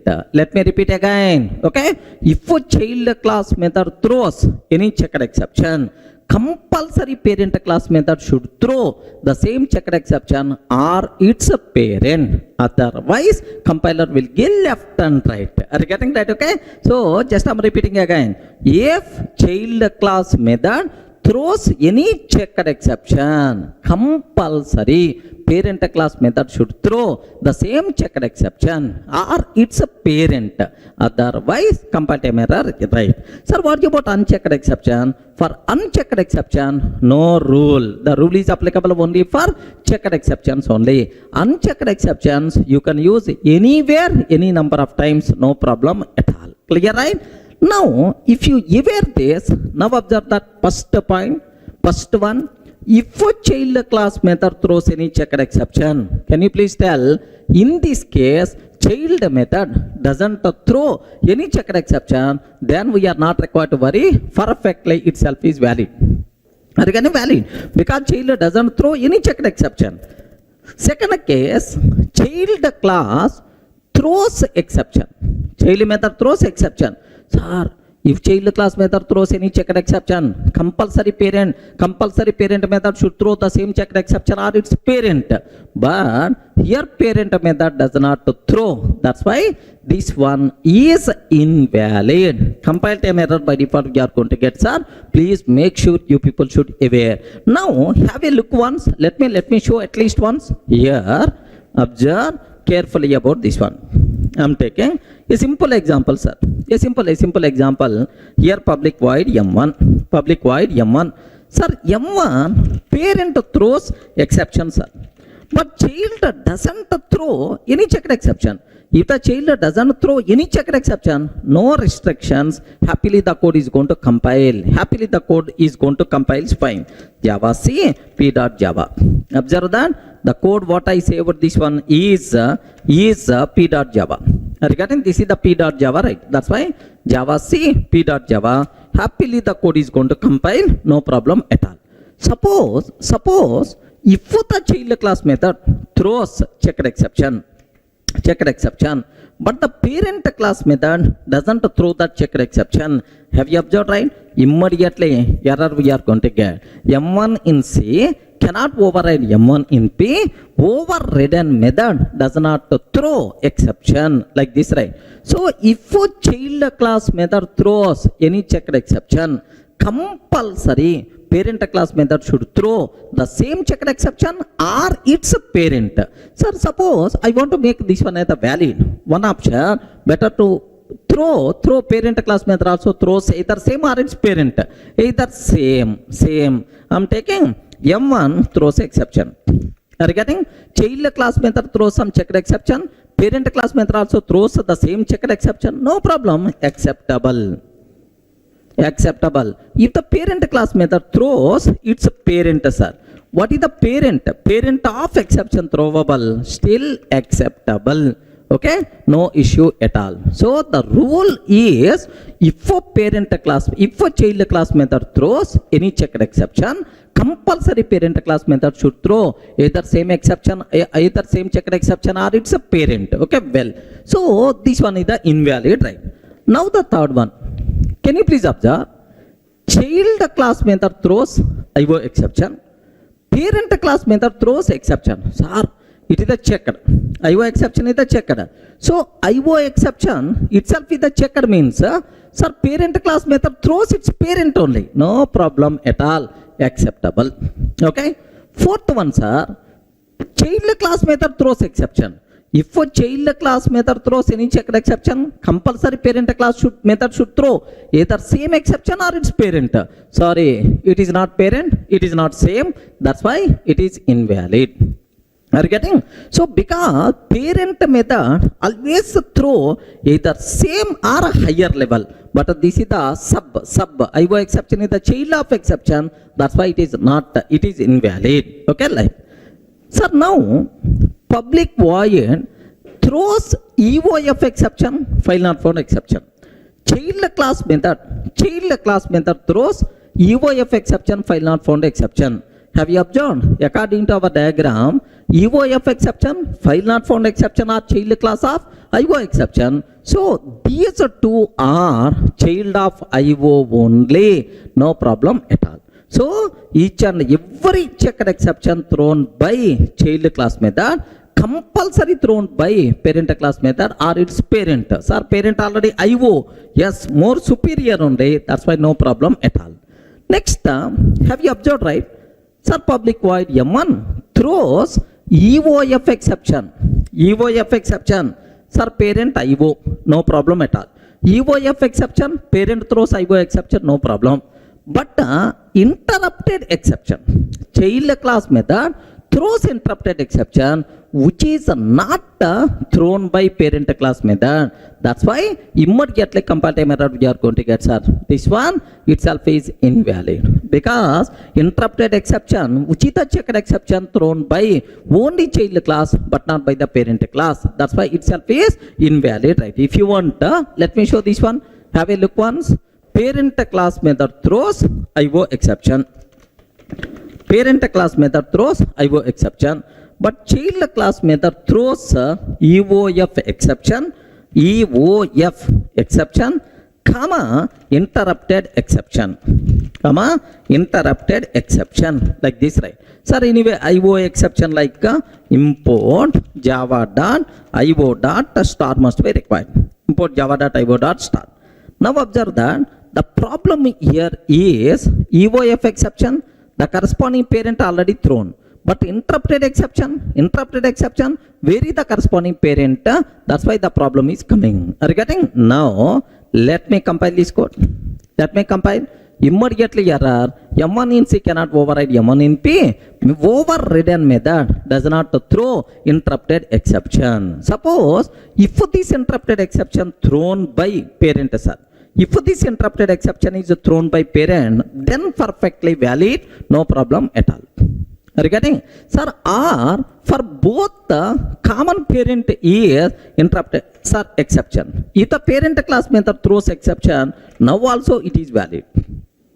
Are you getting right? Sir, observe various possibilities, right? So that's why this one is invalid, it's a very clear. Sir, what about next, the seventh one? Public void M1 throws IO exception. Public void M1 throws IO exception. Public void M1 throws EOF exception, null pointer exception. Sir, observe, EOF exception, it's parent IO exception, already parent method thrown. But what about null pointer exception? Have you remembered?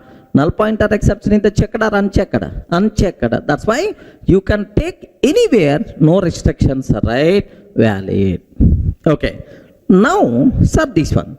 Child class method throws arithmetic exception, null pointer exception. Sir, both are unchecked exception. Child class method doesn't throw any checked exception. That's why perfectly this one is valid. Restrictions are applicable only for checked exception but not for unchecked exception.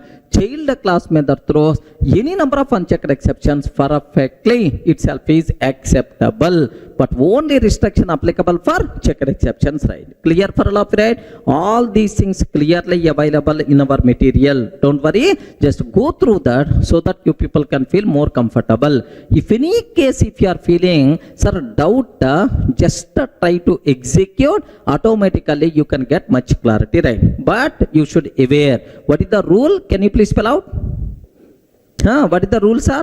If child class method throws any checked exception, compulsory parent class method should throw same checked exception or its parent. That is the rule what you people should aware. But what about unchecked exceptions? No restrictions. Clear, right?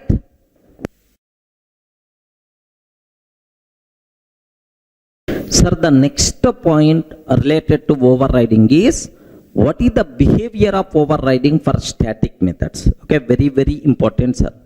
Do you know what is the main difference between instance method and static method? Static method is class level, nowhere related to object.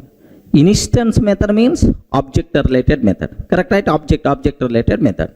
So the important conclusion, what you people should be aware, I want to override static method with a non-static method. Okay? So class level method with the object level method.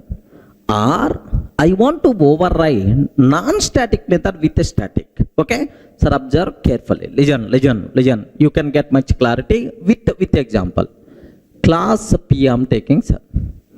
Assume here I am taking public static void M1 method. Public static void M1 method.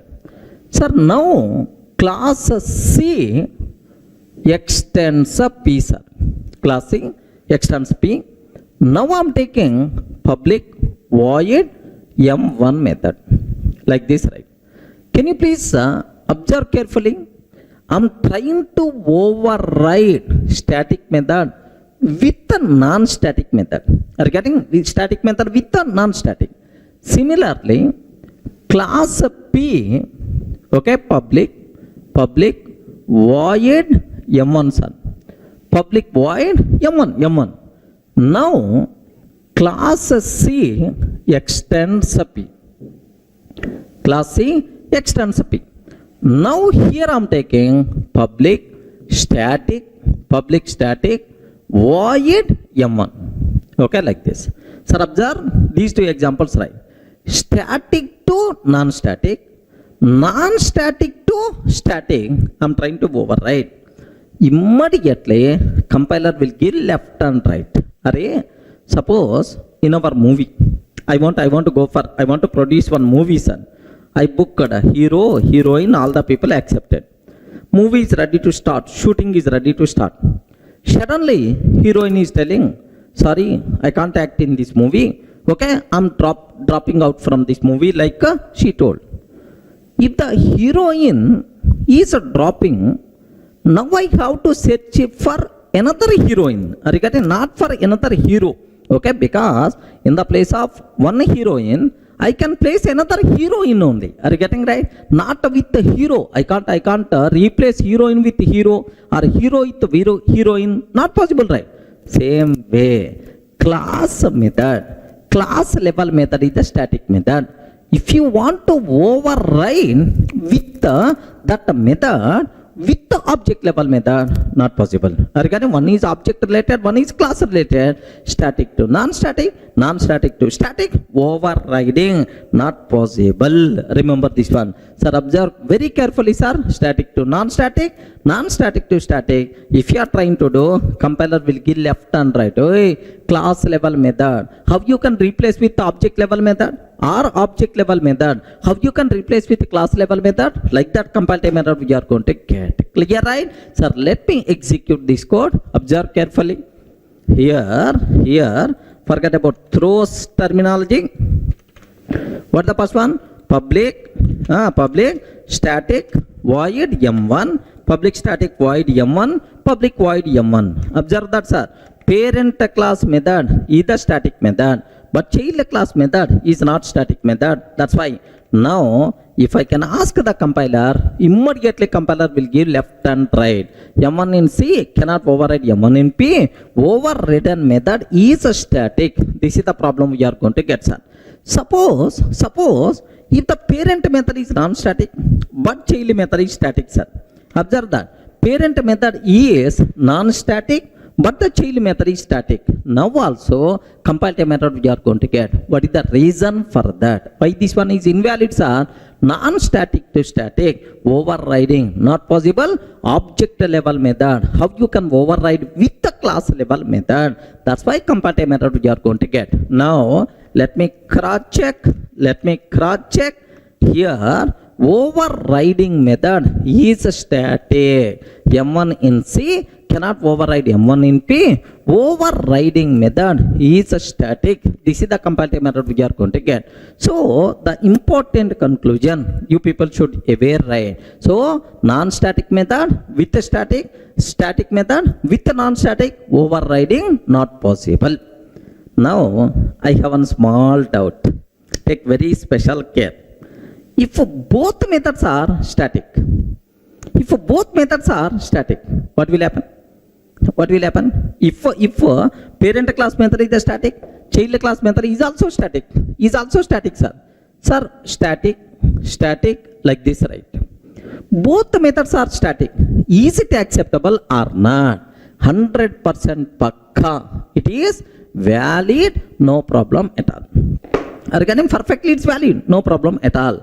So seems to be static method we can override with the static method like this, but it is not overriding. It is a special concept. What is that special concept? Is method hiding concept. Regarding what is this concept, sir? Can you spell out? It is not overriding. It is not overriding, and it is method hiding concept. Are you getting? And it is method hiding concept, right? Please make sure you people should aware clearly, right? Sir, what is the advantage we are going to get because of method hiding? What is the advantage we are going to get? Sir, I mean, what is the difference between overriding and method hiding? That part I will take care. Don't worry, sir. First observe, is it valid or not? Have a look once. If both the parent and child class methods are static, sir. Have you observed? Parent class method is a static, and the child class method is also static. Okay, perfectly acceptable. This special concept is called, what is this word? Method hiding, but not the overriding like this, right? Yes, let me cross check, let me compile. Happily the code is going to be compiled, no problem at all. So seems to be overriding concept applicable for static methods, but it's not overriding, it is method hiding. Then what is the difference between overriding and method hiding? That part I will take care. Sir, observe a bit carefully, sir. I'm taking system.out.println, okay, parent method. Okay, parent like this. Now system.out.println child like this I'm taking, sir. Just I'm taking parent and child. Anyway, SOP statements. So which method is going to get in the chance? I want to aware. Now, let me go for class test. Public static void main method string array args. Take very special care, sir. Parent P is equal to new parent. Parent P is equal to new parent. P dot M1 method. First case. Child C is equal to new child C dot M1. Second case. Sir, parent P1 is equal to new child. Parent P1 is equal to new child P1 dot M1.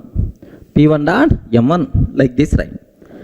Sir, if it is overriding, method resolution always takes care by JVM based on runtime object. Correct or not? In overriding, method resolution is always takes care by JVM based on runtime object. Sir, here, which is the runtime object? Parent. That's why parent method should come. Here, runtime object, child. That's why child method should come. Here, what is the runtime object? What is the runtime object? Child. That's why compulsory child method should come like this, right? If really it is the overriding, definitely this is the answer we have to get. But I told it is not overriding and it is a method hiding. That is what you should aware. In method hiding, method resolution always takes care by compiler based on reference type. Remember this one. So if both the methods are static, then it is method hiding. In method hiding, method resolution is always takes care by compiler based on reference type. Sir, if these are not static, overriding, then method resolution is always takes care by JVM based on runtime object. Remember this. Very simple rule, sir. Both methods are static or non-static. Both are static. Method hiding. Always method resolution is always based on reference type by the compiler. Sir, both are not static. Then overriding. Method resolution is always based on runtime object by the JVM. Sir, now both are static, sir. If both are static, what is the output you will get based on the reference? Parent, child, and here parent. That's why the answer by default we are going to get parent, sir. If it is method hiding, if it is the overriding, then the answer will become parent, child, and then child. Observe the difference. I will explain. I will execute this code. Observe that. Sir, I'm taking same example. I'm taking same example, right? Here, just have a look once, sir. I'm trying to take here just public static void M1, public static void M1, system.out.println, parent like this. I'm taking, sir, parent. Next, here I'm trying to take, sir, public static void M1. Here, just I'm taking child, sir. Now, can you please confirm, is it overriding or method hiding? Is it overriding or method hiding? Sir, it is method hiding. Method resolution is always based on reference type and by compiler. Compiler is the responsible for method resolution and method resolution is always based on the reference type. Okay, well, now parent P is equal to new parent P dot M1. Okay, like this. Next, child C is equal to new child C dot M1. Next, parent P1 is equal to new child P1 dot M1. Okay, observe that, sir. So if it is the method hiding, method resolution is always based on the reference type. Here parent reference we are using, that's why parent method. Regarding that's why parent method we are going to get in the chance. Here child reference I'm using, that's why child method we will get. Next, here parent reference we are using, that's why parent method we are going to get in the chance. Observe that a bit very carefully about this terminology, right? So method resolution is always based on reference type because it is a static method. Now observe that Now let me save this code, test.java. Okay, well, now let me compile this code, java c test.java, perfectly valid. Now java test, but answers are parent, child, parent, parent, child, parent. This is the answer, right? Suppose if both are not static.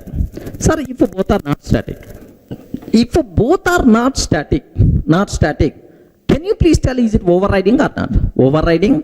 Method resolution is always based on reference type. Sorry, method resolution is always based on runtime object. Sir, now here what is the output, sir? Here parent object we are using. That's why parent method.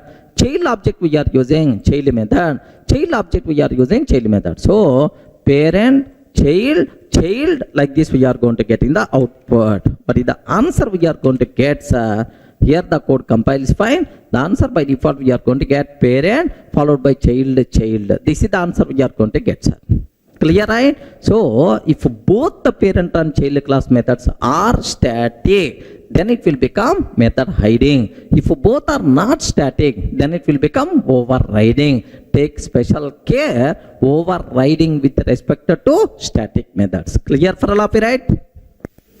Sir, now let me summarize all differences between overriding and method hiding. Sir, with examples we covered already. Sir, now let me summarize that.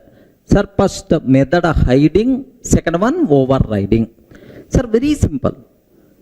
In method hiding, both the parent and child class methods should be static. If both are static, such a type of thing is called method hiding.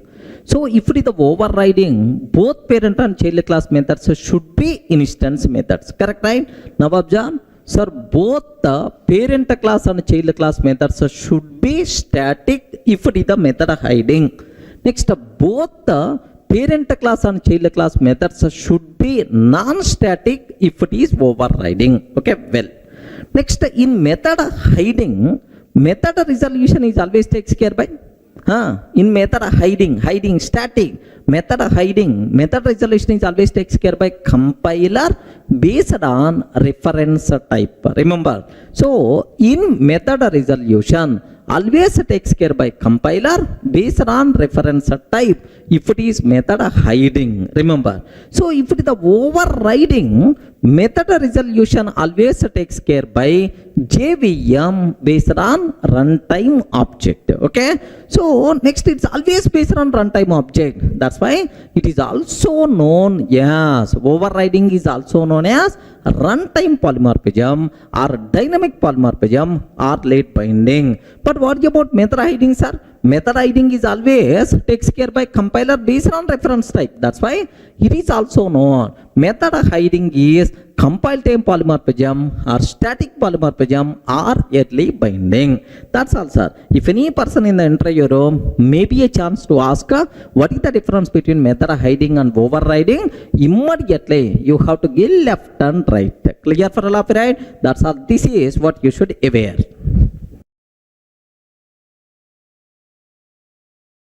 Sir, in the last videos we covered what is overriding, what are various rules related to overriding. Now the next rule, overriding with respect to Var-Arg methods. Are you getting what is the topic name? Overriding with respect to Var-Arg methods. Var-Arg methods, right? So now just take a bit very special care. A bit seems to be very easy, but you require to understand very clearly, right? Just observe that. Have a look once, sir. Class P I'm taking. Regarding class P I'm taking. Sir, here public void m1 of int dot I. Regarding public void m1 of int dot I. Here system.out.println parent. Okay, like, sir, in the last sessions we covered what is this. It is method. It is a Var-Arg method. You can call this method by passing any number of int values. No problem at all. Sir, you can need not be into time. If you want, you can declare Var-Arg method which can take any number of string values, like. But this Var-Arg method can take any number of int values, right? Now I'm taking class C extends class C extends P. Class C extends P. Here public void M1, public void M1. Here just take a bit very special care, sir. Int I, like this I'm taking, system.out.println child, like this, right? Of course, this is the child, like I'm taking. Sir, it is the parent class, this is the child class. Inside child class public void M1, int I, like I'm taking, sir. Sir, now my requirement here is, observe carefully, I'm taking class test, public static void main method, string array args, public static void main string array args. Here my target is parent P is equal to new parent. Parent P is equal to new parent. Parent reference, parent object, P dot M1 method by passing 10 as the argument. First one, sir. Second one, child C is equal to new child C dot M1 of 10 I'm taking. Next, here parent P1 is equal to new child. Sir, parent reference can be used to hold child object. P1 dot M1 of 10 I'm taking, sir. Can you please tell what is the output we are going to get? Please respond. Sir, observe both and can you please tell what is the output we are going to get? Yes, very simple. Sir, overriding, in overriding, method resolution is always takes care by JVM based on runtime object, because in the child class M1 of int method is there. Here M1 of int dot. Anyway, M1 of int 10 means always based on runtime object. That's why here, sir, it is the parent because runtime object is the parent object. It is the child because runtime object is the child object. Next, here also parent reference child object. So based on the runtime object, child method is going to get in the chance, like that, right? Regarding child method will get the chance, like you can. If I can ask this question in my offline sessions, 99% of the people are going to tell, yes sir, same parent, child, we are going to get the output, right? No sir, no, we are not going to get this output. There is a small change is there in the output. Observe very carefully, it is the Var-Arg method. But this one is what? Normal method. It's not Var-Arg method. So here method names are same, but the arguments, the types are different. Method names are same, but argument types are different, means overloading but not overriding. So Var-Arg method you can't override with the normal method. If you are trying to override with the normal method, it will become overloading but not overriding. Are you getting the point, right? Sir, now have a look once. It is overloading. It is overloading but not overriding. Okay, because we are trying to override with the normal method, arguments are different, that's why it will become overloading but not overriding. Okay, well, in overloading, method resolution is always based on reference type. Who is going to take care? Overloading method resolution? Compiler. Overloading method resolution is always takes care by compiler based on reference type. That's why here which reference I'm using? Parent reference, parent method. Which reference I'm using? Child reference, child method. Which reference I'm using? Parent. That's why the output we are going to get parent but not child. Observe, a bit dangerous concept. You people should have clear clarity about this terminology, right? Are you getting the point, right? Sir, now let me execute this code. Observe carefully, right? Here, same example. Here this is what we call Var-Arg method, and this one itself is a normal method. Are you getting? First one is the Var-Arg, second one normal method. Parent P is equal to P1.M1. Sir, child like this, right? P1.M1 like. Sir, now observe Sir, Java C test.java. Happily the code compiles fine, no problem at all. Sir, Java test, have a look once. Here, is it overloading or overriding? Please respond. Is it overloading or overriding? Yes, it is. This one is overloading or overriding? Overloading. Because the reason for that is, why these two methods are overloaded is, here argument types are different. Have you observed, right? In this case, arguments are int ... but here int only. Argument types are different. That's why it is the overloading, right? In overloading, method resolution always takes care by compiler based on the reference type. That's why, do you know what will happen is, here which reference we are using? Parent reference. That's why which reference we are using, sir? Parent reference, parent method. Child reference, child method. Parent reference, parent method. Because it's the overloading, right? So the output we are going to get, first one is the parent. Next, second one here is child we are going to get. Next, third one here we are going to get, sir, parent. Third we are going to get parent, right? That's all. So this is what you people should aware. Sir, observe. Let me execute. Parent, child, parent. Is it clear for all of you, right? That's what is. So we can't override Var-Arg method with the normal method. If you are trying to override Var-Arg method with the normal method, it will become what? Overloading, but not overriding. Okay, well, sir, I want to override Var-Arg method.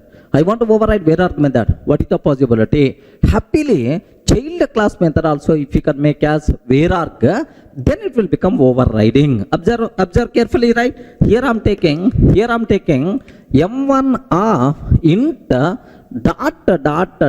I. Are you getting? Now child method is also Var-Arg. Parent method is Var-Arg. Sir, if both are Var-Arg, now it will become what?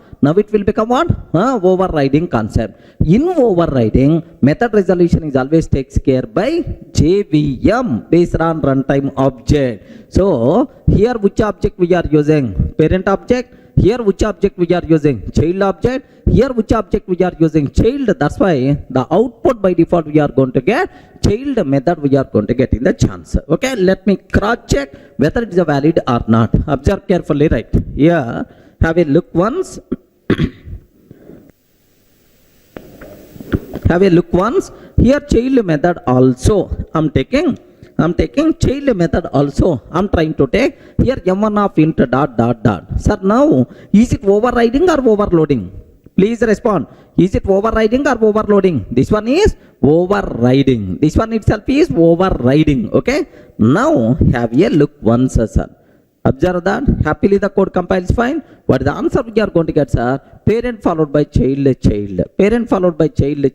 Like this the output we are going to get. Because it is always based on runtime object. So this is the rule you people should be aware with respect to Var-Arg methods. Clear, right? Let me repeat. Sir, we can't override Var-Arg method with the normal method. If you are trying to override Var-Arg method with the normal method, it will become overloading. Var-Arg method you should override with the Var-Arg method only. Clear?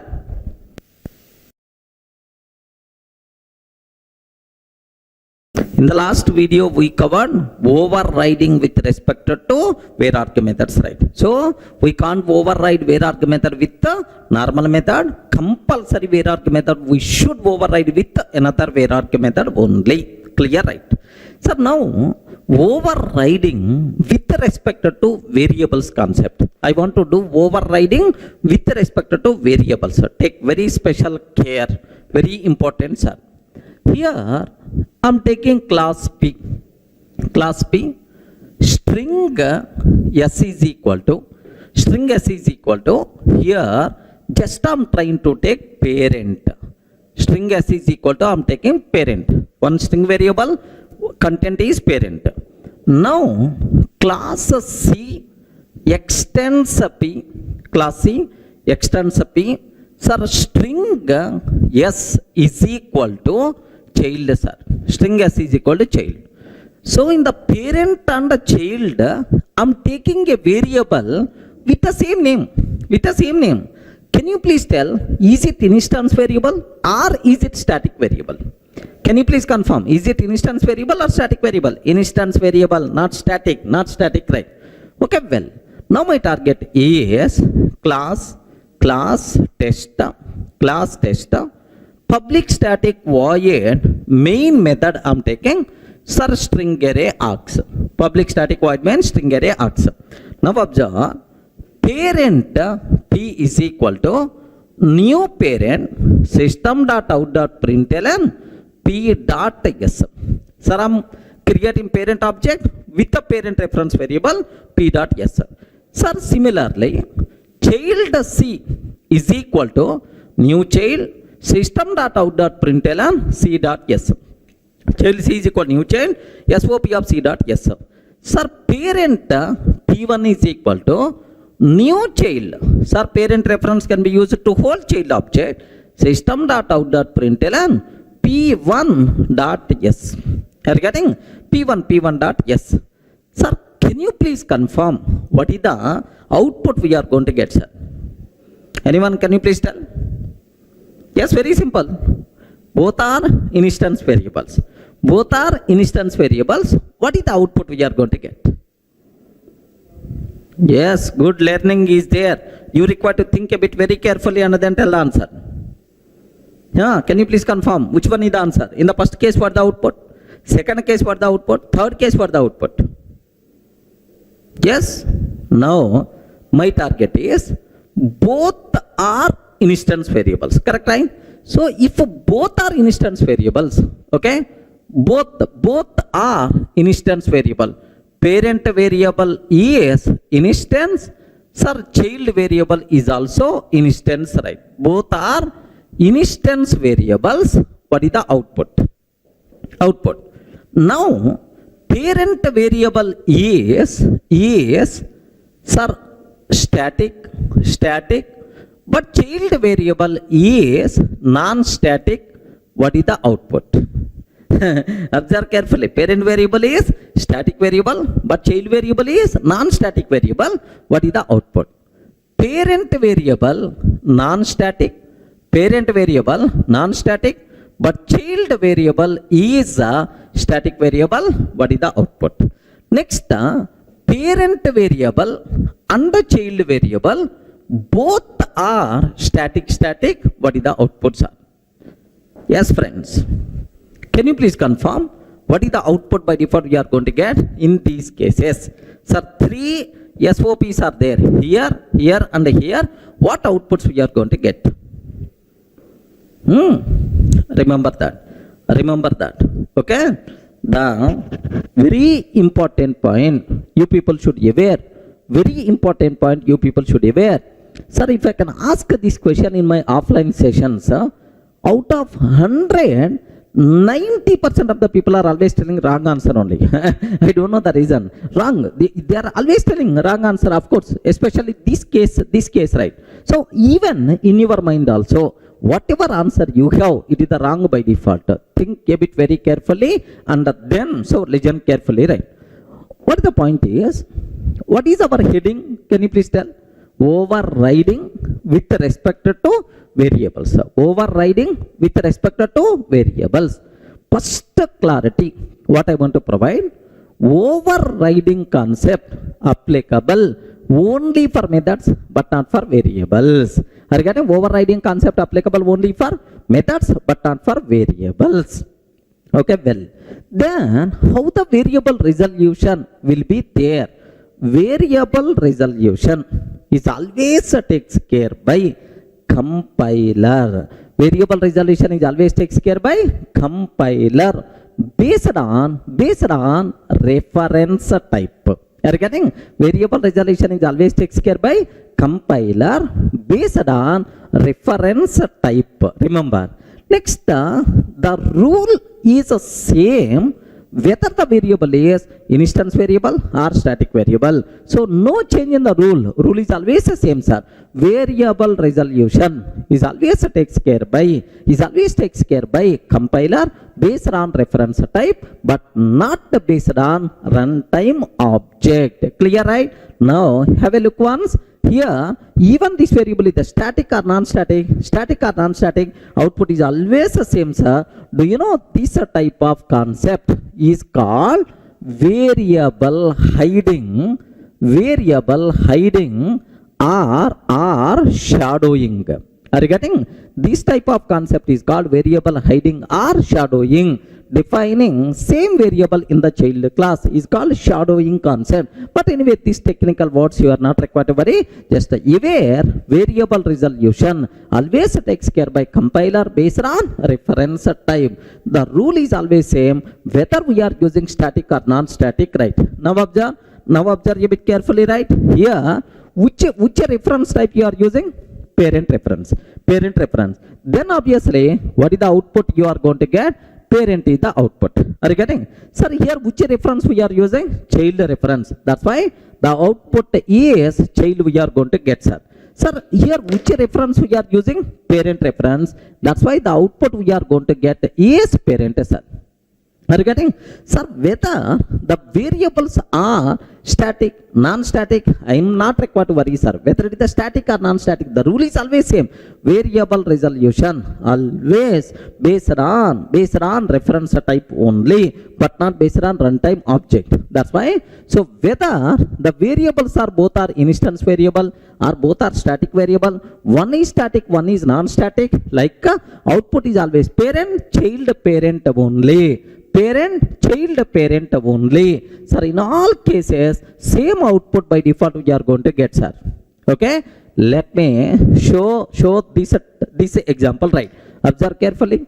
Here observe that this is the string.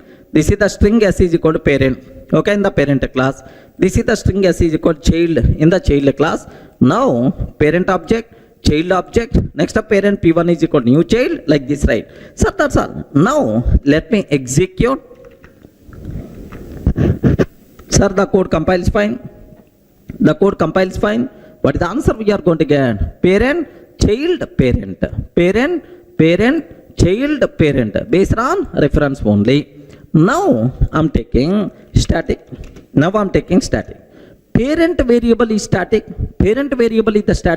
but the child variable is non-static. No problem. Whether static, non-static, static, or both are static, the rule is always same. That's why. So in this case, what is the output, sir? Now have a look once, sir. Now the same output by default we will get. Parent, child, parent. Okay. Now I'm taking, sir, parent is non-static, but child is static, sir. Parent is non-static, but the child is static. What the answers are? Parent, child, parent, right? Sir, if both are static, can you please observe what answer by default you are going to get? Yes, here parent, child, parent by default you are going to get. So whether variables are static or non-static, variable resolution always takes care by compiler based on reference type. Clear for all of you, right? So overriding concept applicable only for methods but not for variables.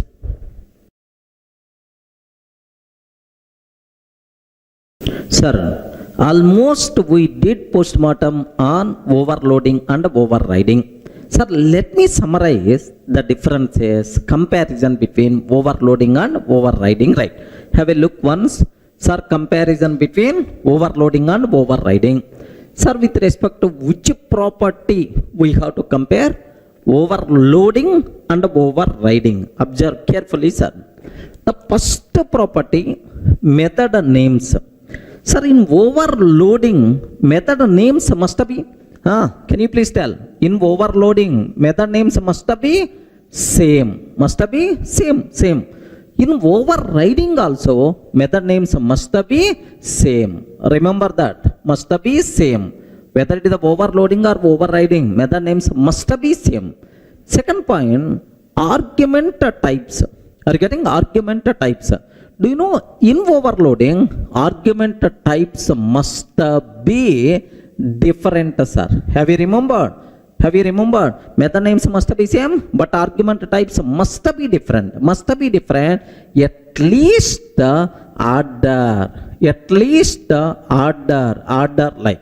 Sir, what about overriding? In overriding, argument types must be same. Are you getting? Here must be same including order.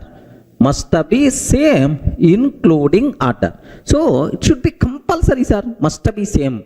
So do you know method names and argument types is also known as method signature. Are you getting? In overloading, method signature must be different because of different argument types, but in overriding must be same like this, right? So next, private final static methods. Are you getting? Private final static method.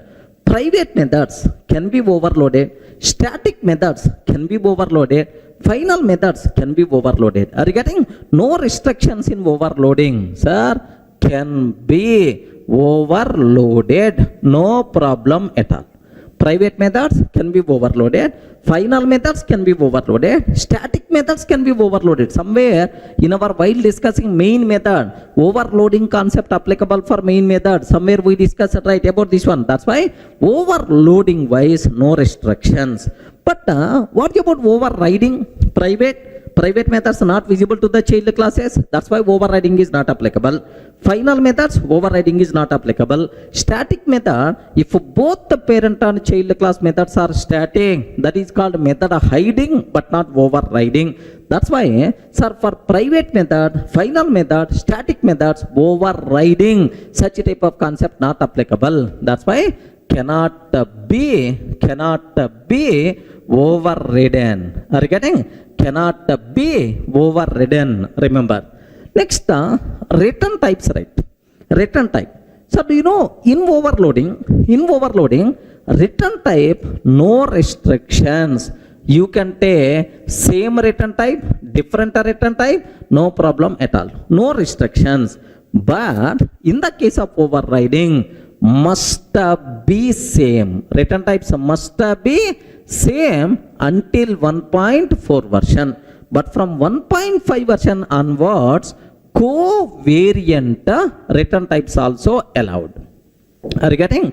Covariant return types also allowed. From 1.5 version onwards, covariant return types also allowed, right? Okay, well.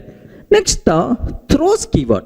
Are you getting? Sir, if the parent method throws something, child method throws something like we covered in detail in the last videos, right? Sir, throws class. What is the meaning of throws in overloading? No restrictions. Okay, no restriction. Sir, what about overriding? Yes. Okay, if a child class method throws any checked exception, compulsory parent class method should throw the same checked exception or its a parent. Okay, if child class method throws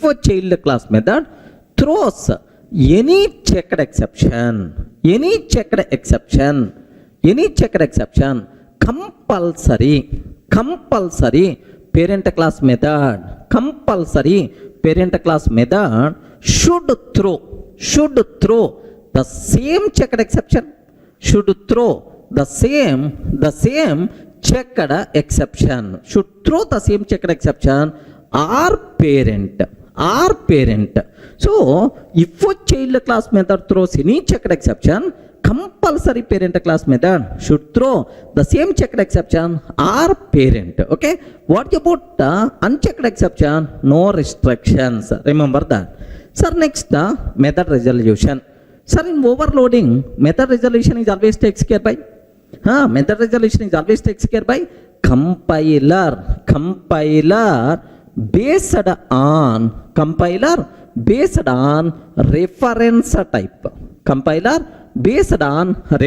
type. Sir, method resolution always takes care by JVM. If it is the overriding, always takes care by JVM based on runtime object. JVM based on runtime object. Getting right? Next, other names.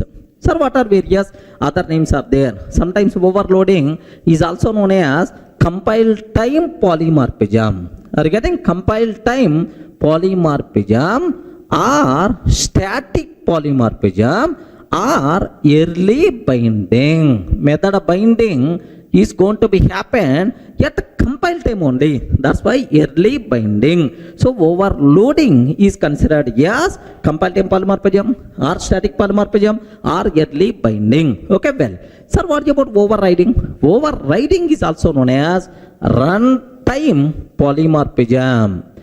Runtime polymorphism or dynamic polymorphism or dynamic polymorphism or late binding. Are you getting? Or late binding. That's all.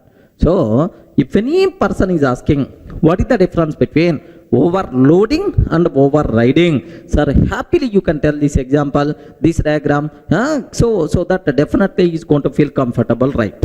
Are you in the position to understand? But here one small observation you have to take care.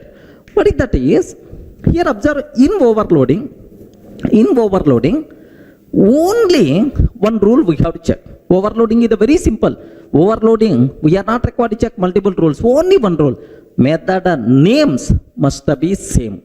Argument types must be different. In overloading, method names must be same. Argument types must be different. Except that, all the remaining things are not required to worry. But in overriding, everything we have to check. Method names must be same. Next, argument types must be same.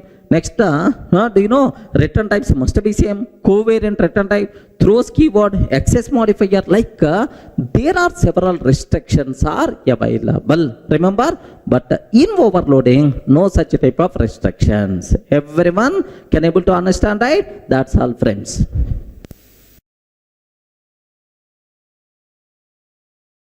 Sir, in the last videos we covered what is overloading, what is overriding. It's very clear for you people, right? Sir, let me summarize all these things under single roof. Okay, is something like polymorphism. Sir, first, can you please tell what is polymorphism? Can you spell out, sir? Polymorphism. Do you know, from our childhood onwards, we already aware this one. Sir, poly means poly means many. Are you getting? Poly means many, sir. Many. Next, marps. Are you getting? Marps. Marps means forms. Marps means forms. Poly means many. Marps means forms, right? Okay. So polymorphism is nothing but many forms. One name, but multiple forms. One name, but multiple forms is the concept of polymorphism. Poly means many man, marps means forms. Many forms is called polymorphism. Somewhere you may see Polytechnic College. Regarding Polytechnic College, so there multiple technologies are available. Next, polyclinic. Okay, like there multiple expert doctors are available. Polyclinic, polygon. Next, polytechnic is by default considered as polymorphism, right? Sir, can you please can you please understand this? Let me explain a small layman example. Sir, do you know best example for polymorphism is yourself only. Yourself only is the best example, sir. Assume okay, sir, this diagram is yours, of course, including my also. Okay, this is assume that, sir, this is yours. Now, do you know yourself? He is the best example for polymorphism. How, sir? Like best example, sir, if you are there within the house in front of your parents. In front of your parents, if you are there at home in front of your parents, do you know your words are always very innocent words are going to come. So that a college, that a school, or that a temple, this type of terminology is going to come within the house. Are you getting? Always class or college or book. Next, a template, temple, something like this type of terminology will come, sir, if you are there within the house. But if you are there outside of house, outside of house with your friends, sir. With your friends, then automatically the terminology by default will be changed. Array, yesterday's brand is not good. Today we require to change the brand. Are you getting that? Array, a new brand cigarette came. We have to get that. Array, that movie compulsory release day only I have to see. Have you observed, right? Here cigar. Okay, cigar, next the movie, next the brand. This type of terminology is going to come. Sir, the same person coming out of his native place, outside of native place. Do you know something like he came from his native place to Hyderabad. Once this person is coming to Hyderabad, complete color by default will be changed, man. They are flying, automatically wings are going to come. Okay, complete different color this person is going to show. Observe the terminology. Here, how many persons are there? Only one person. Only one person. In your house, one type of behavior. Outside of house, another type of behavior. Next, outside of your native place, another type of behavior. Okay, like this. This type of thing is by default considered as polymorphism. Are you able to understand, right? What is the meaning of polymorphism? One person but multiple forms. One name but multiple forms is the concept of polymorphism. Okay, well, sir, let me go for programmatic way so that you can get much clarity, right?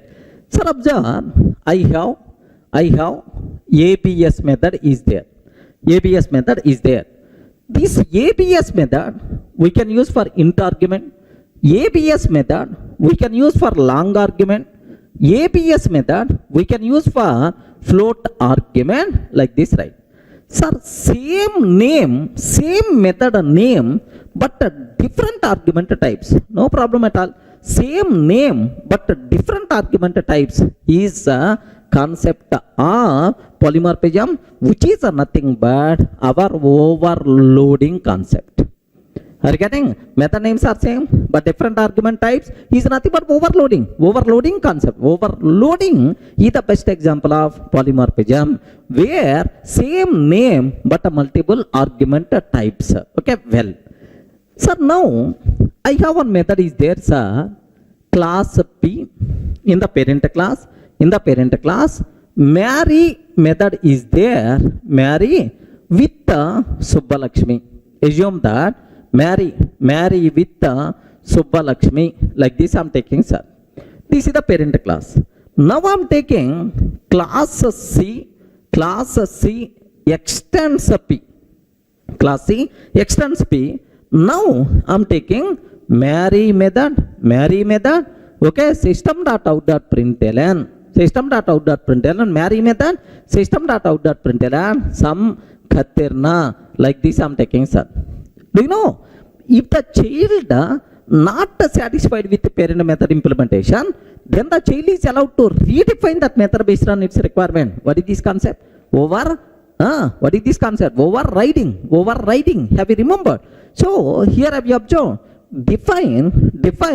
So method is the same. But in parent class, one implementation, but in the child class, another implementation. Same method, but multiple implementations. Are you getting? Multiple implementations. One implementation in the parent, but second implementation in the child. This concept is nothing but what?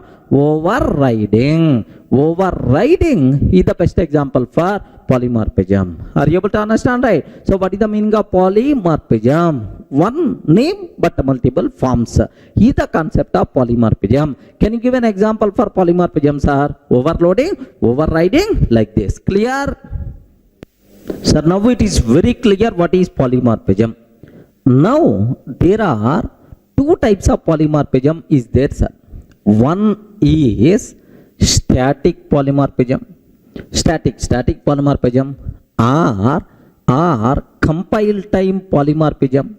Static polymorphism or compile time polymorphism or early binding. Have you remembered somewhere we discussed about these things like sir, one is static polymorphism or compile time polymorphism or early binding. Next, the other thing is dynamic polymorphism or runtime polymorphism or late binding or late binding, right?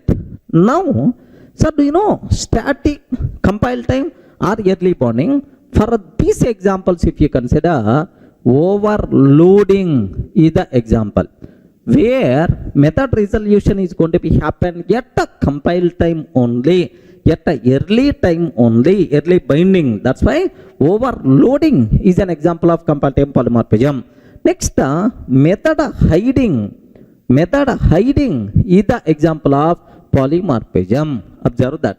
Overloading, method hiding, these are examples, right? Similarly, sir, dynamic or runtime or late binding, sir, which is the example here? Just overriding is the example. Overriding is the example of dynamic polymorphism. That's all. So, what is polymorphism? Overloading and overriding. How these two things are related to polymorphism? I hope it's very clear, because here method names are same. Method names are same, but argument types are different. One name but multiple forms, polymorphism. Here method names, method hiding, parent and child method, sir, both are static. In the parent one implementation, but in child class another implementation. Even in the overriding also, parent same method, same arguments, but in parent one type of implementation, but in child another type of implementation. That's why it is also considered as overriding. Clear? It's also polymorphism. Clear for all of you, right? Sir, I hope it's very clear for you what is polymorphism, right? Sir, in the internet there was one joke which is very largely circulated joke, sir, about polymorphism. Just I want to share with you people, but don't ask whether this statement is correct or not correct and so on. I'm not having any idea about this. Just have a look. Just for fun sake, I want to show for you, right? Have a look once. Sir, have you observed? A boy starts love with the word friendship. A boy starts love with the word friendship. But a girl ends love with the same word friendship. Are getting? Girl ends love with the same word friendship. Word is the same, but attitude is different. This beautiful concept of oops is nothing but polymorphism. Observe a bit very carefully, sir. Do you know, even in my local language, in the local language movies, Telugu movies, right? There are several movies are there, sir.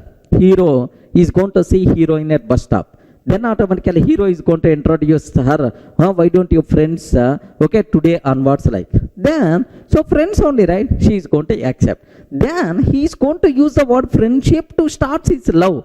In the middle, at interval time, heroine is going to come. She is going to keep wedding card in his hand saying, we are friends forever. Are you getting right? We are friends forever. Okay, like. So observe that word, the word friendship, to start love, to end love. Whether, sir, boy is going to do or girl is going to do, I don't know that. If you want, you can interchange these words also, just for fun's sake, which is more very popularly circulated in the internet world, okay, about polymorphism. Just for fun's sake, I'm covering. Okay, don't take it negative way, sir. Thank you.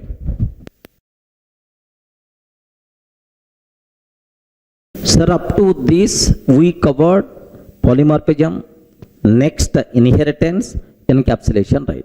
These are three things by default considered, three building blocks of object-oriented programming. Just observe that. Sir, here, if you consider oops concept, the best, topmost concepts are, one is encapsulation. Just we discussed already. Encapsulation, data hiding, abstraction, encapsulation, this is one group we covered. And then the next group we discussed, sir, inheritance. Are you getting? The next group, inheritance. Now the next one what we covered, sir, polymorphism. Are you getting? The next group what we discussed, polymorphism, right? Now take a bit very special care. These three concepts of oops is called three pillars of oops, sir. Three pillars of object-oriented programming. Pillars, three main important concept of object-oriented programming is these three things, right? So now under encapsulation, data hiding, abstraction. So here what things we discussed, sir? The data variables declared the private. Outside person should not access our data directly.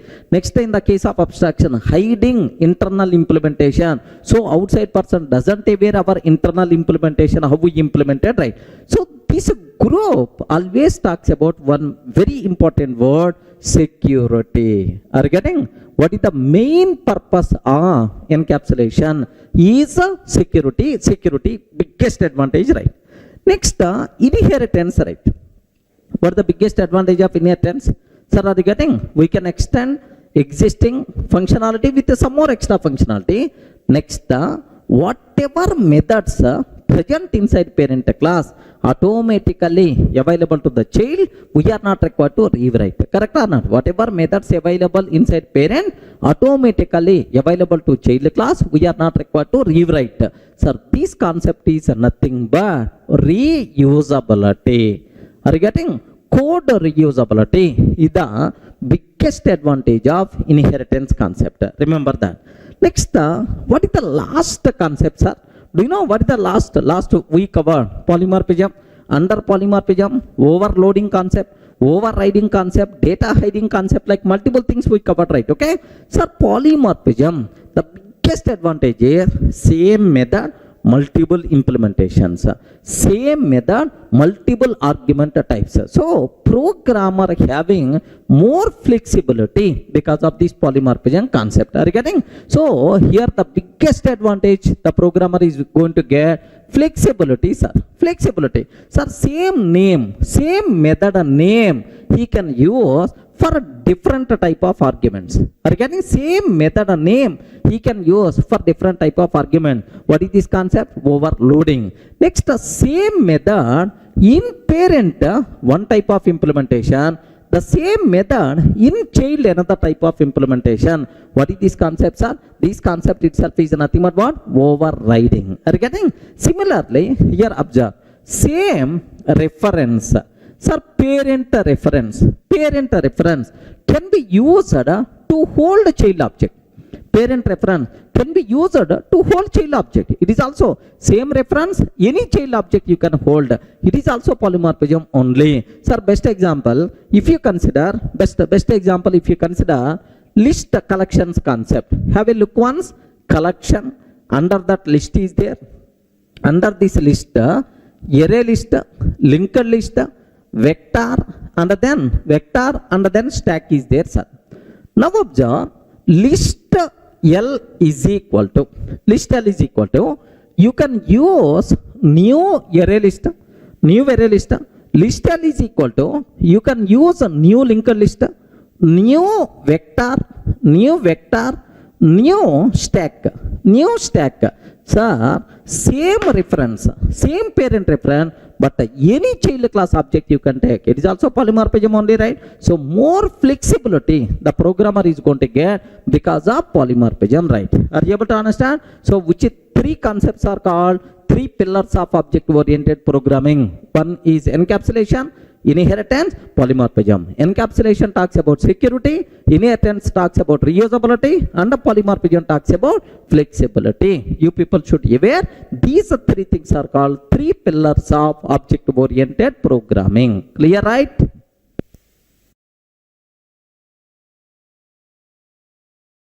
Hi friends, in the last videos we covered very clearly what is encapsulation, inheritance, polymorphism, these are three concepts, right?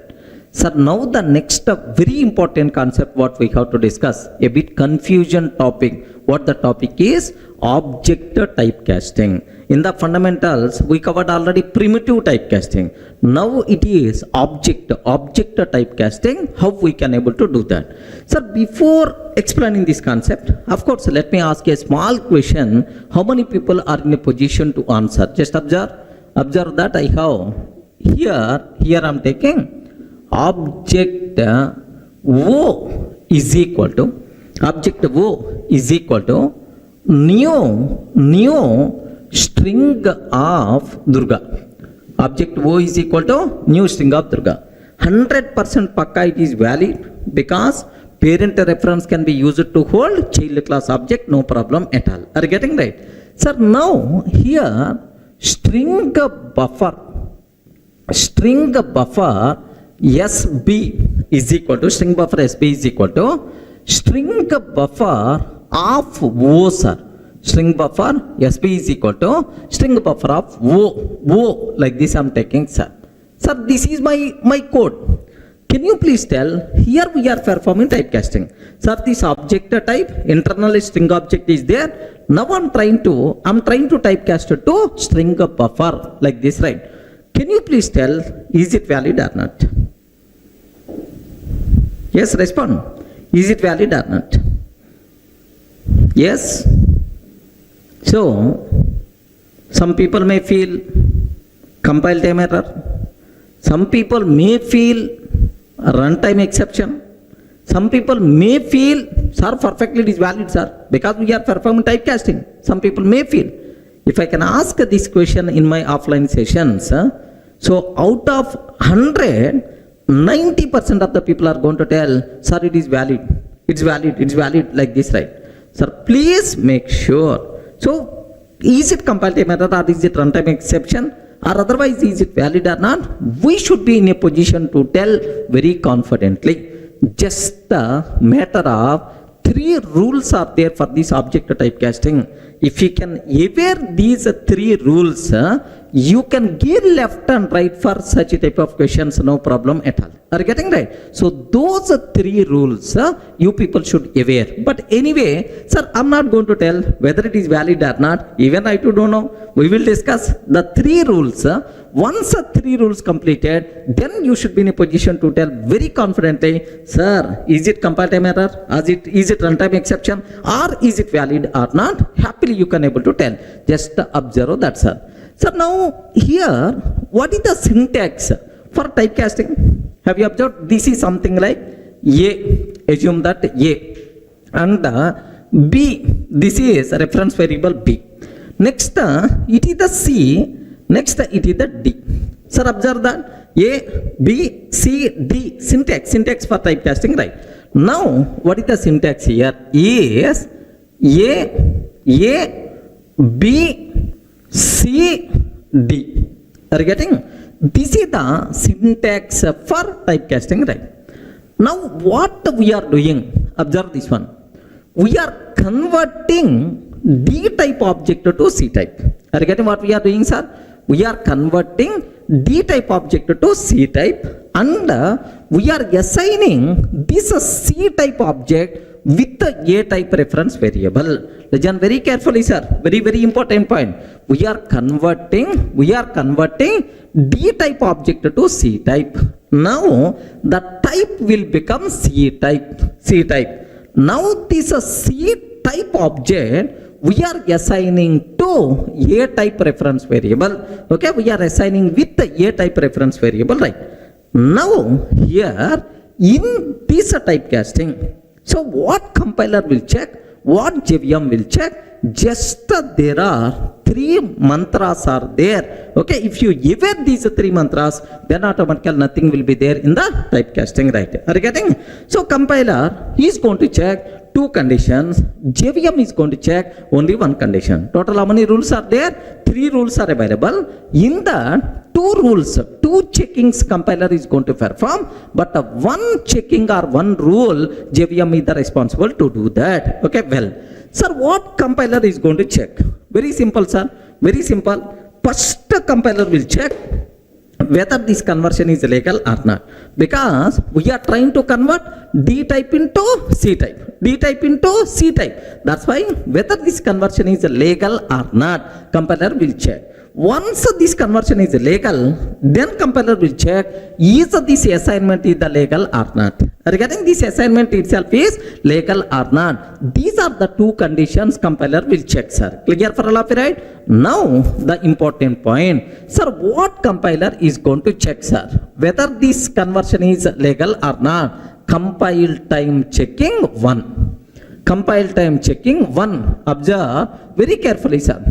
So the point is, sir, whether this conversion is the legal or not, how the compiler is going to decide? The type of D under C must have some relationship. Are you getting? The type of D under C must have some relationship, either parent to child or child to parent or same type. Are you getting? Either parent to child or child to parent or same type. If there is no relationship, then immediately compile time error you are going to get saying inconvertible types or something like that. Are you getting? Immediately compile time error you will get. So can you please repeat again? What is the first rule, sir? The type of D and the C must have some relation, either parent to child or child to parent or same type. Otherwise, compile time error we are going to get. So this is the rule 1. What compiler is going to check, sir? Sir, now observe a bit carefully this example, sir. Here I am taking. Sir, here we are performing typecasting. Okay. Sir, string buffer SP is equal to string buffer of O. Already I told this example at the beginning. Can you please tell O is what type? Please respond. O is what type? O is what type? Object type. Are you getting? O is what type? Object type. C is what? String buffer. So the type of D and C must have some relation. Sir, object and string buffer, parent to child relationship is there. That's why happily rule 1 passed. Are you getting? Rule 1 satisfied, no problem at all. Are you able to understand, right? So compiler, what thing it is going to check, sir? The type of D and C must have some relation, either parent to child or child to parent or same time. If there is no relation, immediately compile time error we are going to get. Clear, right? Sir, now let me execute this example, right? Observe carefully. Here I am taking just a class test. Here I am taking, sir, object O is equal to new string of Durga. I am taking object O is equal to new string of Durga. String buffer SB is equal to new string buffer. String buffer SB is equal to new string buffer. Sorry, here just I'm trying to typecast, sir, string buffer of O. I'm taking, sir. Are you getting? Sir, now the type of O. What the type of O? Object and string buffer having some relation. That's why happily the code is going to compile, no problem at all. But I'm not talking about runtime. I'm talking about only compile time. First rule satisfied. Observe that carefully, sir. Here let me take this code, sir. Let me compile. Let me go to my location, current working directory.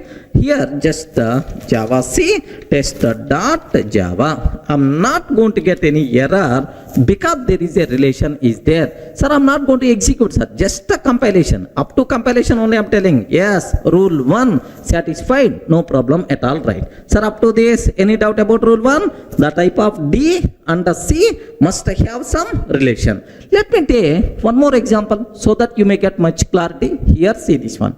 Here I'm taking, here I'm taking, sir, observe carefully, string S is equal to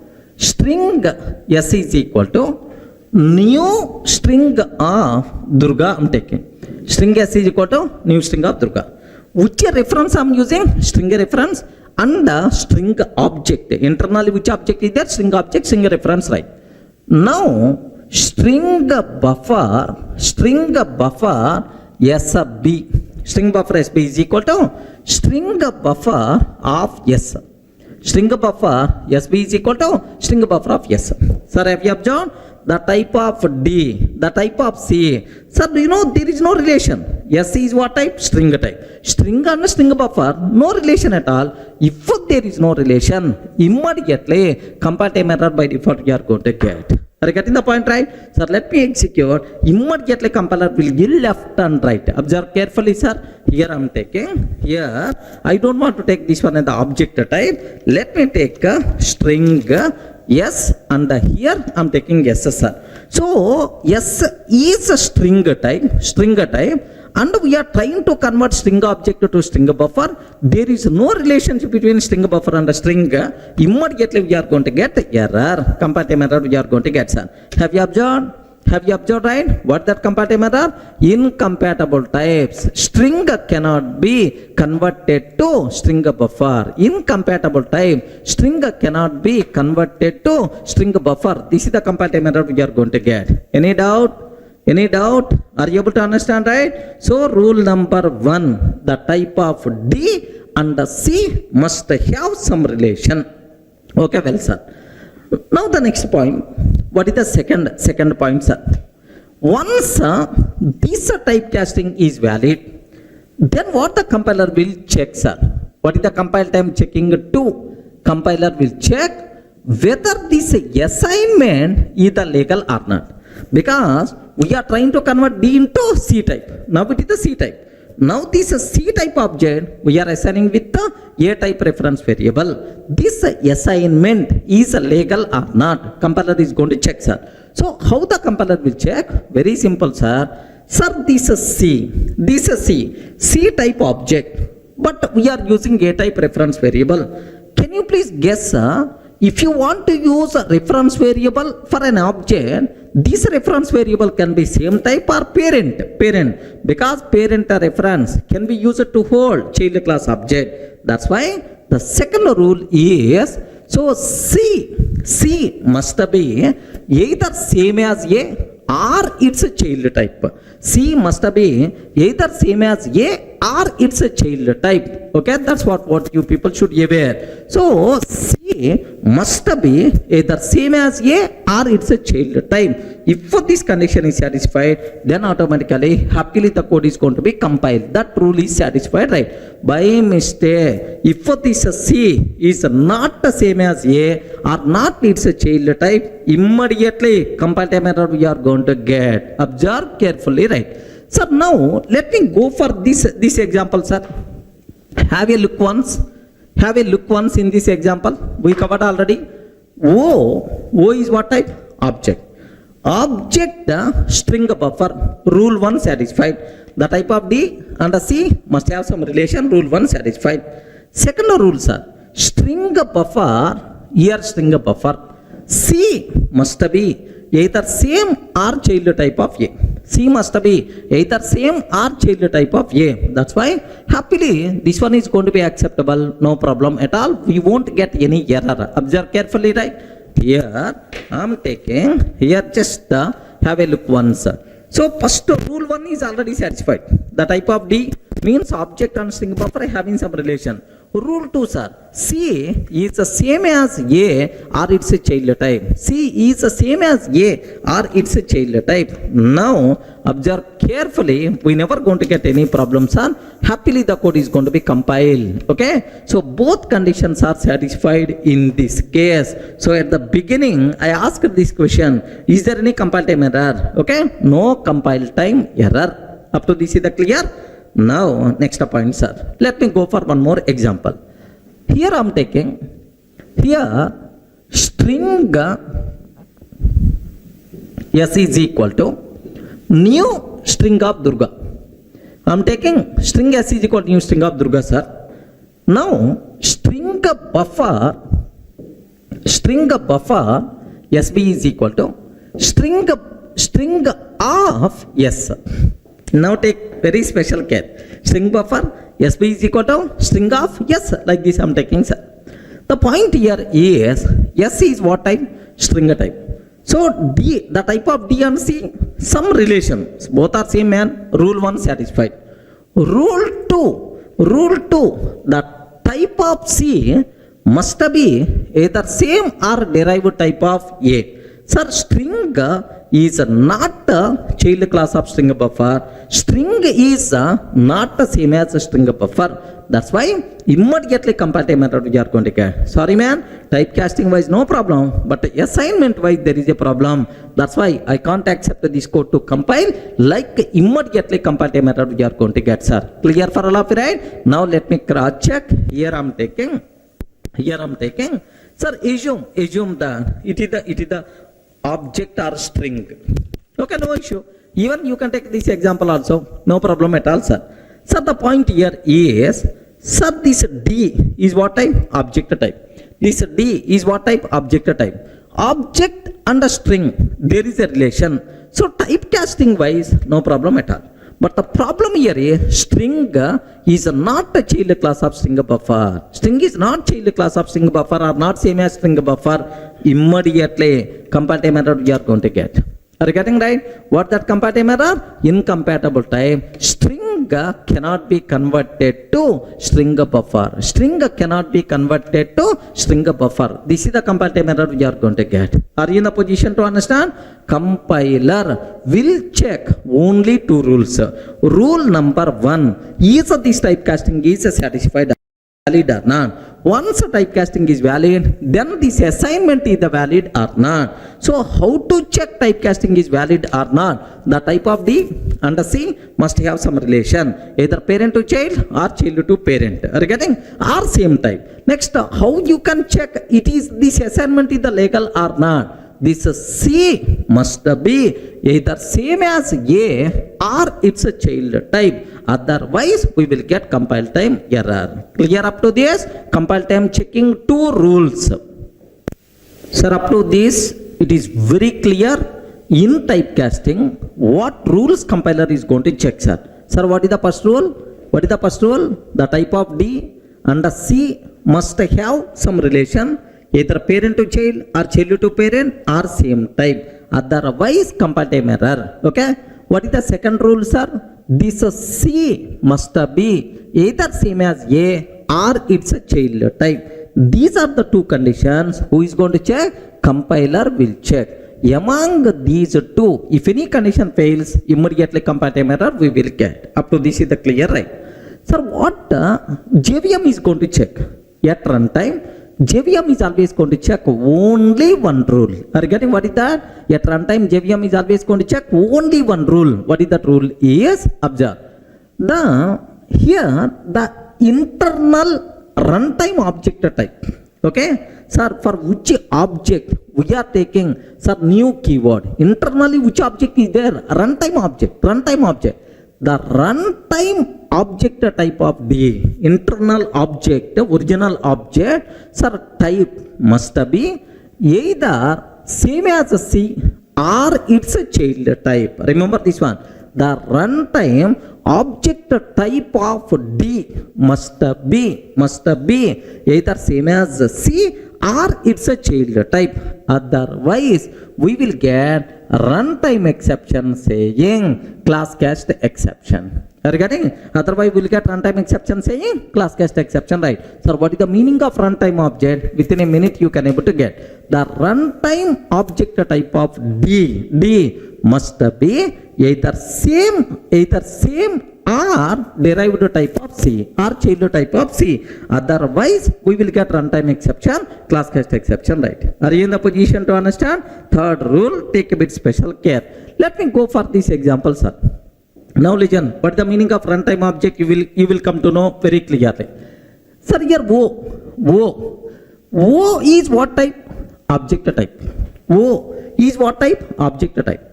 But internally, this object type point into which object? New keyword you used for string object. So original runtime object is what type, sir? String type. Remember this one. Original runtime object is what type? String type. String type, right? Now this original runtime object type must be either same or derived type of C. String is not the same as string buffer, not a derived type of string buffer. Immediately we will get runtime exception saying class cast exception. Are you getting? Immediately we will get runtime exception saying class cast exception. Observe very carefully, because internal runtime object type string is not the same as string buffer, is not child of string buffer. That's why we are going to get this exception. Observe carefully, right? Here I am taking object O is equal to, here just have a look once, sir. The internal runtime object type of O, sir. O, internal runtime object type of O means this is, sir. For which object we are using new keyword? What is the original object? So this is not a child of string buffer, not same as string buffer. Like, sir, let me compile this code. Let me compile this code. Happily the code is going to compile, no problem at all. Let me run this code. Let me run this code at runtime. At runtime, immediately we are going to get class cast exception. Java.lang.string cannot be casted to Java.lang.string buffer. Okay, like we are going to get class cast exception, right? Are you in the position to understand, right? So the runtime object type of D must be either same or derived type of C, otherwise we will get runtime exception. Clear, right? So now let me go for one more example so that you people can feel more comfortable, right? Sir, here I am taking object O is equal to new string of Durga. Object O is equal to new string of Durga, sir. Now I am taking here string S is equal to string of O. I am taking string S is equal to string of O I am taking, sir. Rule number one, compile time rule 1, the type of D and C must have some relation, either parent to child, child to parent, or same type. So type of D means O, object and string having some relation, acceptable. Okay, rule 1 satisfied. Next, second, C must be same as A or its child type. Yes, this rule is also satisfied. So compile time wise, no problem at all. At runtime, internal object type of O. Sir, which is the internal object type of O, sir? New string, sir. It is the internal runtime object type is the string. It is the same as a string only. That's why no problem. Happily this one is going to be accepted. Everyone can able to understand, right? This one itself is accepted. No problem at all. Okay. Now let me check this one, sir. Object O is equal to, sir, new string. Sir, string S is equal to string of O. String of O, sir. So rule 1, the type of D object and string relation is there. String is the same as string, acceptable. Runtime object type of O means string. It is the child. It is the same as the string only. All the three rules are satisfied. That's why happily this one is going to work, sir. Now have a look once. What is the output? Is either code is going to compile or not? Let me compile. Happily the code compiles fine. Let me run. Happily the code is going to run fine. No problem at all. Sir, if I can ask system.out.println of yes. System.out.println of yes. If I can take like this, yes, happily the code compiles fine. No problem at all. Sir, if I run this code, Durga itself is the answer we are going to get. Sir. That's all. These are three rules you people should aware about the typecasting. Sir, total how many mantras are there? 3 mantras. 2 mantras at compile time, 1 mantra at run time.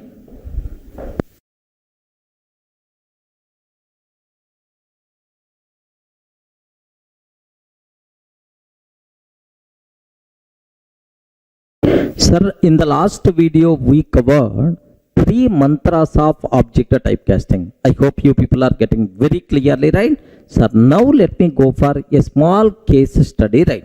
Sir, before that, let me review these mantras. Just have a look once. What is the syntax? 3 mantras of object typecasting. A, B, C, D. Okay, there are 3. A, B, C, D. This is the syntax, right? So, mantra 1, at compile time.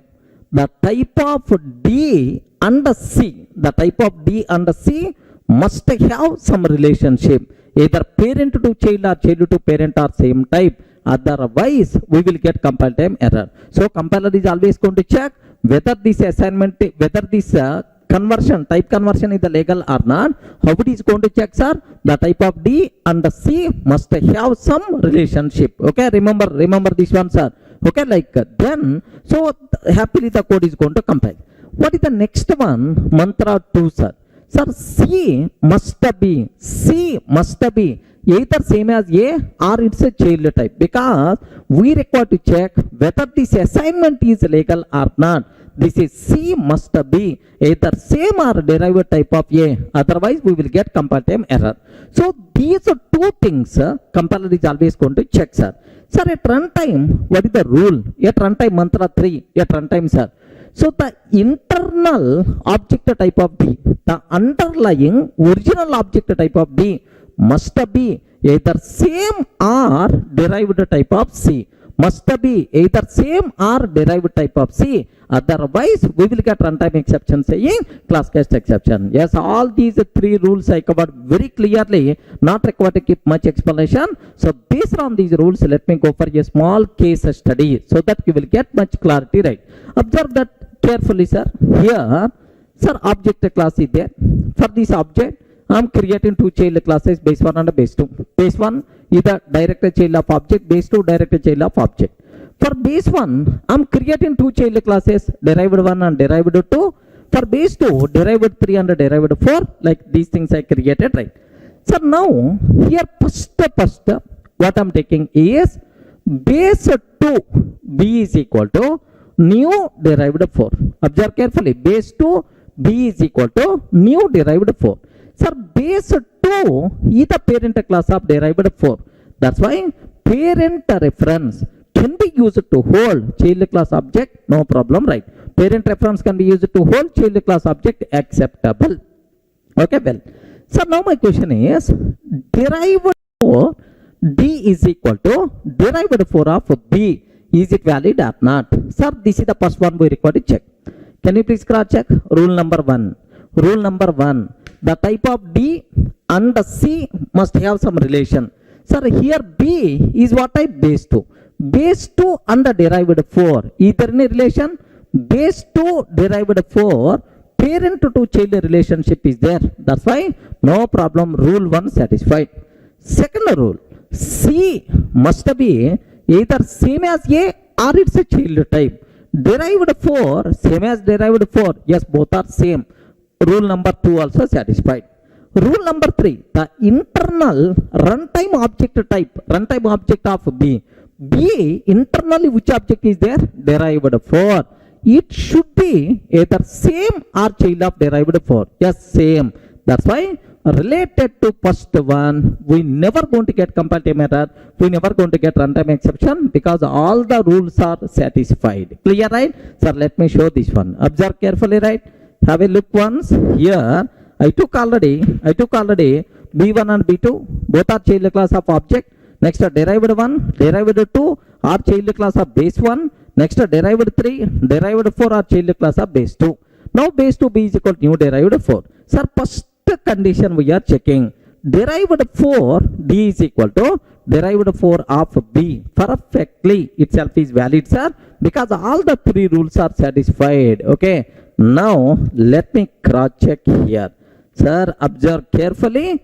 Happily the code compiles fine. Happily the code compiles fine. Happily the code runs fine. Happily the code runs fine. We never facing any problems, sir. Happily the code compiles fine and runs fine. So first one, no problem at all. Okay, well. Sir, what is the second rule? Second example, sir. Can you please observe? Base 1 B1 is equal to base 1 of B. Base 1 of B. Rule 1. The type of B and C must have some relation. The type of B means base 2. Base 2 and base 1, no relation. Base 2 and base 1, there is no relation. Immediately, rule 1 only fails, compile time error we will get. Regarding rule 1 itself fails compile time error, because B is what type? Base 2. Base 2, base 1, no relation, compile time error we will get, sir. Observe that carefully. Here, second one, sir, base 1, B1 is equal to base 1 of B. So B is what type, sir? Base 2 type, and this is the base 1, no relation at all. That's why immediately compile time error we are going to get. Are you getting right? Incompatible type, base 2 cannot be converted to base 1. Yeah, beautiful, sir. This is the compile time error we are going to get. Okay, well, second case, right. Now the third one, observe that. Third one, base 2, B2 is equal to base 2 of B, sir. B is what type? B is what type? Base 2 type. Base 2. Oh, relation is there. Base 2 same as base 2. Satisfied. Runtime object type of B, derived 4. Derived 4 is the child of base 2. Oh, all the three rules are satisfied perfectly. This one is acceptable. Remember, let me cross check. Is it acceptable or not? Base 2, B2 is equal to base 2 of B. Base 2 B2 is equal to base 2 of B. Perfectly. Itself is acceptable. The code compiles fine. Next and after that the code runs fine. We are not going to face any compile time error or any runtime error because of this one. Okay, well, sir, it is acceptable. Now the next terminology, here see this one. Object O is equal to derived 3 of B, sir. Yes, B is what type? Base 2. Base 2 derived 3. Is there any relation? Yes, friends. Base 2 derived 3. Parent to child relationship is there. That's why. So rule 1 satisfied. Second one, derived 3 is the child of object. Derived 3 is the child of object. Second rule also satisfied. The internal object B is internal object is derived 4. Derived 4 is not the same as derived 3, is not child of derived 3. Immediately we are going to get runtime exception. Immediately we will get runtime exception saying class cast exception. Everyone can able to understand? Observe carefully, sir. Here I am taking. So object O is equal to derived 3 of B, sir. Object O is equal to derived 3 of B. Immediately error by default, of course. So no compile time error but at runtime class cast exception. Derived 4 cannot be converted to derived 3. Clear, right? So we are going to get runtime exception, sir. Last case, observe carefully. What is the last case we are going to get? Base 2 B3 is equal to base 1 of B. Can you please tell B is what type? Base 2. Base 2 and base 1, sorry, no relation at all. Base 2 and base 1, sorry, no relation at all. That's why this one is immediately compile time error we are going to get. So base 2 cannot be converted to base 1. Okay, have a look once. Base 2 cannot be converted into base 1 because B is what type, sir? Base 2 type. B is what type? Base 2 type. Base 2 and base 1, there is no relation at all. That's why immediately we will get compile time error. Are you getting? What is that error? Incompatible type. Base 2 cannot be converted to base 1. That's all, sir. So if you aware these three rules, you can, sir, perform, you can, sir, validate any type of typecasting whether it is valid or not. Compiler is going to check two things. JVM is always going to check only one thing. That's all. Typecasting rules are very clear for all of you, right? That's what you people should be aware. For the exam sake, very important concept. Okay, for our Java certification exam.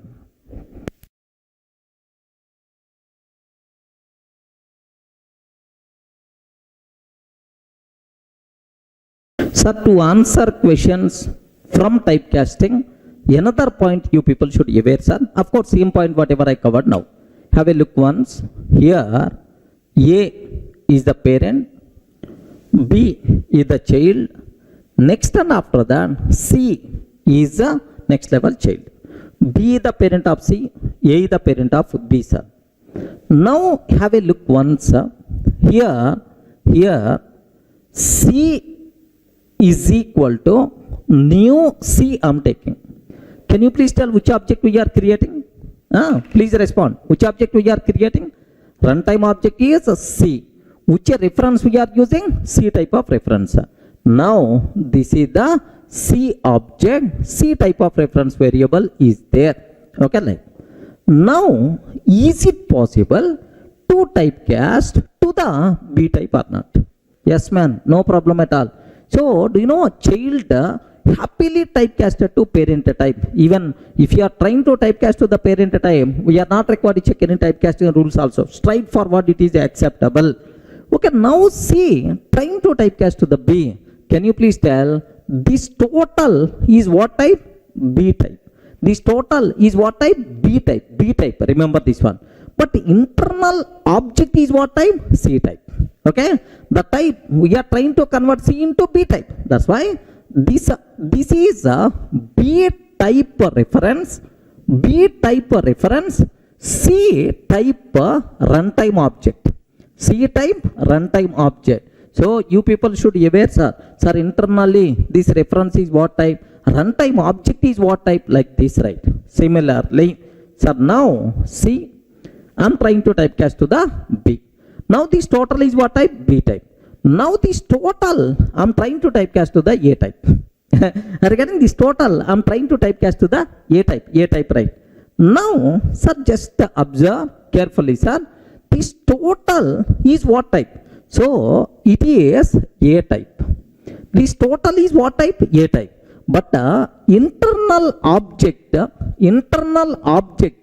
is what type? Internal object is what type? Internal object is always what type, sir? C type only. Remember that. So, in typecasting, reference variable type will be changed, but not runtime object. Is it clear? This knowledge must be required to answer some questions related to certification. Okay, of course, sample questions I will show for you so that you people can feel more comfortable. Be ready for that.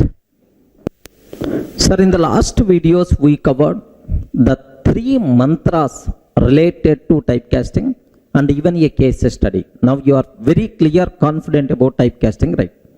Sir, now the next thing what I have to discuss, because of typecasting, internally a new object will be created or not. Regarding just performing typecasting, internally because of this typecasting, what will happen? That thing we should aware. Sir, just observe carefully, right? I have string S is equal to new string of Durga.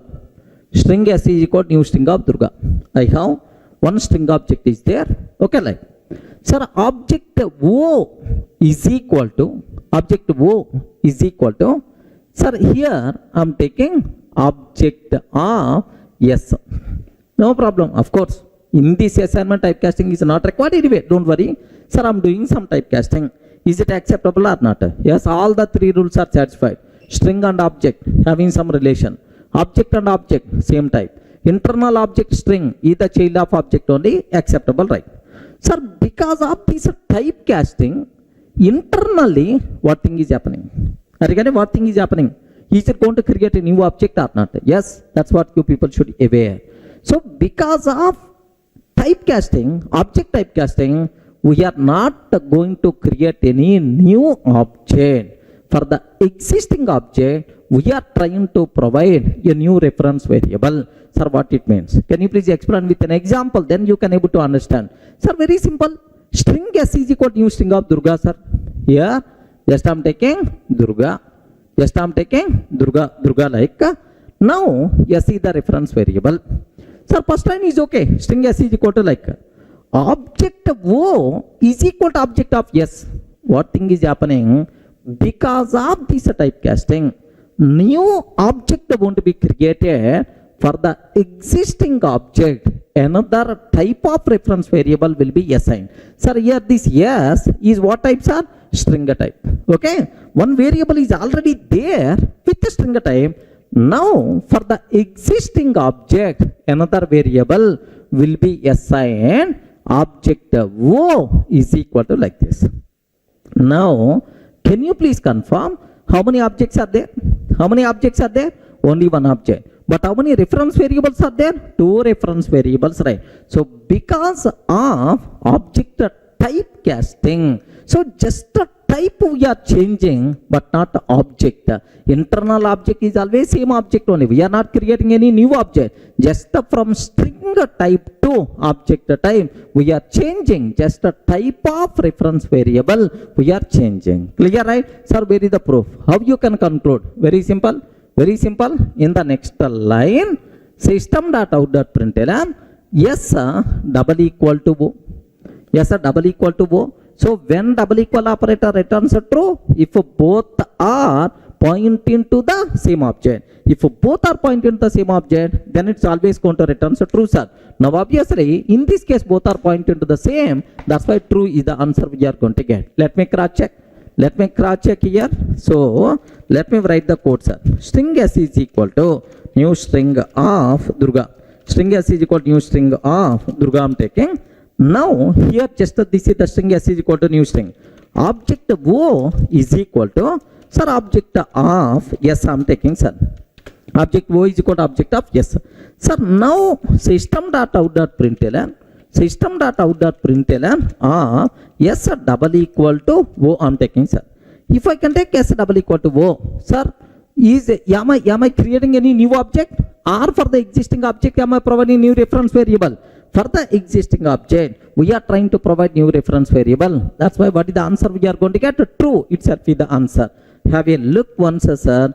If you observe what answer we are going to get, true itself is the answer we have to get, sir. Let me run. Simple answer. True itself is the answer. So the important conclusion, because of typecasting, internally a new object won't be created. For the existing object, a new type of reference variable will be assigned. Any doubt? Any doubt? Are you in the position to understand, right? Same. Let me go for one more example so that you people can get much clarity, right? Have a look once about this example, sir. Here I'm taking integer I is equal to new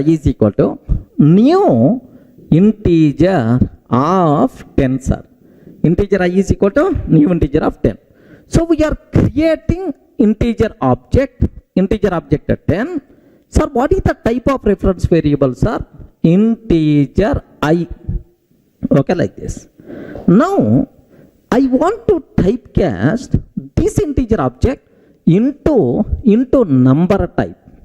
Number n is equal to number of I, sir. Number n is equal to number of I. So number is the parent class of integer. All the three rules are satisfied. Because of this typecasting, new object won't be created. For the existing object, another reference variable will be added. Number type n, like this, right? Okay, well, so now I'm taking object O is equal to object of n. Okay, this number type, again I'm trying to typecast to the object. What will happen, sir? For the same object, sir, object type reference variable also will be assigned. Are you able to understand the point, right? Okay, sir, can you please tell, we are doing multiple times typecasting, but internally for every typecasting a new object not created, a new reference variable will be created, sir. So because of typecasting, a new object is not going to be created. Sir, how many objects are there? Only one object. Internally this object is what type? Integer object. Are you getting integer? But for this integer object, how many reference variables are there, sir? 3 reference variables are there. Clear, right? Can I execute this code and can I prove that? Yes, very simple. System.out.println I double equal to n. Or system.out.println n double equal to O. System.out.println O double equal to I. So all the 3 references point into the same object. That's why if you can use double equal operator between any references, immediately you are going to get true is the answer. Because double equal operator is always meant for what? Reference comparison. Clear, right? Sir, let me execute this code. Observe carefully. Observe a bit very carefully about this one. Here I'm taking integer I is equal to new integer of 10, sir. Integer I is equal to new integer of 10. Now number n is equal to number of I.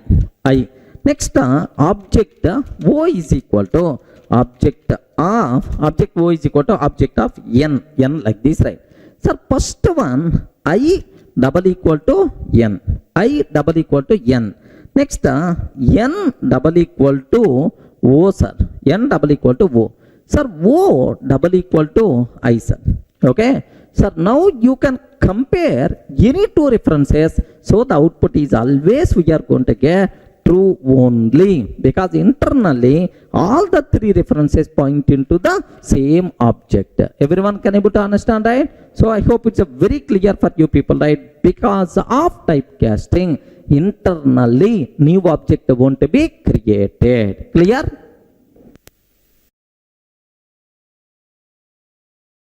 Sir, in the last videos we covered what is the typecasting, what are rules, internal things, right?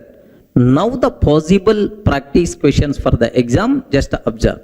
Sir, just here I'm taking parent class is there, son. Parent class contain M1 method. Assume parent class contain M1 method. Child class contain M2 method. Observe, parent class contain which method? M1 method. Child class contain M2 method, right? Now, sir, here my target is child C is equal to new child. I'm creating which object? Child class object, child type reference variable, right? Now, which things are valid? Which of the following method calls are valid? You have to tell. C dot M1, C dot M2, C dot M1, C dot M2. This C, we are trying to typecast to the parent. Child is always trying to typecast to the parent. Now, dot M1, this C, we are trying to typecast to the parent, dot M2. That's all. Can you please tell which are valid, which are invalid? These method calls according to this scenario, right? Can you please guide? Can you please confirm? Which are valid and which are invalid, right? Okay? Sir, take a bit very special care about this terminology. Sir, child reference, child object. On the child reference, the method which is available in the parent class, happily you can call. On the child reference, both the parent and child class methods we can call. That's why it is acceptable. It is also acceptable, right? Okay, well. Next, sir, this C, we are trying to typecast to the P type. Whenever we are typecasting to the P type, now the type will become parent type, but internal object is the child type only. Now parent type. On the parent type, the method available in the parent class, happily you can call, no problem at all. Are you getting? On the parent reference, happily the method present inside parent class, you can call, no problem, right?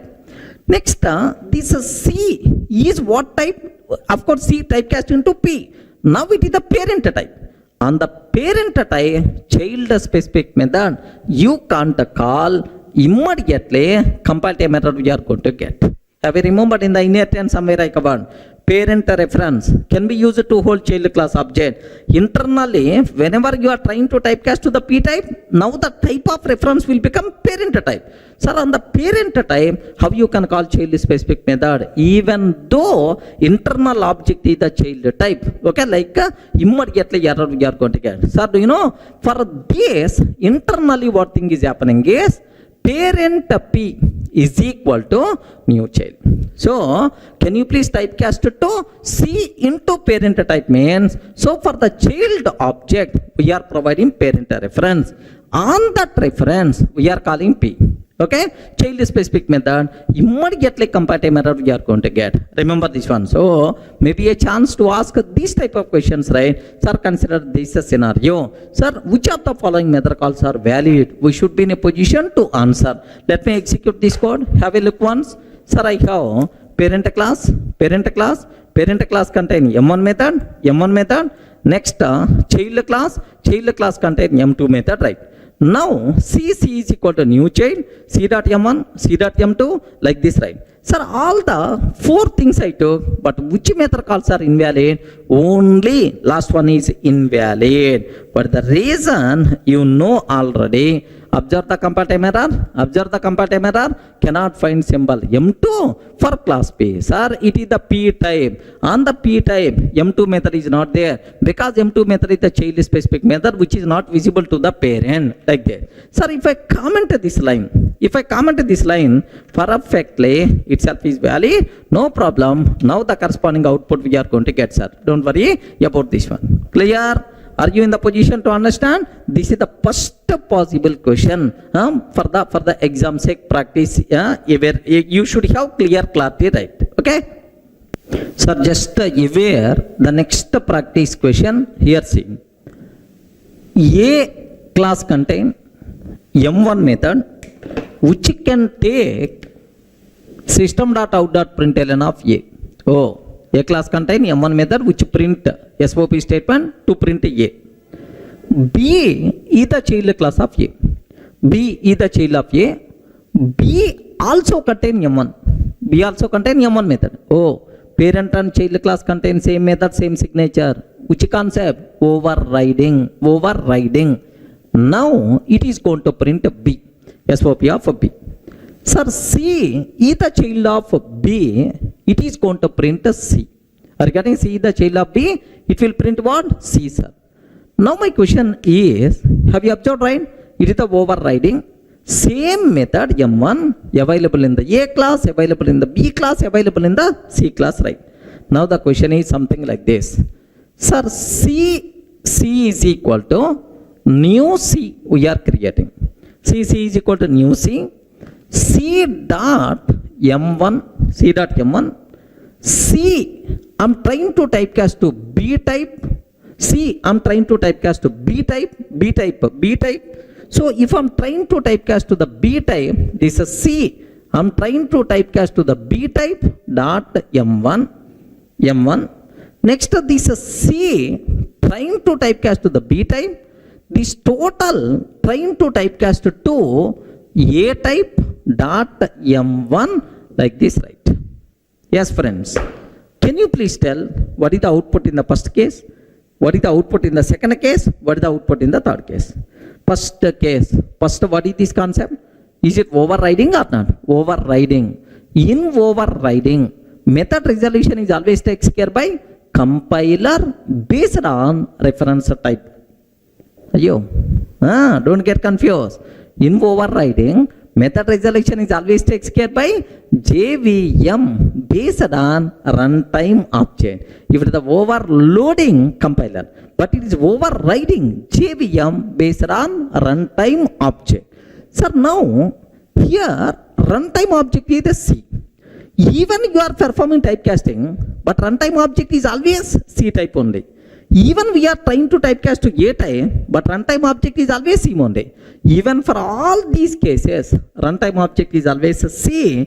That's why C class method only will get the chance based on runtime object. Are you getting? In overriding, method resolution is always takes care by JVM based on runtime object. Whether you are calling C.M1, trying to typecast C to the B.M1, or trying to typecast C to the A and then call M1, in all cases, only C class method will get the chance, because in overriding, method resolution is always takes care by JVM based on runtime object. Clear, right? Let me execute this code, sir. Observe carefully. Observe a bit very carefully. Here class A, public void M1, A, system.out.println of A. Class B extends A, public void M1, SOP of B.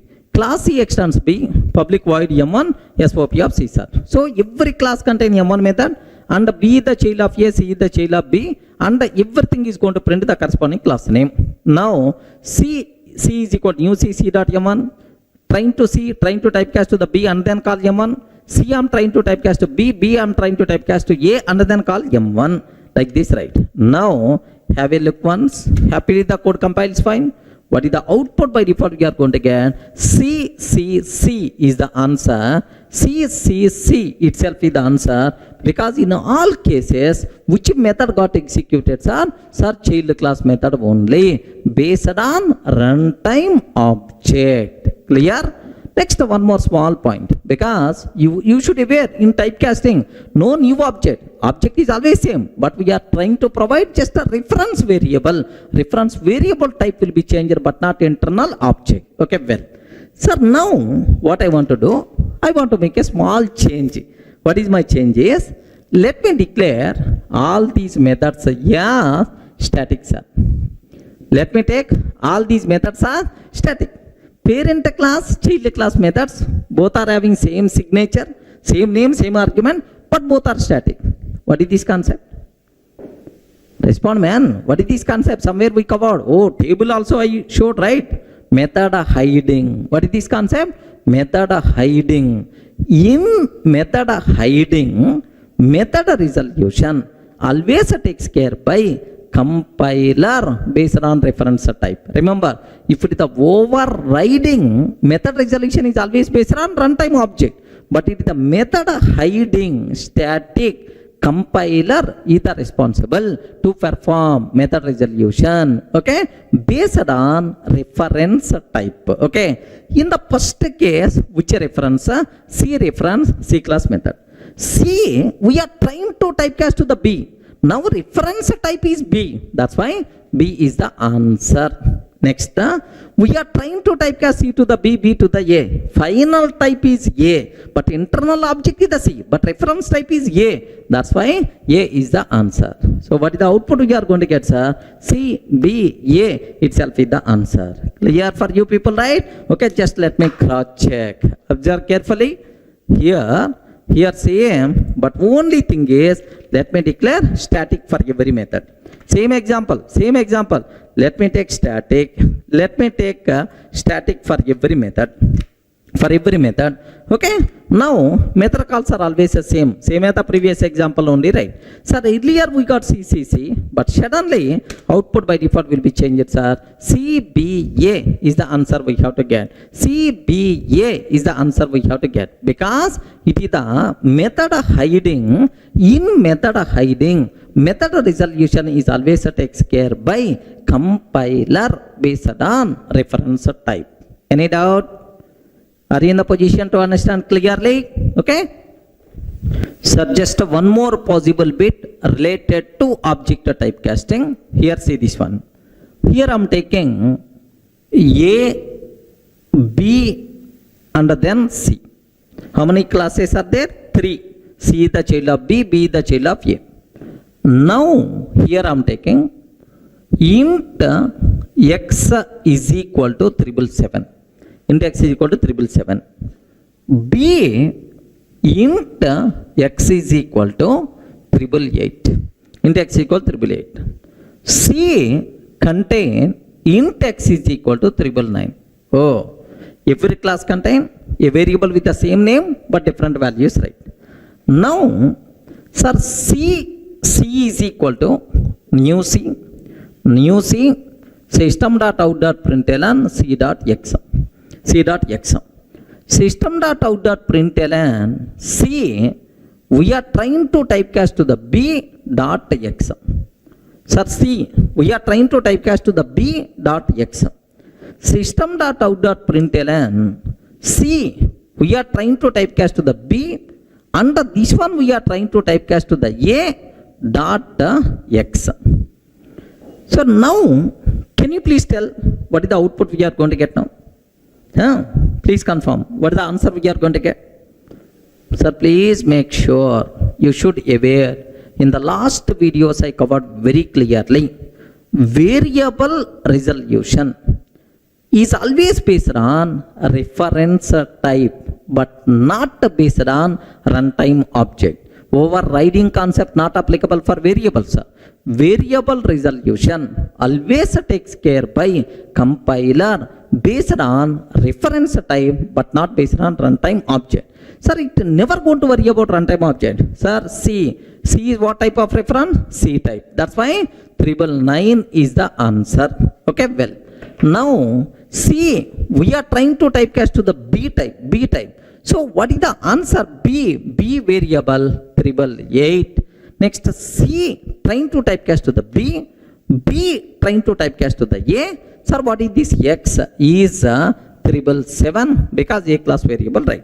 So sir, over what we call variable resolution always takes care by compiler based on reference type, but not based on runtime object, because overriding concept is not applicable for variables. Remember that. Let me show this example here. Same example I'm taking. Sir, class A int x, class B extends A, class C extends B, class test C is equal to like this, right?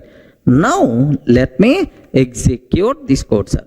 If I can take this, happily the code compiles fine. What the answers are? 999, 888, 777, 999, 888, 777, like this, right? So typecasting, a bit very important terminology. You people should aware clearly. Up to this clear, right?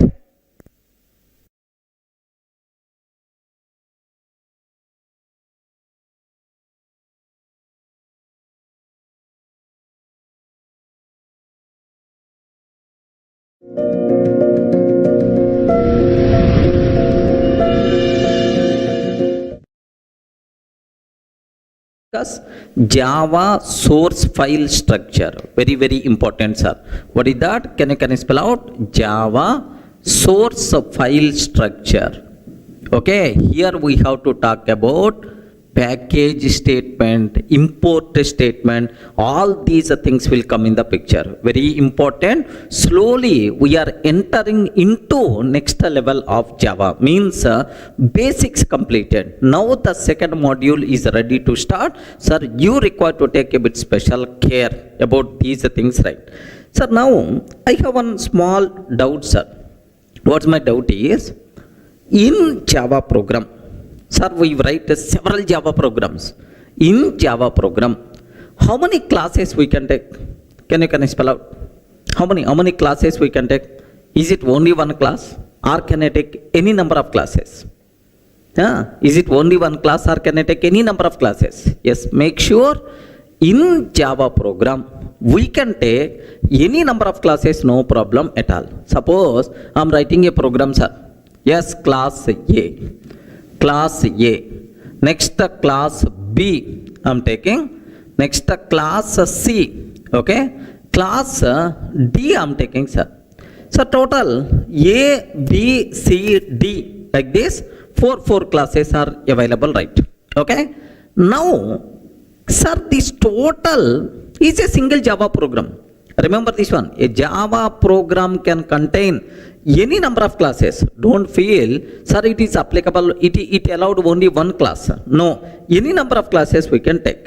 Okay, well, sir, how many classes are there? A, B, C, D, like 4 classes are there. Can you please tell which class name I want to use for this program name? Can I use A.Java? Or can I save this program with the B.Java name? Or can I save this program with the C.Java name? Or can I save this program with the Durga.java? Have you observed Durga.java? Durga class is not there yet. Can I save this one with the Durga.java? Yes, please confirm. Based on which rule we have to give the name for this Java program. Sir, very simple for you people. Okay? Here, for this example, you can use any name, no problem at all. Regarding any name, no problem at all. Sir, what is the rule to name a Java program? Sir, very simple. A Java program can contain any number of classes. Any number of classes, no problem at all. How many public classes we can take? Have you observed? How many public classes we can take? Sir, you are taking several classes and any name you can use, no problem at all. How many public classes we can take? Sir, make sure even it contain several classes, but a Java program can contain at most one public class. Regarding what is the word? At most one public class. What is the meaning of at most one? Either 0 or 1. Sir, 0 number of public classes are allowed, or if you want to take one public class is allowed, at most one public class. By mistake, more than one public class if you declared in the same Java program, compiler will give left and right. Remember that syntactical mistake it is. Sir, how many public classes are allowed? Only one public class is allowed. More than one public class if you are trying to take, immediately compile time error by default you are going to get. I hope everyone can able to understand, right? Okay. Sir, now if I can take, if there is no public class, assume if there is no public class, any name we can use for Java program, any name you can use for Java program, no problem at all. But if there is a public class, assume that class B is the public, sir. Class B is the public. Compulsory, the name of the Java program should be b.java only. Are you getting? Compulsory name of the Java program should be b.java only. By mistake, if you are using any other name, immediately compile time error we are going to get. Remember that. Sir, let me repeat again so that you people can feel more comfortable, right? Sir, here observe, a Java program can contain any number of classes, but at most one class can be declared the public. If there is no public class, if there is no public class, any name you can use, no problem at all. But if there is a public class, compulsory name of the public class, name of the program must be same. If a class B is the public, the name of the program should be b.java only. Is it clear for all of you, right? Sir, now let me show a small example so that you people can aware much clearly, right? Observe carefully, sir. Here I am taking. Here I want to take a separate Java code. Here observe that, sir. I'm taking class A, okay, class A, next and after that class B, next class C I'm taking, next class D I'm taking, sir. Have you observed? Class A, class B, class C, class D. Sir, how many classes are available? Can you please tell how many classes are there? 4 classes are available. Which name I can use for this program? Because there is no public class. Because there is no public class, we can use any name for Java program, no problem at all. Any name you can use, no restrictions, right? That's why I want to save this name, this file as durga.java. Acceptable or not? Why not? Happily you can take. Here just observe. I want to save, sir, I want to save this program. Yes, I want to save this program. Yes, here observe that durga.java I'm taking, sir. Durga.java, like this I'm taking. Have you observed? Sir, now which name I used? If you observed, at the bottom you can able to see durga.java. Are you getting? At the bottom you can able to see durga.java, right? Now let me compile this code, sir. Let me compile this code. Here D : Durga classes. Here let me compile Java C. What is the name of the program? Durga.java. Perfectly it's going to work, no problem at all, sir. Yes, happily the code compiles fine. There is no syntactical mistake. That's why itself is acceptable, right?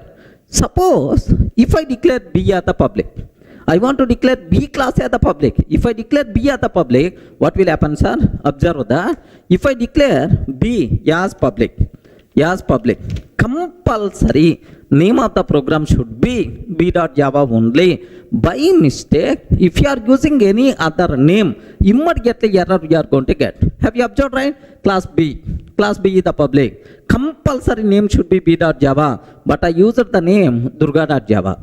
Are you getting? I used the name durga.java. That's why. So take a bit special care. Now if I can ask the compiler will give left and right. Hey Durga, class B is the public, should be declared in a file named b.java, but you are saving inside durga.java. Sorry, I can't accept this code to compile. Like observe carefully, right?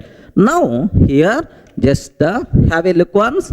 Now I am trying to compile Java C Durga.java. Immediately compile time error you are going to get. Have you observed? Class B is public, should be declared in a file named b.java. Class B is public, should be declared in a file named b.java. This is the compile time error you are going to get, sir.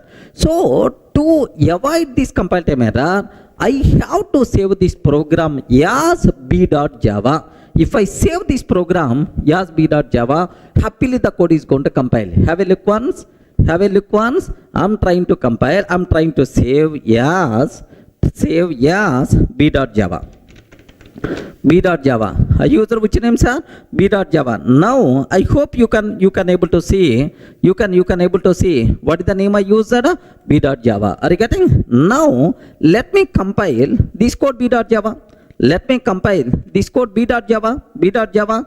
Java C, b.java. Happily the code compiles fine. There is no problem at all. So the important conclusion is a Java program can contain any number of classes, but at most one class can be declared as public. So more than one public class is not allowed, because public means outside person can access. So that the outside person, only one class should be exhibited. Remember this one. So a Java program can contain any number of classes, but at most one class can be declared as public. Remember, if there is a public class, the name of the public class, name of the program must be matched. If there is no public class, then we can use any name for Java program. No restrictions, right? Are you able to understand, right? Suppose if I can take two public classes. If I can take two public classes, immediately compiler will get left and right, because more than one public class in the same program not allowed. Correct, right? Sir, now B is already public. C also I want to declare as the public, sir. Observe that. C also I want to declare as the public. Now, how many public classes are available? Please respond. How many public classes are there? Public class B, public class C. Okay. What is the name of the program we used? b.java. So, public class b.java, no problem. But the problem is public class C. So, immediately error we are going to get about this C class. C is public, must be declared inside C.java. But why you are taking inside b.java? Like that compile time error we are going to get. Clear, right? Sir, let me compile. Here, have you observed? Immediately compile time error. Class C is public, should be declared in a file named C.java. Class C is public, should be declared in a file named C.java. This is the compile time error by default we are going to get. Everyone in the position to understand, right? So a Java program can contain any number of classes, but at most one class declared as the public. If there is a public class, name of the public class, name of the program must be matched. If there is no public class, you can use any name for Java program, no restrictions, right? Are you getting? So is it possible to declare more than one public class in the same program? No. By mistake, if you are trying to declare, immediately error by default you are going to get. Clear for all of you, right? Sir, next, whenever I asked this question, which name I want to use for this program, whenever I ask this question, most of the people are going to feel, sir, the class which contain main method, that class name we have to use, sir, for the file name. So the class which contain main method and the name of the program, there is no relation at all. So then which two things are related? Public class name and the name of the program, these two are related, but the class which contain main method and the name of the program, there is no relation at all. Even for that also, I want to clarify a small point right here. Listen carefully, sir. Okay, well. Now, here just observe that. I want to take a small another program, just a matter of 5 minutes. Take very special case, sir. I have one program is there, class A. Are you getting? I have one program, class A. Public static void main method string array args. Now system.out.println A class main. This is which class, right?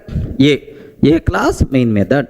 Now class B public static void main method, string array args, I'm taking public static void main. Now system.out.println B class main. Are you getting B class main? Okay. So this is A class main, B class main. Now class C I'm taking public static void main string array args. Now system.out.println C class main, like this I'm taking, sir. So how many classes are there? 3. A class contain A class main method, B class main method, C class main method. One more class I'm taking, class D, sir. Now observe, total how many classes are there? 4 classes are there. Now can you please tell, this total is a single program only. Assume single program only. Can you please guide which name I have to use for this program? Yes, friends. Think a bit very carefully and then tell the answer. Which name I have to use for this program? Either A.Java, B.Java, C.Java, D.Java or any name. Why you are thinking? Any name. Can I use any name? Yes, you can use any name, no problem at all. What is the reason for that? Is there is no public class. If there is no public class, any name you can use. Now I want to use name of the program as Durga.java. Perfectly acceptable. Are you getting? I'm taking Durga.java, perfectly acceptable, right? Because there is no public class. Are you getting? So the class which contain main method, name of the program, no relation at all. Remember this one. So any name you can use because there is no public class. Okay, well, now I want to compile. Then immediately you ask, sir, a program contain these many classes. Every class contain main method. If I run this program, which main method has to execute? That thing you should have clear clarity. Here, I want to compile this code. Observe, Java C, Durga.java. Java C, Durga.java. Can you please confirm how many dot class files will be generated if I compile this code? How many dot class files will be generated? Very simple. In this, how many classes are there? A, B, C, D. Total how many classes are? 4 classes. A, B, C, D. Like 4 classes are available, right? Now, the important conclusion, the important point is, whenever we are compiling a Java program, for every class present in that program, a separate dot class file will be generated. Remember, for every class present in that program, a separate dot class file will be generated. That's why. So how many classes will be generated? A dot class, B dot class, C dot class, D dot class. Very unfortunate, Durga dot class file is not going to be generated because there is no Durga dot class. Clear, right? Now, here observe A dot class, B dot class, C dot class, and then D dot class. So total, how many classes are going to be generated? A dot class, B dot class, C dot class, D dot class. 4 classes are going to be generated. Okay. Now, if I run A class, because observe that we can compile a Java program, Java source file, .java file. But we can run a Java class file, not program, a Java class file. Sir, now Java, yes sir. Can you please run A class? Whenever we are executing A class main method will be executed. Remember, whenever we are executing A, which main method will be executed, sir? A class main method will be executed. A class main. Next, if I run Java B, which main method will be executed, sir? B class main will be executed. Sir, if I run B class main method. If I run A class main method. If I run C class main method. That's why Java C. If I can take C class main. Regarding C class main, then immediately you may ask, observe very carefully, sir. If I can take Java D, sir, Java D, can you please tell, is the D class contain main method?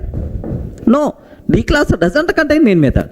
Whenever we are executing a class, if that class doesn't contain main method, immediately we will get a error. Regarding boss, main method is not available, please declare main method yes, public static void main, error we are going to get. Clear, right?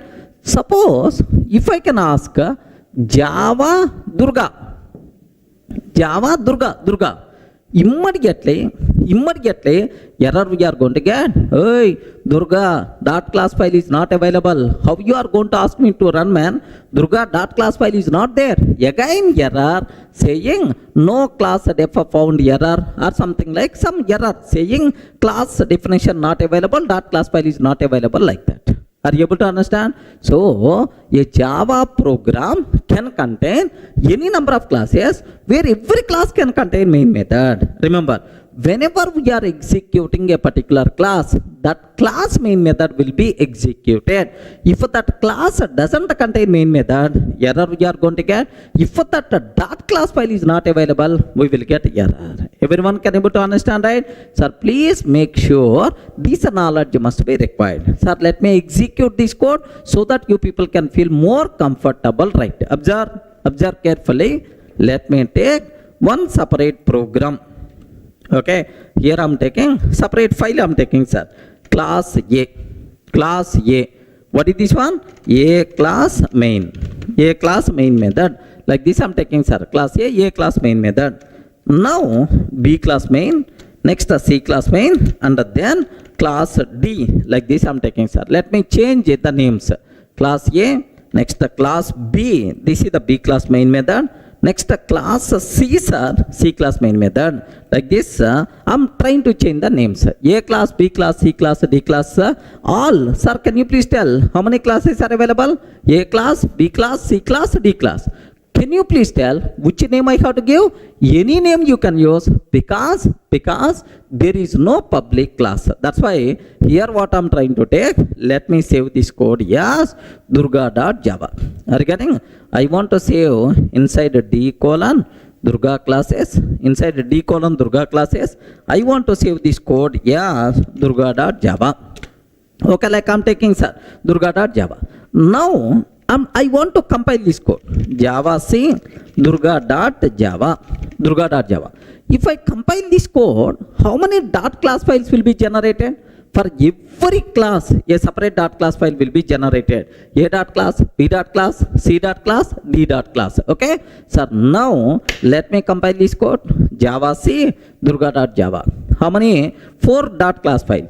If I execute Java A class main method, right? Okay.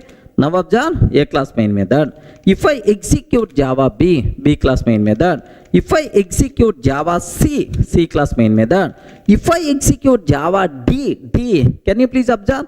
D class doesn't contain main method. Are you getting? D class doesn't contain main method. Immediately error we are going to get. Observe carefully, right? Sir, Java D, error, main method not found. Main method not found in class D. Please define the yes, public static void main. Like that we are going to get the error, right? Okay. Now my target is Java Durga I'm taking. Sir, Durga dot class file is not there because there is no class named with Durga. Durga dot class file is not there. What will happen, sir?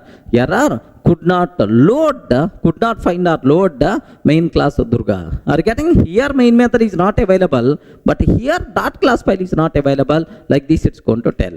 Okay?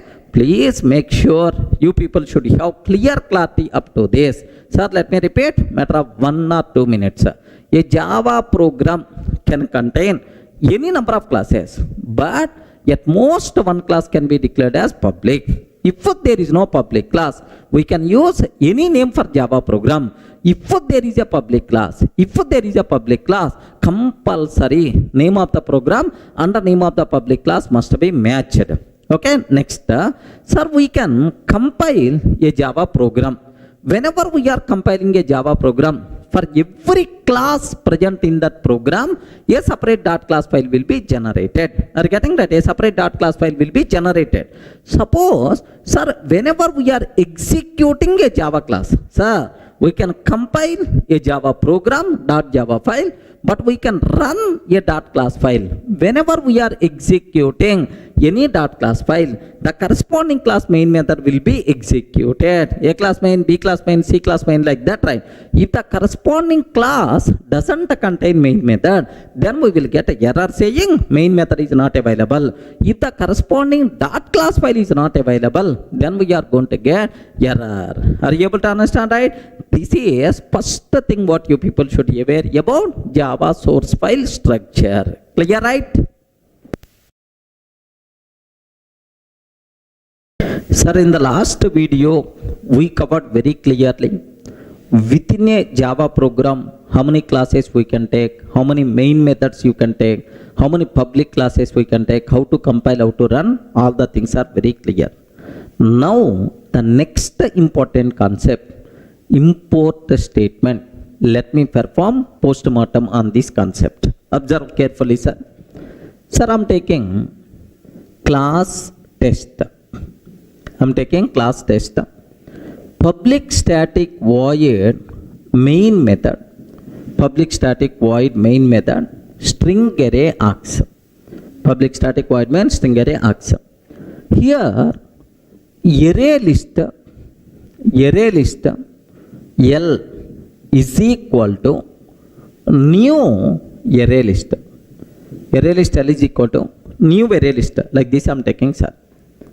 Sir, if I'm trying to compile this code, if I'm trying to compile this code, sir, what I'm doing? I'm taking a class test.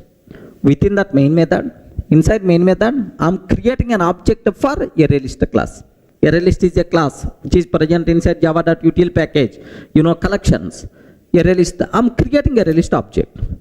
Now the point is, can you please confirm if I will compile this code, is it going to compile or not? Respond. If I'm trying to compile this code, if I'm trying to compile Java C test.java, is the code will compile or not? Yes or no? Immediately, compiler will give left and right. Durga, you are using array list. You are using array list. Where this array list is available? Where this array list is available? Please let me know. Okay, then only I can compile. Are you getting? Then only I can compile. Please let me know. Array list L is equal to new array list. You are using array list. Where this array list is available? Please let me know. Then only I can compile. I can't recognize you are using array list where it's available. I don't know. I'm not finding. Like compiler is going to tell very clearly error, sir. Okay. Let me show up to this. Have a look once, sir. I'm taking a simple class test. Public static void main. Array list L is equal to new array list I'm taking, sir. Array list L is equal to new array list. Like this I'm taking. Now have a look once, sir. If I'm taking array list L is equal to new array list, let me compile this code. Java C test.java. Java C test.java. Immediately error. Cannot find symbol. Which is symbol? Array list. Are you getting? Durga, you are using some class named with array list. I'm unable to find this symbol class array list. Where it is available? Please let me know. Like that, compiler is going to tell that. Are you getting right? Now, how I can solve this problem? Yes, compiler is telling very frankly, Durga, I'm unable to identify array list class. Please let me know. Like, then two ways are available. What is the first way is, can you please confirm where is array list is available? Inside java.util package. If I use a fully qualified name instead of this line, instead of array list, java.util.array list. Java.util.array list L is equal to new java.util.array list. Java.util.array list L is equal to new java.util.array list. If I use this one, then the code is going to compile. Now I'm conveyed to the compiler. Hey, I'm using array list from util package. Util package is available inside Java package. Like a fully qualified name we are using, sir. Java.util.array list. L is equal to like this. Now compiler is going to feel, oh, this person is using array list class from Java.util package. Like that, he is going to take happily the code is going to compile. Everyone can ever write? Sir, let me cross check here. Observe carefully. Here I'm taking, let's see this point well. Okay, instead of array list, java.util.array list is equal to new java.util.array list. Sir, this type of name is called fully qualified name. Regarding what is this name, sir? Can you spell out? Fully qualified name. If I use fully qualified name, happily the code is going to compile. There is no problem at all. Now observe this one, sir. Here I'm trying to compile. Happily the code compiles fine, no problem at all. Yes, the code compiles fine, sir. We are not seeing any error. So, sir, whenever we are using fully qualified name, automatically the code compiles fine. But it is not permanent solution. The reason for that is 10 times I want to use array list. How many times? 10 times I want to use array list. 10 times you have to take java.util.array list, java.util.array list. Unnecessary. Length of the code is going to increase. Readability by default is going to be down. Regarding java.util.array list, java.util.array list, readability by default is going to be down. Remember that, okay? Sir, best example.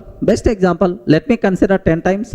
10 times. If I want to create 10 array list object, how the code looks like? Yes, have you observed how the code looks like?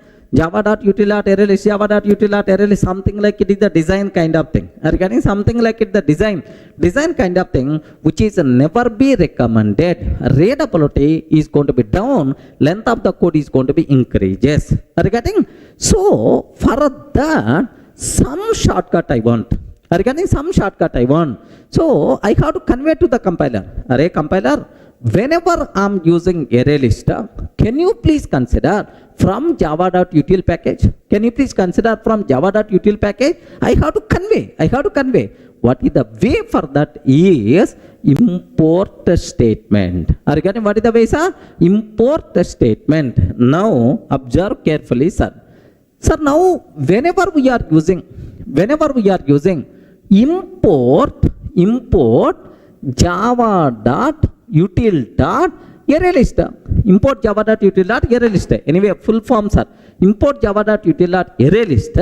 Whenever we are importing this, then we can use short names directly. Regarding, we can use what?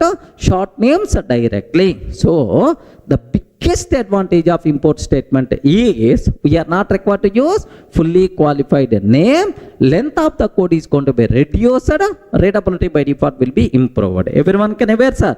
Length of the code will be reduced. Readability by default is going to be improved. That is the biggest advantage of import statement. Everyone in a position to understand clearly, right? Are you able to understand, right? So how many times we are going to use import statement? Only once. So, but every time, how many times I can use short name? Any number of times you can use short names. Length of the code will be reduced. Readability by default will be improved. Import statement acts as best typing shortcut. Remember, sir, let me show this one. Have a look once, sir. Now, I don't want to use fully qualified name. Observe. I'm taking array list is equal to new array list. That's all. I'm taking array list is equal to new array list. Can you please confirm? Is it going to compile? You respond. Is it going to compile? No. It won't compile. What the reason? You didn't use fully qualified name. You didn't write import statement. That's why the code is not going to compile. Now observe that. Let me compile this code. Immediately error, cannot find symbol like this, right? Sir, we solved this problem by using fully qualified name. But now I don't want to use fully qualified name. Let me use import statement. Import java.util.array list. Import java dot util dot array list. Array list. Sir, whenever we are writing import statement, now you can use a short names directly. We are not required to use fully qualified name. Are you getting? Whenever we are using import statement, we can use a short names directly. We are not required to use fully qualified names. Clear for all of you, right? Okay, that's all. Sir, now observe very carefully about this one. Okay. Happily the code compiles fine. Yes, there is no problem at all. Happily the code runs up fine also. Itself is acceptable. Clear, right? So what is the need? What is the purpose of import statement? Clear? If you want to use a short names directly, compulsory at the top import statement must be required. Import statement whenever we are using, we are not required to use fully qualified name. Clear? Are you able to understand? Import statement acts as best typing shortcut. Now, I hope you people are getting some clarity about import statement. What is the advantage of import statement? How to write import statement? Okay. So now there are two types of import statements are there. What is the first one is explicit import. Are you getting what is the first one, sir? Explicit import. Remember this one. If the first one is the explicit, automatically second one respond. What is the second one? Implicit. Implicit import. Implicit import. Sir, what is the first one? Import. Sir, let me go for a small example for this. Import java dot util dot array list. Sir, explicitly I am specifying, boss, I want this class. Are you getting? I want this class java dot util dot array list. Directly we are specifying, right? But implicit means import java dot util dot star. Are you getting? Import java dot util dot star like this, right? Okay. Now the point is all classes present inside java.util package, can you please make it available? Can you please make it available? Such a type of import is called implicit import. Next, I want a particular A class only, array list class only. Such a type of import is called explicit import. Are you getting? Now I have one bigger doubt, sir.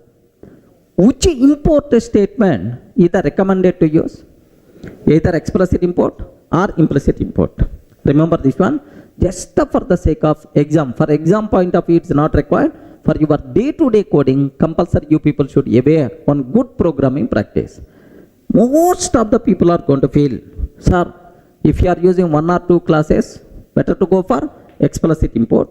If you are using multiple classes, huge number of classes, better to go for implicit import. Some people are going to feel like this. No.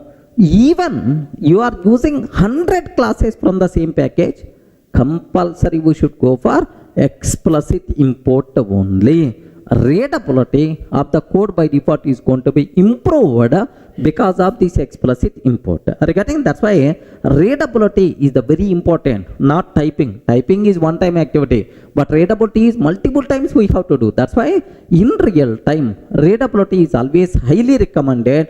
Compulsory we should go for explicit import. Almost implicit import not at all recommended to use because readability going to be down, but this one readability wise too good because simple, sir. Here listen a small example. If I'm taking import com dot hdfc dot star like this, I'm taking, sir. Import com dot hdfc dot star. Is it implicit import or explicit import? Okay, implicit import. Next, import com dot ICICI bank dot star I'm taking. Com dot ICICI bank dot star. Sir, somewhere in the program, if I use account A is equal to new account A is equal to new account. Now, this account class coming from com.hdfc or com.icici bank? We don't know. We have to open this one. Is there any account class is available? Then only I will come to know. Sir, because you are not specifying from where the account is coming. You use it simply star star. Suppose I am taking loan L is equal to new loan. New loan. Can you please tell loan class is coming from which package? Loan is coming from which package? We don't know. We didn't specify explicitly. Sir, star star. That's why readability wise explicit class import is good, but not implicit class import. Again, suppose this implicit class import I want to remove, and here I am using loan. Here I am using account. Now, is it implicit or explicit? Respond, man. Is it implicit or explicit? Explicit import. Are you getting right? Explicit import. Now, can you please observe? Account class is coming from which package? Account class is coming from which package? Com.ICICI Bank dot account. Oh, from com.ICICI Bank account is coming. Next, loan class is coming from which package? Com.HDFC. Com.HDFC. From that loan is coming. Readability is more if you are not using star. Are you getting? That's why in real time compulsory we should go for explicit or implicit are highly recommended. We should go for explicit because it improves readability of the code. Sir, if you are working on IDEs like Eclipse, My Eclipse, like we have IntelliJ, like IDEs are available. In the IDEs, we are not required to write import statement. Automatically, sir, IDE itself is going to generate. Sir, in the world, every Java IDE is always going to generate explicit import only. If you want, you can cross check in the Eclipse. In the Eclipse, it's always going to generate explicit. No IDE is going to generate implicit class import because readability wise not good implicit. Highly recommended. We should go for what? Explicit class import. Is it clear for all of you, right? Sir, how many types of import statements are there? Two types. Explicit class import, implicit class import. Which one is the recommended? Highly recommended. We should go for what? Explicit class import because it improves readability of the code. Clear? Sir, in the last video we covered how many types of import statements are there, what is the need of import statement, which import statement is recommended. Clear up to that. Now, for the exam sake, there are two important conclusions are there. Let me talk about these things. Here, do you know, there are two packages we are not required to import. The classes and interfaces present inside two packages we are not required to import because these are things by default available in every program automatically. Sir, for these packages we are not required to keep any import statement. What is the first one, sir? Java.lang package. Are you getting what the first one? Java.lang package. Because Java.lang package classes are commonly required for every program. That's why. So we are not required to import classes present inside Java.lang package because by default these classes are available. Best examples are we are using string class. If I am creating an object, string s is equal to new string of Durga, any import statement is required? No, import statement is not required. Import statement is not required. Remember that. So Java.lang. So all classes and the interfaces present inside Java.lang package, happily we can access without writing any import statement because by default these are available for every Java program. Sir, second one, default package. Default package. Which is the default package, right?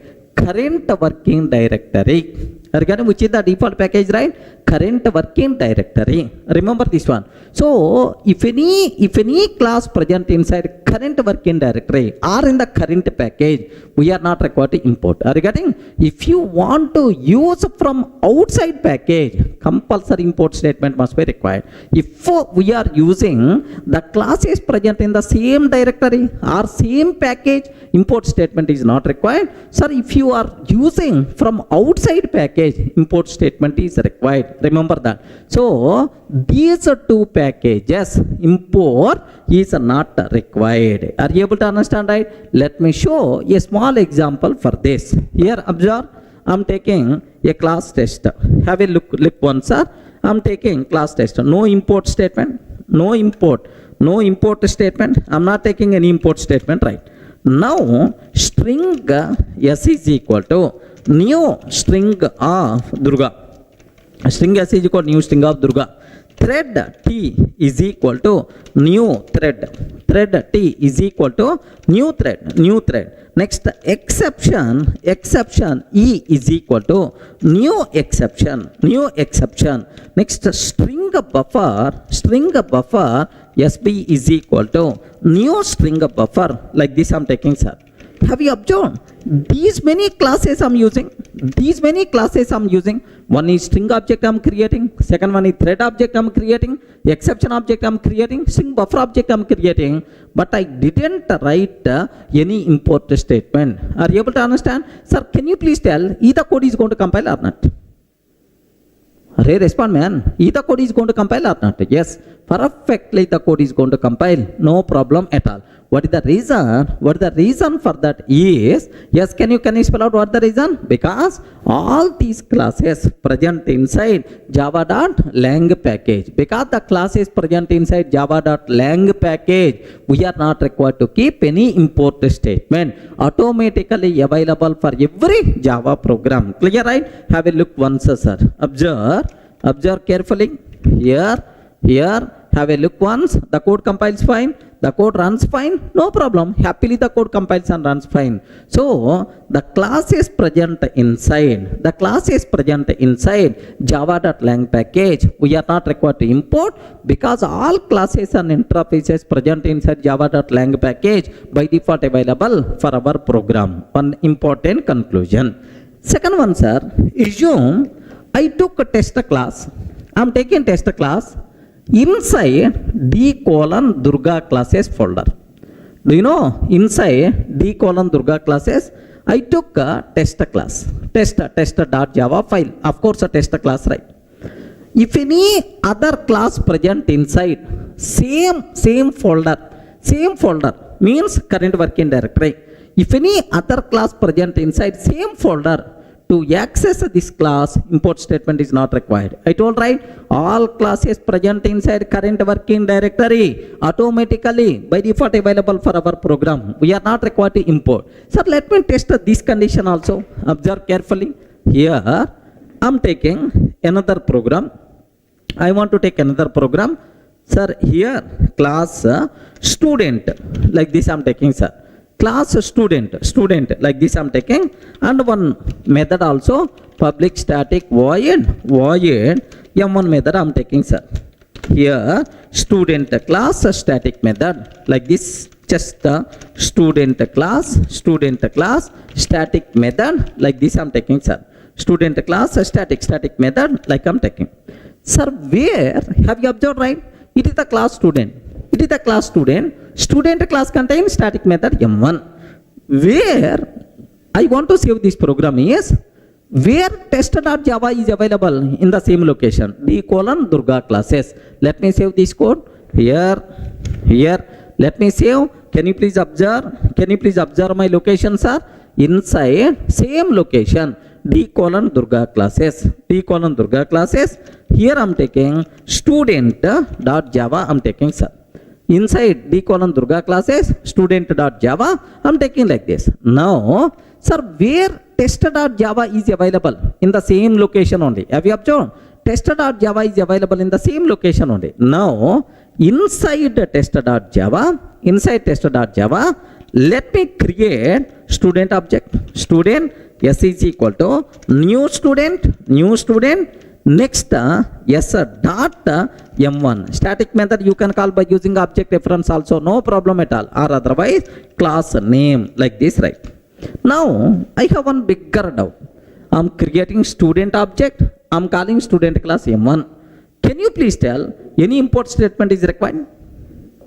Please respond. Any import statement is required? No, import statement is not required because student class is available in the same location where test class is available. That's why all classes present inside current working directory by default available to our program. We are not required to keep any import statement. Clear, right? Observe carefully. Here, what I'm trying to take, let me compile this code, sir.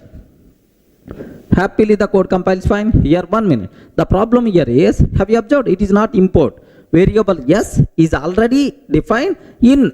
So s is already I used here, but I'm using second time. Let me take s1. Now happily the code compiles fine, no problem at all. Happily the code runs fine, no issue at all. Student class static method like this. So the important conclusion you people should aware regarding all classes present inside current package, current working directory by default available for our program. We are not required to keep any import statement. All classes and interfaces present inside java.lang package by default available for every Java program. For lang package, import statement is not required. Clear? Sir, the next important conclusion related to import statement, a bit dangerous point, very important for the exam sake. Take special care. Sir, I have pattern class is available. This pattern class present inside java.util.regex package. Are you getting? What is the package? java.util.regex. In that pattern class is available. Observe that. So regex is the sub package present inside util. Util is the sub package present inside Java. This regex came in the 1.4 version of Java, sir. Remember. Now my important conclusion is, I want to use this pattern class in our program. But how to use that while discussing regular expressions you may learn, but currently not required. How to use? Just observe. I'm taking class test, public static void main method, string array args. Public static void means string array args. Let me create pattern object. Pattern p is equal to pattern dot compile of ab, pattern dot compile of ab, like this I'm taking, sir. So what is the meaning of this line? Don't worry, it is not in our context. Just I'm creating pattern object, that's all you should aware. To use a pattern class in our program, I'm using pattern class in our program. Which import statement is required? Regarding to compile this code, which import statement is required? Option 1. Where this pattern is available? Please respond. Where this pattern is available? Java, util, regex, in that it is available, right? Now, here I am taking import java.star. Import java.star. Second option, import java.util.star. Import java.util.star. Third option, import java.util.regex.star. Sir, like these are the three import statements are there. Obviously, which import statement we have to take to compile this program successfully? Very, very important point. Please make sure. Anyone, can you please guess? Yes, friends. Anyone, can you please guess? Remember that. Very important conclusion. Very important conclusion. You people should have clear clarity. What the point is? Whenever we are importing a package, sir, import java.star. Import java.star.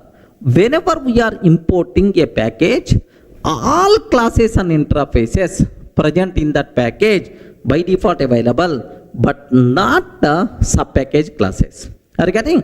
All classes and interfaces present inside Java by default available, but not util, but not regex. Remember. So very important point related to import statement. whenever we are importing a package, all classes and interfaces present in that package by default available, but not the sub-package classes. Okay, if you want to use any class present inside sub-package, compulsory we have to write import statement until sub-package level. Are you getting? So where pattern is available? Java.util.regex. To use pattern, compulsory we require to use import statement import java.util.regex.star. That's why which import statement is the valid to compile this program is this import statement, sir. Please make sure you should have clear clarity about this terminology. Are you in the position to understand, right? Sir, let me repeat again. Whenever we are importing a package, all classes and interfaces present in that package by default available, but not the sub-package classes. If you want to use a sub-package class, compulsory import statement must be required until sub-package level. Clear? Sir, let me execute this code so that you people may get some idea. Have a look once, sir. I'm taking a small program. I want to take a small program. Here just have a look once. I'm taking a simple program, sir. Public class test, public static void main, pattern p is equal pattern.compile of ab. Don't worry about this line. Syntactically this line is valid in the regular expressions. We will discuss in detail, right? Now the point here is, if I'm trying to compile, either code is going to compile or not? No, because we didn't use any import statement. Clear, right? Okay, well, have a look once. Observe that. If I'm trying to use Java C test.java, yes, immediately it's going to tell cannot find symbol class pattern. Are you getting? Cannot find symbol class pattern. Like that, immediately we are getting compile time error, right? Now I want to solve this problem. What I want to do is import java.star. I'm taking. Can you please confirm? Is it valid or invalid? Hey, please respond. Is it valid or invalid? Invalid. Because pattern is not available inside Java package. Pattern is available inside java.util.regex package. That's why this one is invalid, right? Okay? Have a look. Even you are taking, immediately error we are going to get. Observe that. Observe, same error we are getting because in the util it is not there. Suppose in the Java it is not there. Suppose if I can take java.util.star. Can you please confirm? Import java.util.star. Is it going to accept or not? Please respond. Is it going to be accepted or not? Yes. If I can take like this, the code is not going to compile because pattern is not available in the util. Pattern is available inside regex package. Are you getting? Pattern is available inside regex package. That's why it is not going to accept. Now, have a look once. Observe carefully. Yes. Here immediately error we are going to get. Now, sir, java.util regex.star I'm taking. Java.util regex.star I'm taking, sir. If I can take like this, happily the code compiles fine. There is no problem at all. So, let me repeat the important conclusion again, because most important, minimum 1 or 2 questions you can expect in the original exam, sir. Whenever we are importing a Java package, all classes present inside that package available, but not the sub-package classes. If you want to use sub-package level classes and interfaces, compulsory we have to write import statement until sub-package level. Clear?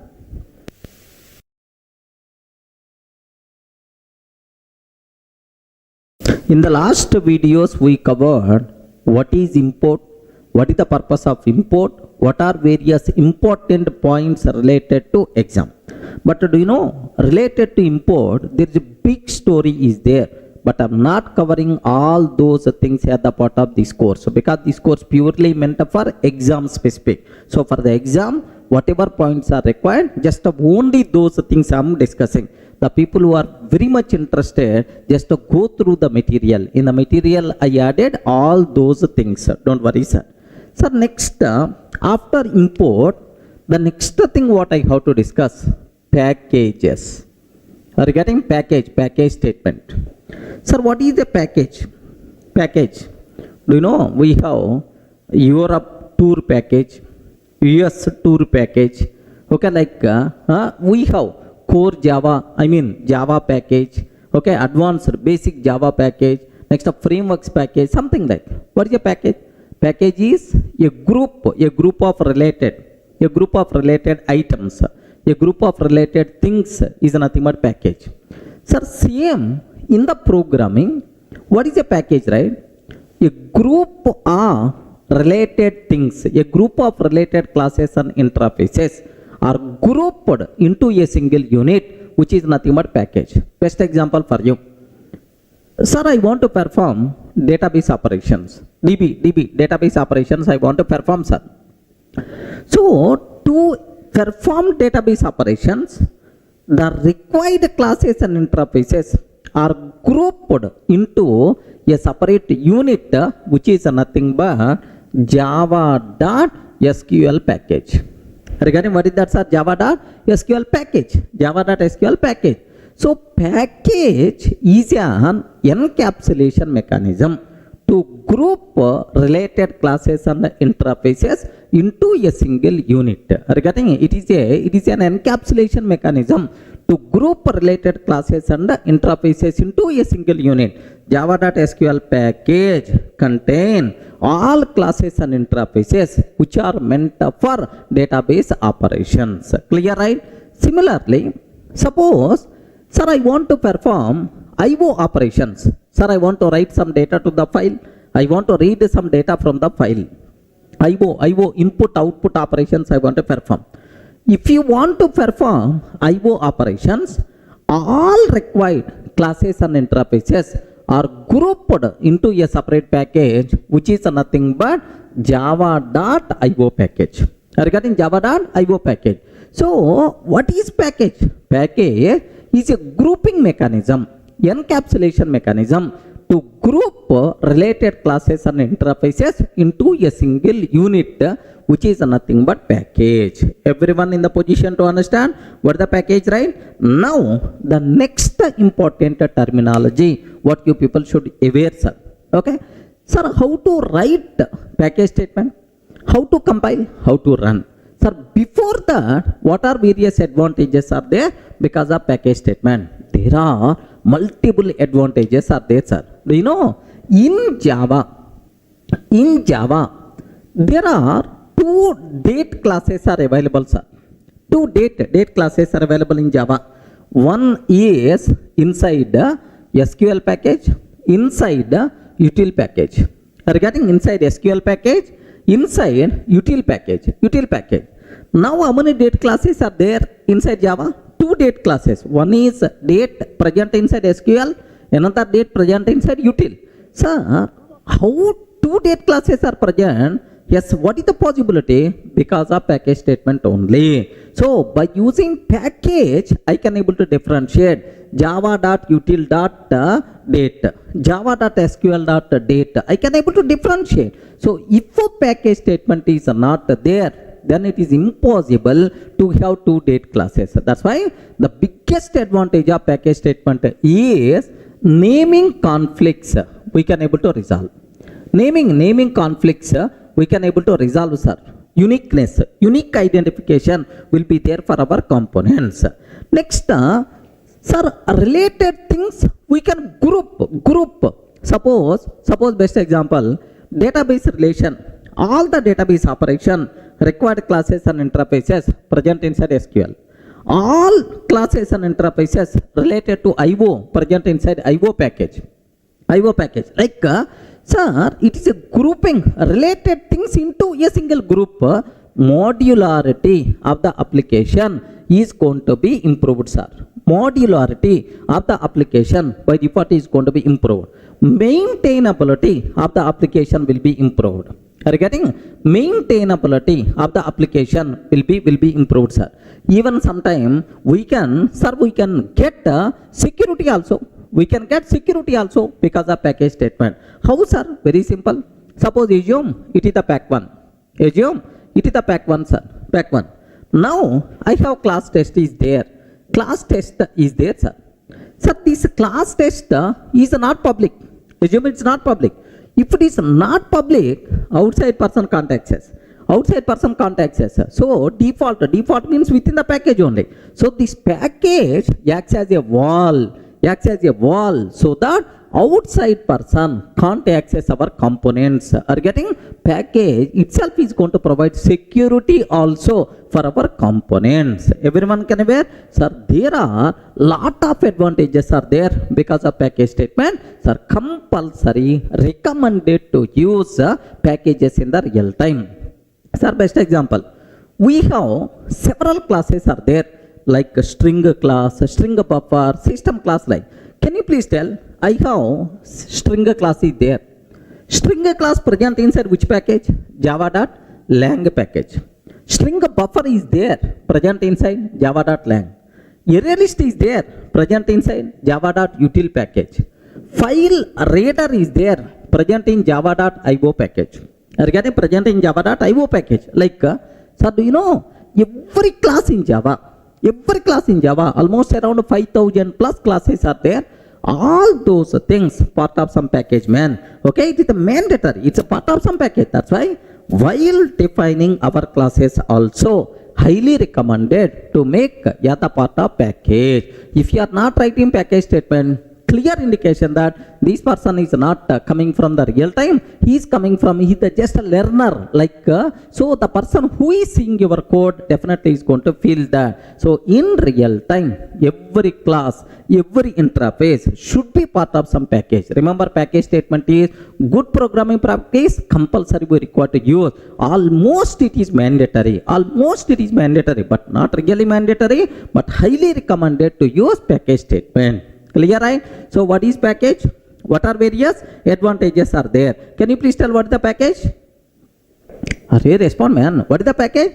It is an encapsulation mechanism to group related classes and interfaces into a single unit. What advantages are there? We can resolve naming conflicts. Modularity of the application is going to be improved. Maintainability is going to be improved. Security by default is going to be improved, sir. Are you getting? So these are various advantages are there because of package statement. Clear for you people? Any doubt? Okay. Sir, now I hope you people got what is package, what advantages, right? Now, how to write package statement, how to compile, how to run. Just observe carefully, sir. Here I am taking package. Sir, we can write package statement by using package keyword. Regarding package is a keyword in Java. Package, sir, com.durgasoft.ocja. Like this I am taking. com.durgasoft.ocja. Sir, there is a universally accepted naming convention for the packages. There is universally accepted naming convention for the packages, right? Use the client internet domain name in reverse. Regarding, suppose I am working for ICICI Bank. What is their website? com.icicibank.com. Okay. While naming the package com.icicibank.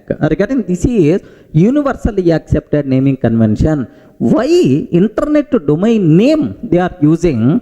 Because it is the unique in the nature. Regarding, what is the purpose of package? For unique identification for our components, right? So which is the unique in the universe? Internet domain name is the unique in the universe. Then use the internet domain name to name the packages. Then obviously uniqueness by default we are going to get. That's why, so what is universally accepted naming convention for the packages is use the internet domain name in reverse. Okay, well, this is the basic. Now I am taking public class test. Now public static void main method string array args. Public static void main string array args. Here system.out.println package demo, like this I am taking, sir. System.out.println package demo, like this I am taking. That's all. This is about, sir, how to write package statement in our program. Now how to compile? Usually if you want to compile javac test.java, but now package statement is there. How to compile this one, sir? Take very special care. If you want to compile, sir, Java C test.java. Okay, is it going to compile or not? Respond. Is it going to compile or not? Because package statement I used. Now I'm trying to compile Java C test.java. Is it going to compile or not? Okay, 100% pakka. The code is going to compile. Generated dot class file will be placed in the current working directory. Are you getting? Test